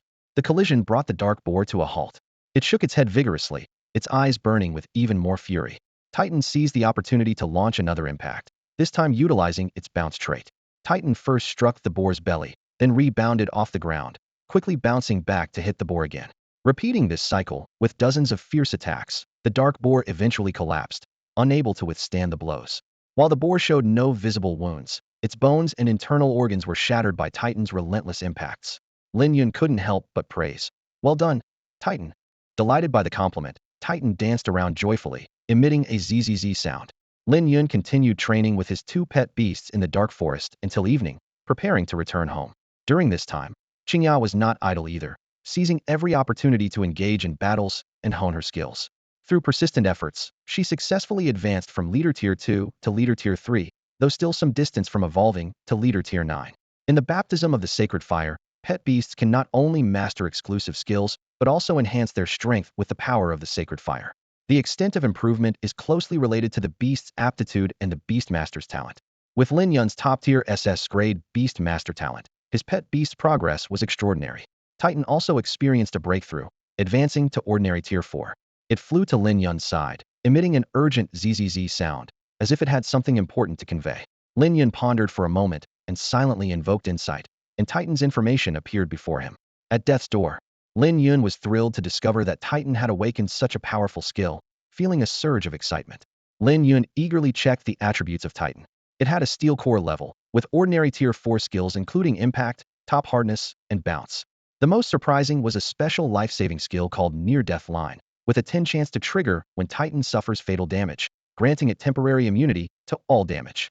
I can't believe Titan has mastered such an amazing skill. Lin Yun was overjoyed, quickly packed up the day's game, and hurried back to Xiao City. As soon as he reached his doorstep, Lin Yun saw the fiery red bird, the fire cloud sparrow, waiting there. Wei Yuwelling soon noticed Titan and exclaimed, "Lin Yun, is this hunk of metal the second pet beast you mentioned? I thought you were joking." "It's called Titan," Lin Yun introduced. Wei Yuwelling smiled and said, "Hello, Titan." She pointed to the ice crystal figure on her shoulder and said, "This is Lin Yu, and the red bird is Lin Yun, but because it's a bit silly, I nicknamed it Silly Bird." The fire cloud sparrow seemed to understand and gently flapped its wings, emitting a sharp cry to greet Titan. Lin Yu also waved at Titan. Titan, having met new friends, was in a good mood, and its eyes turned into a cheerful expression. "Lin Yun, I'm not here just to hang out," Wei Yuwelling said seriously. "My father sent me to find you. He has something important to discuss." "Uncle Wei, what's the matter?" Lin Yun asked in surprise. Although he had visited Wei Yuwelling's house many times, he rarely met Wei Chengwang. In his impression, Wei Chengwang was always extremely busy and rarely at home. Yes, my father mentioned it's about the sacred fire baptism and wants to teach you some special techniques, Wei Yuwelling explained. Come on, my father is really nice and spoils me. Once you get to know him, you'll definitely like him. With that, Wei Yuwelling took Lin Yun's hand and headed towards the fire cloud sparrow. Lin Yun obediently climbed onto the bird's back and brought his pet along. Wei Yuwelling gave him a glance, and Lin Yun wisely shifted his gaze to the blue sky. Once Wei Yuwelling was also seated, the fire cloud sparrow flapped its massive wings and flew towards the castle. After a long flight, the fire cloud sparrow gently landed in the courtyard. Wei Chengwang was already waiting near the rockery. Lin Yun greeted him politely. Uncle Wei. Wei Chengwang nodded and said, impressive, indeed a talented young man. To have contracted a second pet beast in such a short time, and this hunk of metal is quite interesting. I didn't expect you to contract it. You know about Titan's origins? Lin Yun asked curiously. I know a bit, Wei Chengwang replied. Wei Chenggang awkwardly coughed, furrowing his brows with a hint of dissatisfaction in his heart. He looked at his daughter, Wei Yuwelling, thinking she was quick to side with outsiders. The group arrived at an open area, where Wei Chenggang explained the process of the sacred fire baptism in detail. Lin Yun listened intently, finally understanding the mystery. Beast tamers absorb the power of the sacred fire through a beast seal and channel it into their pet beasts, enhancing their strength. During this process, the pet beasts have a chance to comprehend exclusive skills. Wei Chenggang emphasized that the duration of the sacred fire baptism is limited and depends on the beast tamer's willpower and talent. He added, exclusive skills are just the beginning. They're an important gateway for your pet beasts to surpass their limits. To help Lin Yun and Wei Yuwelling adapt, Wei Chenggang commanded, Lin Yun, simulate the power of the sacred fire. The fire cloud sparrow let out a long cry, engulfed in flames. The scorching heat wave swept over, causing Lin Yun to sweat profusely, but he did not feel uncomfortable. Wei Chenggang noticed this, and a look of approval flashed in his eyes. He demonstrated guiding the power of the flames, forming a red fireball in front of his chest. This isn't the real sacred fire and can enhance the abilities of Chinga and Titan, Wei Chenggang explained. Over the next few days, Lin Yun and Wei Yuwelling continued to adapt to the process, gradually extending their endurance. One evening, Wei Chenggang announced, you both have almost fully adapted. Lin Yun expressed his gratitude sincerely. Thank you, Uncle Wei, for your guidance during this time. Wei Chenggang was about to say something when Wei Yuwelling suddenly approached and pinched her father's waist. As a doting father, Wei Chenggang immediately changed his tone. You're friends with Yuwelling, so helping you is no problem. Lin Yun bowed respectfully. Wei Chenggang expressed his hopes. I hope this time your pet beast can comprehend exclusive skills. Yin Yun, take Lin Yun back. The fire cloud sparrow flew over, and Lin Yun rode it back to his residence. His parents were preparing to go out, and Lin Yun curiously asked, Mom, where are you going, all dressed up? Lin Shin explained. Shin Qing passed the Black Iron Beast Tamer examination and invited us for dinner. Lin Yun remembered that Shin Qing had been preparing for the exam, and his little mountain ape had reached ordinary level 5. However, Lin Yun wasn't concerned, as his second pet beast, Titan, was already at ordinary level 4, and Xiao was at leader level 3, far surpassing Qin Qing. Liu Ru smiled and invited. Xiaoyan, would you like to come with us? Uncle Chun and the others would be happy to see you. Lin Shin agreed. Yes, it'll be just like being at home. Lin Yun politely declined, as he didn't enjoy social gatherings, and more importantly, he needed to prepare for the sacred fire baptism with Chinga and Titan the next day. Liu Ru understood and said, that's fine, but you'll have to sort out your own meals. Lin Yun mentioned, tomorrow, I'll be taking Chinga and the others on a long journey, and it might be a while before we return. Back in the house, Lin Yun began processing the remains of exotic beasts, salting and hanging them in the hallway to dry. Soon, the aroma of delicious food filled the air. Chinga devoured the food ravenously, and Lin Yun helplessly patted its back. Silly fox, eat slowly, no one is taking it from you. Titan focused on absorbing energy crystals to replenish its energy. The next morning, the fire cloud sparrow was already waiting outside. Lin Yun, with his 2 pet beasts, climbed onto the fire cloud sparrow's back. With a long cry, the fire cloud sparrow surged into the sky with rolling heat waves. Before long, they arrived at the location for the sacred fire baptism. On the vast expanse of the White Wolf Plains, elite beast tamers from Shunguang County, Night Demon County, Haitao County, and Crystal County have gathered. They are the best of the best, having passed rigorous tests, and they shine like bright stars in this realm. At the center of the plains, a massive flame burns fiercely. This is the legendary sacred fire.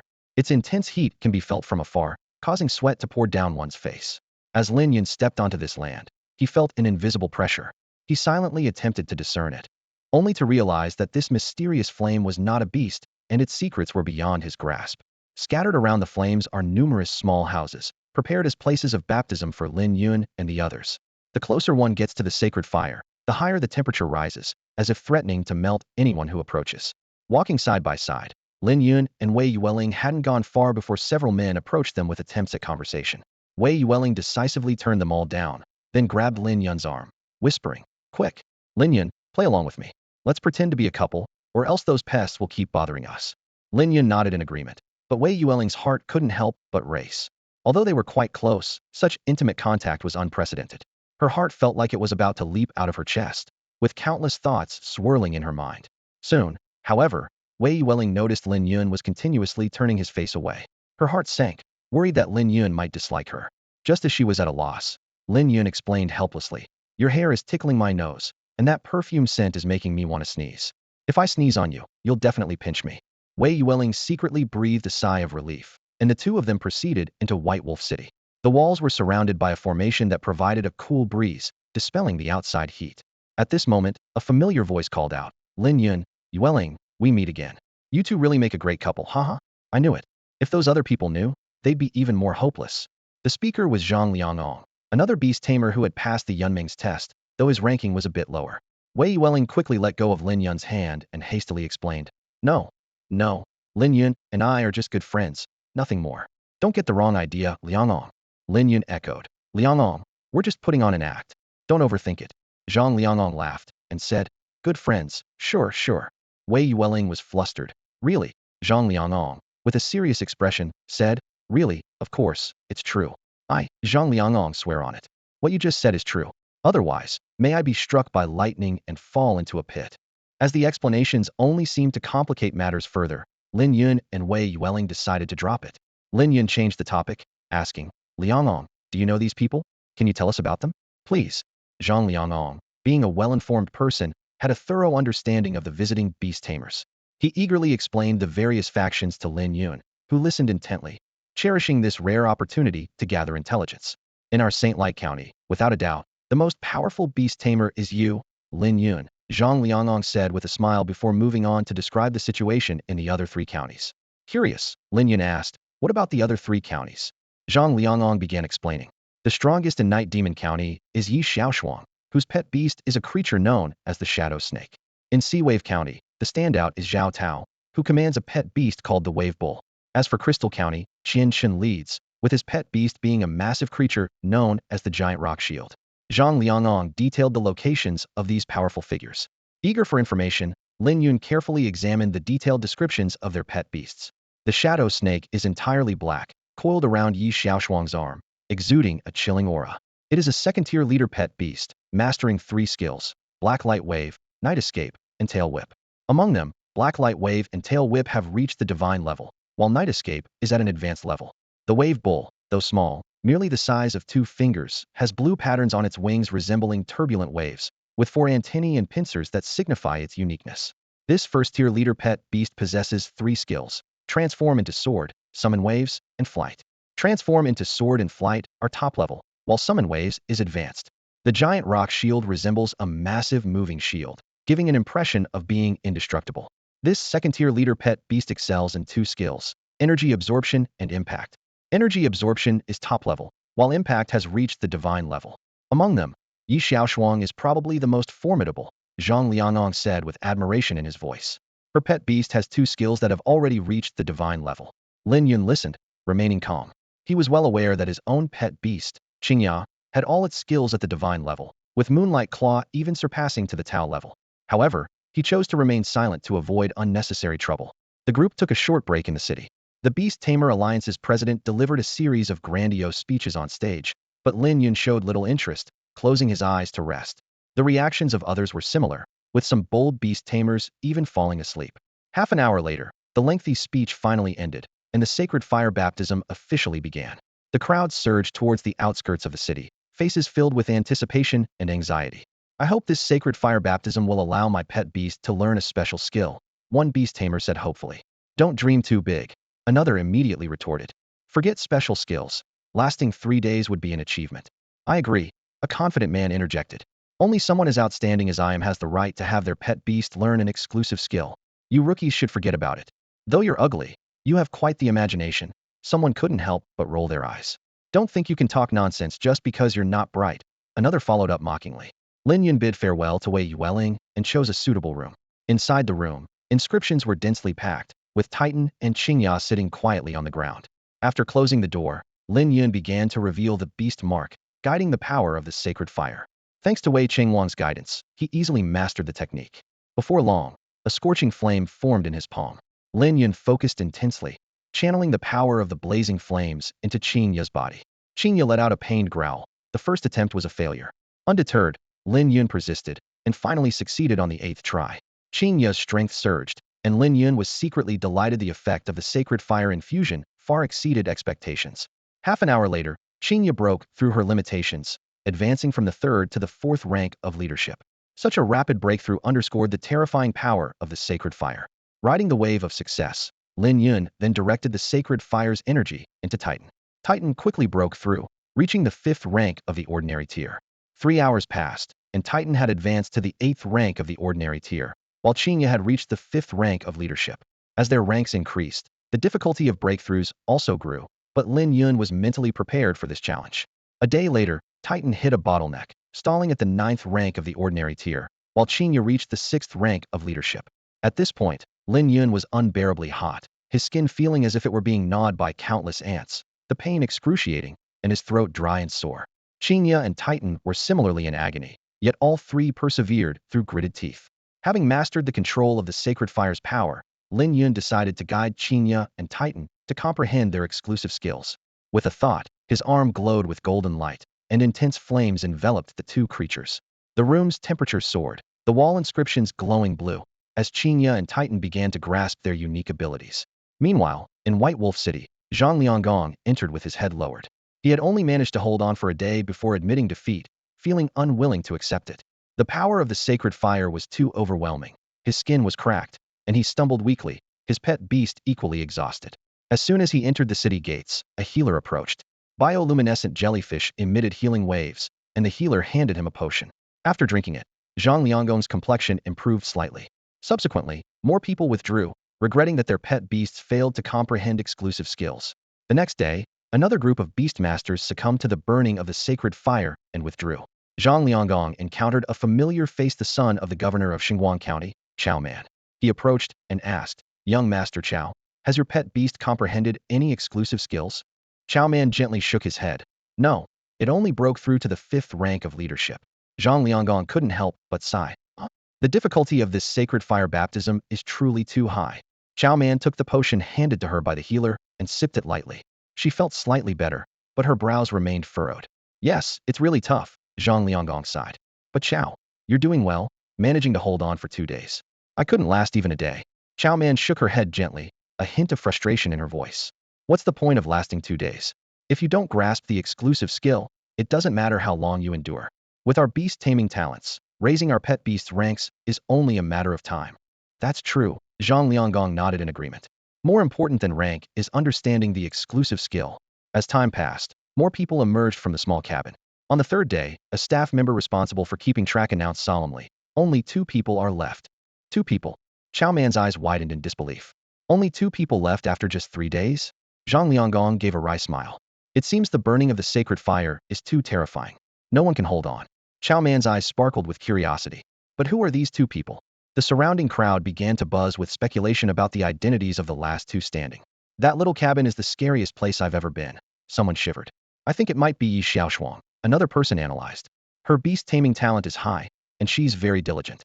You know, the shadow snake she raised has 2 god-level skills. Her strength is undeniable. Qianqian's talent might not match Yi Xiaoshuang's, but his pet beast is a giant rock shield," someone added. "This type of defensive pet beast has great endurance, so it makes sense he could last longer."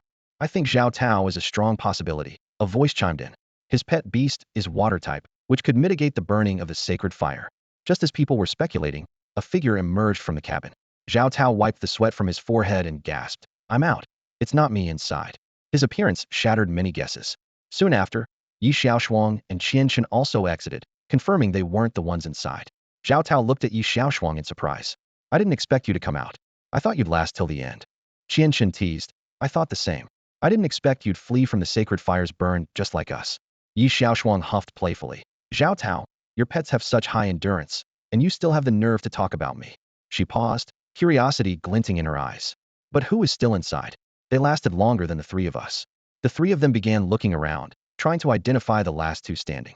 In the city of Bailang, within a grand mansion, gathered a formidable group of beast masters and their fierce beasts. These elite figures hailed from the four major counties. Among them was Tian Kong.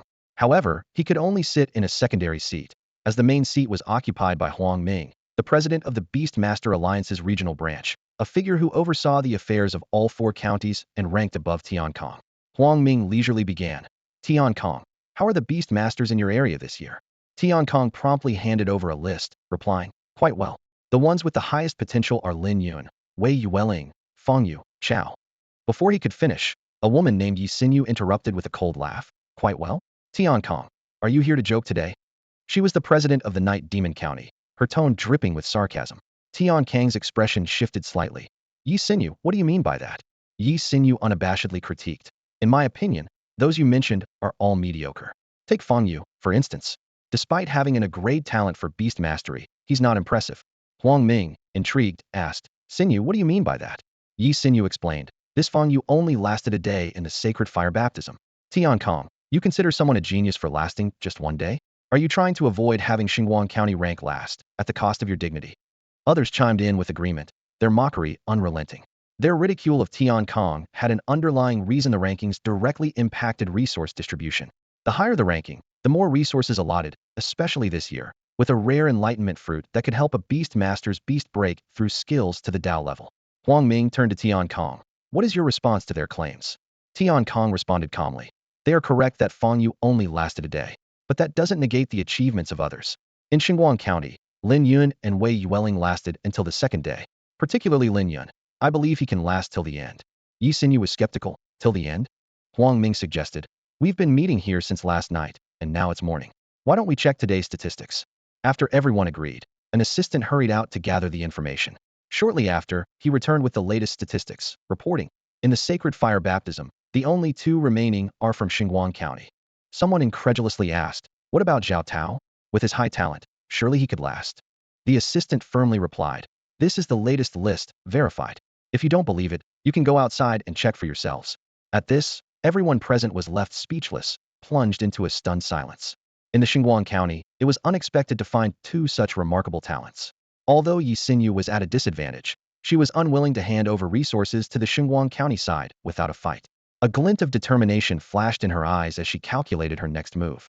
After a moment, Yi Xinyu sneered and said, even if they last longer, it doesn't really mean anything. At most, it shows they have stronger willpower. The real key is whether they can comprehend their exclusive skills. Her companion immediately echoed. Exactly. Lasting longer doesn't necessarily mean they have a higher talent. Willpower also plays a significant role. Without comprehending exclusive skills, they are no different from ordinary people outside, just with a faster improvement rate. A third person chimed in, his tone full of disdain. Hearing these words, Tian Kong was instantly infuriated and shouted, how shameless can you be? A wave of angry murmurs erupted from the Xinguang County crowd, who felt these people were shamelessly saying anything for the sake of benefits. As tensions mounted, Huang Ming sternly commanded, enough. Quiet down. His voice was like a hammer, instantly silencing the clamor. Once everyone settled, Huang Ming slowly stated, the holy fire baptism is indeed related to willpower, but it is also closely tied to the talent of the beast masters and the enlightenment capacity of their beasts. Let me put it this way. If these two beast masters do not comprehend their exclusive skills, then Xinguang County ranks second. If they do, then Xinguang County ranks first. After all, the number of geniuses in Night Demon County far exceeds that in Xinguang County. What do you think? Yi Xinyu and Tian Kong exchanged glances and almost simultaneously replied, no objections. Time ticked by, and on the fourth and fifth days, the two still hadn't emerged from the holy fire baptism. Those gathered there were all prodigies, proud at heart, and yet they couldn't help but hold these two in high regard. Xiao Tao couldn't help but remark, there are always higher mountains, and there are always more talented people. Perhaps this is the truth of it. Qian Chun nodded in agreement. Yi Xiaoshuang mused, I wonder if this time they'll be able to help their beasts comprehend exclusive skills. Xiao Tao shook his head slightly, with a hint of doubt in his voice. I don't think the chances are very high. Just because they've lasted longer doesn't mean their beasts will comprehend exclusive skills. Qian Chun disagreed. I believe they can comprehend exclusive skills. Xiao Tao scoffed. It's not that easy. Exclusive skills aren't like cabbages you can just pick up. It depends on talent, willpower, and luck. Qian Shun, with a sly glint in his eye, proposed. Zhao Tao, since you think so, why don't we make a bet? If any of them comprehends an exclusive skill, you give me a Saint Knight grass. If none do, I'll give you one. Zhao Tao dismissed the idea. Just one? That's too little. How about 100? Do you dare? Qian Shun accepted without hesitation. Let's do it. I'm not afraid. At that moment, the sky suddenly changed colors, and two massive beams of light shot up into the sky, reaching the clouds. This was the sign of comprehending exclusive skills. A white fox and a steel course circled the beams, ascending towards the sky, with countless runes flickering on them. The people of Bailang City were stunned, as this not only meant that exclusive skills had been comprehended, but both beasts had achieved it. Even more astonishing was that both beasts belonged to the same beastmaster Lin Yun. The burning of the sacred fire forced Zhang Liangong and Chao Man to stay bedridden to recover, and their pets were in the same condition. Zhang Liangong was in excruciating pain, and any slight movement would cause his skin to crack and bleed. He breathed carefully, fearing his wounds would reopen. However, more distressing than the physical pain was his disappointment that his pet hadn't mastered its unique skill. Chao Man shared the same regret. Suddenly, there was a commotion outside. Despite his curiosity, Zhang Liangong dared not move. It wasn't until he heard that someone had comprehended a unique skill that he struggled to turn his head to look out the window. He saw two massive beams of light shooting into the sky, with Lin Yun's pets, Chinga and Titan, at their centers. Zhang Liangong gasped, a mix of awe and envy in his heart. Chao Man, noticing the light beams, couldn't help but feel envious as well. He thought with a bitter smile how wonderful it would be if it were his own great flame dragon lizard. Unfortunately, it was just wishful thinking. Chao Man realized that their gap with Lin Yun had widened. Previously, although they were ranked lower than Lin Yun, they were at least on the same starting line. Now, with unique skills, Lin Yun's pets would undoubtedly become significantly stronger. They would need a long time before attempting a second sacred fire baptism, or their pets might explode from the fire's power. Yi Xiaoshuang and her companions were also drawn to the light beams. Yi Xiaoshuang remarked, surprised, "That's Lin Yun's cabin, isn't it? It's amazing that such a powerful beast tamer has emerged from Xinguang County." Zhao Tao's voice was full of envy. Two beams of light mean two pets have mastered unique skills. That's far more difficult than just one. Qian Shun extended his hand proudly. I won the bet this time. Zhao Tao frowned. Although others had endured long during the sacred fire baptism before, the awakening probability remained low. He hadn't expected Lin Yun to succeed. Qian Shun chuckled. Zhao Tao, I hope you keep your promise. Once we return, deliver 100 Saint Knight grass to my home. Despite feeling the pinch, Zhao Tao agreed to honor the deal. Meanwhile, in the mansion within Bailang City, the high-ranking officials were fiercely discussing resource allocation. Suddenly, a man rushed in, nearly stumbling. Huang Ming said irritably, "What's so urgent? Can't you see we're discussing important matters?" Yi Xinyu warned, "According to alliance regulations, disrupting a meeting without cause can lead to dismissal." Tian Kong intervened to calm the situation. "Let's not rush. Let's hear what he has to say before making any judgments." The man wiped his sweat, panting heavily as he reported the situation outside in detail. The large room fell into a dead silence, and the same thought arose in everyone's mind. They had to see it for themselves. In no time, the leaders of White Wolf City gathered outside the city. The sight before them was astonishing. Two massive beams of light shot up into the sky, dazzling and bright. Everyone's gaze instinctively focused on one of the beams. The white fox. That's Lin Yun's place. Tian Kong nodded slightly, a gleam of approval in his eyes. Indeed, this child is truly a prodigy. Yi Xinyu's expression shifted slightly, a hint of surprise in her voice. I never expected the perpetually last Saint Light County to perform so exceptionally this time. Two pet beasts comprehending exclusive skills simultaneously is truly impressive. The surrounding crowd began to murmur, discussions rising and falling. This time, Saint Light County should rank first, right? Tian Kong asked tentatively. Yi Xinyu huffed, a trace of reluctance in her tone. I accept the outcome. This time, the enlightenment fruits will go to your Saint Light County. Tian Kong was overjoyed and quickly responded. In that case, we humbly accept the enlightenment fruits on behalf of Saint Light County. Huang Ming made a swift decision, issuing an urgent order. Quick, have the healers of White Wolf City prepare to receive Lin Yun. A subordinate immediately took the order and rushed into the city. Lin Yun and the others have stayed around the sacred fire for so long.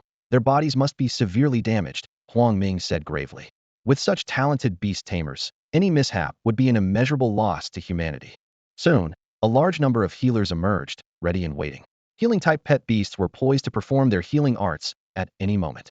Meanwhile, inside, Lin Yun was fully focused on using the beast seal to guide the sacred fire's power into Chinga's body. Although the first attempt ended in failure, and Chinga did not comprehend an exclusive skill, Lin Yun was not discouraged. Failure is normal. Lin Yun reassured. No one can guarantee success on the first try. The key is whether you can muster the courage to try again until you succeed. Chinga nodded in agreement, fully immersing herself in the process of comprehension. Titan, not wanting to be left behind, began its own journey of understanding. They moved slowly around the light pillar, bathed in the radiance of the sacred fire.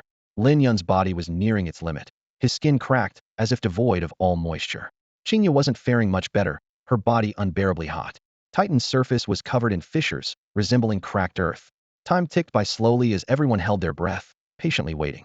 Suddenly, Chinga seemed to have an epiphany and let out a low growl to Lin Yun. Lin Yun smiled knowingly. Go ahead with your idea. Chinga sprang into action, the inscriptions on its body seemingly coming to life, burrowing inside. The light grew even more dazzling, forcing everyone to squint. Excitement filled the air as this indicated that Lin Yun's white fox had successfully comprehended an exclusive skill.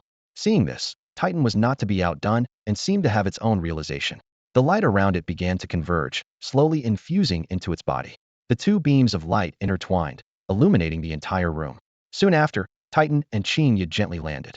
Lin Yun gently patted Chinga's head, smiling in praise. Well done. Titan came over, making a dissatisfied buzzing sound. Lin Yun got the message and also patted its head.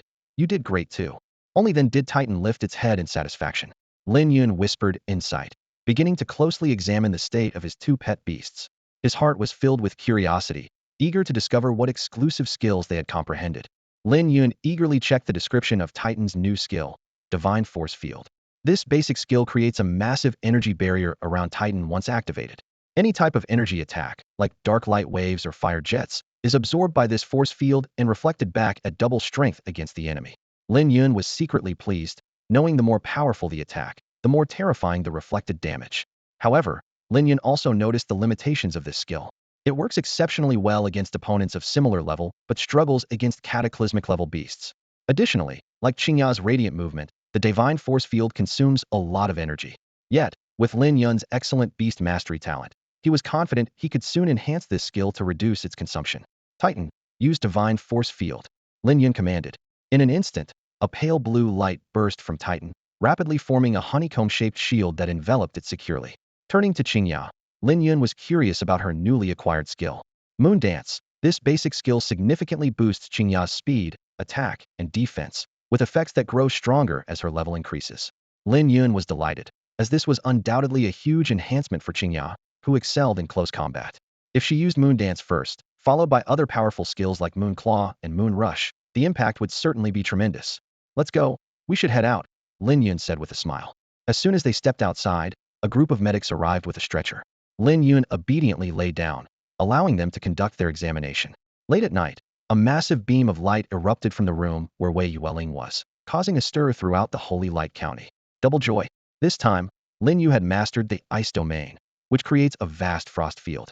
Within this domain, any beast suffers double the ice damage, a truly formidable effect. After a week of rest, they set out to return to Haoyue City. Before leaving, Lin Yun received 2 enlightenment fruits from Tian Kong, while Wei Yuwelling received 1. On the back of the Fire Cloud Sparrow, Wei Yuwelling silently resolved to work even harder upon returning, aiming to elevate Lin Yu's skills to the Dao level. Deep inside, she felt a slight unease, as the gap in strength between her and Lin Yun was too vast. I can't slack off anymore, Wei Yuwelling reminded herself. Noticing her unusual demeanor, Lin Yun asked with concern, "What's wrong? You look so serious." Wei Yuwelling softly replied, "It's nothing, just some important matters came to mind. Don't overthink it." Wei Yuwelling lied lightly, saying, "It's nothing serious." Lin Yun gently patted her head and said with concern, "That's good to hear. I was worried that the after-effects of the sacred fire baptism hadn't completely gone away." He felt a sense of relief but couldn't help reflecting on the sacred fire baptism, a double-edged sword that brought both opportunities and potential harm. Wei Yuwelling felt a wave of sweetness from Lin Yun's concern. Soon, they arrived at the bustling city of Haoyue and reluctantly said their goodbyes at the city gate. As Lin Yun entered his home, his eyes were immediately drawn to a large basket of vibrant fruits on the table. He frowned slightly, thinking that his parents were never fond of fruits, so this must have been a gift from someone else. At that moment, Chinga let out a low warning growl and agilely leapt onto the table, pointing with her paw at the basket of fruits. Lin Yun became alert, recalling Chinga's sharp sense of smell as a fox-like pet beast and how she had previously detected something unusual about a man's blood in the slums. He carefully examined the seemingly ordinary Huanyun fruits, and although they appeared normal, he trusted Chinga's judgment. Mother, Lin Yun called into the house. Where did these Huangyan fruits come from? A moment later, Li Yueyu's voice came from another room. Oh, they were given by our new neighbor, Quan Ning. Feel free to have some if you like. Lin Yun's brow furrowed as he asked, which neighbor? After Li Yueyu explained, Lin Yun learned that a middle-aged woman named Quan Ning had recently moved in. She was known for being enthusiastic and often helped the neighbors, earning a good reputation in the area. Lin Yun found himself in a dilemma. The Huangyan fruits indeed had a strange smell, but it could just be a coincidence. He didn't want to wrongfully accuse a kind person, yet he couldn't ignore a potential threat to his parents' safety. As Lin Yun pondered, there was a knock at the door. Yueyu, are you there? We need to go to Sijuan's house for embroidery lessons. Lin Yun opened the door and saw a middle-aged woman with a mole by her mouth. Li Yueyu came out of the room, smiling. I'm all set. Quan Ning curiously looked at Lin Yun, and Li Yueyu proudly introduced him. This is my son, Lin Yun. So, he's Lin Yun, Quan Ning smiled. I heard he's passed the bronze-level Beastmaster exam and has contracted 2 pet beasts. Li Yueyu beamed with pride at this. The 2 women then hurriedly left. To avoid alarming anyone, Lin Yun said nothing further. After they left, he immediately instructed Chinga, who had reached Commander level 6, to follow them secretly and ensure his mother's safety. Unless they encountered a warrior of general level, Chinga should be able to handle any situation, and such a high-level confrontation would surely attract intervention from the city lord's mansion. Lin Yun picked up the suspicious basket of fruits and, accompanied by Titan, headed to Baichao Street. This street was home to many alchemists, and he intended to find someone to analyze the unusual substance on the surface of the fruits. Once he confirmed its composition, he would decide on his next course of action. Soon, Lin Yun entered a pharmacy, placed the fruits on the counter, and sought the expertise of a professional. Half an hour later, the pharmacist provided the test results. Upon hearing that the substance on the Huangyan fruit was a type of anesthetic herbal juice, Lin Yun raised an eyebrow. The pharmacist explained, it's the juice of the drunken herb, a common plant. Many beast tamers carry it to alleviate pain. Lin Yun nodded thoughtfully. The pharmacist continued, for a normal person, consuming it will only induce drowsiness and reduced alertness. There are no other harmful effects, and a good sleep will restore them. Is it a misunderstanding, or is there really an issue? Lin Yun pondered, handing over 10 taels of silver as payment for the examination. He wasn't worried about revealing anything, as many people came to the shop for tests every day. Let's go, Titan. I'll take you to the Beast Tamer Alliance's store. Lin Yun picked up the Huangyan fruit and called to his pet beast. ZZZ, ZZZ, ZZZ. Titan buzzed excitedly at the prospect of shopping. Before long, Lin Yun arrived at the Alliance store. By this time, Titan had reached the 9th rank of the ordinary level, meeting the conditions for evolution. This shopping trip cost Lin Yun over 50,000 taels of silver. Damn it, what kind of beast tamer am I? More like a money-burning tamer, Lin Yun grumbled to himself. Once Titan evolves successfully, I'll have it, and Chinga hunt exotic beasts in the Dark Night Forest to help with expenses. Though Titan didn't know what Lin Yun was thinking, it inexplicably felt a chill down its spine. Back at his residence, Lin Yun saw Chinga and noticed blood on its paw, immediately frowning. Chinga, what happened? He asked with concern. Chinga growled softly and raised its paw. Lin Yun then realized the blood wasn't from Chinga's injury. It seemed to have been in a fight. Take me to the scene, Lin Yun said, setting down his bag and following Chinga to an abandoned house. Upon entering, Lin Yun saw several bodies covered in fur, resembling the transformation of a certain fat man. Beastmen, Lin Yun thought warily. Chinga pointed with its paw to a house not far away, where Li Yueyu and Quan Ning were located. Lin Yun realized that these beastmen were connected to Quan Ning, but didn't expect Chinga, a 6th-rank moonlight fox, to be far beyond their match, resulting in their deaths. Getting involved with these beastmen is not a good thing. Lin Yun recalled Zhao Ziqiang losing his sanity. Although he didn't understand their purpose, he was certain it wasn't good. It's best to keep my mother away from these people. After a moment of contemplation, Lin Yun packed the bodies into a sack and said to Chinga, use your senses to check if anyone is watching us. Chinga closed its eyes to sense and then shook its head. Lin Yun breathed a sigh of relief, hoisted the sack onto his back, and quietly left the city. Lin Yun quietly observed the group of beastmen, contemplating a long-term strategy. He decided to bide his time, waiting for the right opportunity, like casting a long line to catch a big fish. Once the beastmen departed, he dragged the bodies deep into the forest. As night fell, the forest creatures would soon devour the corpses, leaving no trace. Upon returning home, Lin Yun saw his mother, Li Yueru. On the table, there was a plate of Huangyan fruit, clearly another gift from Quan Ning. Lin Yun, maintaining his composure, asked, Mother, what did you do with Quan Ning today? Li Yueru replied with a smile. I learned embroidery. Xiyuan is quite renowned for her skills, and I'm learning from her to make you a winter coat. Lin Yun continued to inquire. Besides Quan Ning, who else was there? There were 6 others, all there to learn embroidery. Liuru said, noticing her son's unusual concern. What's wrong, Xiaoyan? Why the sudden interest? With a serious expression, Lin Yun said, Mother, you shouldn't associate with Quan Ning anymore. As for embroidery, I'll find someone else to teach you, so you don't need to worry. Perplexed, Liuru asked, why? Quan Ning seems nice. Why can't I see her anymore? Just trust me. There's something strange about her, Lin Yun insisted firmly. Seeing her son's seriousness, Liuru, though puzzled, chose to trust him and agreed to stop seeing Quan Ning. Relieved, Lin Yun threw the Huangyun fruit into the fire. Although the intoxicating grass wasn't harmful, it could cloud one's mind, and he couldn't take any chances. As night fell, after dinner, Lin Yun went to the warehouse to start making the evolution potion. Despite having no prior success, he followed the alchemist's manual and kept trying. He experimented throughout the night until dawn, barely approaching success. After 4 days of hard work, Lin Yun finally succeeded in creating the evolution potion specifically for Titan. Looking at the vial glowing with a yellow light, he was thrilled and muttered, finally, I did it. Titan and Chinga were still asleep. With heavy dark circles under his eyes, Lin Yun quietly woke Titan. Titan made a puzzled zzz sound, and Lin Yun explained, this is your evolution potion. Upon hearing this, Titan became excited, its body glowing and tendrils extending into the potion. In no time, the potion was fully absorbed. Titan's body began to emit a yellow glow, a sign of impending evolution. Lin Yun stood by vigilantly, knowing how crucial the evolution process was for his pet. Any interruption could have dire consequences. Half an hour later, Titan completed its evolution. Its overall shape changed from blocky to conical, with shiny white protrusions at the base, covered in soft white fur. A pair of steel-like ears stood up, resembling rabbit ears. 4 silvery white shields surrounded Titan, detached from its body but closely linked by a magnetic field. Titan remained still, and Lin Yun knew it was undergoing a skill transformation. He waited patiently until Titan finished its transformation. Eagerly, Lin Yun checked Titan's new state, filled with anticipation. The impact evolved into a powerful collision.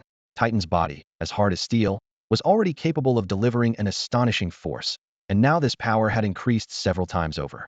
Lin Yun couldn't help but marvel at this new evolved skill. Upon closer inspection, he discovered another new ability, the heavy cannon attack. Titan could compress and concentrate its internal energy, launching it like a cannonball at the target, causing massive damage. The emergence of this long-range attack skill delighted Lin Yun. He gently patted Titan's head and immediately felt a surge of excitement, like an electric current, emanating from Titan. Clearly, this evolution had filled it with power, and its excitement was palpable. Exhausted, Lin Yun yawned and, without bothering to shower, jumped straight into bed. The soft bedding instantly drew him in, and he soon fell into a deep sleep. When he awoke, 3 days had passed. You're finally awake. I'll make you something to eat, Liuru said as she saw Lin Yun awake, immediately setting aside her work. Lin Yun stretched and went to take a shower, shaking off the previous exhaustion. He noticed that Chinga and Titan were not in the house. During this time, they had been taking turns monitoring Quan Ning's movements and, in their free time, heading to the dark forest for training. As mature companion beasts, their strength had significantly improved. Chinga successfully broke through to Commander Level 7, just 2 levels away from the evolution conditions required for the next form. Not to be outdone, Titan advanced to Commander Level 2. Its powerful collision skill had reached divine level, and its holy force field had been honed to a high level, producing 2 effects, radiation and micro-light particles. The radiation effect could double the range of the holy force field, and as Titan's strength increased, the benefits of this enhancement would become more and more significant. Micro-light particles could slow down the enemy, reducing their attack power. At that moment, Chinga was resting in its little nest, while Titan was in charge of surveillance. Lin Yun quickly found it in a hidden corner and inquired about the situation. Titan shook its head to indicate that there had been no unusual findings during this time. When Chinga awoke, it gave a similar response. Lin Yun wasn't in a hurry and continued to observe patiently. Based on his tracking, Quan Ning behaved like an ordinary resident, warm and friendly, often chatting with older women and going out for activities. But Lin Yun knew all too well that the more normal someone appeared, the more likely there was something amiss. The fox would eventually reveal its tail. 5 days passed with no new discoveries. During this time, Chinga's strength advanced rapidly, reaching Commander Level 8, just a step away from Level 9. With the help of 2 enlightenment fruits gifted by Tian Kong, Lin Yun elevated Chinga's Moonlight Gallop and Divine Moon Dance to Dao level. Titan didn't slack off either, breaking through to Commander Level 3. The heavy artillery attack was upgraded to an advanced level, causing the Titan's combat power to soar instantly. Even more exciting, it awakened a new trait called Frenzied Barrage. This divine ability allows the Titan to release all its internal energy at once when using its heavy artillery attack. The released photon stream bombards the forward area indiscriminately from all angles, with astonishing power. However, this skill comes at a cost after using it. The Titan will deplete its energy and fall into a weakened state. Fortunately, the decision to activate Frenzied Barrage is entirely up to the Titan's will, and it can still choose to attack with a single beam as before. At that moment, Kuan Ning walked out of her house and headed straight to Lin Yun's home. Sensing her arrival, Lin Yun quickly retreated and returned home. Soon after, there was a knock on the door. Li Yuer walked to the door, opened it, and smiled, saying, "It's you, Kuan Ning." "Yuer, long time no see," Kuan Ning replied with a smile.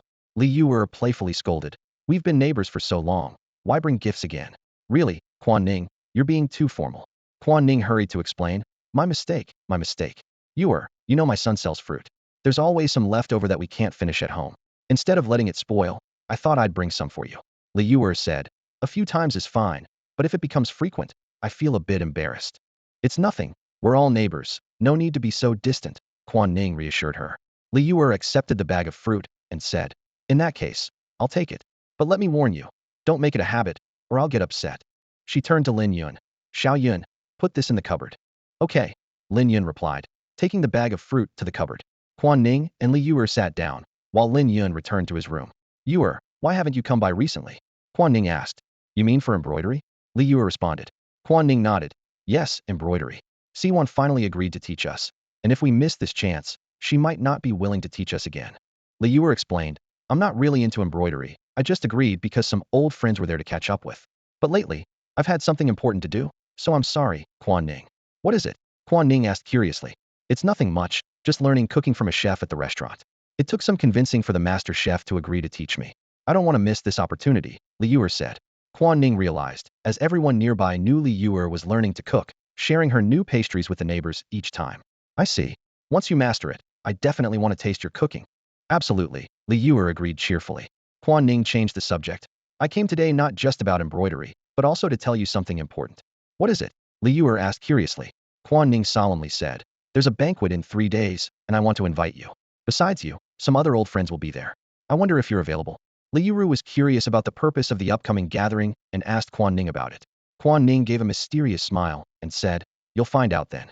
Yuru, I promise you won't regret it. Plus, some of our old friends will be there too." Li Yuru readily agreed. The two of them then fell into a lively conversation, discussing everything from family matters to old memories, as time quietly passed by. Over 3 hours later, Kuan Ning stood up to leave. As she was leaving, Li Yuru pressed a package of selected tea leaves into Kuan Ning's hand as a token of thanks. After Kuan Ning left, Lin Yun emerged from the house and jokingly remarked, "Mom, your acting skills are pretty impressive." Li Yuru shook her head in denial. "There's no acting involved, just chatting as usual," she said. She paused, then added thoughtfully, "But this Kuan Ning seems quite normal." Lin Yun's expression turned serious as he warned, "Mom, don't be fooled by her appearance. She's not as harmless as she seems." As night fell, Lin Yun noticed Kuan Ning sneaking out of the house, clearly up to something important. Unwilling to miss the opportunity, he quietly returned inside and gently woke up Chinga from her little nest. Chinga opened her sleepy eyes and looked at Lin Yun with a puzzled expression. "Something's up. Come with me," Lin Yun said in a low voice. Chinga immediately sprang up from her nest, instantly alert. Titan, nearby, also woke up. Lin Yun, with his 2 companions, silently followed Kuan Ning. Soon, they found themselves in front of a dilapidated house on the outskirts of the slums, a place from Lin Yun's childhood that had always been abandoned. It was rumored to have terrifying beasts inside, and only he and Wei Yuwelling had dared to explore it. Kuan Ning looked around cautiously, then gently knocked on the door and whispered, "It's me, Kuan Ning." The door opened in response, and she quickly slipped inside. Chinga nudged Lin Yun's leg with her head. "What's up?" Lin Yun whispered. Chinga lifted her paw and pointed inside. Lin Yun realized, "You're saying there are many people inside?" Chinga nodded in confirmation. Lin Yun pondered for a moment. The room was small, making it nearly impossible to observe without being noticed. After careful consideration, he decided to take direct action. "Titan, Chinga, get ready," Lin Yun ordered decisively. Understanding the plan, Chinga transformed into a beam of moonlight and burst through the door. A beast man rushed out, shouting, "Something's happening." But before he could react, Chinga's sharp claws had already torn him apart. The other beastmen who followed were terrified and began to retreat. Titan followed, hovering in midair. A point of light formed at the center of its 4 arms, energy rapidly gathering. The point expanded into a glowing orb and then into a dazzling sphere. Boom! A beam of light swept across, incinerating 5 fleeing beastmen into ashes. Panic ensued inside the house. Kuan Ning saw Lin Yun and realized her secret had been exposed. As an ordinary person, she knew she had no chance of resisting and could only silently regret her carelessness. The atmosphere in the room froze instantly, and Quan Ning's voice pierced the silence. Quick! Open the cage and let the beasts inside deal with this beastmaster. At her command, the cage opened. Two massive flame dragon lizards crawled out slowly, their crimson tongues flicking, eyes glinting with danger. Their scales shimmered with a cold luster in the dim light, and each step made the ground tremble slightly. Quan Ning felt a bit more at ease, calculating the strength of these two third-order leader beasts. With advanced flame spray, intermediate claw strike, and basic tail whip, this combination of skills was sufficient to handle most threats. Others also sighed with relief, as if these giant lizards were their last hope. However, their hope was soon shattered. Two scorching flames spewed from the mouths of the flame dragon lizards, intertwining in the air to form a sea of fire, rushing towards Lin Yun's pet, Titan. Titan stood motionless, and suddenly a honeycomb-like shield the sacred field appeared around it. The flames crashed into the shield but dissipated instantly, like mud into the sea. Quan Ning rubbed her eyes in disbelief, not yet comprehending the scene before her when an even more shocking event occurred.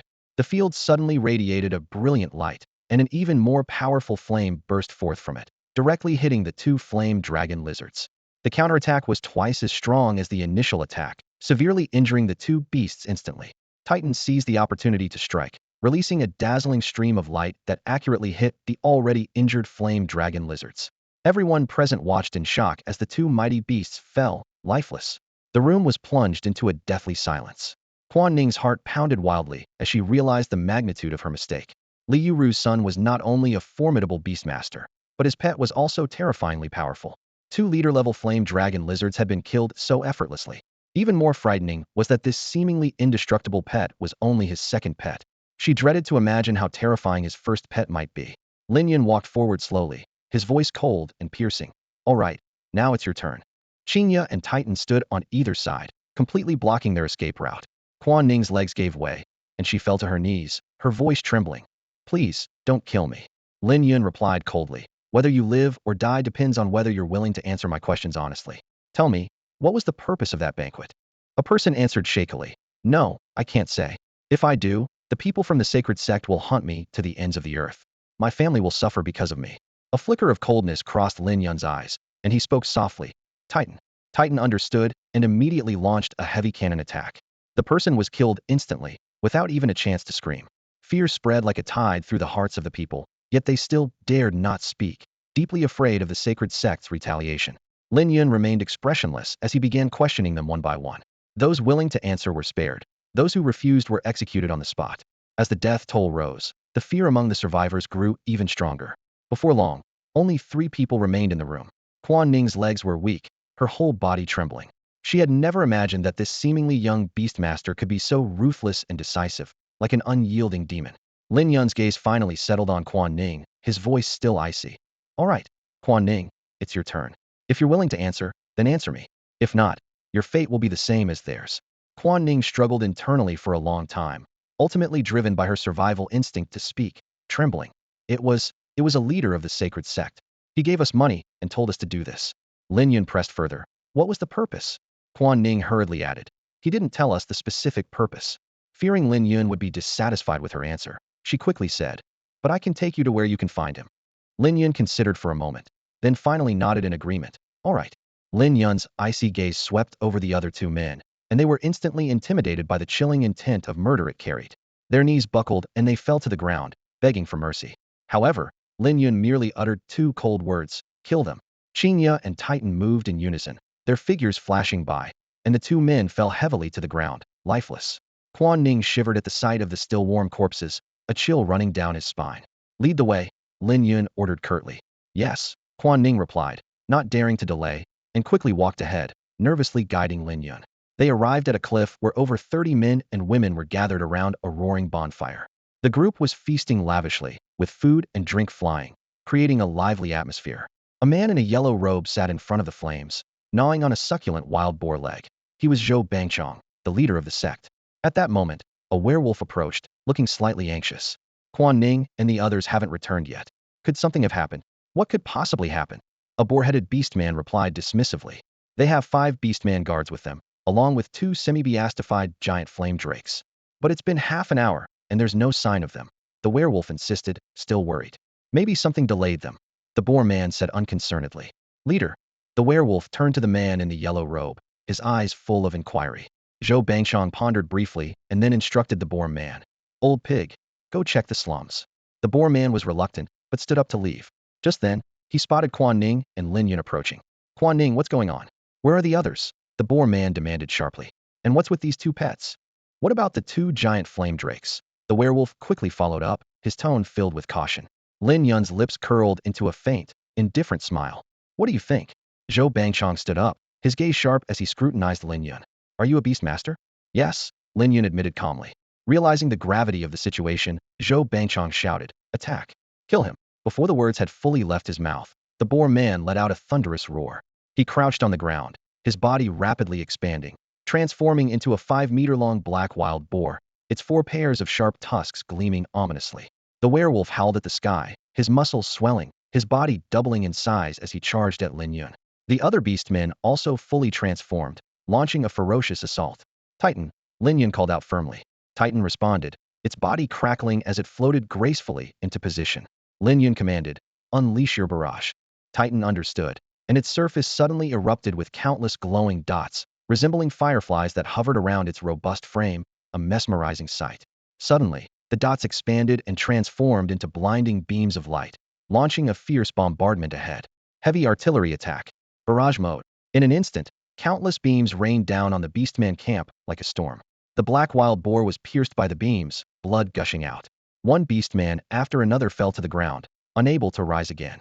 The earth shattered into powder, and grass and trees splintered and flew. Under the terrifying energy, the shattered vegetation and dust turned red hot, beginning to dissolve. Boom, boom, boom. The deep blue beams continued to fall, and apart from Zhou Bangchong, the rest of the beastmen perished in this hellish onslaught. As Titan's energy was finally depleted, Lin Yun quickly took out 2 obsidian crystals to replenish its power. Quan Ning watched in shock, unable to speak. This metal titan, named Titan, was truly terrifying. Zhou Bangchong couldn't believe the Beastmaster's pet was so powerful, and his face showed a look of utter shock. In the camp, the bodies of more than 20 orc leaders lay sprawled on the ground, their blood staining the earth red. Witnessing this scene, Zhou Bangchong was overwhelmed with fear. He lost all will to fight, and turned to flee down the nearby path. Chinga caught up with him like a beam of moonlight, her claw shadows flashing. Zhou Bangchong let out a scream as he was sent flying, landing heavily on the ground. One of his legs was broken, blood gushing out. Lin Yun approached slowly, his long sword glinting coldly in his hand. He looked down at the pale-faced Zhou Bangchong, his eyes filled with icy disdain. Zhou Bangchong forced a sneer. Do what you want. If I say anything, I'm no hero. Before he finished speaking, Lin Yun's long sword had already pierced Zhou Bangchong's right hand. Blood spurted out, and Zhou Bangchong cried out in pain. Lin Yun said coldly, you need to understand one thing. I'm not negotiating with you. Zhou Bangchong persisted defiantly. You think I'm scared of you? If you have the guts, just kill me. Lin Yun said no more, continuing to stab downward. The orc's robust vitality allowed Zhou Bangchong to endure nearly 400 stabs without dying. It wasn't until the 397th stab that Zhou Bangchong finally broke. He had never encountered such a terrifying young man before. Lying in a pool of blood, he weakly said, I agree. Lin Yun nodded and asked, why did you have Quan Ning gather those ordinary people under the guise of a banquet? Zhou Bangchong trembled as he explained, to transform them into orcs. Lin Yun listened, his brow furrowing. This was a method the Holy Church used to increase its members. Unlike the more gentle approach used by others, this method was simpler and more efficient, capable of transforming a large number of orcs at once. Those who cooperated were directly integrated into the Holy Church, while those who resisted were set loose for a time, allowing the beasts to erode their sanity until they began to consume humans. Those who couldn't be controlled were executed by the Holy Church. Rage surged in Lin Yun's heart. They dared to target his parents. Chinga, kill them all, he commanded. Seeing this, Quan Ning collapsed to the ground in fear, pleading tearfully, Lin Yun, I was wrong. I was blinded by greed for money. Please, for the sake of my friendship with your mother, spare me.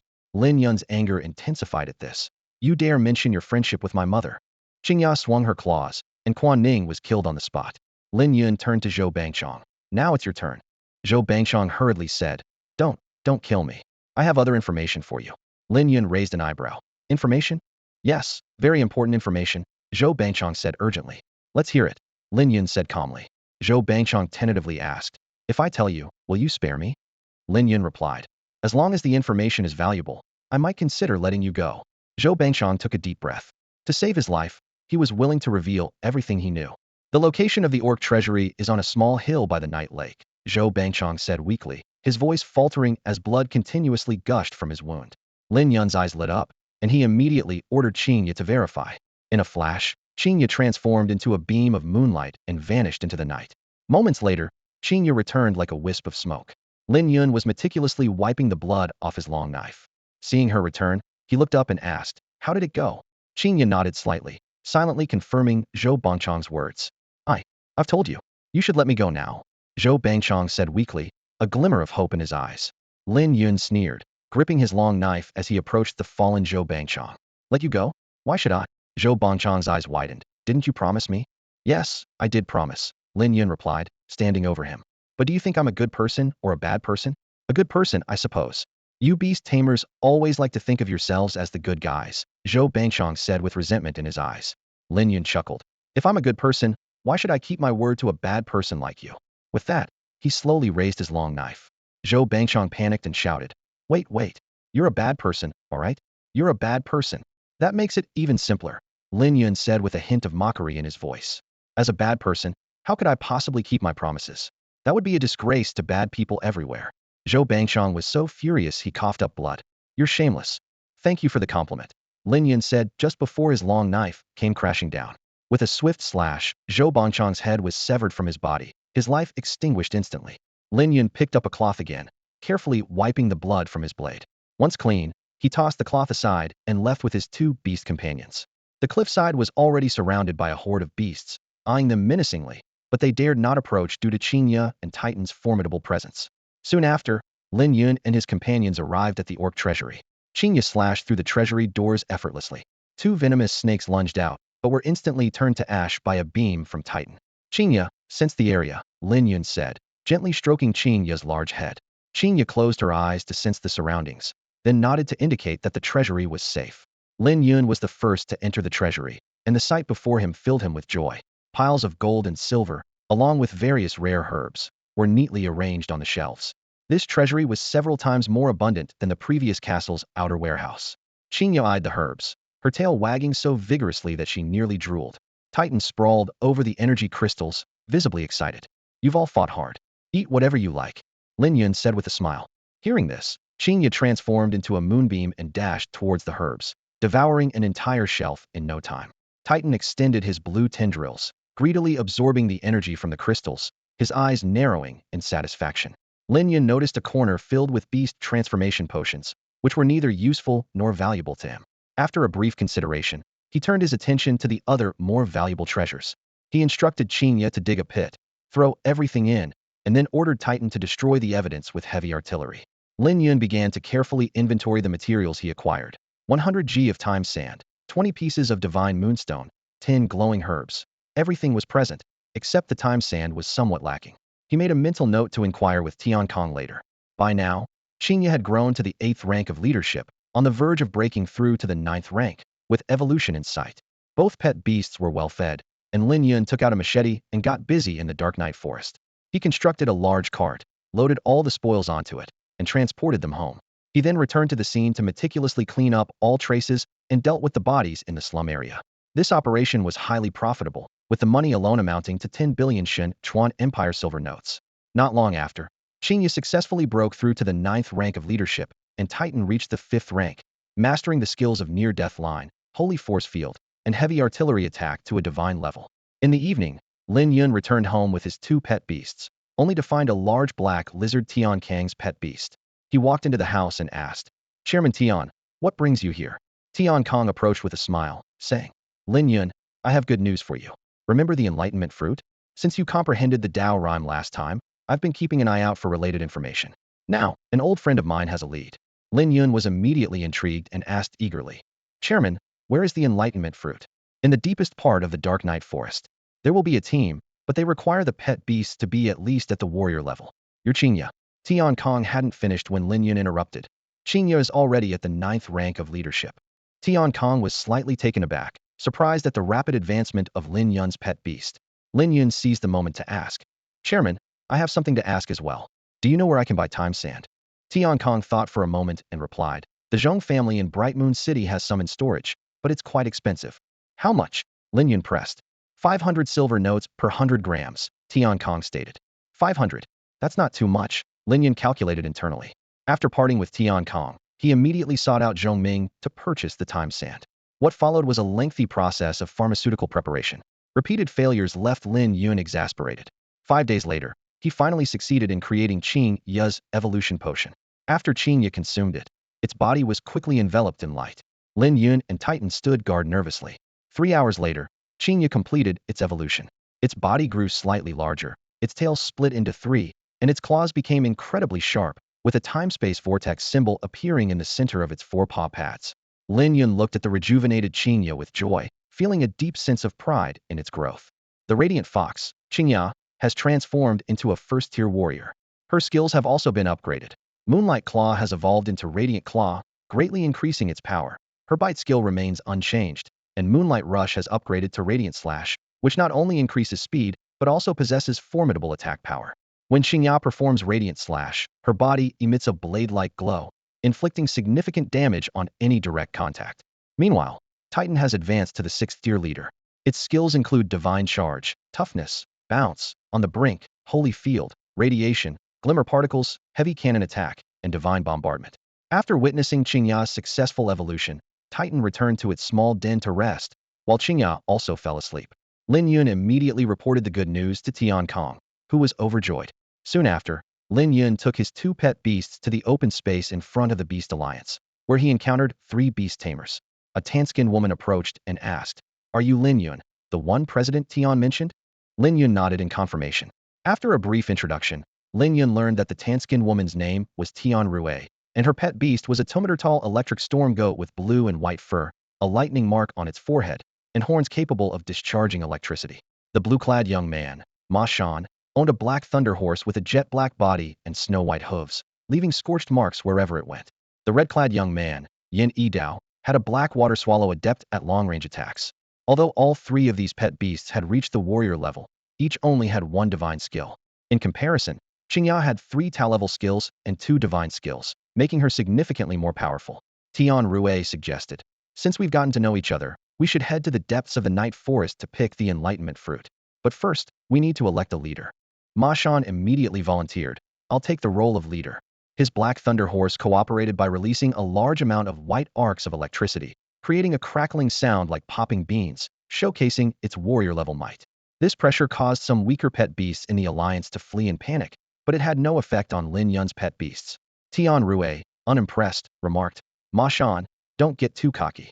My pet beast is not weaker than yours," Tian Rue confidently stated as her electric storm goat appeared, its horns crackling with electricity, exuding an imposing aura. Ma Shan's Thunderbolt warhorse faced off against it, neither side willing to back down. The air was thick with tension, as if a fierce battle could erupt at any moment.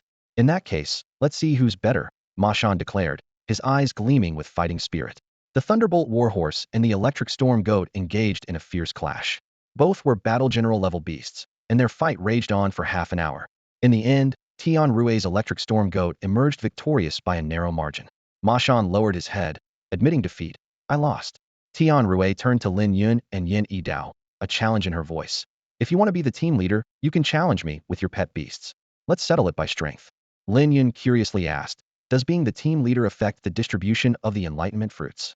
"It doesn't," Tian Rue explained. "The distribution will follow the Alliance mission guidelines once this exploration is over." Lin Yun understood, guessing that Tian Rue wanted to be the leader to hone her skills and expand her network. He had little interest in it and declined. "No, I'm not interested in that sort of thing." Yin Yidao also admitted, "My pet beast is no match for yours, so I have no objections." Tian Rue was overjoyed. "Then I'm the leader of our team." The 4 set off towards the Dark Night Forest. Along the way, they encountered numerous exotic beasts, which they swiftly dispatched. As they ventured deeper, the beasts' levels increased, with most being leader level and occasionally encountering formidable battle general level enemies.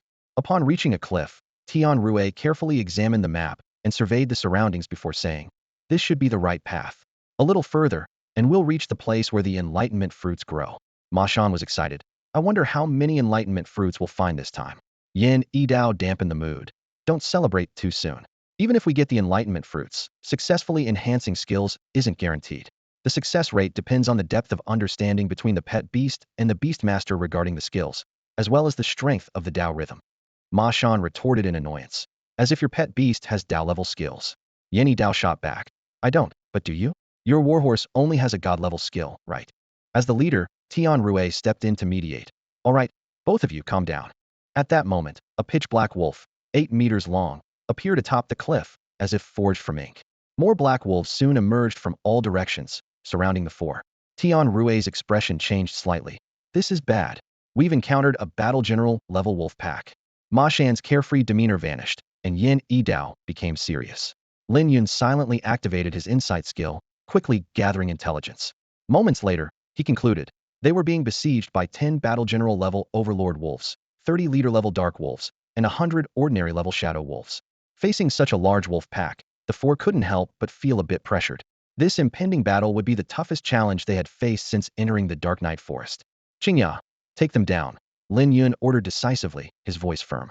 Upon hearing this, Tian Rue's face changed dramatically, and she quickly spoke up. Wait, Lin Yun, we haven't even discussed our strategy yet. She had intended to first come up with a simple plan to clarify the division of offense and defense, minimizing their risk. What happened next left Tian Rue dumbfounded. Chinga transformed into a sharp blade of light, darting into the wolf pack like lightning. As the blade flashed, ordinary and leader-level wolves were sliced in half, their remains scattering. With the enhancement of the Dance of the Moon, Chinga's attack power and speed surged, becoming faster and more ferocious. Wolves fell one after another. The scene was brutal. Finally, a warlord-level wolf couldn't hold back and lunged at Chinga. The blade of light didn't retreat, colliding head-on with the wolf. With a loud boom, Chinga gained the upper hand, sending the wolf flying, leaving a ghastly wound on its paw, clearly caused by Chinga's radiant cut. The damage from a single strike was truly terrifying. Chinga once again became a blade of light, relentlessly pursuing and slashing. In the blink of an eye, the warlord-level wolf was dead. So strong. Tian Rue exclaimed in awe. What kind of skill is this? I've never seen such a terrifyingly powerful move. Ma Shan was deeply impressed. I never expected Lin Yun could train a pet beast to such an incredible level. Yenny Dao's gaze was serious, clearly also shaken by Chinga's strength. At this moment, Titan joined the battle. Its body suddenly emitted a large amount of light, transforming into beams that blasted towards the wolf pack. Heavy artillery attack. Barrage after barrage. All its energy was unleashed, countless beams pouring down like a rainstorm on the area where the wolves were. Boom, boom, boom. Explosions echoed continuously, and numerous wolves hit by the beams instantly turned to charcoal. This pet beast is strong too. Tian Rue exclaimed again. The second pet is also this powerful? That's just unbelievable. Ma Shan's view of Lin Yun had completely changed. The battle ended quickly. Titan, after this fight, successfully absorbed the energy crystals within it and advanced to the 7th tier, just 2 tiers away from its next evolutionary form. Lin Yun took out 2 energy crystals from his bag and placed them beside Titan. Titan immediately began absorbing them, while the 3 waited patiently. Soon, Titan regained its strength. Although it couldn't use the bombardment mode again today, it still had considerable combat power. The group continued on, encountering some warlord-level beasts along the way, but they were few and manageable. Before long, they reached the foot of a large mountain. Lin Yun suddenly smelled a strong stench, nauseating and unbearable. Chinga, with her keen sense of smell, found it particularly intolerable, while Titan seemed unaffected. Tian Rue took a bottle of potion from her belongings and explained, drinking this will temporarily make you lose your sense of smell, so you won't be affected by the stench. The 3 drank the potion and fed it to their pets. Soon, they felt better and were no longer troubled by the foul odor. Ma Shan couldn't help but frown as a nauseating stench hit him. Covering his nose, he complained, Ugh, what is this smell? It's horrifying. Tian Rue's expression was serious as she explained. This mountain must be the corpse of that mythical beast. Hearing this, Lin Yun scanned the massive mountain in front of them, his face changing slightly. Upon closer inspection, he was surprised to find that it was indeed the body of an enormous turtle-like creature. Ma Shan shook his head with a wry smile. After seeing this, I probably won't be able to eat for a month. Yenny Dao agreed. Same here. The stench from this corpse is truly unbearable. Suddenly, Ma Shan thought of something and asked, puzzled, but why aren't there any beasts coming to feed on this mythical creature's body? Tian Rue patiently explained. The body of a mythical beast is much tougher than that of ordinary creatures. If any beast tried to bite into it, they'd probably break their teeth. Plus, inside a mythical beast, there's something called divine essence. If this hasn't completely dissipated, not only is it inedible, but even attempting to tear it apart would result in a terrifying backlash. Hearing this, the 3 of them looked worried. The backlash from a mythical beast was something ordinary creatures couldn't withstand. Even those at the level of natural disasters might not be able to bear it. Ma Shan began to worry. If we step onto it, will we have any problems? Yen Yidao also looked anxiously at Tian Rue. Tian Rue reassured them. No worries. As long as we don't use large-scale attacks like the heavy artillery Lin Yun's second pet uses, we'll be fine. Ma Shan sighed in relief. That's good. I thought we'd be making this trip for nothing. Tian Rue emphasized again. Don't worry. We'll be alright. The group continued forward. Along the way, they encountered several battle-level beasts. These creatures came to the corpse to absorb the power of the divine essence to enhance their own strength. This method was similar to using herbs, but the absorption process was much more complicated and ineffective for pets. They killed many battle-level beasts, but the intensity of the fights was noticeably less than before. Clearly, everyone was wary of triggering any changes in the mythical beast's corpse. Suddenly, Ma Shan excitedly pointed ahead and shouted, "Look over there, so many Dao fruits." Following his direction, Lin Yun saw a cluster of Dao fruits, 6 in total. He swallowed hard, not expecting to find so many at once. However, near the Dao fruits, a sword about 1 meter long hovered in the air. Tian Rue's face changed. That's the ice sword. We're in trouble now. I didn't expect to encounter such a difficult beast. Lin Yun silently invoked his insight ability, and the information about the beast appeared before him. Name, Ice Sword. Rank, Battle Level, Tier 5. Skills, Swordsmanship Divine, Rapid Movement Divine, Sword Shadow Attack Top Tier. This was Lin Yun's first time seeing a sword-type pet beast. Ma Shan's expression turned grim. This is bad. The Ice Sword swordsmanship is incredibly powerful. Should we continue? I feel the risk is too high. Tian Rue decisively said, I'm giving up. I've encountered ice swords before, and unless you're several tiers above them, you won't even have a chance to confront them heathen, let alone win. Ma Shan quickly made up his mind. I'm backing out too. He knew well what was worth pursuing and what wasn't. He wouldn't risk his pet's life with a 90 chance of death. Tian Rue turned her head and asked expectantly, Yen Yidao, what about you? Yen Yidao sighed deeply and shook his head. I've given up too. Lin Yun frowned, puzzled. You've all given up? What about the enlightenment fruit? Tian Rue shook her head slightly, a hint of disappointment in her voice. Forget it. Eating that fruit doesn't necessarily enhance a pet's skills to the Dao level. Ma Shan chuckled bitterly in agreement. Exactly. I've eaten several before, and they didn't work. My pet's skills are still stuck at the divine level. Suddenly, Tian Rue turned to Lin Yun with concern. Lin Yun, you're not thinking of going, are you? That beast is the ice sword, and it's very powerful. I advise against letting your pet take the risk. Lin Yun didn't answer immediately. He was lost in thought. He recalled what he'd observed earlier with his inside eye and felt confident. Since the three of them didn't want the fruit, it was an opportunity for him. Seeing Lin Yun's silence, Ma Shan also urged, Lin Yun, you must be careful. Lin Yun looked up with determination in his eyes. Don't worry. I know what I'm doing. With that, he gave Chinga a signal. Chinga understood instantly and transformed into a white lightning bolt, heading toward the ice sword. The ice sword hovered in the air, waiting for the enlightenment fruit to mature. Sensing a pet approaching, it immediately became alert, the sword dancing as if warning the intruder. Chinga showed no fear and prepared for battle. The ice sword launched an attack, its blade thrusting out, causing the temperature to plummet and the air to fill with chill. Its swordplay was exquisite, like a master swordsman orchestrating a fierce assault on Chinga. With incredible agility, Chinga deftly evaded each strike. Its streamlined slash had reached the Dao level, embodying the principle that speed is the ultimate weapon. Despite the ice sword's skillful attacks, Chinga remained untouched. Chinga counterattacked with its sharp claws. Although the ice sword was small, had the ability to hover, and was very agile, making Chinga's hit rate not very high. It wasn't a problem. Chinga understood the power of accumulation, and each claw strike was formidable. A single hit could leave a crack on the sword's body. Over time, these cracks spread like roots. That's incredible.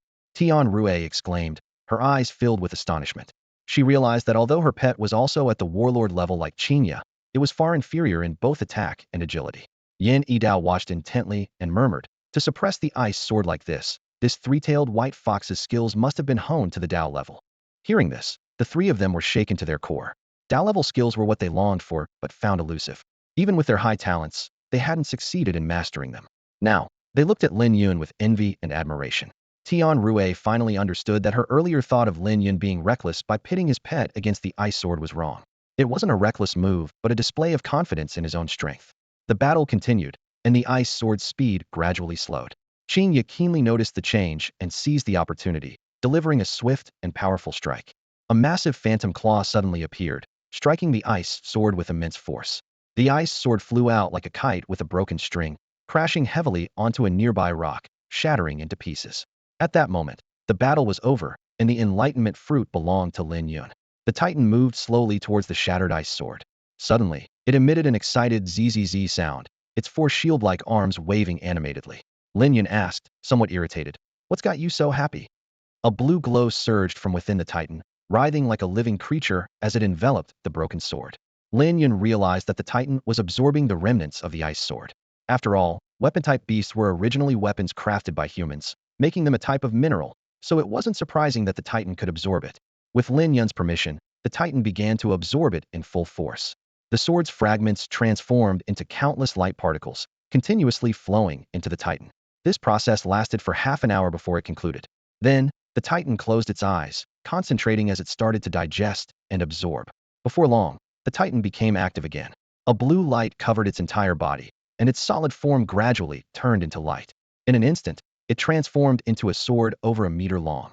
This newly formed sword was incredibly sharp, its blade mirror-like, reflecting the surroundings clearly. Its edge was so keen that it could effortlessly slice through hard rock, leaving a smooth, mirror-like surface. Lin Yun silently invoked Insight to check the Titan's latest status. Name: Steel Heart Sword Form. Rank: Commander Level 7. Skill: Starry Sky Swordsmanship Beginner. Other skills are temporarily unavailable. Lin Yun speculated that the Starry Sky Swordsmanship might be similar to the Ice Sword skills. The Titan flew into Lin Yun's hand, and instantly, a flood of images about the Starry Sky Swordsmanship filled Lin Yun's mind. He carefully memorized this information and noticed the appearance of small blue dots on his wrist, knees, and arms, which allowed him to wield the sword technique with ease. Ma Shan watched Lin Yun perform the sword dance, dumbfounded, and exclaimed, "That's amazing." Tian Rui couldn't help but marvel. What kind of pet beast is this that it can absorb a sword's body? Yin Yidao, with his martial arts background, immediately recognized, this swordsmanship is strong. It's on par with the ice sword's techniques. Ma Shan enviously said, "I wish I had such a powerful pet beast." After completing a set of Starry Sky swordsmanship, Lin Yun was in high spirits. He looked forward to encountering other weapon-type beasts in the future that the Titan could absorb.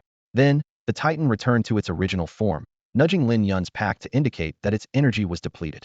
Lin Yun understood and quickly took out a crystal for it to absorb, as the earlier intense battle had consumed a lot of energy. "Let's go. It's time to pick the enlightenment fruit," Lin Yun said, leading his two pet beasts into the giant corpse's interior. Ma Shan couldn't help but wonder, how did such a massive creature die? Yin Yidao, deeply moved, replied, "There's always a bigger fish. Even at a mythic level, nothing is guaranteed." Soon, they finally laid eyes on the much-coveted enlightenment fruit. The group stepped into the beast's intestines, the sticky sensation underfoot making them nauseous. Thankfully, they had taken a potion to block out the smell beforehand, or the stench would have overwhelmed them. Scattered along the path were numerous corpses, clearly those unlucky souls who had come seeking the Dao fruit, but were defeated by the formidable ice sword at the warlord level. Suddenly, Ma Shan exclaimed, "Look, there's a beastman corpse here." Lin Yun quickly stepped forward and indeed found 3 werewolf bodies, their chests pierced by a long sword, unmistakably the work of the ice sword. Ma Shan's expression changed slightly. "This ice sword is truly terrifying." Yin Yidao agreed. "Indeed, so many warlord-level beasts and beastmen have fallen to it." At the same time, he grew increasingly impressed with Lin Yun for cultivating such a powerful three-tailed white fox. Lin Yun counted the Dao fruits. There were 6 in total. The 3 companions looked on with envy, but had given up competing for them. If not for Chinga defeating the ice sword, they might not have even had the chance to come in. Lin Yun carefully placed the Dao fruits into his bag and continued deeper inside. The atmosphere grew increasingly oppressive. Even in death, the mythical beast's aura suppressed the power of their pets to the commander level.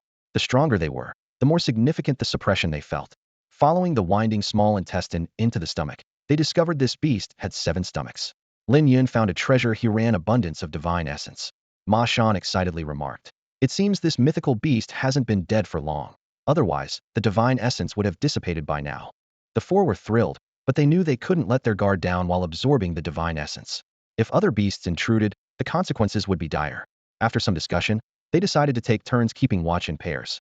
Lin Yun teamed up with Ma Shan, while Yin Yidao paired with Tian Rui. Lin Yun began to activate his beast imprint, carefully refining the divine essence and channeling it into Chinga. Chinga growled softly, a sign of the painful power surge. Time passed, and in the afternoon, Tian Rui came to notify them to switch shifts. Lin Yun and his 2 pets went as stand guard, with Ma Shan following closely. After half a day's effort, although Chinga's strength had increased, it hadn't broken through. Lin Yun wasn't worried, knowing that the higher the level, the harder it was to break through. Over the next 5 days, Lin Yun continued using his beast imprint to refine the divine essence. However, Ma Shan finally reached his limit, his face pale as he said, "I can't go on. My beast imprint is at its limit. If this continues, neither my pet nor I can hold on." Despite this, Ma Shan continued to dutifully guard the entrance for them. 2 more days passed, and Yin Yidao and Tian Rui also reached their limits. Although they stopped refining the divine essence, they continued to take turns keeping watch, demonstrating a commendable team spirit. Like Ma Shan, they chose to step back. However, they didn't leave. Instead, they stayed to take care of Lin Yun. In the following days, they kept busy by searching for rare herbs and consistently elevating their pet beast levels. They reaped significant rewards from their efforts. Under normal circumstances, it would have taken years, perhaps even over a decade, for their pet beasts to break through to the next level. Through their hard work during this period, Titan's strength successfully advanced to leader 9th tier, while Chinga broke through to warrior 3rd tier. Lin Yun's beast seal was of the highest level, with a carrying capacity far exceeding that of the other 3. By now, the divine essence had been almost completely absorbed. "It's time to go," Lin Yun said. Despite their exhaustion, the 2 pet beasts perked up with excitement at these words.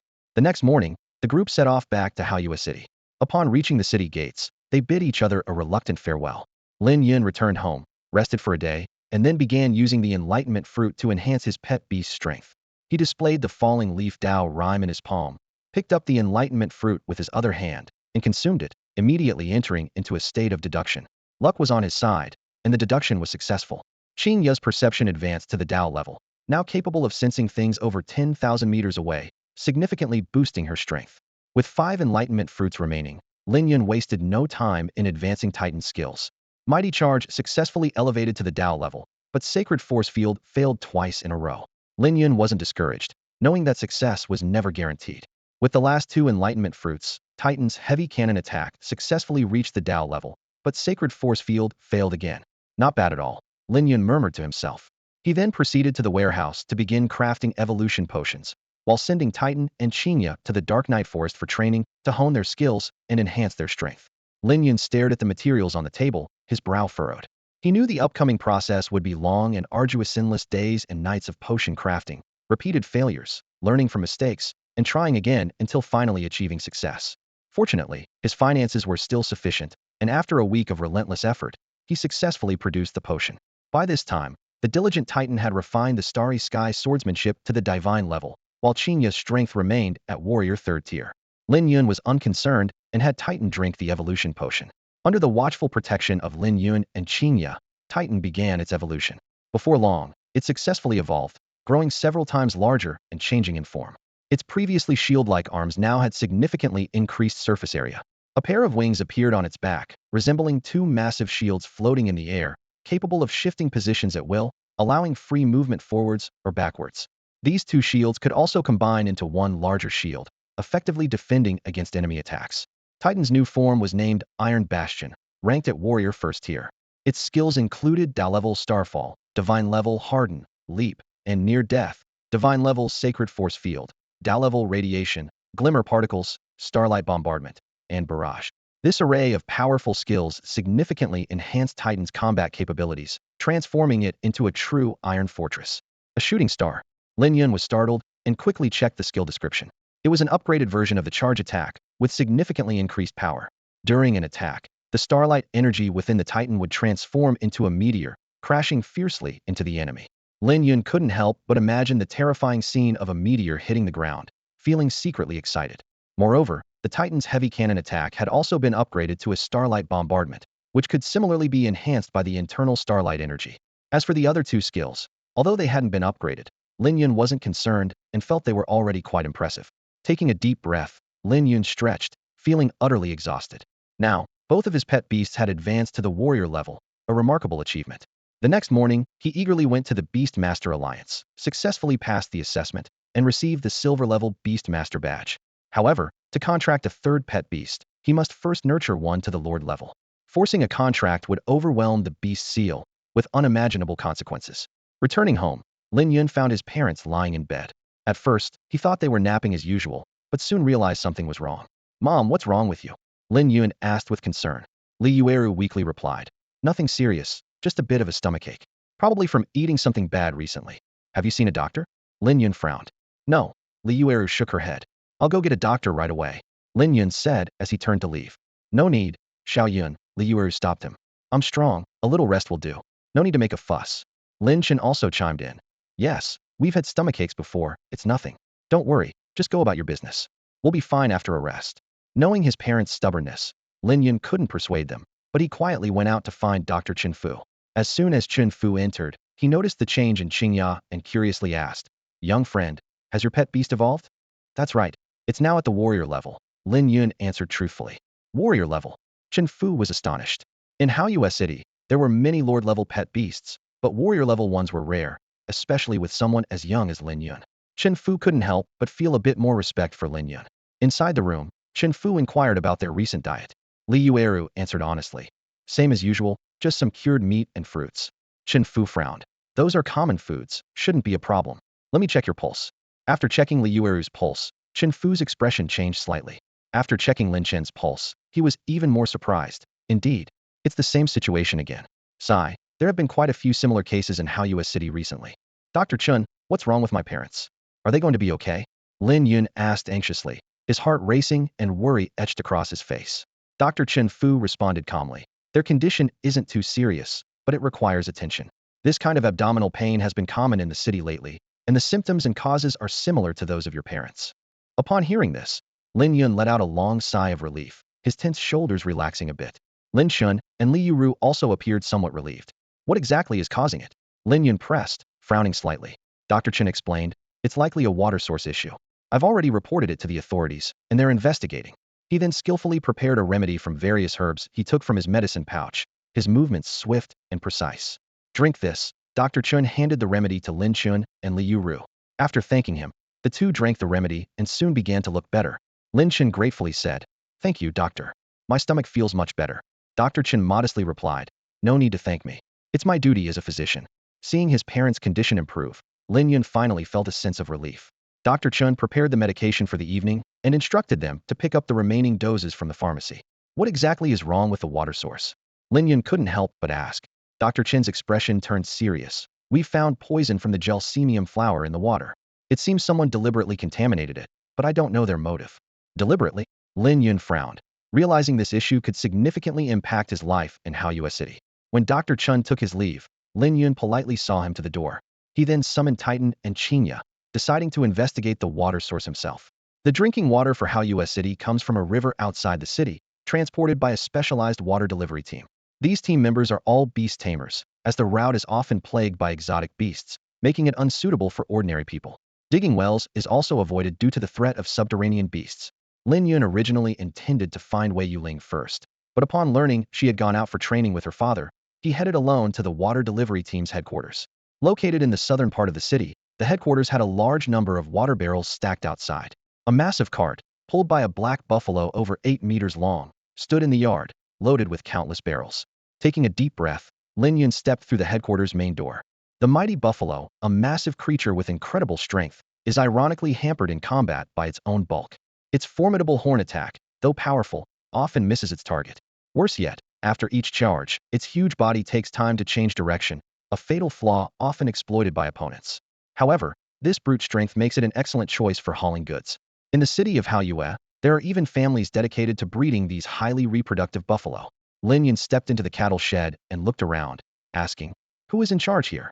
No sooner had he spoken than a middle-aged man with a handlebar mustache approached. I'm Lu Chong, the manager here. May I ask who you are? My name is Lin Yun. The young man calmly introduced himself. I am a silver-level beastmaster. Upon hearing this, Lu Chong's mustache twitched slightly, and a hint of surprise flashed in his eyes. If not for the badge on Lin Yun's chest, he would never have believed that the young man before him had reached such a high level of mastery. Instantly, the entire shed fell silent, with all eyes focused on Lin Yun, now filled with a mix of awe and respect. A silver-level beastmaster meant his battle pet had grown to a warrior level, a rarity in Haoyue City. Lu Chong respectfully inquired, May I ask what brings such a distinguished beastmaster to our humble abode? Lin Yun briefly explained the large-scale poisoning incident in the city, expressing his intent to gather information. Upon hearing this, Lu Chong immediately turned and called out to the others. Everyone, tell this gentleman what you know. The crowd began to chatter, each adding their piece. We're not sure about the specifics either. We took the buffalo to the river to fetch water, as usual, and suddenly heard someone got poisoned. That's right. We were shocked to hear it too. We've been drinking from the river for years, and now there's poison from the hook vine flower. Everything seemed normal on the way. Didn't see anyone suspicious. The river water looked clear, no strange smell. Who could be so malicious to poison the river? The cooperative attitude of the crowd was a benefit of Lin Yun's status. If he were just an unknown figure, he might have been dismissed with a few words. At that moment, Miaoyun entered the shed with a long-haired man. Miaoyun showed her badge and stated, "We're from the city lord's mansion, here to investigate." Lu Chong nodded respectfully and introduced, "This is the silver-level beast master, also here to gather information. Perhaps you can share clues." Lin Yun, Miaoyun, was momentarily stunned before realizing, "You've become a silver-level beast master?" She was taken aback by the rapid progress Lin Yun had made in elevating his pet to warrior level. Not long ago, she recalled, Lin Yun's pet was only of ordinary level, struggling against a twisted ghost. The long-haired young man also regarded Lin Yun with newfound respect. After some discussion, Lin Yun gained a deeper understanding of the incident. The scale was shocking, with about 3,000 people in Hao City experiencing abdominal pain, the worst being in Lin Yun's area. Although the herbs for treating stomach pain were not rare, the sheer number of patients led to a shortage, depleting the city's medicinal reserves. In response, Hao City had no choice but to seek aid from Xinguang County. Influential beastmaster families like the Zhong and Xiao families were also working behind the scenes, leveraging their connections to garner support for Hao City. However, the outcome of the situation remained uncertain. Lin Yun frowned slightly, silently acknowledging that the gravity of the situation far exceeded his expectations. A significant portion of the city's residents had fallen into prolonged comas after consuming the contaminated water. He couldn't help but wonder who could be so ruthless as to poison the water supply. Miaoyun furrowed her brows in worry and asked, "But how should we proceed? We have no leads at all." A man with a walrus mustache added with a puzzled expression, "Since the incident, our water-drawing team has been on watch day and night, but we still haven't found any trace of the culprit. With so many people in Hao City, finding the perpetrator is like looking for a needle in a haystack." However, a long-haired young man named Xiao confidently replied, "There's no need to worry. With my pet beast here, we will definitely track down the culprit."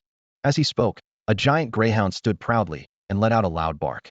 Lin Yun quietly activated his insight skill, instantly learning about the pet beast's details. Name, Giant Greyhound. Rank, Leader Tier 1. Skills, Basic Tracking, Basic Crushing Bite, Intermediate Claw Strike. He thought to himself that the giant greyhound was already adept at scent detection. If it used its tracking skill, its sense of smell would be enhanced 100-fold, significantly increasing the chances of finding traces of the beast. This special skill could be a crucial asset in the current situation. The giant greyhound began sniffing around, its nose to the ground, meticulously searching every spot that might hold a scent. After a long while, it returned to Xiao, looking dejected. "How did it go?" Xiao asked eagerly. The giant greyhound shook its head slightly, indicating it hadn't found any suspicious traces. After a moment of contemplation, Miaoyun suggested, "Since there's nothing here, perhaps we should check the water collection stations?" "All right," Xiao agreed with a nod. Lin Yun volunteered, "I'll go with you." He understood that if the water issue wasn't resolved, it would pose a significant problem for him and his parents. Therefore, it was imperative to find a solution quickly. Xiao welcomed him with a smile. "Of course, no problem. With a silver-tier beastmaster like you, our chances of success will surely increase." Chinga and Titan followed closely behind. Miaoyun noticed Titan and curiously asked, "Is this your second pet beast?" Lin Yun introduced it. "It's called Titan, and it's a steel-type pet beast." Titan emitted a zzz sound, greeting the two. However, as Titan approached, Xiao's giant greyhound appeared a bit uneasy. Xiao, noticing something, asked, "Lin Yun, what rank is your second pet beast?" "Warrior tier," Lin Yun replied calmly. Miaoyun was inwardly stirred, struggling to remain composed. Xiao's admiration for Lin Yun continued to grow. It was common for the second pet beast to be weaker than the first, as it was cultivated later. Lin Yun's ability to nurture such formidable beasts was truly remarkable. Lin Yun, unfazed by their reactions, asked, "Which water collection station should we head to first?" Miaoyun, having already decided, replied, "There are 3 water collection stations outside Hao City. Let's go to the nearest one first. If we don't find any clues, we'll move on to the next one." "Sounds good," Lin Yun agreed with a nod. Xiao jested, "If we're lucky, we might find a clue at the first station itself." With that, the 3 of them, along with their respective pet beasts, set off for the nearest water collection station, hoping to uncover the truth behind the water contamination incident as soon as possible. On the road, Lin Yun and his group encountered Chen Fu, who was carrying a medicine box. Lin Yun greeted him warmly, and Chen Fu approached to inquire about their purpose. Lin Yun briefly explained that they were investigating the water source. Chun Fu furrowed his brows, his expression grave. Lin Yun, sensing something was amiss, directly asked, "Doctor, is the situation very serious?" Chun Fu sighed deeply, his tone heavy. "The illness isn't difficult to treat, but too many people have been poisoned, and there's a shortage of medicinal herbs. My pharmacy stock is nearly depleted. If this continues, lives will be lost." A hint of anguish flashed in his eyes, feeling powerless in the face of the crisis. Just then, a man rushed forward and knelt before Chun Fu, clutching his hands and pleading, "Doctor, please save my mother. She can't hold on much longer." Chun Fu shook his head with a wry smile.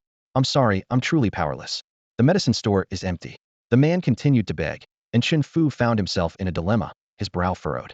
Xia Kuan suddenly suggested, "The government should have some medical supplies in reserve. Doctor, give me the prescription, and I'll go retrieve them." Chun Fu, as if given a lifeline, quickly wrote down the prescription, highlighting key herbs and possible substitutes. Xia Kuan carefully noted them, mounted his gray hound, and sped away. Shortly after, Xia Kuan returned, panting, with a small package at his waist. Chun Fu checked its contents, confirming them with delight, and instructed, "Quickly, go brew the medicine. Remember to boil the dregs 3 times. These are extraordinary times." The man left with tears of gratitude, and the three continued on their way, their mood somewhat heavy. They arrived at the water collection platform by the river, usually guarded by beast tamers. Suddenly, a strange sound came from the river, and a water arrow shot out. Titan quickly transformed into a shield, blocking the attack. The river's surface was teeming with small blue fish, some of which were of a commanding rank, while others were ordinary. Xia Kuan explained, "These blue fish are usually docile. Their frenzied attacks must be due to the poison from the Gelsemium elegans." Lin Yun immediately ordered, "Titan, take them out." Titan leapt into the air, with steel shields on either side, surrounded by countless blue light points, exuding a chilling aura. Starlight barrage. Bombardment mode. Titan's energy erupted, casting a powerful warrior-level pressure over the river, causing all nearby beasts to tremble. Even the giant gray hound whimpered in fear. Star cannons roared out, crashing into the river, sending up towering splashes of water. In the instant of the high-energy attack, the river seemed to be slapped by a giant hand, with the splashing water evaporating before it could even fall. The blue fish in the river didn't even have time to struggle, turning into nothingness the moment they came into contact with the starlight energy. The soil on both banks crumbled under the terrifying power, falling into the river and instantly melting into red-hot magma, writhing beneath the water like a scene from hell. Xia Kuan stood dumbfounded, words failing to express his shock. "My God, the power of this skill is terrifying," he murmured, his eyes wide with awe. Qi Miaoyun's mouth was slightly open, her beautiful eyes sparkling with surprise. Before she could speak, a splash sound came from the river. 5-liter-level blue fish burst out of the water, their scales glinting coldly in the sunlight. This time, Chinga moved like lightning. Her figure transformed into a razor-sharp blade, tracing a graceful arc through the air. In the next moment, all the blue fish were sliced into pieces, their blood staining the river red. The river seemed to split apart by an invisible force, forming a canyon-like rift with cliffs of water on either side. However, this strange phenomenon lasted only a breath before the water rejoined and calmed. Only the numerous blue fish corpses floating on the surface silently recounted the fierce battle that had just occurred. "All right, that's the end of the blue fish," Lin Yun said calmly, as if the astonishing scene was an everyday occurrence. "Xia Kuan, have your giant greyhound start tracking." Xia Kuan nodded in agreement, gently patting his old companion's head. The giant greyhound sprang into action, nose close to the ground, sniffing around.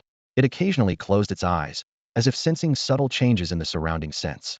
After a while, the greyhound paused, returned to Xia Kuan's side, and barked excitedly. "Any leads?" Xia Kuan asked eagerly. The greyhound didn't respond, but dashed off in a direction. The three of them rejoiced and followed closely behind. The giant greyhound tracked the scent, leading them through streets and alleys, eventually returning to Haoyue City. Along the way, they occasionally heard painful groans from all directions, which was unsettling. Finally, they discovered a dilapidated hut at the end of a secluded alley. The giant greyhound growled at the hut, eyes full of caution.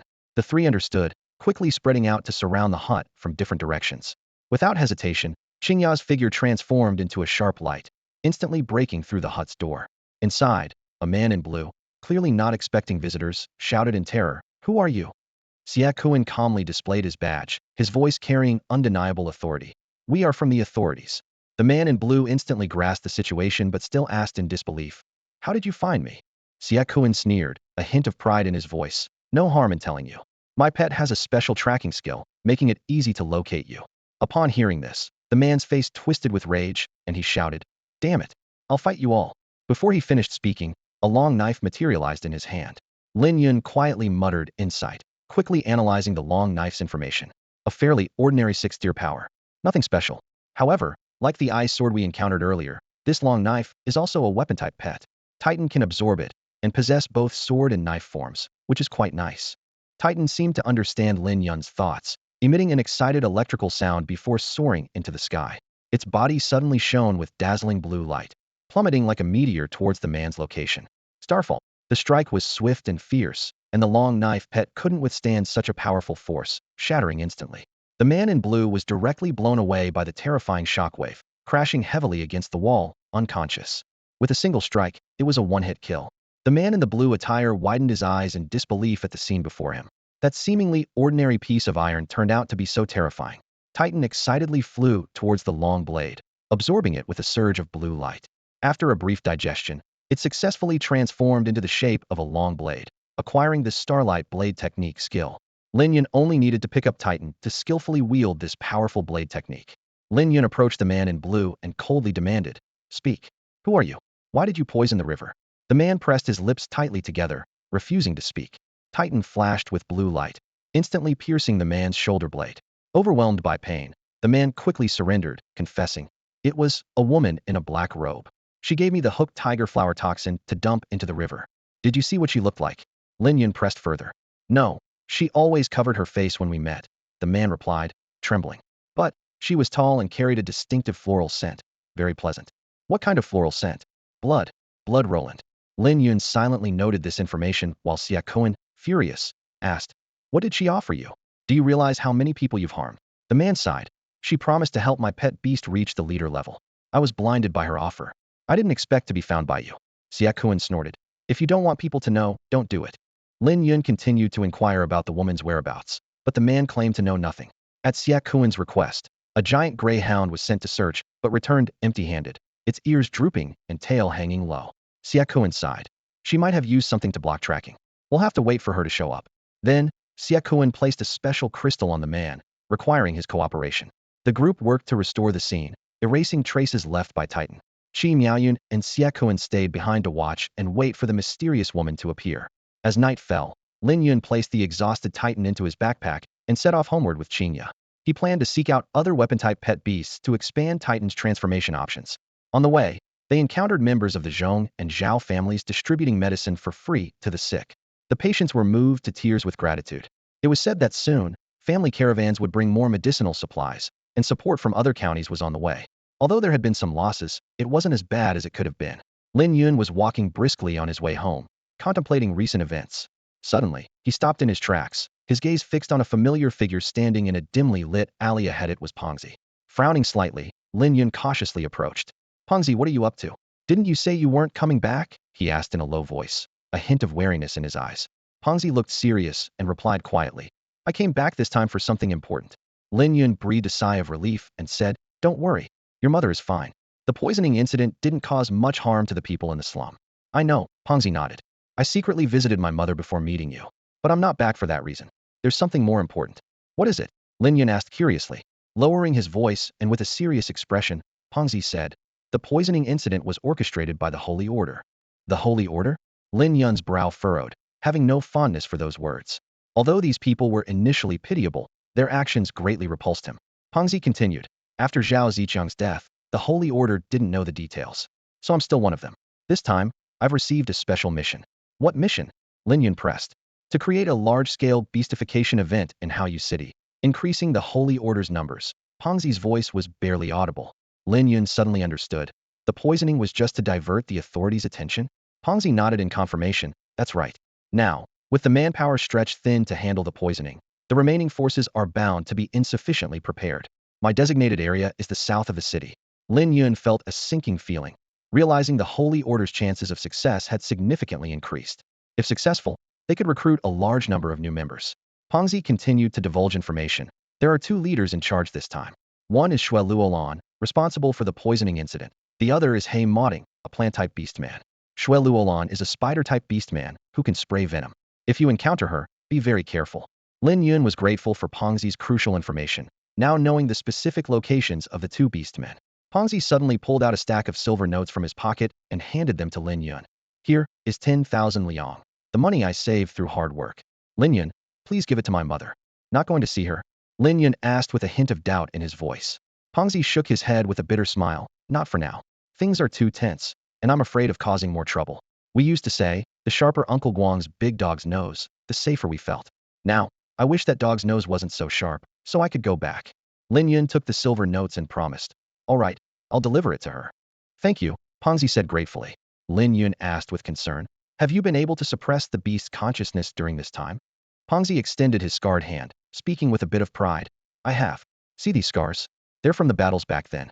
But as time goes on, that consciousness will grow stronger, and I don't know what will happen. Just then, a large number of footsteps suddenly echoed from outside the alley.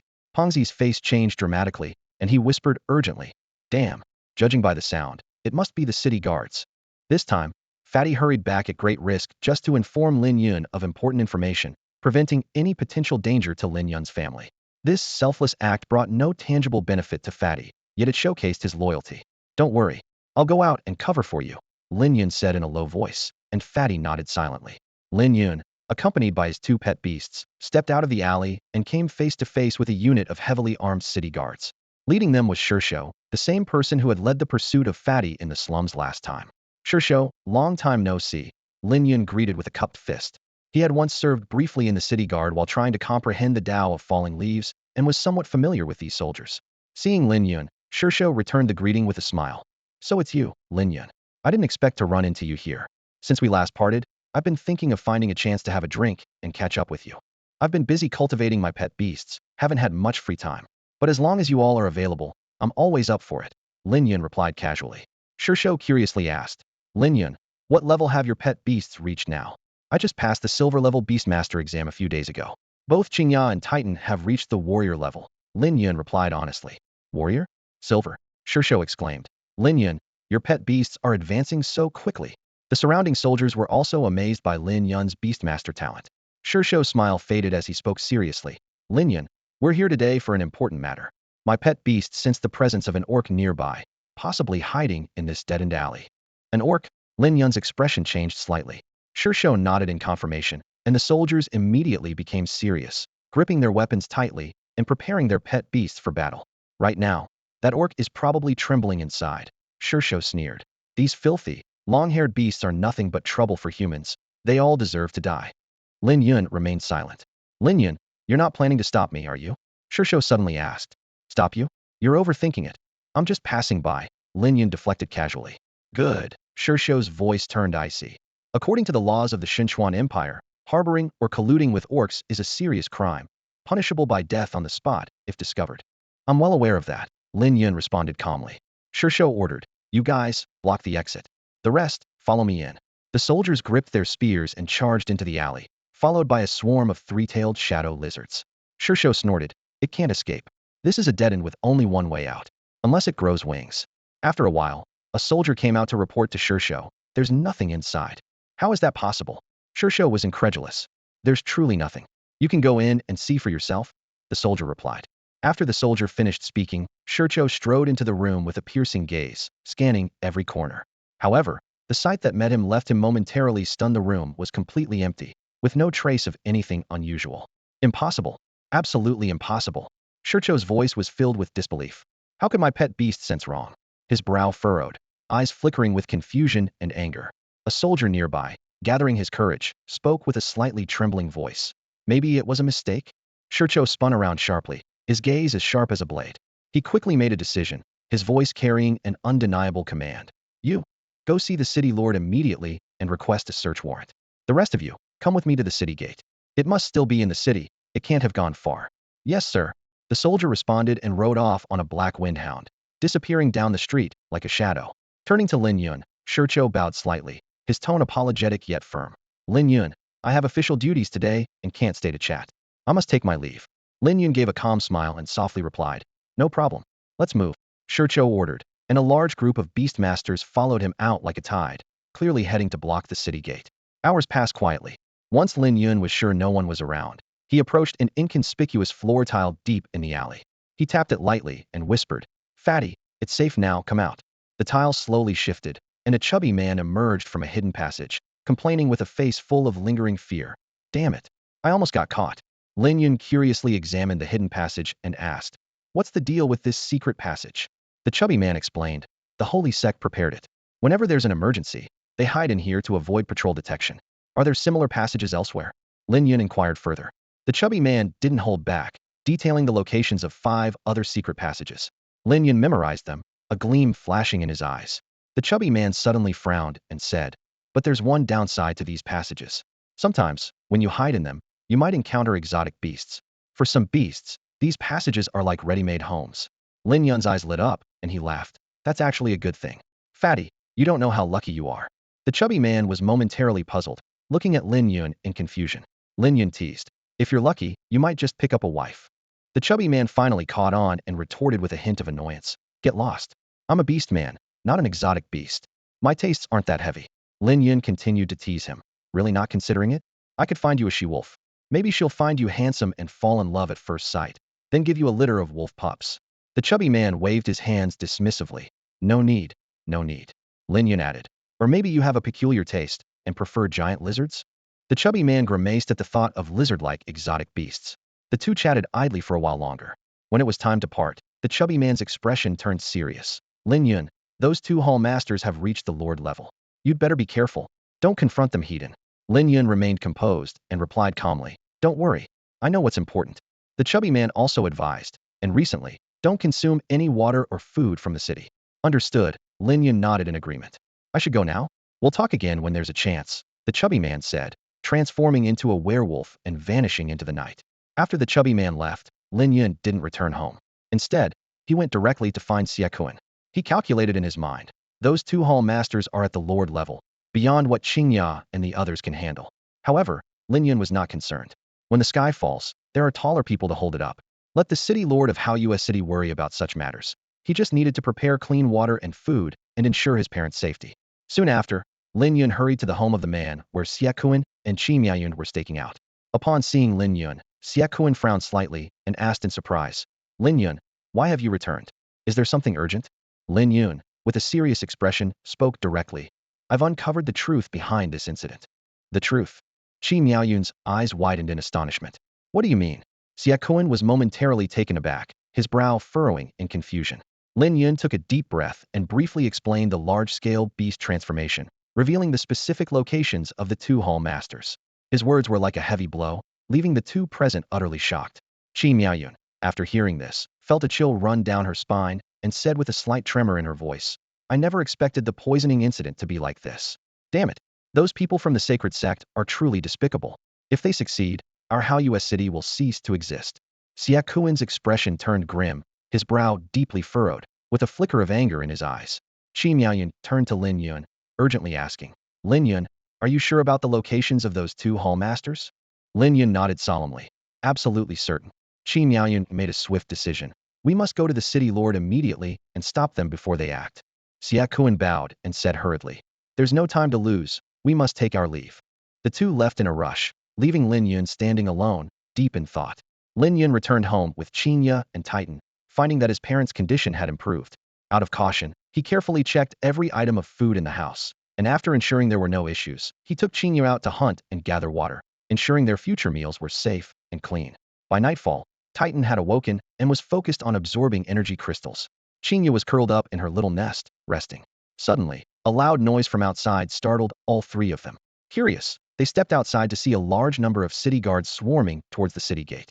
Leading them was Zhao Tianzhong, the lord of Hao City, riding a giant rhinoceros, appearing imposing and majestic. The rhinoceros was massive, like a small house, clad in layers of blue-gray armor, which was impenetrable. Flames seeped through the gaps in the armor, forming a sheet of red flames covering the rhinoceros's body. On its head were 3 sharp horns, marking it as Zhao Tianjing's trusty companiona triangular flame rhino, a lord-level pet beast. Lin Yun whispered a spell of insight, and detailed information about the triangular flame rhino appeared before him. Name, triangular flame rhino. Rank, lord level 5. Skills, horn charge top tier, impact force high level, flame breath high level, flame cage top tier, hardened skeleton top tier. Lin Yun assessed it quietly, very powerful. The surrounding residents were abuzz with speculation. I wonder what the city lord is up to this time, making such a commotion. Maybe they've discovered some incredible treasure outside. Could be. Otherwise, why mobilize so many soldiers? Only Lin Yun knew the true purpose behind Xiao Tianjing's mobilization. However, he chose to remain silent, not revealing anything. After the city guard left, everyone returned to their homes. Lin Yun also went back to his residence, his mind filled with thoughts. The next day at noon, Qi Miaoyun came to find him. Lin Yun eagerly asked, "What happened last night?" Qi Miaoyun replied, "Those two hall masters from the sacred sect were indeed where you said they'd be. The vine-like beast man was killed by the city lord." Lin Yun pressed on, "What about the other one?" Qi Miaoyun sighed and shook her head. "She escaped." "Escaped?" Lin Yun's expression changed slightly. Qi Miaoyun added, "However, she was severely injured by the city lord's triangular flame rhino. Now, the city guard is searching everywhere for her. It's only a matter of time before she's found. If you have any information, notify me immediately." Lin Yun nodded in agreement. "All right." Lin Yun nodded in agreement and watched as Qi Miaoyun hurried away. With so many patients in the city and a shortage of staff, he understood her busyness. Before long, a little girl he didn't know came skipping up to Lin Yun. She looked up with big, bright eyes and said, "Big brother, I have something for you." Although Lin Yun didn't know the child, her innocent demeanor put him at ease. He crouched down and asked gently, "What is it?" The little girl gave a mischievous smile. "You give me candy first, then I'll tell you." Amused by her cleverness, Lin Yun agreed. He turned towards the commercial street and soon returned with 2 colorful candies. The little girl accepted the candy happily and handed Lin Yun a note. "Fatty asked me to give this to you," she said. "He wants to meet you in the Dark Night Forest." Lin Yun frowned slightly and asked cautiously, "Did you tell anyone else about this?" The little girl shook her head. "No." Lin Yun took out another candy and said seriously, "Remember, don't tell anyone about this." Her eyes lit up, and she nodded eagerly. Lin Yun, accompanied by his 2 pet beasts, arrived at a lake in the Dark Night Forest and met up with Fatty. Fatty got straight to the point. "The Spider Queen isn't dead, but she had 3 ribs broken by a rhino and is barely hanging on." Lin Yun nodded. "I know that. But you didn't call me here just to tell me this, did you?" Excitement flashed in Fatty's eyes. "Lin Yun, why don't we go big this time?" Lin Yun immediately caught on. "You mean we should work together from inside and out to finish off the Spider Queen?" Fatty nodded enthusiastically. "Exactly. I've tested it. She's very weak now, and someone with the strength of a war general could take her down." Lin Yun pondered for a moment. "What's in it for us?" Fatty lowered his voice and quickly explained. "She has 3 enlightenment fruits, a lot of precious herbs, and a storage bag. It's a spatial treasure, very convenient for carrying many items. If you agree, the storage bag and enlightenment fruits are yours, and I just want some herbs." Lin Yun, opportunities like this don't come often. Lin Yun was intrigued. The storage bag was exactly what he needed. Every expedition was a hassle due to the lack of space, and last time at the castle warehouse had been particularly troublesome. With the storage bag, these issues would be resolved. Moreover, the enlightenment fruits could enhance his pet beast skills, which was highly beneficial. "We'll do it," Lin Yun decided immediately. A hint of joy flashed in Fatty's eyes. "Great. I'll find a way to lure her to the vicinity of the Blackwater Swamp. You just need to lie in wait there. Together, we'll take her down." Lin Yun agreed. Fatty transformed into a wolf and disappeared into the depths of the forest. Lin Yun left the lake as well, having made his plan. As night fell, Lin Yun, with his 2 pet beasts, quietly headed towards the Blackwater Swamp. The moonlight was like a veil, casting shadows through the trees, as a silent confrontation was about to unfold. The murky gloom of the Blackwater Swamp hung over the desolate land. Wei Yuwelling, once the formidable Spider Queen, now stood pitifully by a shrub. Her face was as pale as paper, her abdomen wrapped in thick bandages, and 3 of her proud spider legs lay broken and limp. Clearly, the fierce battle with the city lord had left her severely weakened. 4 orc servants trailed behind her. Though their strength was mediocre, they were now her only support. Wei Yuwelling gritted her teeth, her eyes burning with hatred. "Damn Xiao Tianzhong, I will have my revenge. I'll make him wish for death." The surrounding orcs echoed her sentiments, speaking harsh words in an attempt to soothe their mistress's fury. "Bring the food," Wei Yuwelling commanded coldly. One of the orcs hurried away and soon returned with a trembling little boy. Seeing this, Wei Yuwelling licked her cracked lips, a cruel glint in her eyes. "Fatty, roast him." She ordered a corpulent orc nearby. However, Fatty remained motionless. Wei Yuwelling frowned, displeasure in her voice. "What? Still clinging to that so-called human conscience?" Fatty nodded silently. In the past, Wei Yuwelling might have tolerated Fatty's quirks. After all, his exceptional healing ability was rare among orcs, and it wasn't worth causing discord over such trifles. But today, Wei Yuwelling was in an exceptionally foul mood. Her brows knitted tightly, her tone brooking no argument. "I said roast him." Fatty still didn't move, which infuriated Wei Yuwelling. At that moment, a pigman approached the boy, his rough tongue licking the boy's cheek. "Tastes good, tender and fresh. I think we should eat him raw and marinated." That would be delicious. Raw and marinated, I like it, a nearby tiger man agreed. The boy cried out in fear, but his cries only excited the orcs further. Step back, all of you, Wei Yuwelling commanded sharply. The orcs reluctantly retreated. She turned to Fatty, her voice icy. Fatty, I order you to kill this boy. Fatty remained unmoved. Wei Yuwelling's voice grew even colder. Either he dies, or you do. Make your choice. I won't do it, Fatty replied firmly. With a swift motion, one of Wei Yuwelling's spider legs pierced Fatty's lung. Blood gushed out, but Fatty didn't even flinch. Wei Yuwelling sneered. I want to see how long you can hold out. She picked up a long knife and began slashing at Fatty. Blow after blow, Fatty gritted his teeth, silent despite the unbearable pain, refusing to yield. The surrounding orcs watched Fatty with eyes full of envy and hatred. They envied his special constitution, which earned him favor from the holy sect. They hated him for being different and retaining his humanity. Before long, Fatty was covered in blood. Wei Yuwelling asked coldly, kill or not? Fatty remained silent. Don't think I won't kill you, Wei Yuwelling snarled, raising the long knife to finish him off. Yet, recalling the sect leader's warning, she restrained herself and gave another order. Lock him in the cage. Two orcs stepped forward, roughly seizing Fatty's limbs and throwing him into an iron cage nearby. Fool, one of the orcs sneered. At that moment, a young man arrived quietly with two pet beasts. It was Lin Yun. A human is here, one of the orcs shouted in alarm. The others snapped to attention, preparing for battle. Wei Yuwelling asked warily, who are you? Lin Yun replied coldly, the one who will take your life.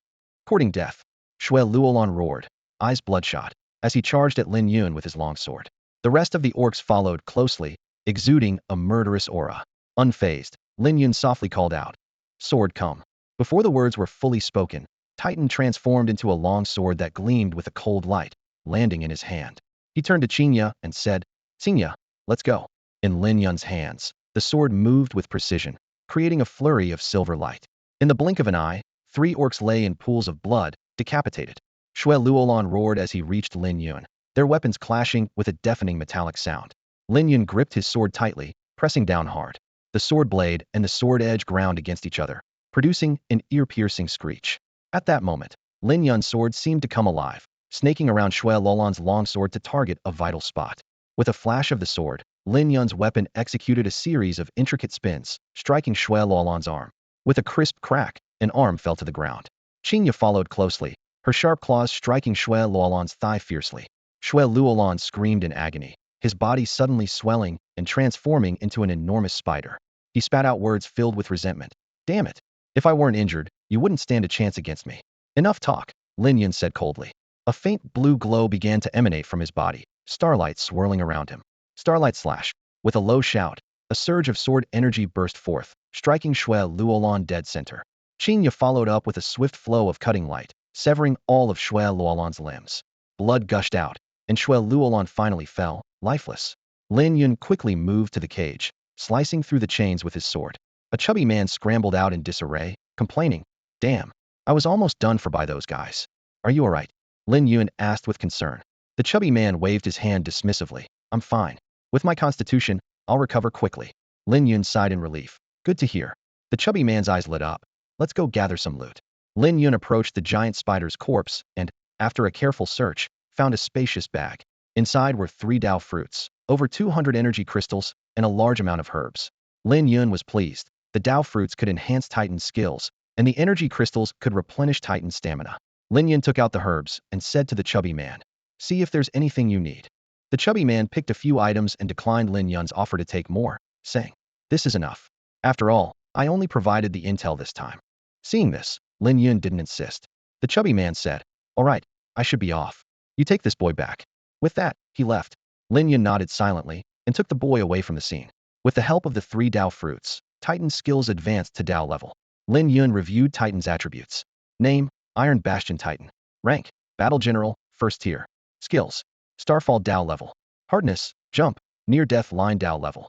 Holy Field Dao level. Radiation, Micro Light Particle, Star Cannon Dao level. Bombardment. Forms, Longsword form, Long Knife form. Lin Yun nodded with satisfaction. The gains this time were substantial. Aside from swordsmanship and knife skills, Titan's other abilities had reached Dao level. More importantly, he had acquired a storage bag, a convenient and practical treasure. After some thought, Lin Yun decided that his next step should be to seek out other types of weaponized beast companions to further enhance his strength. With hope for the future, he set off on a new journey. Information about weapon-type pet beasts is quite scarce in the world of beast taming, and searching for it alone could take an immeasurable amount of time. However, money can move mountains. Lin Yun, accompanied by his 2 pet beasts, arrived at the Beast Tamer Alliance's messenger platform. With a gentle touch on the envelope, it expanded several times its size. After he finished writing on the letter, the price appeared. A treasure chest monster, hidden in the corner, suddenly emerged and opened its lid. Understanding the cue, Lin Yun placed a few silver notes inside. Once the payment was received, the treasure chest monster vanished as quietly as it had appeared, as if it had never been there. Lin Yun then headed to the courtyard, hoping for a stroke of luck. Despite searching, he found nothing, which was not unexpected. Unbothered, he returned home with his pet beasts, using the waiting period to enhance their strength. Although Lin Yun possessed an SS-level talent, his family's past poverty had limited his ability to fully develop his beast-taming skills.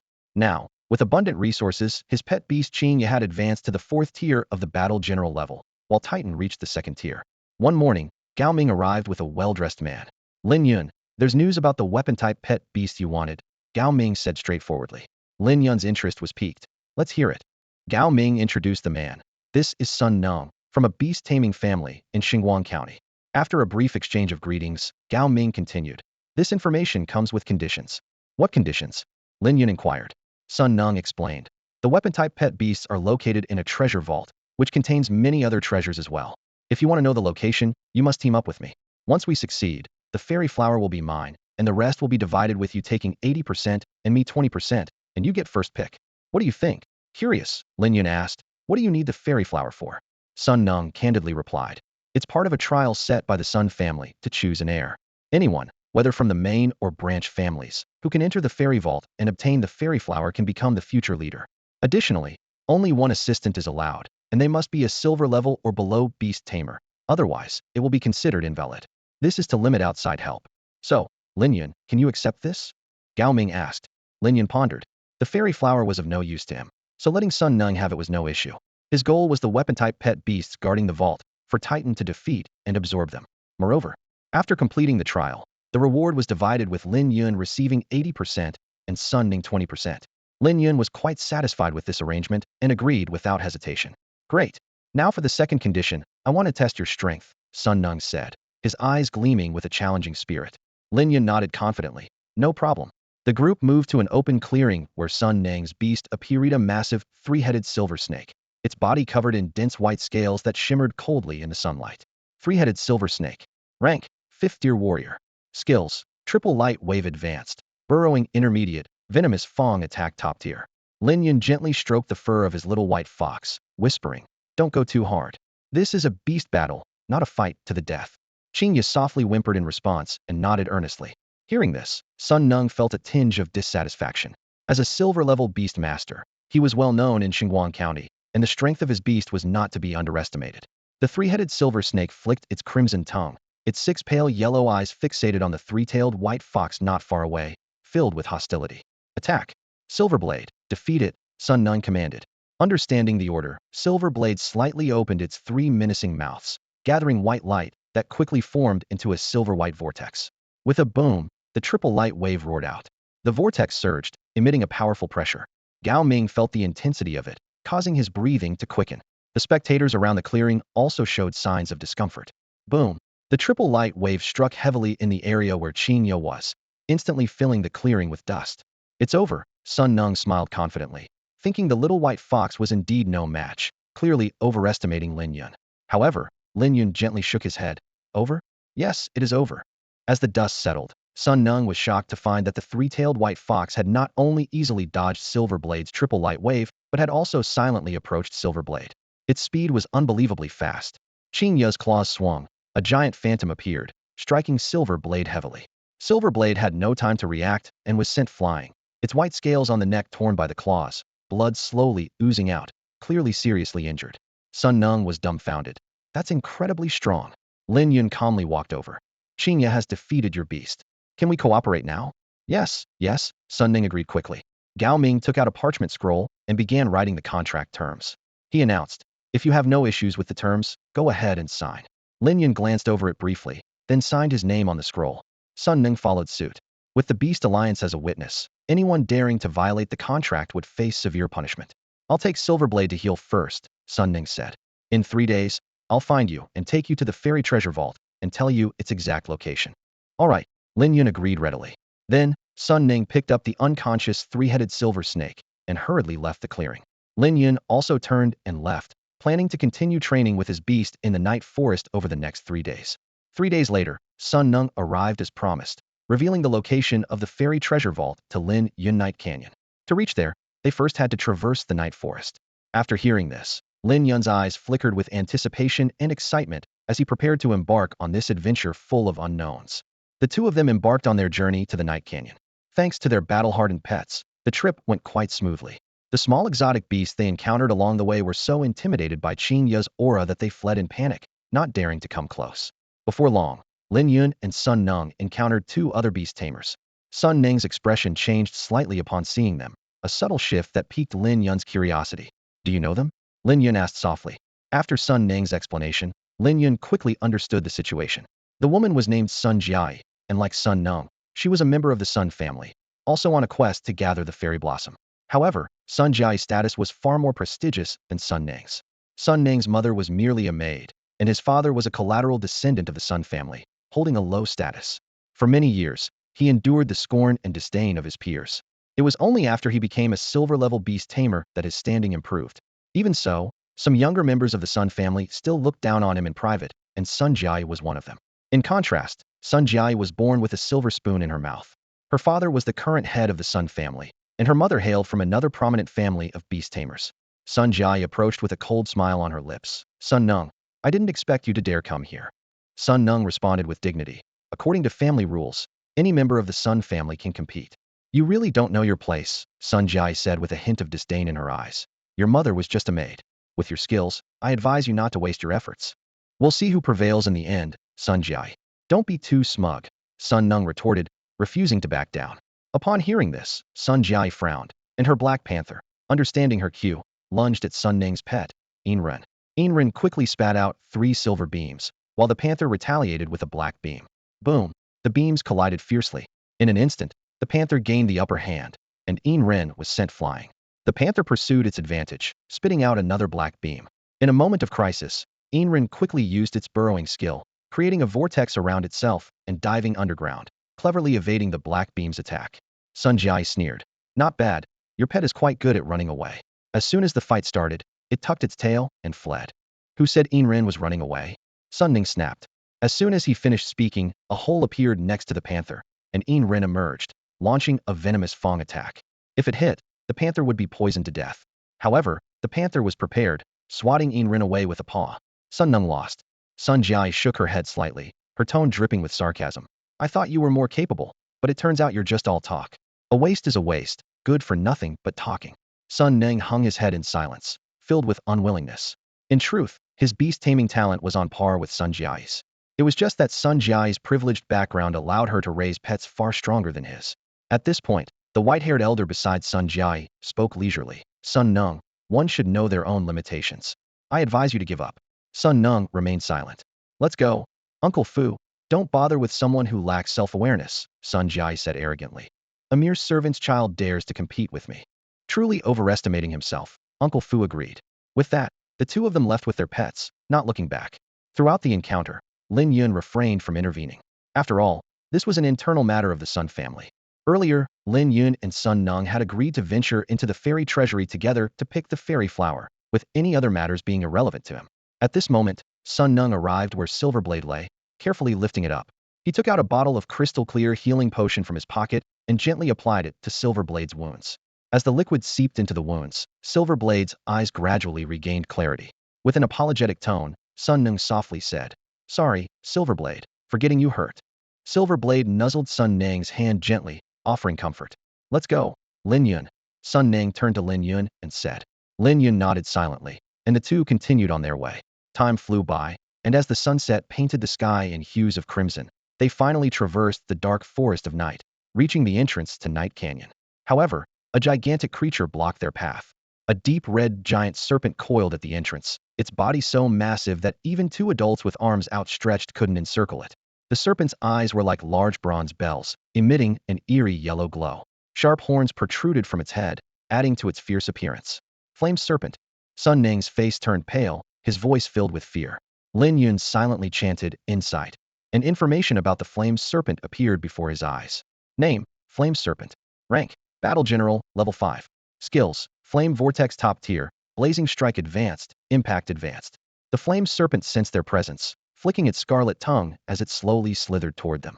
Simultaneously, countless small flame serpents emerged from the crevices in the surrounding rocks, quickly covering the ground and cutting off their retreat. Lin Yun used insight again. Name, Small Flame Serpent. Rank, Leader, Level 8. Skills, Flame Attack Advanced, Combination Intermediate. Chinga, Titan, get ready for battle, Lin Yun commanded in a deep voice. Chinga gazed at the overwhelming number of small flame serpents, feeling not fear, but a heightened battle spirit. Titan also assumed a combat stance, ready to engage at any moment. Suddenly, the flame serpent launched its attack. A scorching red flame spewed from its mouth, aiming straight for Chinga. Chinga swiftly activated Flowing Light Slash, deftly dodging the deadly flame attack. Chinga's blade moved like lightning, slicing through one small flame serpent after another. However, these small flame serpents did not die. Their split bodies quickly reformed into new flame serpents. They moved swiftly, forming a massive fiery cage that encircled Lin Yun and his companions. The flame serpent's body emitted a dazzling red light, further reinforcing the fiery cage and completely sealing off the surrounding space. It then rose into the air, launching continuous flame attacks from above into the cage.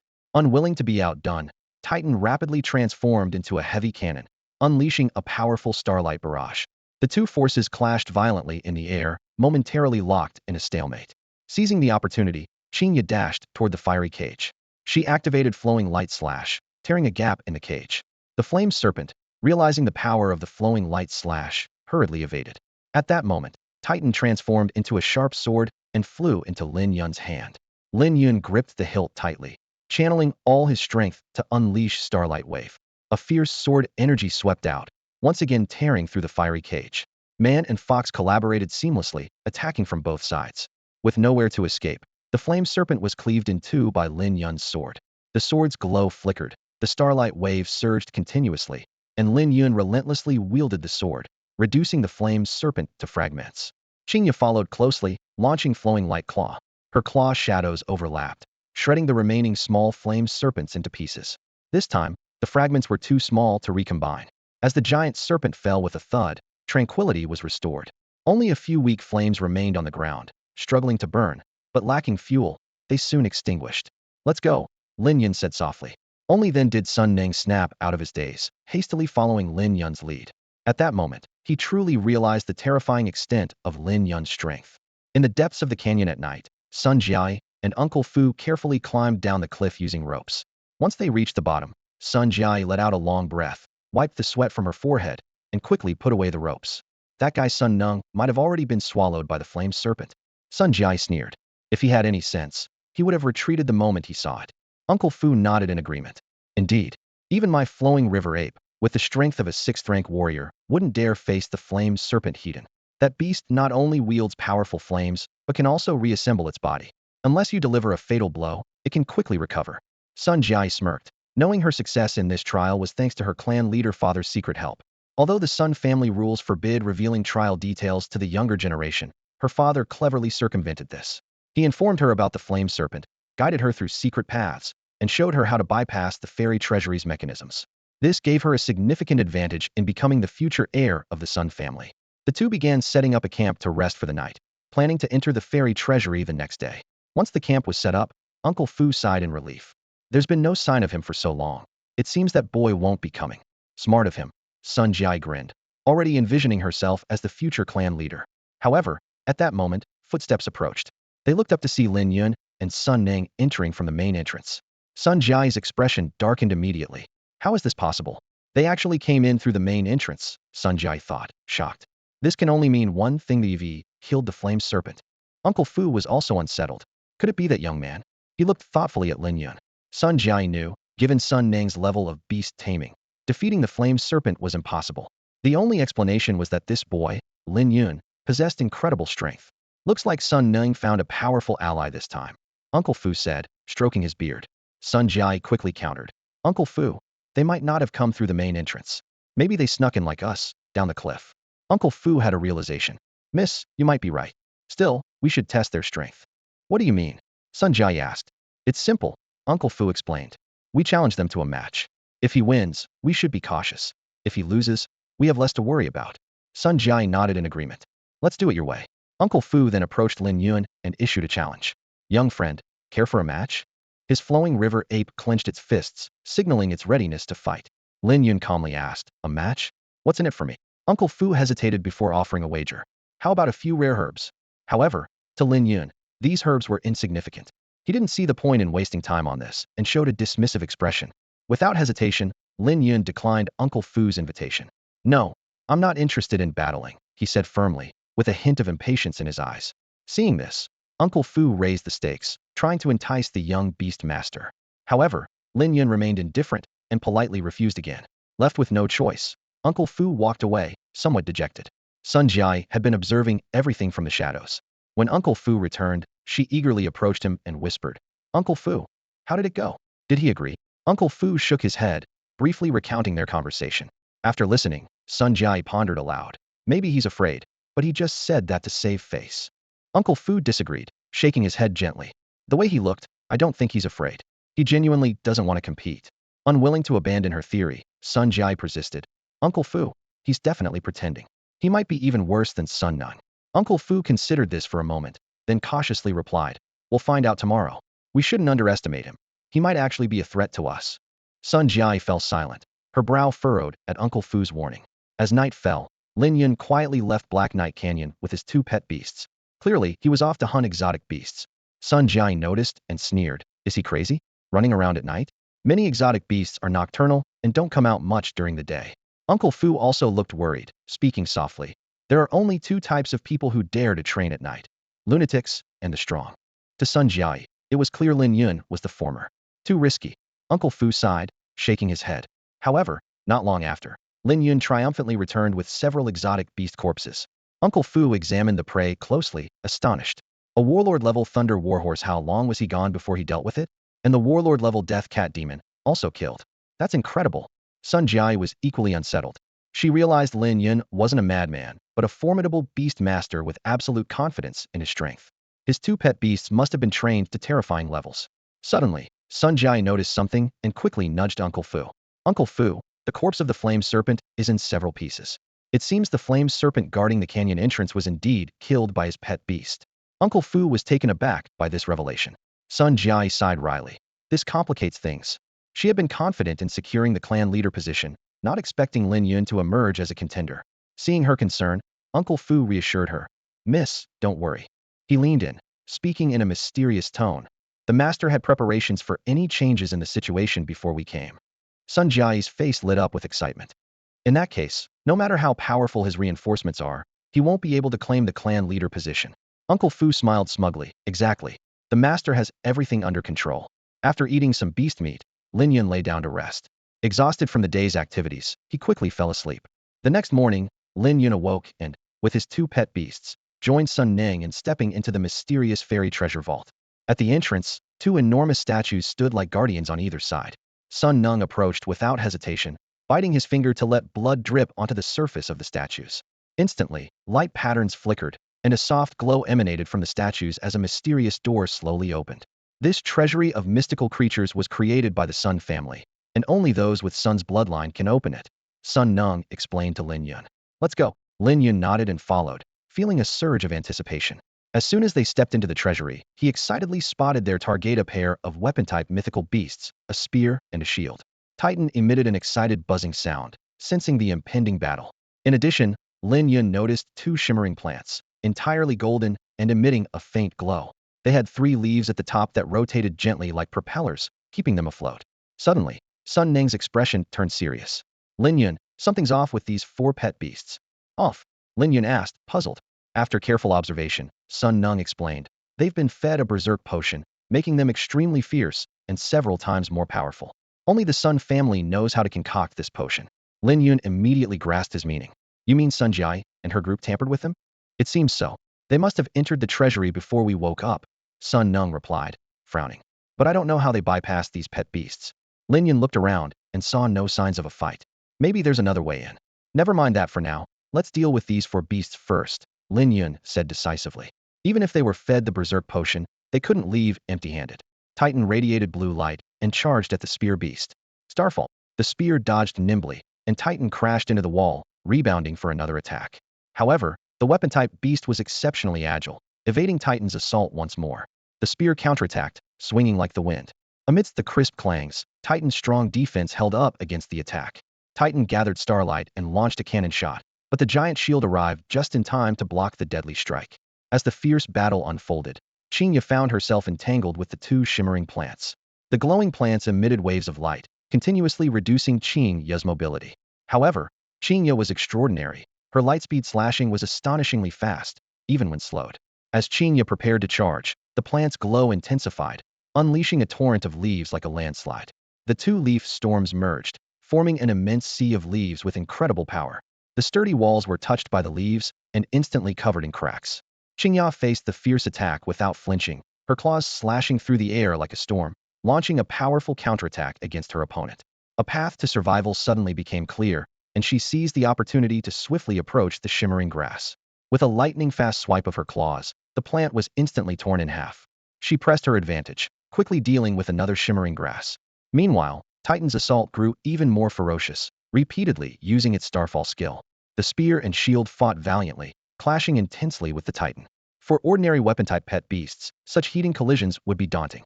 However, they faced Titan, whose body was far tougher than one could imagine. After more than 10 fierce impacts, the spear was the first to give way, its body covered in cracks. The shield was in no better condition. Titan seized the moment, sweeping out with starlight, completely annihilating both the spear and the shield. The two defeated pet beasts returned to Lin Yun's side in disarray. Lin Yun smiled and praised them. Well done. Elated by their master's compliment, they seemed particularly excited. Sun Nung was left dumbfounded, unable to believe what he had just witnessed. Even 4 berserk warlord-level pet beasts were easily dealt with by Titan and Chinga, a testament to their formidable strength. At this moment, Sun Ning silently rejoiced at having invited Lin Yun to join him. It might have been the wisest decision of his life. If he had relied solely on his own strength earlier, he might not have even been able to pass the Flame Serpent challenge and would have had to return to the Sun family in defeat. Lin Yun then ordered, "All right, Titan, absorb those 2 weapon-type pet beasts." Titan was thrilled and immediately extended its blue tentacles to begin absorbing. Lin Yun stood by with Chinga, waiting patiently, and Sun Ning did the same. Meanwhile, at the deepest part of the fairy treasury, Sun Jiai and Uncle Fu had quietly arrived. They skillfully avoided the obstruction of 4 exotic beasts and came directly here, even leaving some special gifts for those beasts. The hall was filled with an array of precious treasures and herbs. Yet Sun Jiai's gaze was fixated on a small, deep red flower at the center, her eyes gleaming with greed. The fairy flower, Sun Jiai thought with delight. With this, I will be the future head of the Sun family. She couldn't help but reflect. Thanks to my father's help, I was able to get here so easily. Uncle Fu sneered. That guy Sun Nung, he's probably dead by now. At the mention of Sun Nung, Sun Jiai's eyes filled with venom. Better that he's dead. A child born of a maid daring to compete with me for the head of the family. He should know his place. Uncle Fu lightly agreed. Indeed, the hardest thing for a person is to know their limits. If he had obediently served under Miss, perhaps his situation would be quite different now. Recalling her past failed attempts to recruit Sun Nung, Sun Jiai still felt a pang of humiliation. She adhered to the principle of, if I can't have it, I'll destroy it. And since Sun Nung refused to be a friend, he could only be treated as an enemy. Suddenly remembering something, Sun Jiai said with a hint of regret. It's a pity about that boy beside him. He was quite handsome. No chance to experience what he was like. Sun Jiai smirked as she slowly approached the enchanted flower. Just as her pale fingers touched the stem, the ground trembled violently. A gray leaf slashed towards her like a blade. Watch out, Uncle Fu shouted, his face suddenly pale. Startled, Sun Jiai instinctively rolled backward, narrowly avoiding the deadly strike. Cold sweat trickled down her forehead, her heart pounding like a drum. Damn it, father never mentioned beasts guarding the enchanted flower, she muttered through gritted teeth. Uncle Fu looked grave. This beast's aura is strong. No sooner had he spoken than a giant tree burst from the ground. Its branches were as black as ink, and countless roots clutched the earth tightly. Most terrifying of all, its mouth was lined with sharp teeth. The abyssal tree demon. Sun Jiai's face darkened. Damn, I didn't expect such a creature. Despite the dire situation, she gritted her teeth and said, since we're here, there's no turning back. Uncle Fu said solemnly. Miss, on the count of 3, we'll attack together. All right, 1, 2, 3.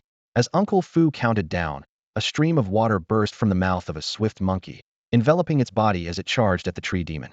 A panther let out a low growl, and followed closely behind. The abyssal tree demon's leaves shook violently, transforming into a gray storm that enveloped it. The swift monkey punched through the swirling leaves, creating an opening for the panther. Seizing the opportunity, the panther bit off a large chunk of the demon's body. The swift monkey followed up, raining blows on the tree demon. The demon retreated, and Sun Jiai felt a surge of hope. However, Uncle Fu frowned and said, "Miss, I'm afraid it's not that simple. This abyssal tree demon seems to be luring us in." Sure enough, countless mouths suddenly appeared on the demon's trunk, shooting beams of light. The two beasts were too close to dodge and were struck, sent flying by the impact. The tree demon pressed its advantage, unleashing an even more violent storm of falling leaves. The gray leaves slashed through the air like blades, wounding the two beasts further until they could hardly stand. The panther was the first to fall, slain by the leaves. Sun Jiai suffered a backlash, coughing up blood. In disbelief, she murmured, "My beast dead? How could this be?" The situation deteriorated rapidly, and before long, Uncle Fu's swift monkey also succumbed to the tree demon, collapsing in a pool of blood. Uncle Fu, too, suffered a backlash, his face pale. "It's over this time," Uncle Fu said in despair. Sun Jiai was filled with unwillingness. She had been so close to the enchanted flower, only to fall into despair just as her hopes were about to be realized. The feeling of plummeting from heaven to hell left her with an unprecedented sense of defeat and hopelessness. "Miss, let it go? Give up? We don't stand a chance anymore." Fu Bo's voice carried a tone of resignation and advice. Sun Jiai gritted her teeth. A trace of unwillingness flickered in her eyes, but she eventually nodded. "Fine, I give up." She pulled out a token from her bosom and crushed it with force. With a crack, the token shattered into pieces. As the token broke, the abyss tree demon, which had been primed to attack, suddenly halted, as if it had lost its target, and stood motionless. At that moment, Lin Yun and Sun Nung appeared not far away. Their expressions were serious, clearly aware that something unusual was happening. Sun Nung turned to Lin Yun, a hint of inquiry and concern in his eyes. "Lin Yun, do you have confidence?" Lin Yun responded calmly. "It's just a tree demon, nothing difficult." His tone exuded a composed confidence. Chinga and Titan were already prepared for battle. Especially Titan, which now had both spear and shield forms, seemed eager to test its newly acquired power. Sun Jiai noticed Lin Yun and Sun Nang's arrival, her expression slightly changing. "Damn it, they actually got past those four beasts. Looks like I underestimated them." Fu Bo nodded in agreement. "Indeed impressive. However, defeating this abyss tree demon won't be that simple. Its strength is far greater than those four beasts." Sun Jiai added. "And they've just been through a fight. Their stamina must be depleted. Their chances of winning are slim. In the previous battle, their beasts were all killed." The abyss tree demon seemed to sense a new threat and launched another attack. Countless sharp leaves swept in like a storm. Titan quickly transformed into a massive shield, blocking the front. Bang, bang, bang. Countless leaves struck the shield, but failed to leave a mark. Taking advantage of Titan's cover, Chinga successfully approached the abyss tree demon. "Luminous slash," she shouted, and a sharp blade of light severed one of the demon's thick branches. The abyss tree demon let out a piercing scream. Titan followed up with a dazzling starlight cannon blast. At such close range, the cannon's power was terrifying. Another large section of branches shattered under the fierce attack. The two beasts coordinated perfectly, completely suppressing the abyss tree demon. However, the demon did not concede. Countless grotesque mouths suddenly appeared on its surface, each spewing black light. Titan was prepared, once again transforming into a shield to block the deadly strike for Chinga. Seizing the opportunity, Chinga transformed into a light blade once more, delivering a fatal blow to the abyss tree demon. Shortly after, the abyss tree demon collapsed with a crash, lifeless. The scene fell into silence. Only then did Fu Bo truly realize the terrifying strength of Lin Yun's two beasts. Even a powerful being like the abyss tree demon was easily vanquished. Sun Jiai was overwhelmed with shock, never expecting Lin Yun's beasts to be this powerful. Lin Yun turned to Sun Nung and said, "The fairy flower is yours. I'll pick the rest as we agreed before." Sun Nung was overjoyed, quickly responding, "But let's change the split ratio to 9-1. You 9, I 1. Lin Yun, what do you think?" Without Lin Yun, he wouldn't have had the chance to be here. According to the Sun family rules, if none of them succeeded this time, they would have to wait 3 more years for another chance. Sure, Lin Yun agreed readily. He wouldn't refuse the chance to gain more benefits. At this moment, Sun Jiai approached, her gaze turning cold. "Lin Yun, when we were fighting the abyss tree demon, you were already here, weren't you?" "Yes," Lin Yun admitted directly. "So you just watched as our beasts were killed and never stepped in?" Sun Jiai's voice carried a hint of anger. Lin Yun unflinchingly replied, "Yes, I waited until your beasts were dead before choosing to act." Sun Jiai sneered repeatedly, her eyes blazing with anger. She glared at Lin Yun, her voice dripping with sarcasm. How heartless you both are, to such a disgusting extent. Lin Yun remained silent, looking at her with a blank expression. Seeing this, Sun Jiai became even more agitated and continued her aggressive tirade. You are utterly shameless. Watching our pets fall into danger without lifting a finger. Lin Yun's voice turned icy, as cold as a blade. I did it on purpose, so what? You? Sun Jiai was taken aback by Lin Yun's bluntness, momentarily at a loss for words, her face flushed with anger. Smack! A sharp sound shattered the silence. Lin Yun slapped Sun Jiai without hesitation, the force sending her sprawling, her cheek instantly swelling red. Sun Jiai clutched her face, her eyes ablaze with fury. How dare you hit me? I won't let you get away with this. Lin Yun looked at her with disdain, his voice filled with scorn. You've never understood the situation. Who do you think you are? Why should I go out of my way to help you? I could help you, but why waste my time? I have no obligation to assist you. Not everyone is like your parents, ready to pamper and indulge you. Not everyone revolves around you. I did it on purpose, and what can you do about it? Besides, I haven't even confronted you about what you did to those 4 pets. You still haven't put yourself in the right position. Fu Bo sensed the situation was dire and quickly knelt, pleading, Miss is young and naive. Please, be magnanimous and forgive her.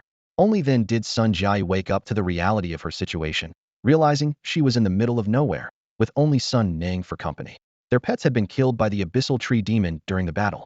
At this moment, Lin Yun could kill them more easily than squashing an ant, and no one would ever know. Fear surged over Sun Jiai, and she too knelt, her voice trembling. I'm sorry, I was wrong. I apologize.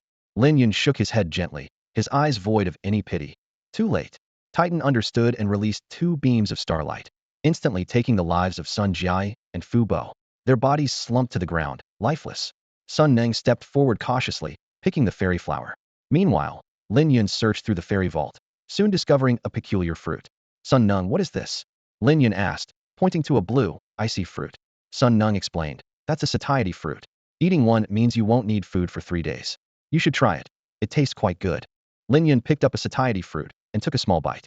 A sweet aroma filled his mouth, and a wave of comfort spread through his body, his stomach gradually feeling full. There's also one for healing, called a healing fruit. You can try that too, Sun Ning continued. Lin Yun tasted the healing fruit and found it equally delightful. He then carefully selected items from the fairy vault, storing 90% of the herbs and minerals in his storage bag. Once Lin Yun was finished, Sun Nung began handling other matters. As for Sun Jiai and Fu Bo's bodies, they were casually discarded in the Black Night Forest. In this beast-infested place, even a warlord-level pet could be at risk. It wouldn't be long before the bodies were devoured, leaving no trace. After dealing with everything, Lin Yun, along with his 2 pets, returned to Haoyue City. Meanwhile, in front of an ancient castle, Wei Yuwelling and Wei Qingwang disembarked from a massive airship. Zhao Zhelan had been waiting for some time and hurriedly greeted them upon their arrival. Master, Miss, the food is ready. Wei Yuwelling stepped into the ancient castle, a familiar aroma wafting through the air. She exclaimed excitedly, it's been so long since I've had Aunt Lan's cooking. I'm tired of eating roasted beast meat every day. Wei Qingwang couldn't help but tease. You always skip the banquets when you have the chance. I won't go, Wei Yuwelling huffed, placing her hands on her hips. Aunt Lan's eyes twinkled with understanding as she guessed. Master, are all the invitations to the banquets for men? Exactly, Wei Yuwelling interjected immediately, her voice filled with dissatisfaction. They pretend to invite me to a banquet, but they have ulterior motives. I'm not falling for it. Aunt Lan chuckled at her response. With Mrs. Looks, appearing in Xinguang County is bound to cause a stir. Wei Yuwelling rolled her eyes. Aunt Lan, you have no idea how annoying those people are. Every time I show up in the county, I'm surrounded and chased by a crowd. Miss, they even sent a lot of gifts to Haoyue City, Aunt Lan reminded her. Gifts? Wei Yuwelling puffed up with annoyance. Throw them away, all of them. I won't accept a single one. Yes, miss, Aunt Lan replied, summoning a servant to dispose of the gifts in the trash outside. The gifts, a dazzling array of jewels, herbs, and potions, were all valuable, but Wei Yuwelling had no interest in them. Aunt Lan understood her well and said no more. This training journey had been fruitful for Wei Yuwelling. Her ice and snow spirit had evolved into an ice manipulator, reaching the rank of a first-tier warrior. The evolved ice crystal sprite had grown several times larger, with 6 ice crystal wings and an ice crystal staff, enhancing its control over ice and snow. Additionally, Wei Yuwelling had captured a second pet beast in the Xinguang Cemetery, a ghost fire fish, a highly rare ghost-type pet beast with the potential to evolve to a mythical level. Under Wei Yuwelling's diligent care, the ghost fire fish had reached the leader level.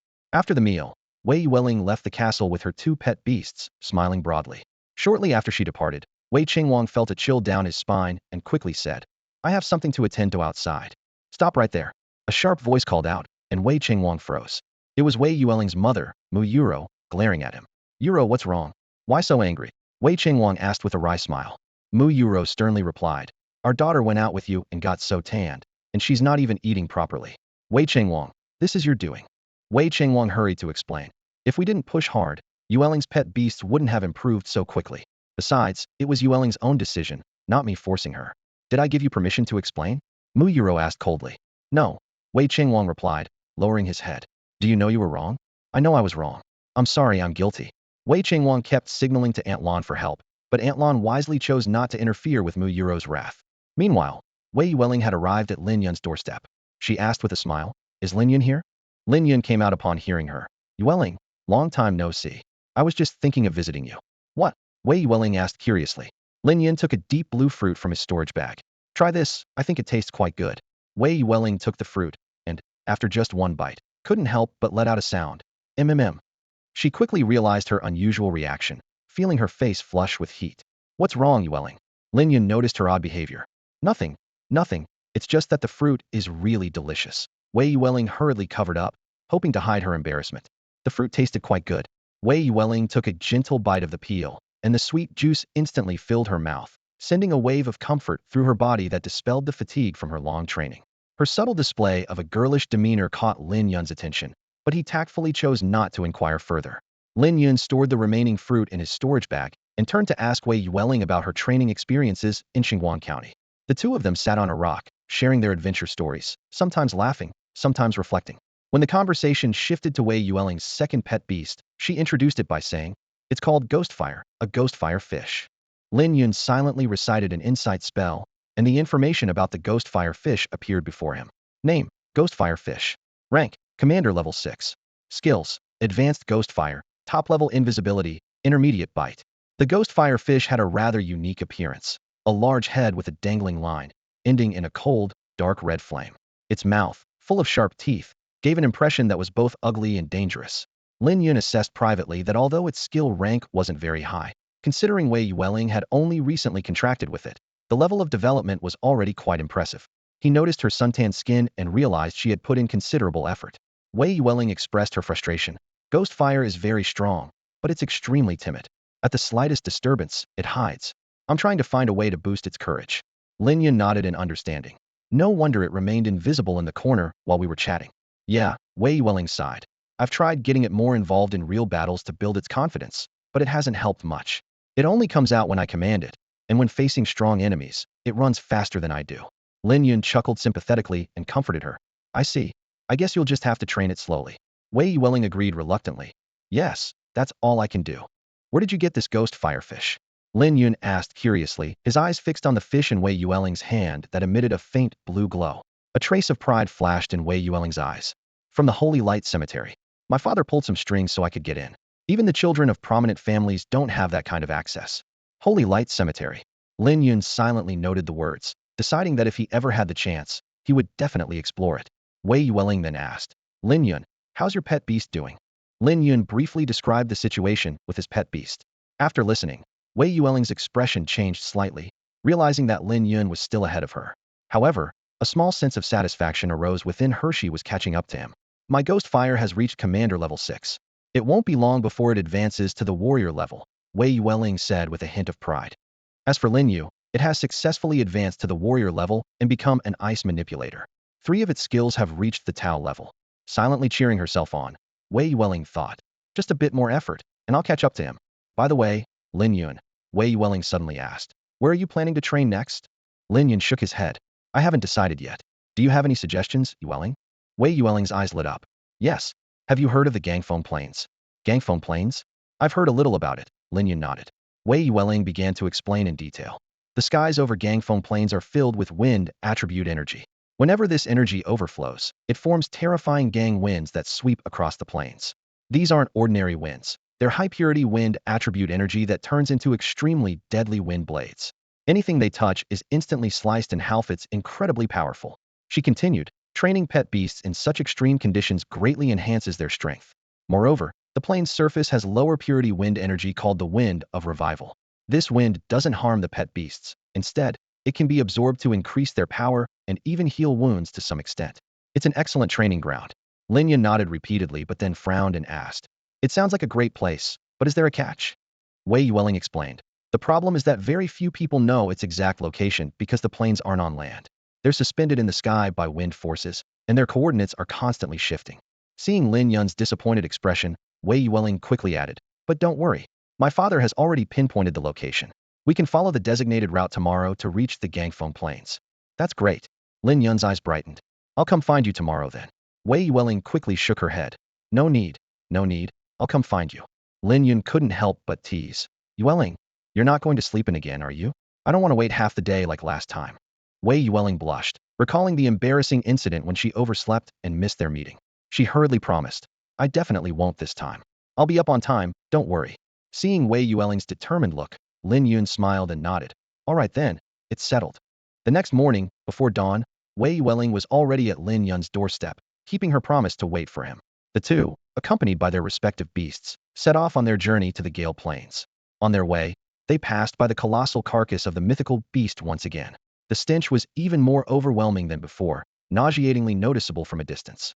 Lin Yun sharply observed that the suppressive force near the corpse had significantly diminished. He mused that this change was not just due to the passage of time causing the energy to dissipate, but also because the Beast Alliance had already extracted valuable materials, and the frequent visits of beasts in the forest further accelerated the energy loss. Despite this, the massive remains still exuded an intimidating aura. Lin Yun couldn't help but wonder, how did such a huge beast meet its end? Wei Yuwelling chimed in, "I know a little about that." She began recounting her experiences traveling with her father, Wei Qingwang, from Haoyue City to Xinguang County. It turns out, deep underground in the Black Night Forest, resides a terrifyingly powerful giant black snake. This mythical beast attempted to challenge the black snake, but was instantly killed. Lin Yun's expression changed slightly upon hearing this. He hadn't expected such a formidable creature to be hidden within the depths of the Black Night Forest. Wei Yuwelling added, "However, the big snake is mostly in a dormant state, which is actually a good thing for Haoyue City." Lin Yun agreed. He thought that if the mythical beast were to awaken, only the top beastmasters from the capital could possibly subdue it. But in such a remote area, beastmasters of that caliber would never appear. Soon, they arrived at the Gale Plains. More than a dozen beastmasters had already gathered there, some finding the place by luck, others through family connections. Wei Yuwelling's arrival immediately drew everyone's attention. A man named Bao Yuan approached them with a smile and said, "Looks like it's your first time here. How about I give you an introduction to the Gale Plains for 5,000 silver coins? It's a fair price, don't you think?" Lin Yun readily paid, thinking it wise to gather more information. Bao Yuan began to explain the details of the Gale Plains, and the two listened intently. The Gale Plains are divided into 5 major areas, with the fiercest winds at the center. Bao Yuan warned, "If your beasts aren't at least at the battle general level, it's best to stay away from the center. The winds there are extremely dangerous, potentially causing severe injury or even death to your beasts." He pointed to the outer areas and added, "The weakest winds are at the edges of the plains. Many beast tamers choose to train their beasts in this area." The Gale Plains are divided into 3 zones. The outer zone is relatively safe. The central zone has the fiercest gales, and the transitional zone lies between the two. Wei Yuwelling turned to Lin Yun, her eyes sparkling with anticipation. "Lin Yun, where should we go?" Without hesitation, Lin Yun chose the central zone. Upon hearing this, Bao Yuan's expression changed dramatically, and he hurriedly tried to dissuade them. "The central zone has the fiercest gales. It's too risky for you." Lin Yun remained calm, his gaze steady. "I understand the risks." Bao Yuan, seeing Lin Yun's resolve, spoke more urgently. "I advise you not to act recklessly." Unmoved, Lin Yun said to Wei Yuwelling, "Yuwelling, let's go." Wei Yuwelling nodded in agreement, and their 4 beasts followed closely behind. Bao Yuan shook his head slightly, muttering to himself, "It's hard to advise those who are set on their path." As a seasoned veteran of the Gale Plains, he knew well the power of these gales. Lin Yun and Wei Yuwelling's actions sparked discussions among the onlookers. Someone exclaimed, "Are they crazy? They're taking such a big risk just arriving at the Gale Plains." Another person expressed concern. If they get hit by the gales, the consequences could be dire. Some were puzzled by their confidence. "These two seem a bit overconfident to me." However, Lin Yun ignored the chatter around him. He remained composed and issued a command. "Let's go." Chinga swallowed a few herbs and was the first to face the gales. The gales roared in with incredible speed, but to Chinga, they were trivial. Utilizing its glimmering slicing skill, it easily evaded the onslaught of the gales. Bao Yuan's eyes widened in surprise. He quickly realized that the strength of this beast had reached the battle commander level, indicating that this young man was at least a silver-level beast tamer. Titan and Lin Yu followed closely. Although not as fast as Chinga, they too could easily dodge the gale's attacks. The ghostly firefish, being weaker and more timid, trained itself in the zone where the gales were weakest. Bao Yuan's unease grew as he witnessed 3 battle commander-level beasts present in one place. The surrounding crowd began to view Lin Yun and Wei Yuwelling differently. These young silver-level beast tamers clearly had significant potential for future growth. As the beasts continued to evade, their strength was gradually increasing. Suddenly, Lin Yun said, "Chinga, Titan, don't just dodge. Try to confront them, Heathen." The 2 beasts understood and immediately launched a counterattack. Bao Yuan exclaimed, "Is he crazy? Letting his beasts face the gale's Heathen." However, he quickly fell silent when he realized that Lin Yun's actions stemmed from absolute confidence in their abilities. Chinga swung its sharp claws. The 4 pets rapidly adapted to their surroundings, destroying more and more fierce winds. The beast masters and their pets on site paused their actions, their eyes fixed on these 4 exceptionally powerful creatures. No one expected these 2 newcomers to have nurtured such formidable pets. As night fell, the winds intensified suddenly. Most beast masters chose to stop their training, as letting their pets practice in such conditions now carried much higher risks. Only a few of the stronger beast masters continued cautiously, fearing their pets might be severely injured by the winds. After a day of hard work, Bao Yuan was ready to rest. He had been training on the wind plains for over 3 years, and his pet's strength had increased by 2 levels, which he considered a decent achievement. At this moment, he was gently applying a healing potion to the wounds of his monkey pet lying on the ground, watching them heal slowly. Despite his experience, Bao Yuan's pets still got injured, reminding him of the difficulties when he first arrived, when even the weakest winds would leave his pets covered in bruises. Bao Yuan couldn't help but think of the 2 beast masters he encountered today, inwardly remarking, "They are monsters among monsters." Just then, a man exclaimed, "Those 2 are still training in the central area." Everyone was stunned by this news, including Bao Yuan, who quickly rushed out to see for himself. Indeed, Lin Yun and Wei Yuwelling were helping their pets train in the central wind zone. Bao Yuan stared at the scene in disbelief, amazed at the vast difference between himself and these fellow beastmasters.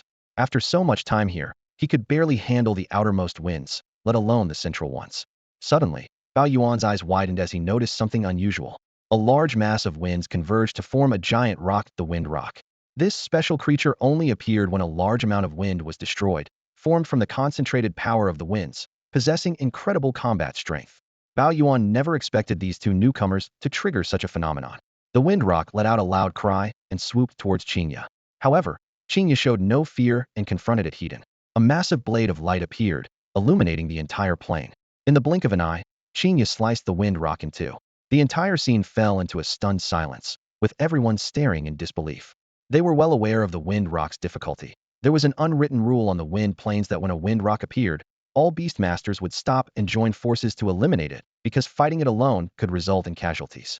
Yet, this 3-tailed white fox effortlessly defeated it with a single move, completely overturning everyone's understanding. At that moment, the sky echoed with a long cry once again. This time, the number of gale rockbirds appearing was astonishing. There were as many as 30. Bao Yuan's expression turned grim instantly, thinking to himself, "With so many gale rocks, how can we possibly handle this?" He decisively made a swift exit, knowing that staying any longer would be courting death. Others also retreated quickly, fearing unexpected danger. Lin Yun, however, remained unfazed and calmly issued a command. 30 of them? Interesting. Each of you handle 10. His 3 pet beasts understood immediately and entered battle mode. Titan's body emitted a dazzling blue light, with energy fluctuations intensifying. Beams of starlight cannon fire rained down like a storm, striking each gale rock with precision. The power was astounding, with each hit capable of taking down a gale rock, demonstrating remarkable efficiency. Chinga opted for a more direct approach, unleashing a stream of cutting light like an invisible blade, instantly vanquishing 10 gale rocks at once. The scene was like meteors streaking across the night sky, fleeting, yet immensely powerful. Lin Yu wielded her staff, summoning gusts of cold wind. Countless ice crystals formed in the air, attacking the gale rocks like a barrage of tiny swords. Before long, these majestic birds were shattered by the power of ice, falling to the ground as ice sculptures. The battle concluded with lightning speed. The 2 of them, along with their pet beasts, trained late into the night before stopping. The next morning, they resumed their relentless practice. During this time, Chinga's strength advanced rapidly, reaching the 6th tier of the warrior class. Titan was not to be outdone, achieving the 4th tier. Lin Yu also saw improvement, reaching the 3rd tier.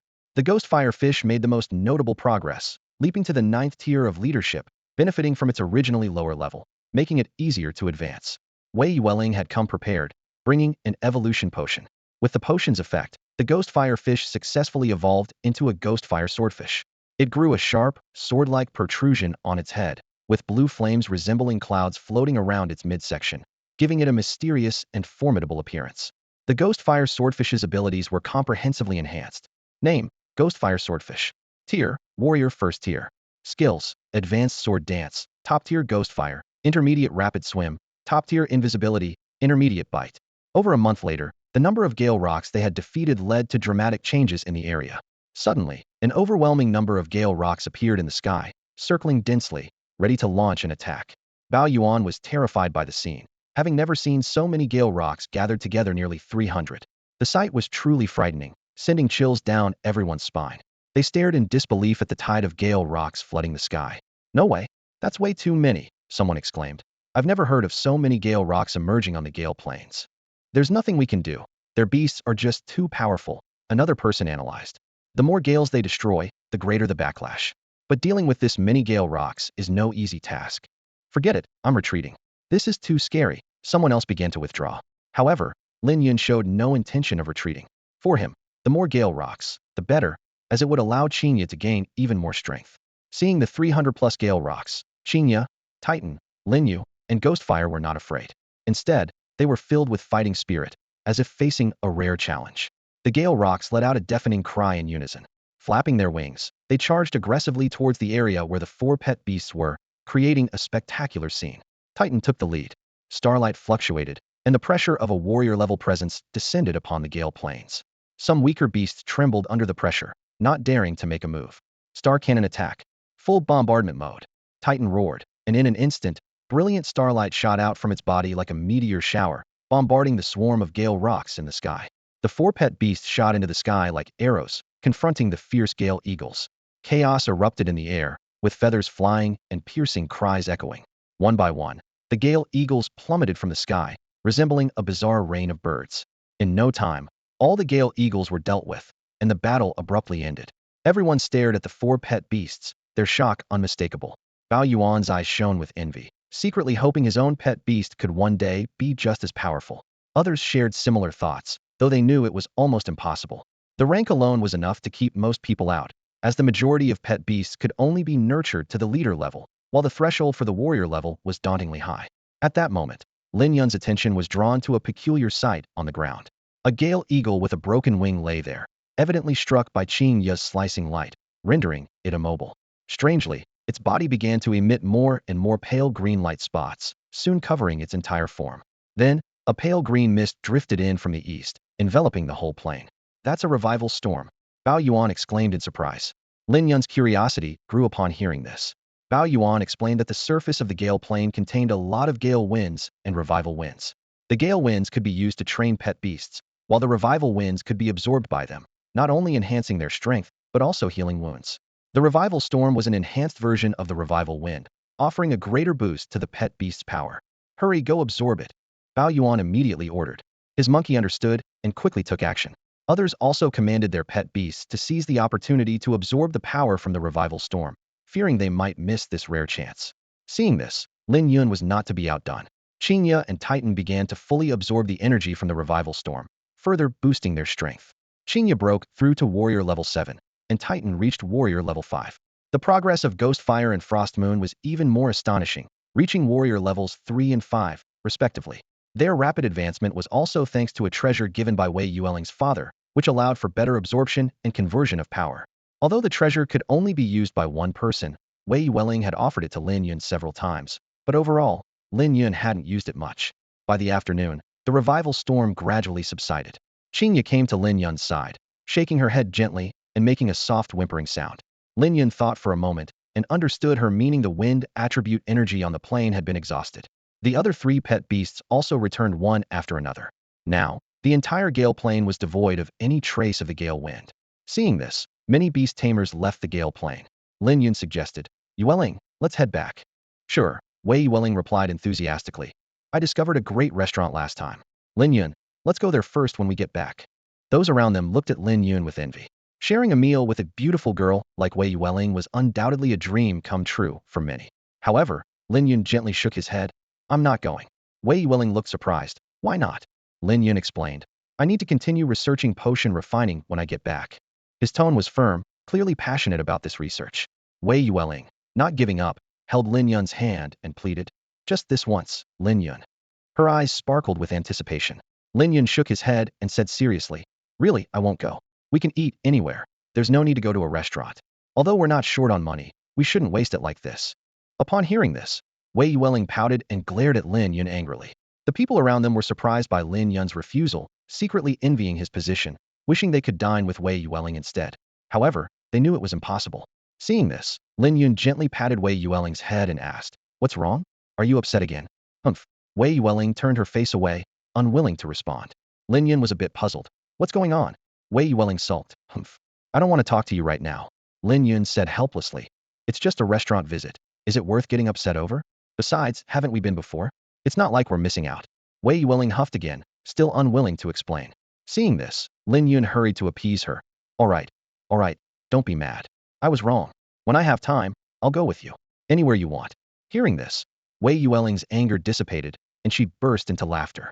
Her smile was as breathtaking as a blooming flower, embodying the phrase, beauty that can sink fish and make birds fall from the sky, making it seem not exaggerated. Many men present were left in a daze. Seeing her no longer upset, Lin Yun asked, Not angry anymore? Wei Yuwelling playfully stuck out her tongue. Silly. Lin Yun feigned displeasure. Calling me names again. Fine, call me whatever you want. By the way, is it that time of the month? You're so grumpy. Ouch, stop pinching, stop. Just then, they suddenly felt the ground trembling. It turned out to be a beast riot, with a large number of beasts charging out from the Dark Night Forest, ranging from ordinary to leader level, and even a few at the warrior level. Everyone tensed up, but Lin Yun seemed excited. For him, this was a perfect training opportunity. He immediately ordered, Chinga, Titan, clear out these beasts. Chinga and Titan quickly took action, leaving a trail of fallen beasts in their wake, carving a path through the horde. Wei Yuwelling also commanded her 2 pet beasts to join the battle.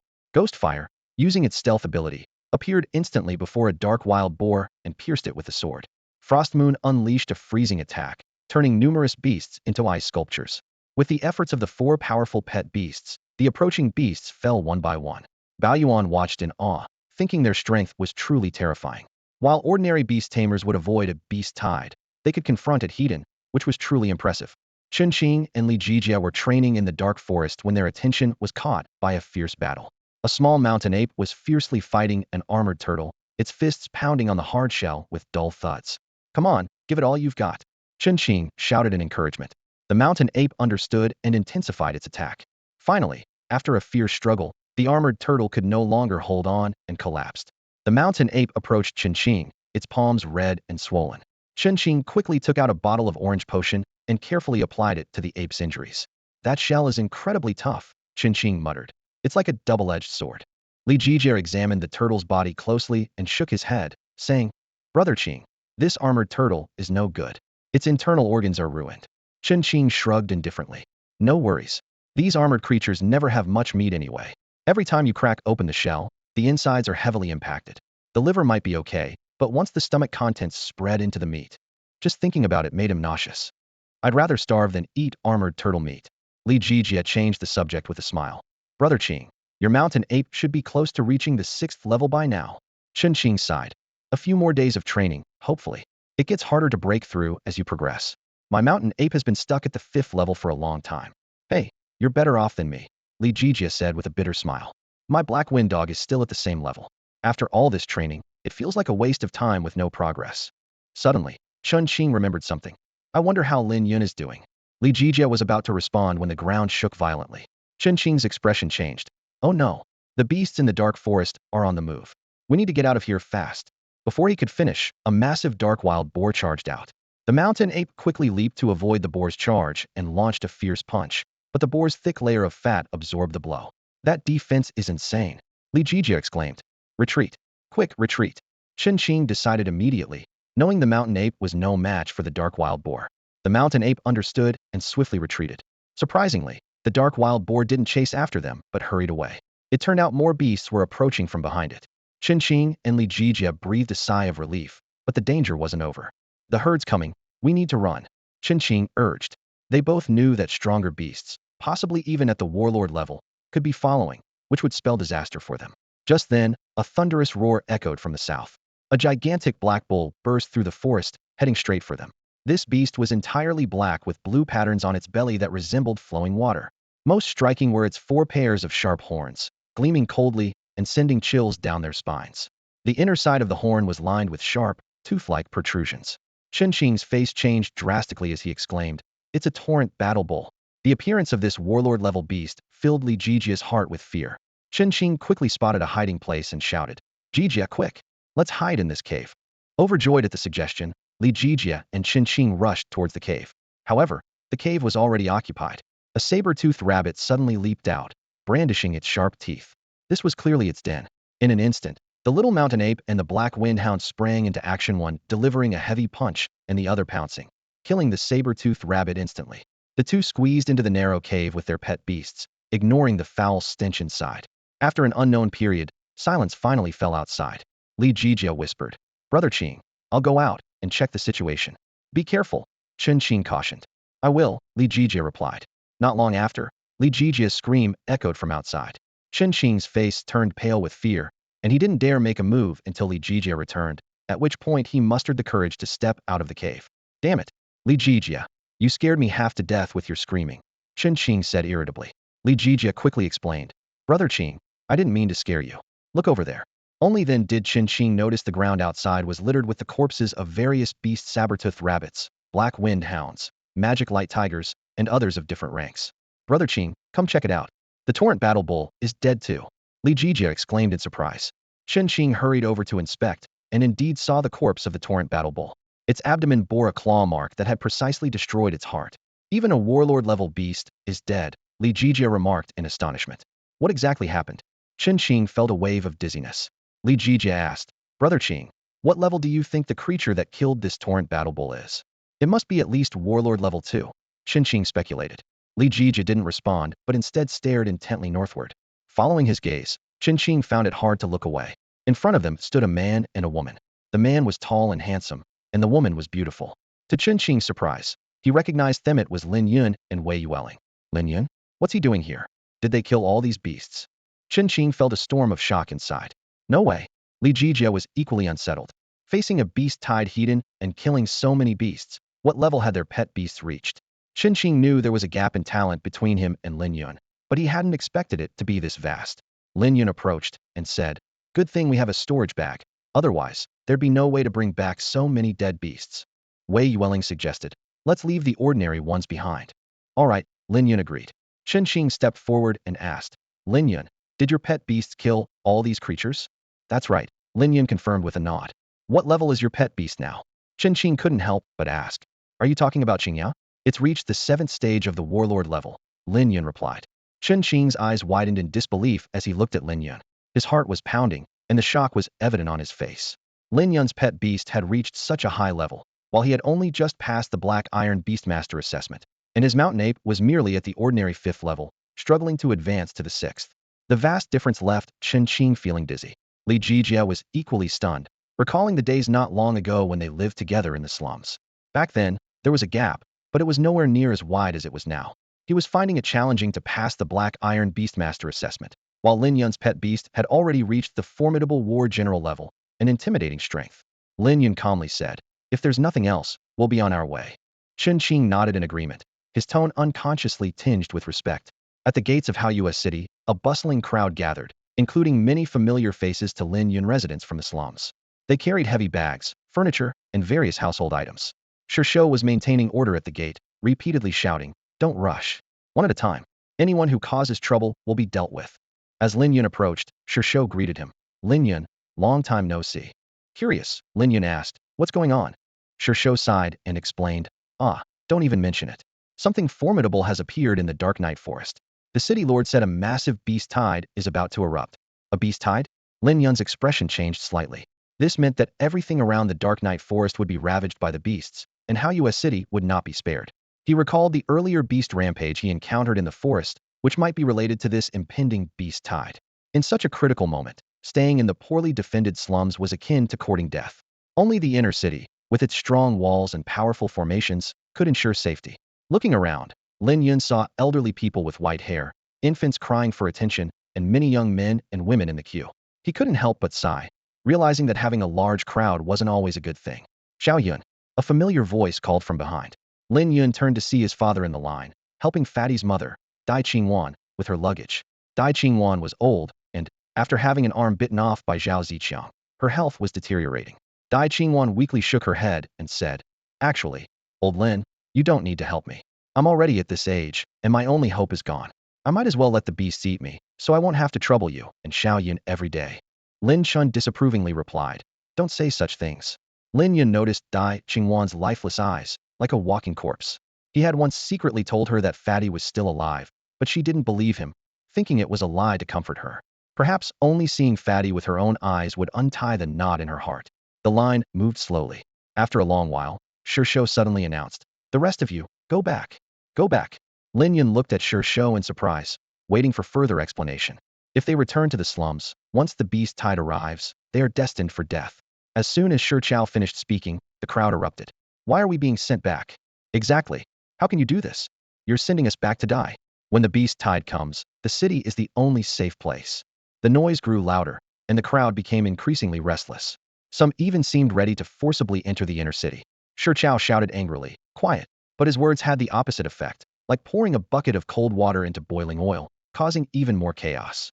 Seeing the situation about to spiral out of control, Shou yelled again, "Anyone who tries to cause trouble will answer to my pet beast. If you're not afraid of death, go ahead and try." A large lizard slowly emerged, and at the same time, other city guards gathered, drawing their swords with a cold gleam. The threat was palpable. The crowd fell silent, unwilling to provoke the guards any further, despite their frustration. Wei Yuwelling asked in confusion, "Xiao, why can't we let them in?" Xiao sighed. "You two should go inside and see for yourselves." Lin Yun and Wei Yuwelling complied. They saw the streets and open spaces filled with makeshift huts, hastily constructed to accommodate refugees. The inner city was nearly at capacity. Wei Yuwelling frowned. "I didn't expect it to be like this." Xiao said helplessly, "There's nothing we can do. I want to save everyone, but the conditions just don't allow it. The inner city is too small to accommodate everyone." Lin Yun nodded, acknowledging the truth in Xiao's words. The group fell silent, the air thick with an oppressive fear. They all knew death awaited them soon. They might witness their loved ones being devoured by beasts or trampled into the ground. The worst part was waiting for death to come, a torment worse than death itself. A baby's cry pierced the silence, perhaps because the mother couldn't feed her child after waiting too long. The sound made the atmosphere even heavier. Wei Yuwelling couldn't help but ask again, "Isn't there any other way?" Xiao shook his head. "There's nothing we can do. Believe me, I don't want this either, but sometimes there's no choice." Dai Qingwan was among those excluded. Thinking of her son, her eyes filled with tears, "It's just as well not to go in." Lin Yun, not good with words, awkwardly tried to comfort her. "Aunt Dai, don't say such discouraging things." Lin Chen urged, "Xiaoyan, try to think of something." Dai Qingwan waved her hand. "Don't bother Xiaoyan with my problems. I'm old, and maybe it's better this way. I don't want to be a burden." Lin Chen sighed helplessly. The towering city walls divided the world in two. Outside was death, inside was life, two starkly different worlds. The scorching sun continued to beat down on the earth, but each person's heart felt like it was in an ice pit. The whispers of death echoed in their ears, mercilessly reminding them of the fate that awaited. "You still have one more chance to get a friend in," Xiao said, piquing Lin Yun's interest. "What chance?" Lin Yun asked eagerly. Xiao explained, "Every silver-level beastmaster has 3 slots they can choose freely." Lin Yun suddenly understood, his eyes lighting up. This meant he could bring Dai Qingwan into the inner city of Haoyue City. It was a privilege for the strong, and helping others wouldn't cost him anything. Lin Yun turned to his father and asked, "Dad, do you have any friends you want to bring in?" Wei Yuwelling immediately added, "I'm also a silver-level beastmaster, and I have 3 slots as well." Lin Chun was overjoyed and thought carefully for a moment. Besides Dai Qingwan, he named 5 other people. These were individuals close to Lin Chun who couldn't enter due to the city's regulations. When these 5 people learned they could enter the inner city, they were overjoyed and gratefully said, "Thank you so much. We never thought we'd have a chance to survive. If there's an opportunity in the future, we'll surely return the favor." However, those who weren't named showed a hint of disappointment in their eyes. Yet another chance slipped away. At that moment, a middle-aged woman pushed her way through, her face plastered with a fawning smile. "Lin Yun, do you remember me?" This woman, named Zheng Yun, was notorious in the slums not for her good relationship with Lin Yun, but for her bad behavior. She liked to take advantage of others, was stingy, and envious. She often stole vegetables from neighbors at night or vandalized their fruit trees out of jealousy. While neighbors suspected her, they lacked concrete evidence until one day she was caught in the act. Her crime wasn't severe, just damaging someone else's fruit tree, but Xiao Guang made her pay for the damages and jailed her for a few years. The years in prison seemed to have had an effect. Lin Yun became much more honest and stopped her petty thievery. What do you want? Lin Yun's tone cooled, clearly having no fondness for this woman. Zhang Yun pleaded. Lin Yun, can't you find a way to get me into the inner city too? Lin Yun frowned slightly. As expected, Zhang Yun was here for this. But he had no affection for her, let alone any desire to help her. The people Lin Yun had chosen earlier were those who had helped him during his hard times. Helping them now that he had the slots seemed only right. But for Zhang Yun, he felt no inclination. The slots are already used up. If you want to get into the inner city, try finding someone else. Lin Yun directly refused Zhang Yun. Zhang Yun became anxious and began to bring up past favors. Lin Yun, we both came from the slums. Are you really going to let me die? Besides, when you were little, I gave you candy. She started listing her supposed kindnesses to Lin Yun, but he could tell most of them were made up on the spot. Facing the threat of death, lying out of fear was understandable, but Lin Yun looked at Zhang Yun with cold eyes, unmoved. He had long seen through her true nature and had no intention of sparing her any dignity. You said so much, yet I can't remember a single thing. Lin Yun, think carefully, try to recall. Zhang Yun pressed on, her tone carrying a hint of pleading. Lin Yun replied expressionlessly. Sorry, I really can't remember. He knew these were all fabrications by Zhang Yun. How could he remember something that never happened? Turning to Lin Shun, Zhang Yun's tone became more earnest. Lin Shun, please, persuade your son to think of a solution. Lin Shun shook his head gently, his stance firm. I'm sorry, I can't help you. You'd better find another way. This. Zhang Yun was momentarily at a loss for words. Lin Shun added, the slots are already full.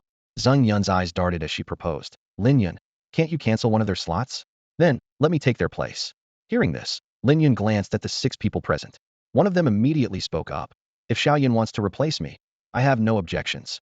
An elderly man leaning on a cane smiled and said, I'm just an old man. If I'm eaten by a beast, so be it. Xiao Yun, don't worry about me.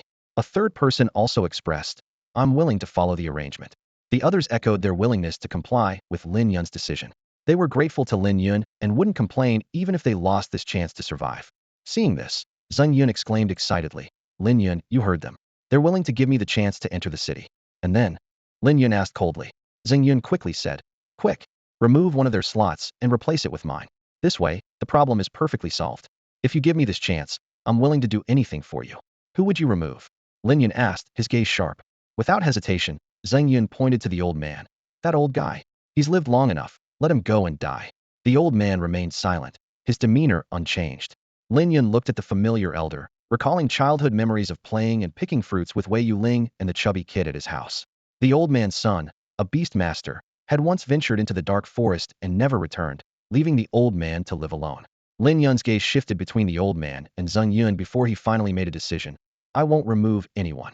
Zhang Yun was anxious. Lin Yun, are you really not going to give me a chance?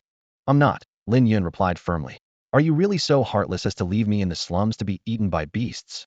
Zhang Yun asked again, her tone filled with resentment. Lin Yun coldly retorted, I don't need you to tell me how to handle things. Zhang Yun sneered, her tone turning sharp. Oh, so that's how it is? You're a heartless ingrate, Lin Yun. Ingrate. Lin Yun couldn't help but find it amusing. Zhang Yun had never helped him. He hadn't exposed her lies before just to give her some face. Yet she had the audacity to accuse him of ingratitude. He'd seen shameless people before, but none as shameless as her. Get out, Lin Yun shouted harshly. Suddenly, Zhang Yun drew a dagger and held it to her neck, screaming hysterically. If you don't help me, I'll die right here in front of you today. A sharp dagger was pressed against Zhang Yun's neck, its cold gleam flickering. People around held their breath, and the air seemed to solidify. Don't get excited, someone couldn't help but shout, their voice filled with tension. Zhang Yun stared intently at Lin Yun, her eyes reflecting despair and madness. Through gritted teeth, she said, Lin Yun, if you don't help me, I'll die right here in front of you. Remember, I died because of you, and I want you to feel guilty for the rest of your life. Lin Yun chuckled coldly, a hint of disdain flashing in his eyes. He thought to himself, nice try, pulling a fast one on me. When pleading doesn't work, she resorts to dramatic antics.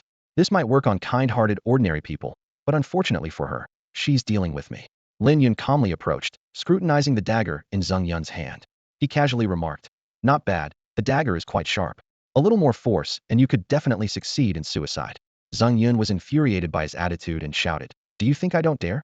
Lin Yun chuckled lightly, his tone laced with sarcasm. Whether you dare or not, what does it have to do with me? Zhang Yun was at a loss for words, the dagger in her hand trembling slightly. Lin Yun turned to the people behind him and said calmly, We should go in. Fine. I'll show you right now. Lin Yun, in a fit of anger, gripped the dagger tighter. The blade cut into her skin, blood slowly trickling down her pale neck. However, she ultimately lacked the courage to take the final step and slit her throat. Her intention was to morally coerce Lin Yun into helping her get into the city, not to actually die. Lin Yun had anticipated this, watching the self-directed drama with cold indifference. Xiao and the city guards, seeing the scene, dared not intervene and made way. Lin Yun led the group successfully into the city, Zheng Yun watching his back with a venomous gaze. Inside the city, the six were assigned by Xiao to two small shacks. Though cramped, it was considered a decent arrangement in these dire times. The group felt deep gratitude towards Lin Yun. Lin Yun pulled Wei Yuwelling aside into a quiet alley. Wei Yuwelling's cheeks flushed, her heart racing, assuming Lin Yun had something special to say. However, Lin Yun got straight to the point, asking, "How long can your ghost fire remain invisible?" Realizing her misunderstanding, Wei Yuwelling replied somewhat awkwardly, "It can stay invisible for 3 days and nights." Lin Yun explained, "I want your ghost fire to follow Zheng Yun for a while. Someone like her might do something reckless." Wei Yuwelling immediately nodded in agreement. "Okay, I'll have the ghost fire do it right away." For a battle-ready pet beast, tracking an ordinary person was a simple task. With everything arranged, Lin Yun returned to their lodging. The aroma of food wafted from the small shacks lining the street, creating a harmonious atmosphere. However, those unable to enter the city left with dejected expressions, returning to the slum. They knew all too well that what awaited them was the threat of death. In the slum, people faced the impending doom in various ways. Some began preparing for the end, using the last of their wood to craft simple coffins and lay quietly inside. Others decided to indulge one last time, spending all their savings on wine and food, feasting heartily. Some even planned to commit crimes, targeting fair girls or handsome boys within the district. However, these unlawful acts were swiftly suppressed by Xiao Guang with an iron fist. All wrongdoers were executed on the spot, and this decisive action temporarily restored order to the almost chaotic slum. Sorrow, like a thick fog, enveloped the land that had endured so much suffering. The officials of Hao City were also at a loss in the face of this situation. As night fell, the city plunged into silence, as if awaiting the arrival of an unknown fate. Lin Yun and Li Yuru sat at a simple wooden table, discussing the sudden beast tide with grave expressions. Sunlight streamed through the window, casting a glow on their weary faces. Who would have thought such a massive beast tide would occur? Times like these make life so hard. Lin Yun sighed, his brow furrowed. He began recounting his encounter at the city gate, his voice tinged with frustration. After listening, Li Yuru frowned slightly, a flash of disgust crossing her eyes. "I can't believe Zheng Yun is still as repulsive as ever. I thought a few years in confinement would calm her down, but she's still the same. Some people never change." Lin Yun nodded in agreement, recalling a recent incident. Not long ago, some rabbit meat that Xiaoyan brought back from hunting went missing because of her. The two reminisced about their past experiences working with Zheng Yun. Back then, they often went out to work together, and Zheng Yun always shirked her duties, making excuses to leave her post, like needing the restroom or having a stomachache. This forced others to work late, and eventually, everyone began avoiding her, unwilling to collaborate. 3 mornings later, the gentle sunlight bathed the streets. Wei Yuwelling arrived at Lin Yun's house, wearing a blue dress and sporting twin ponytails, looking especially cute. Her fair skin glowed with a hint of pink under the sun. "Lin Yun, how do I look?" Wei Yuwelling asked with a smile, revealing her small canine teeth. Lin Yun looked puzzled. "What do you mean? Look at me." Wei Yuwelling spun around, her dress slightly twirling. Lin Yun took a closer look. "You've changed your hairstyle and are wearing new clothes." "Humph." Wei Yuwelling pouted, appearing a bit displeased. Lin Yun quickly added, "But you look really nice." Wei Yuwelling's expression softened. She then turned to the main topic. "Earlier, didn't you have Ghostfire follow Zheng Yun? What is she up to?" Ghostfire said she seems to be discussing something with a beast man, but I don't know the details yet, Wei Yuwelling whispered. "A beast man?" Lin Yun frowned slightly, recalling previous encounters with the Holy Church, feeling wary. "Yeah, let's go check it out tonight," Wei Yuwelling suggested, her eyes sparkling with excitement.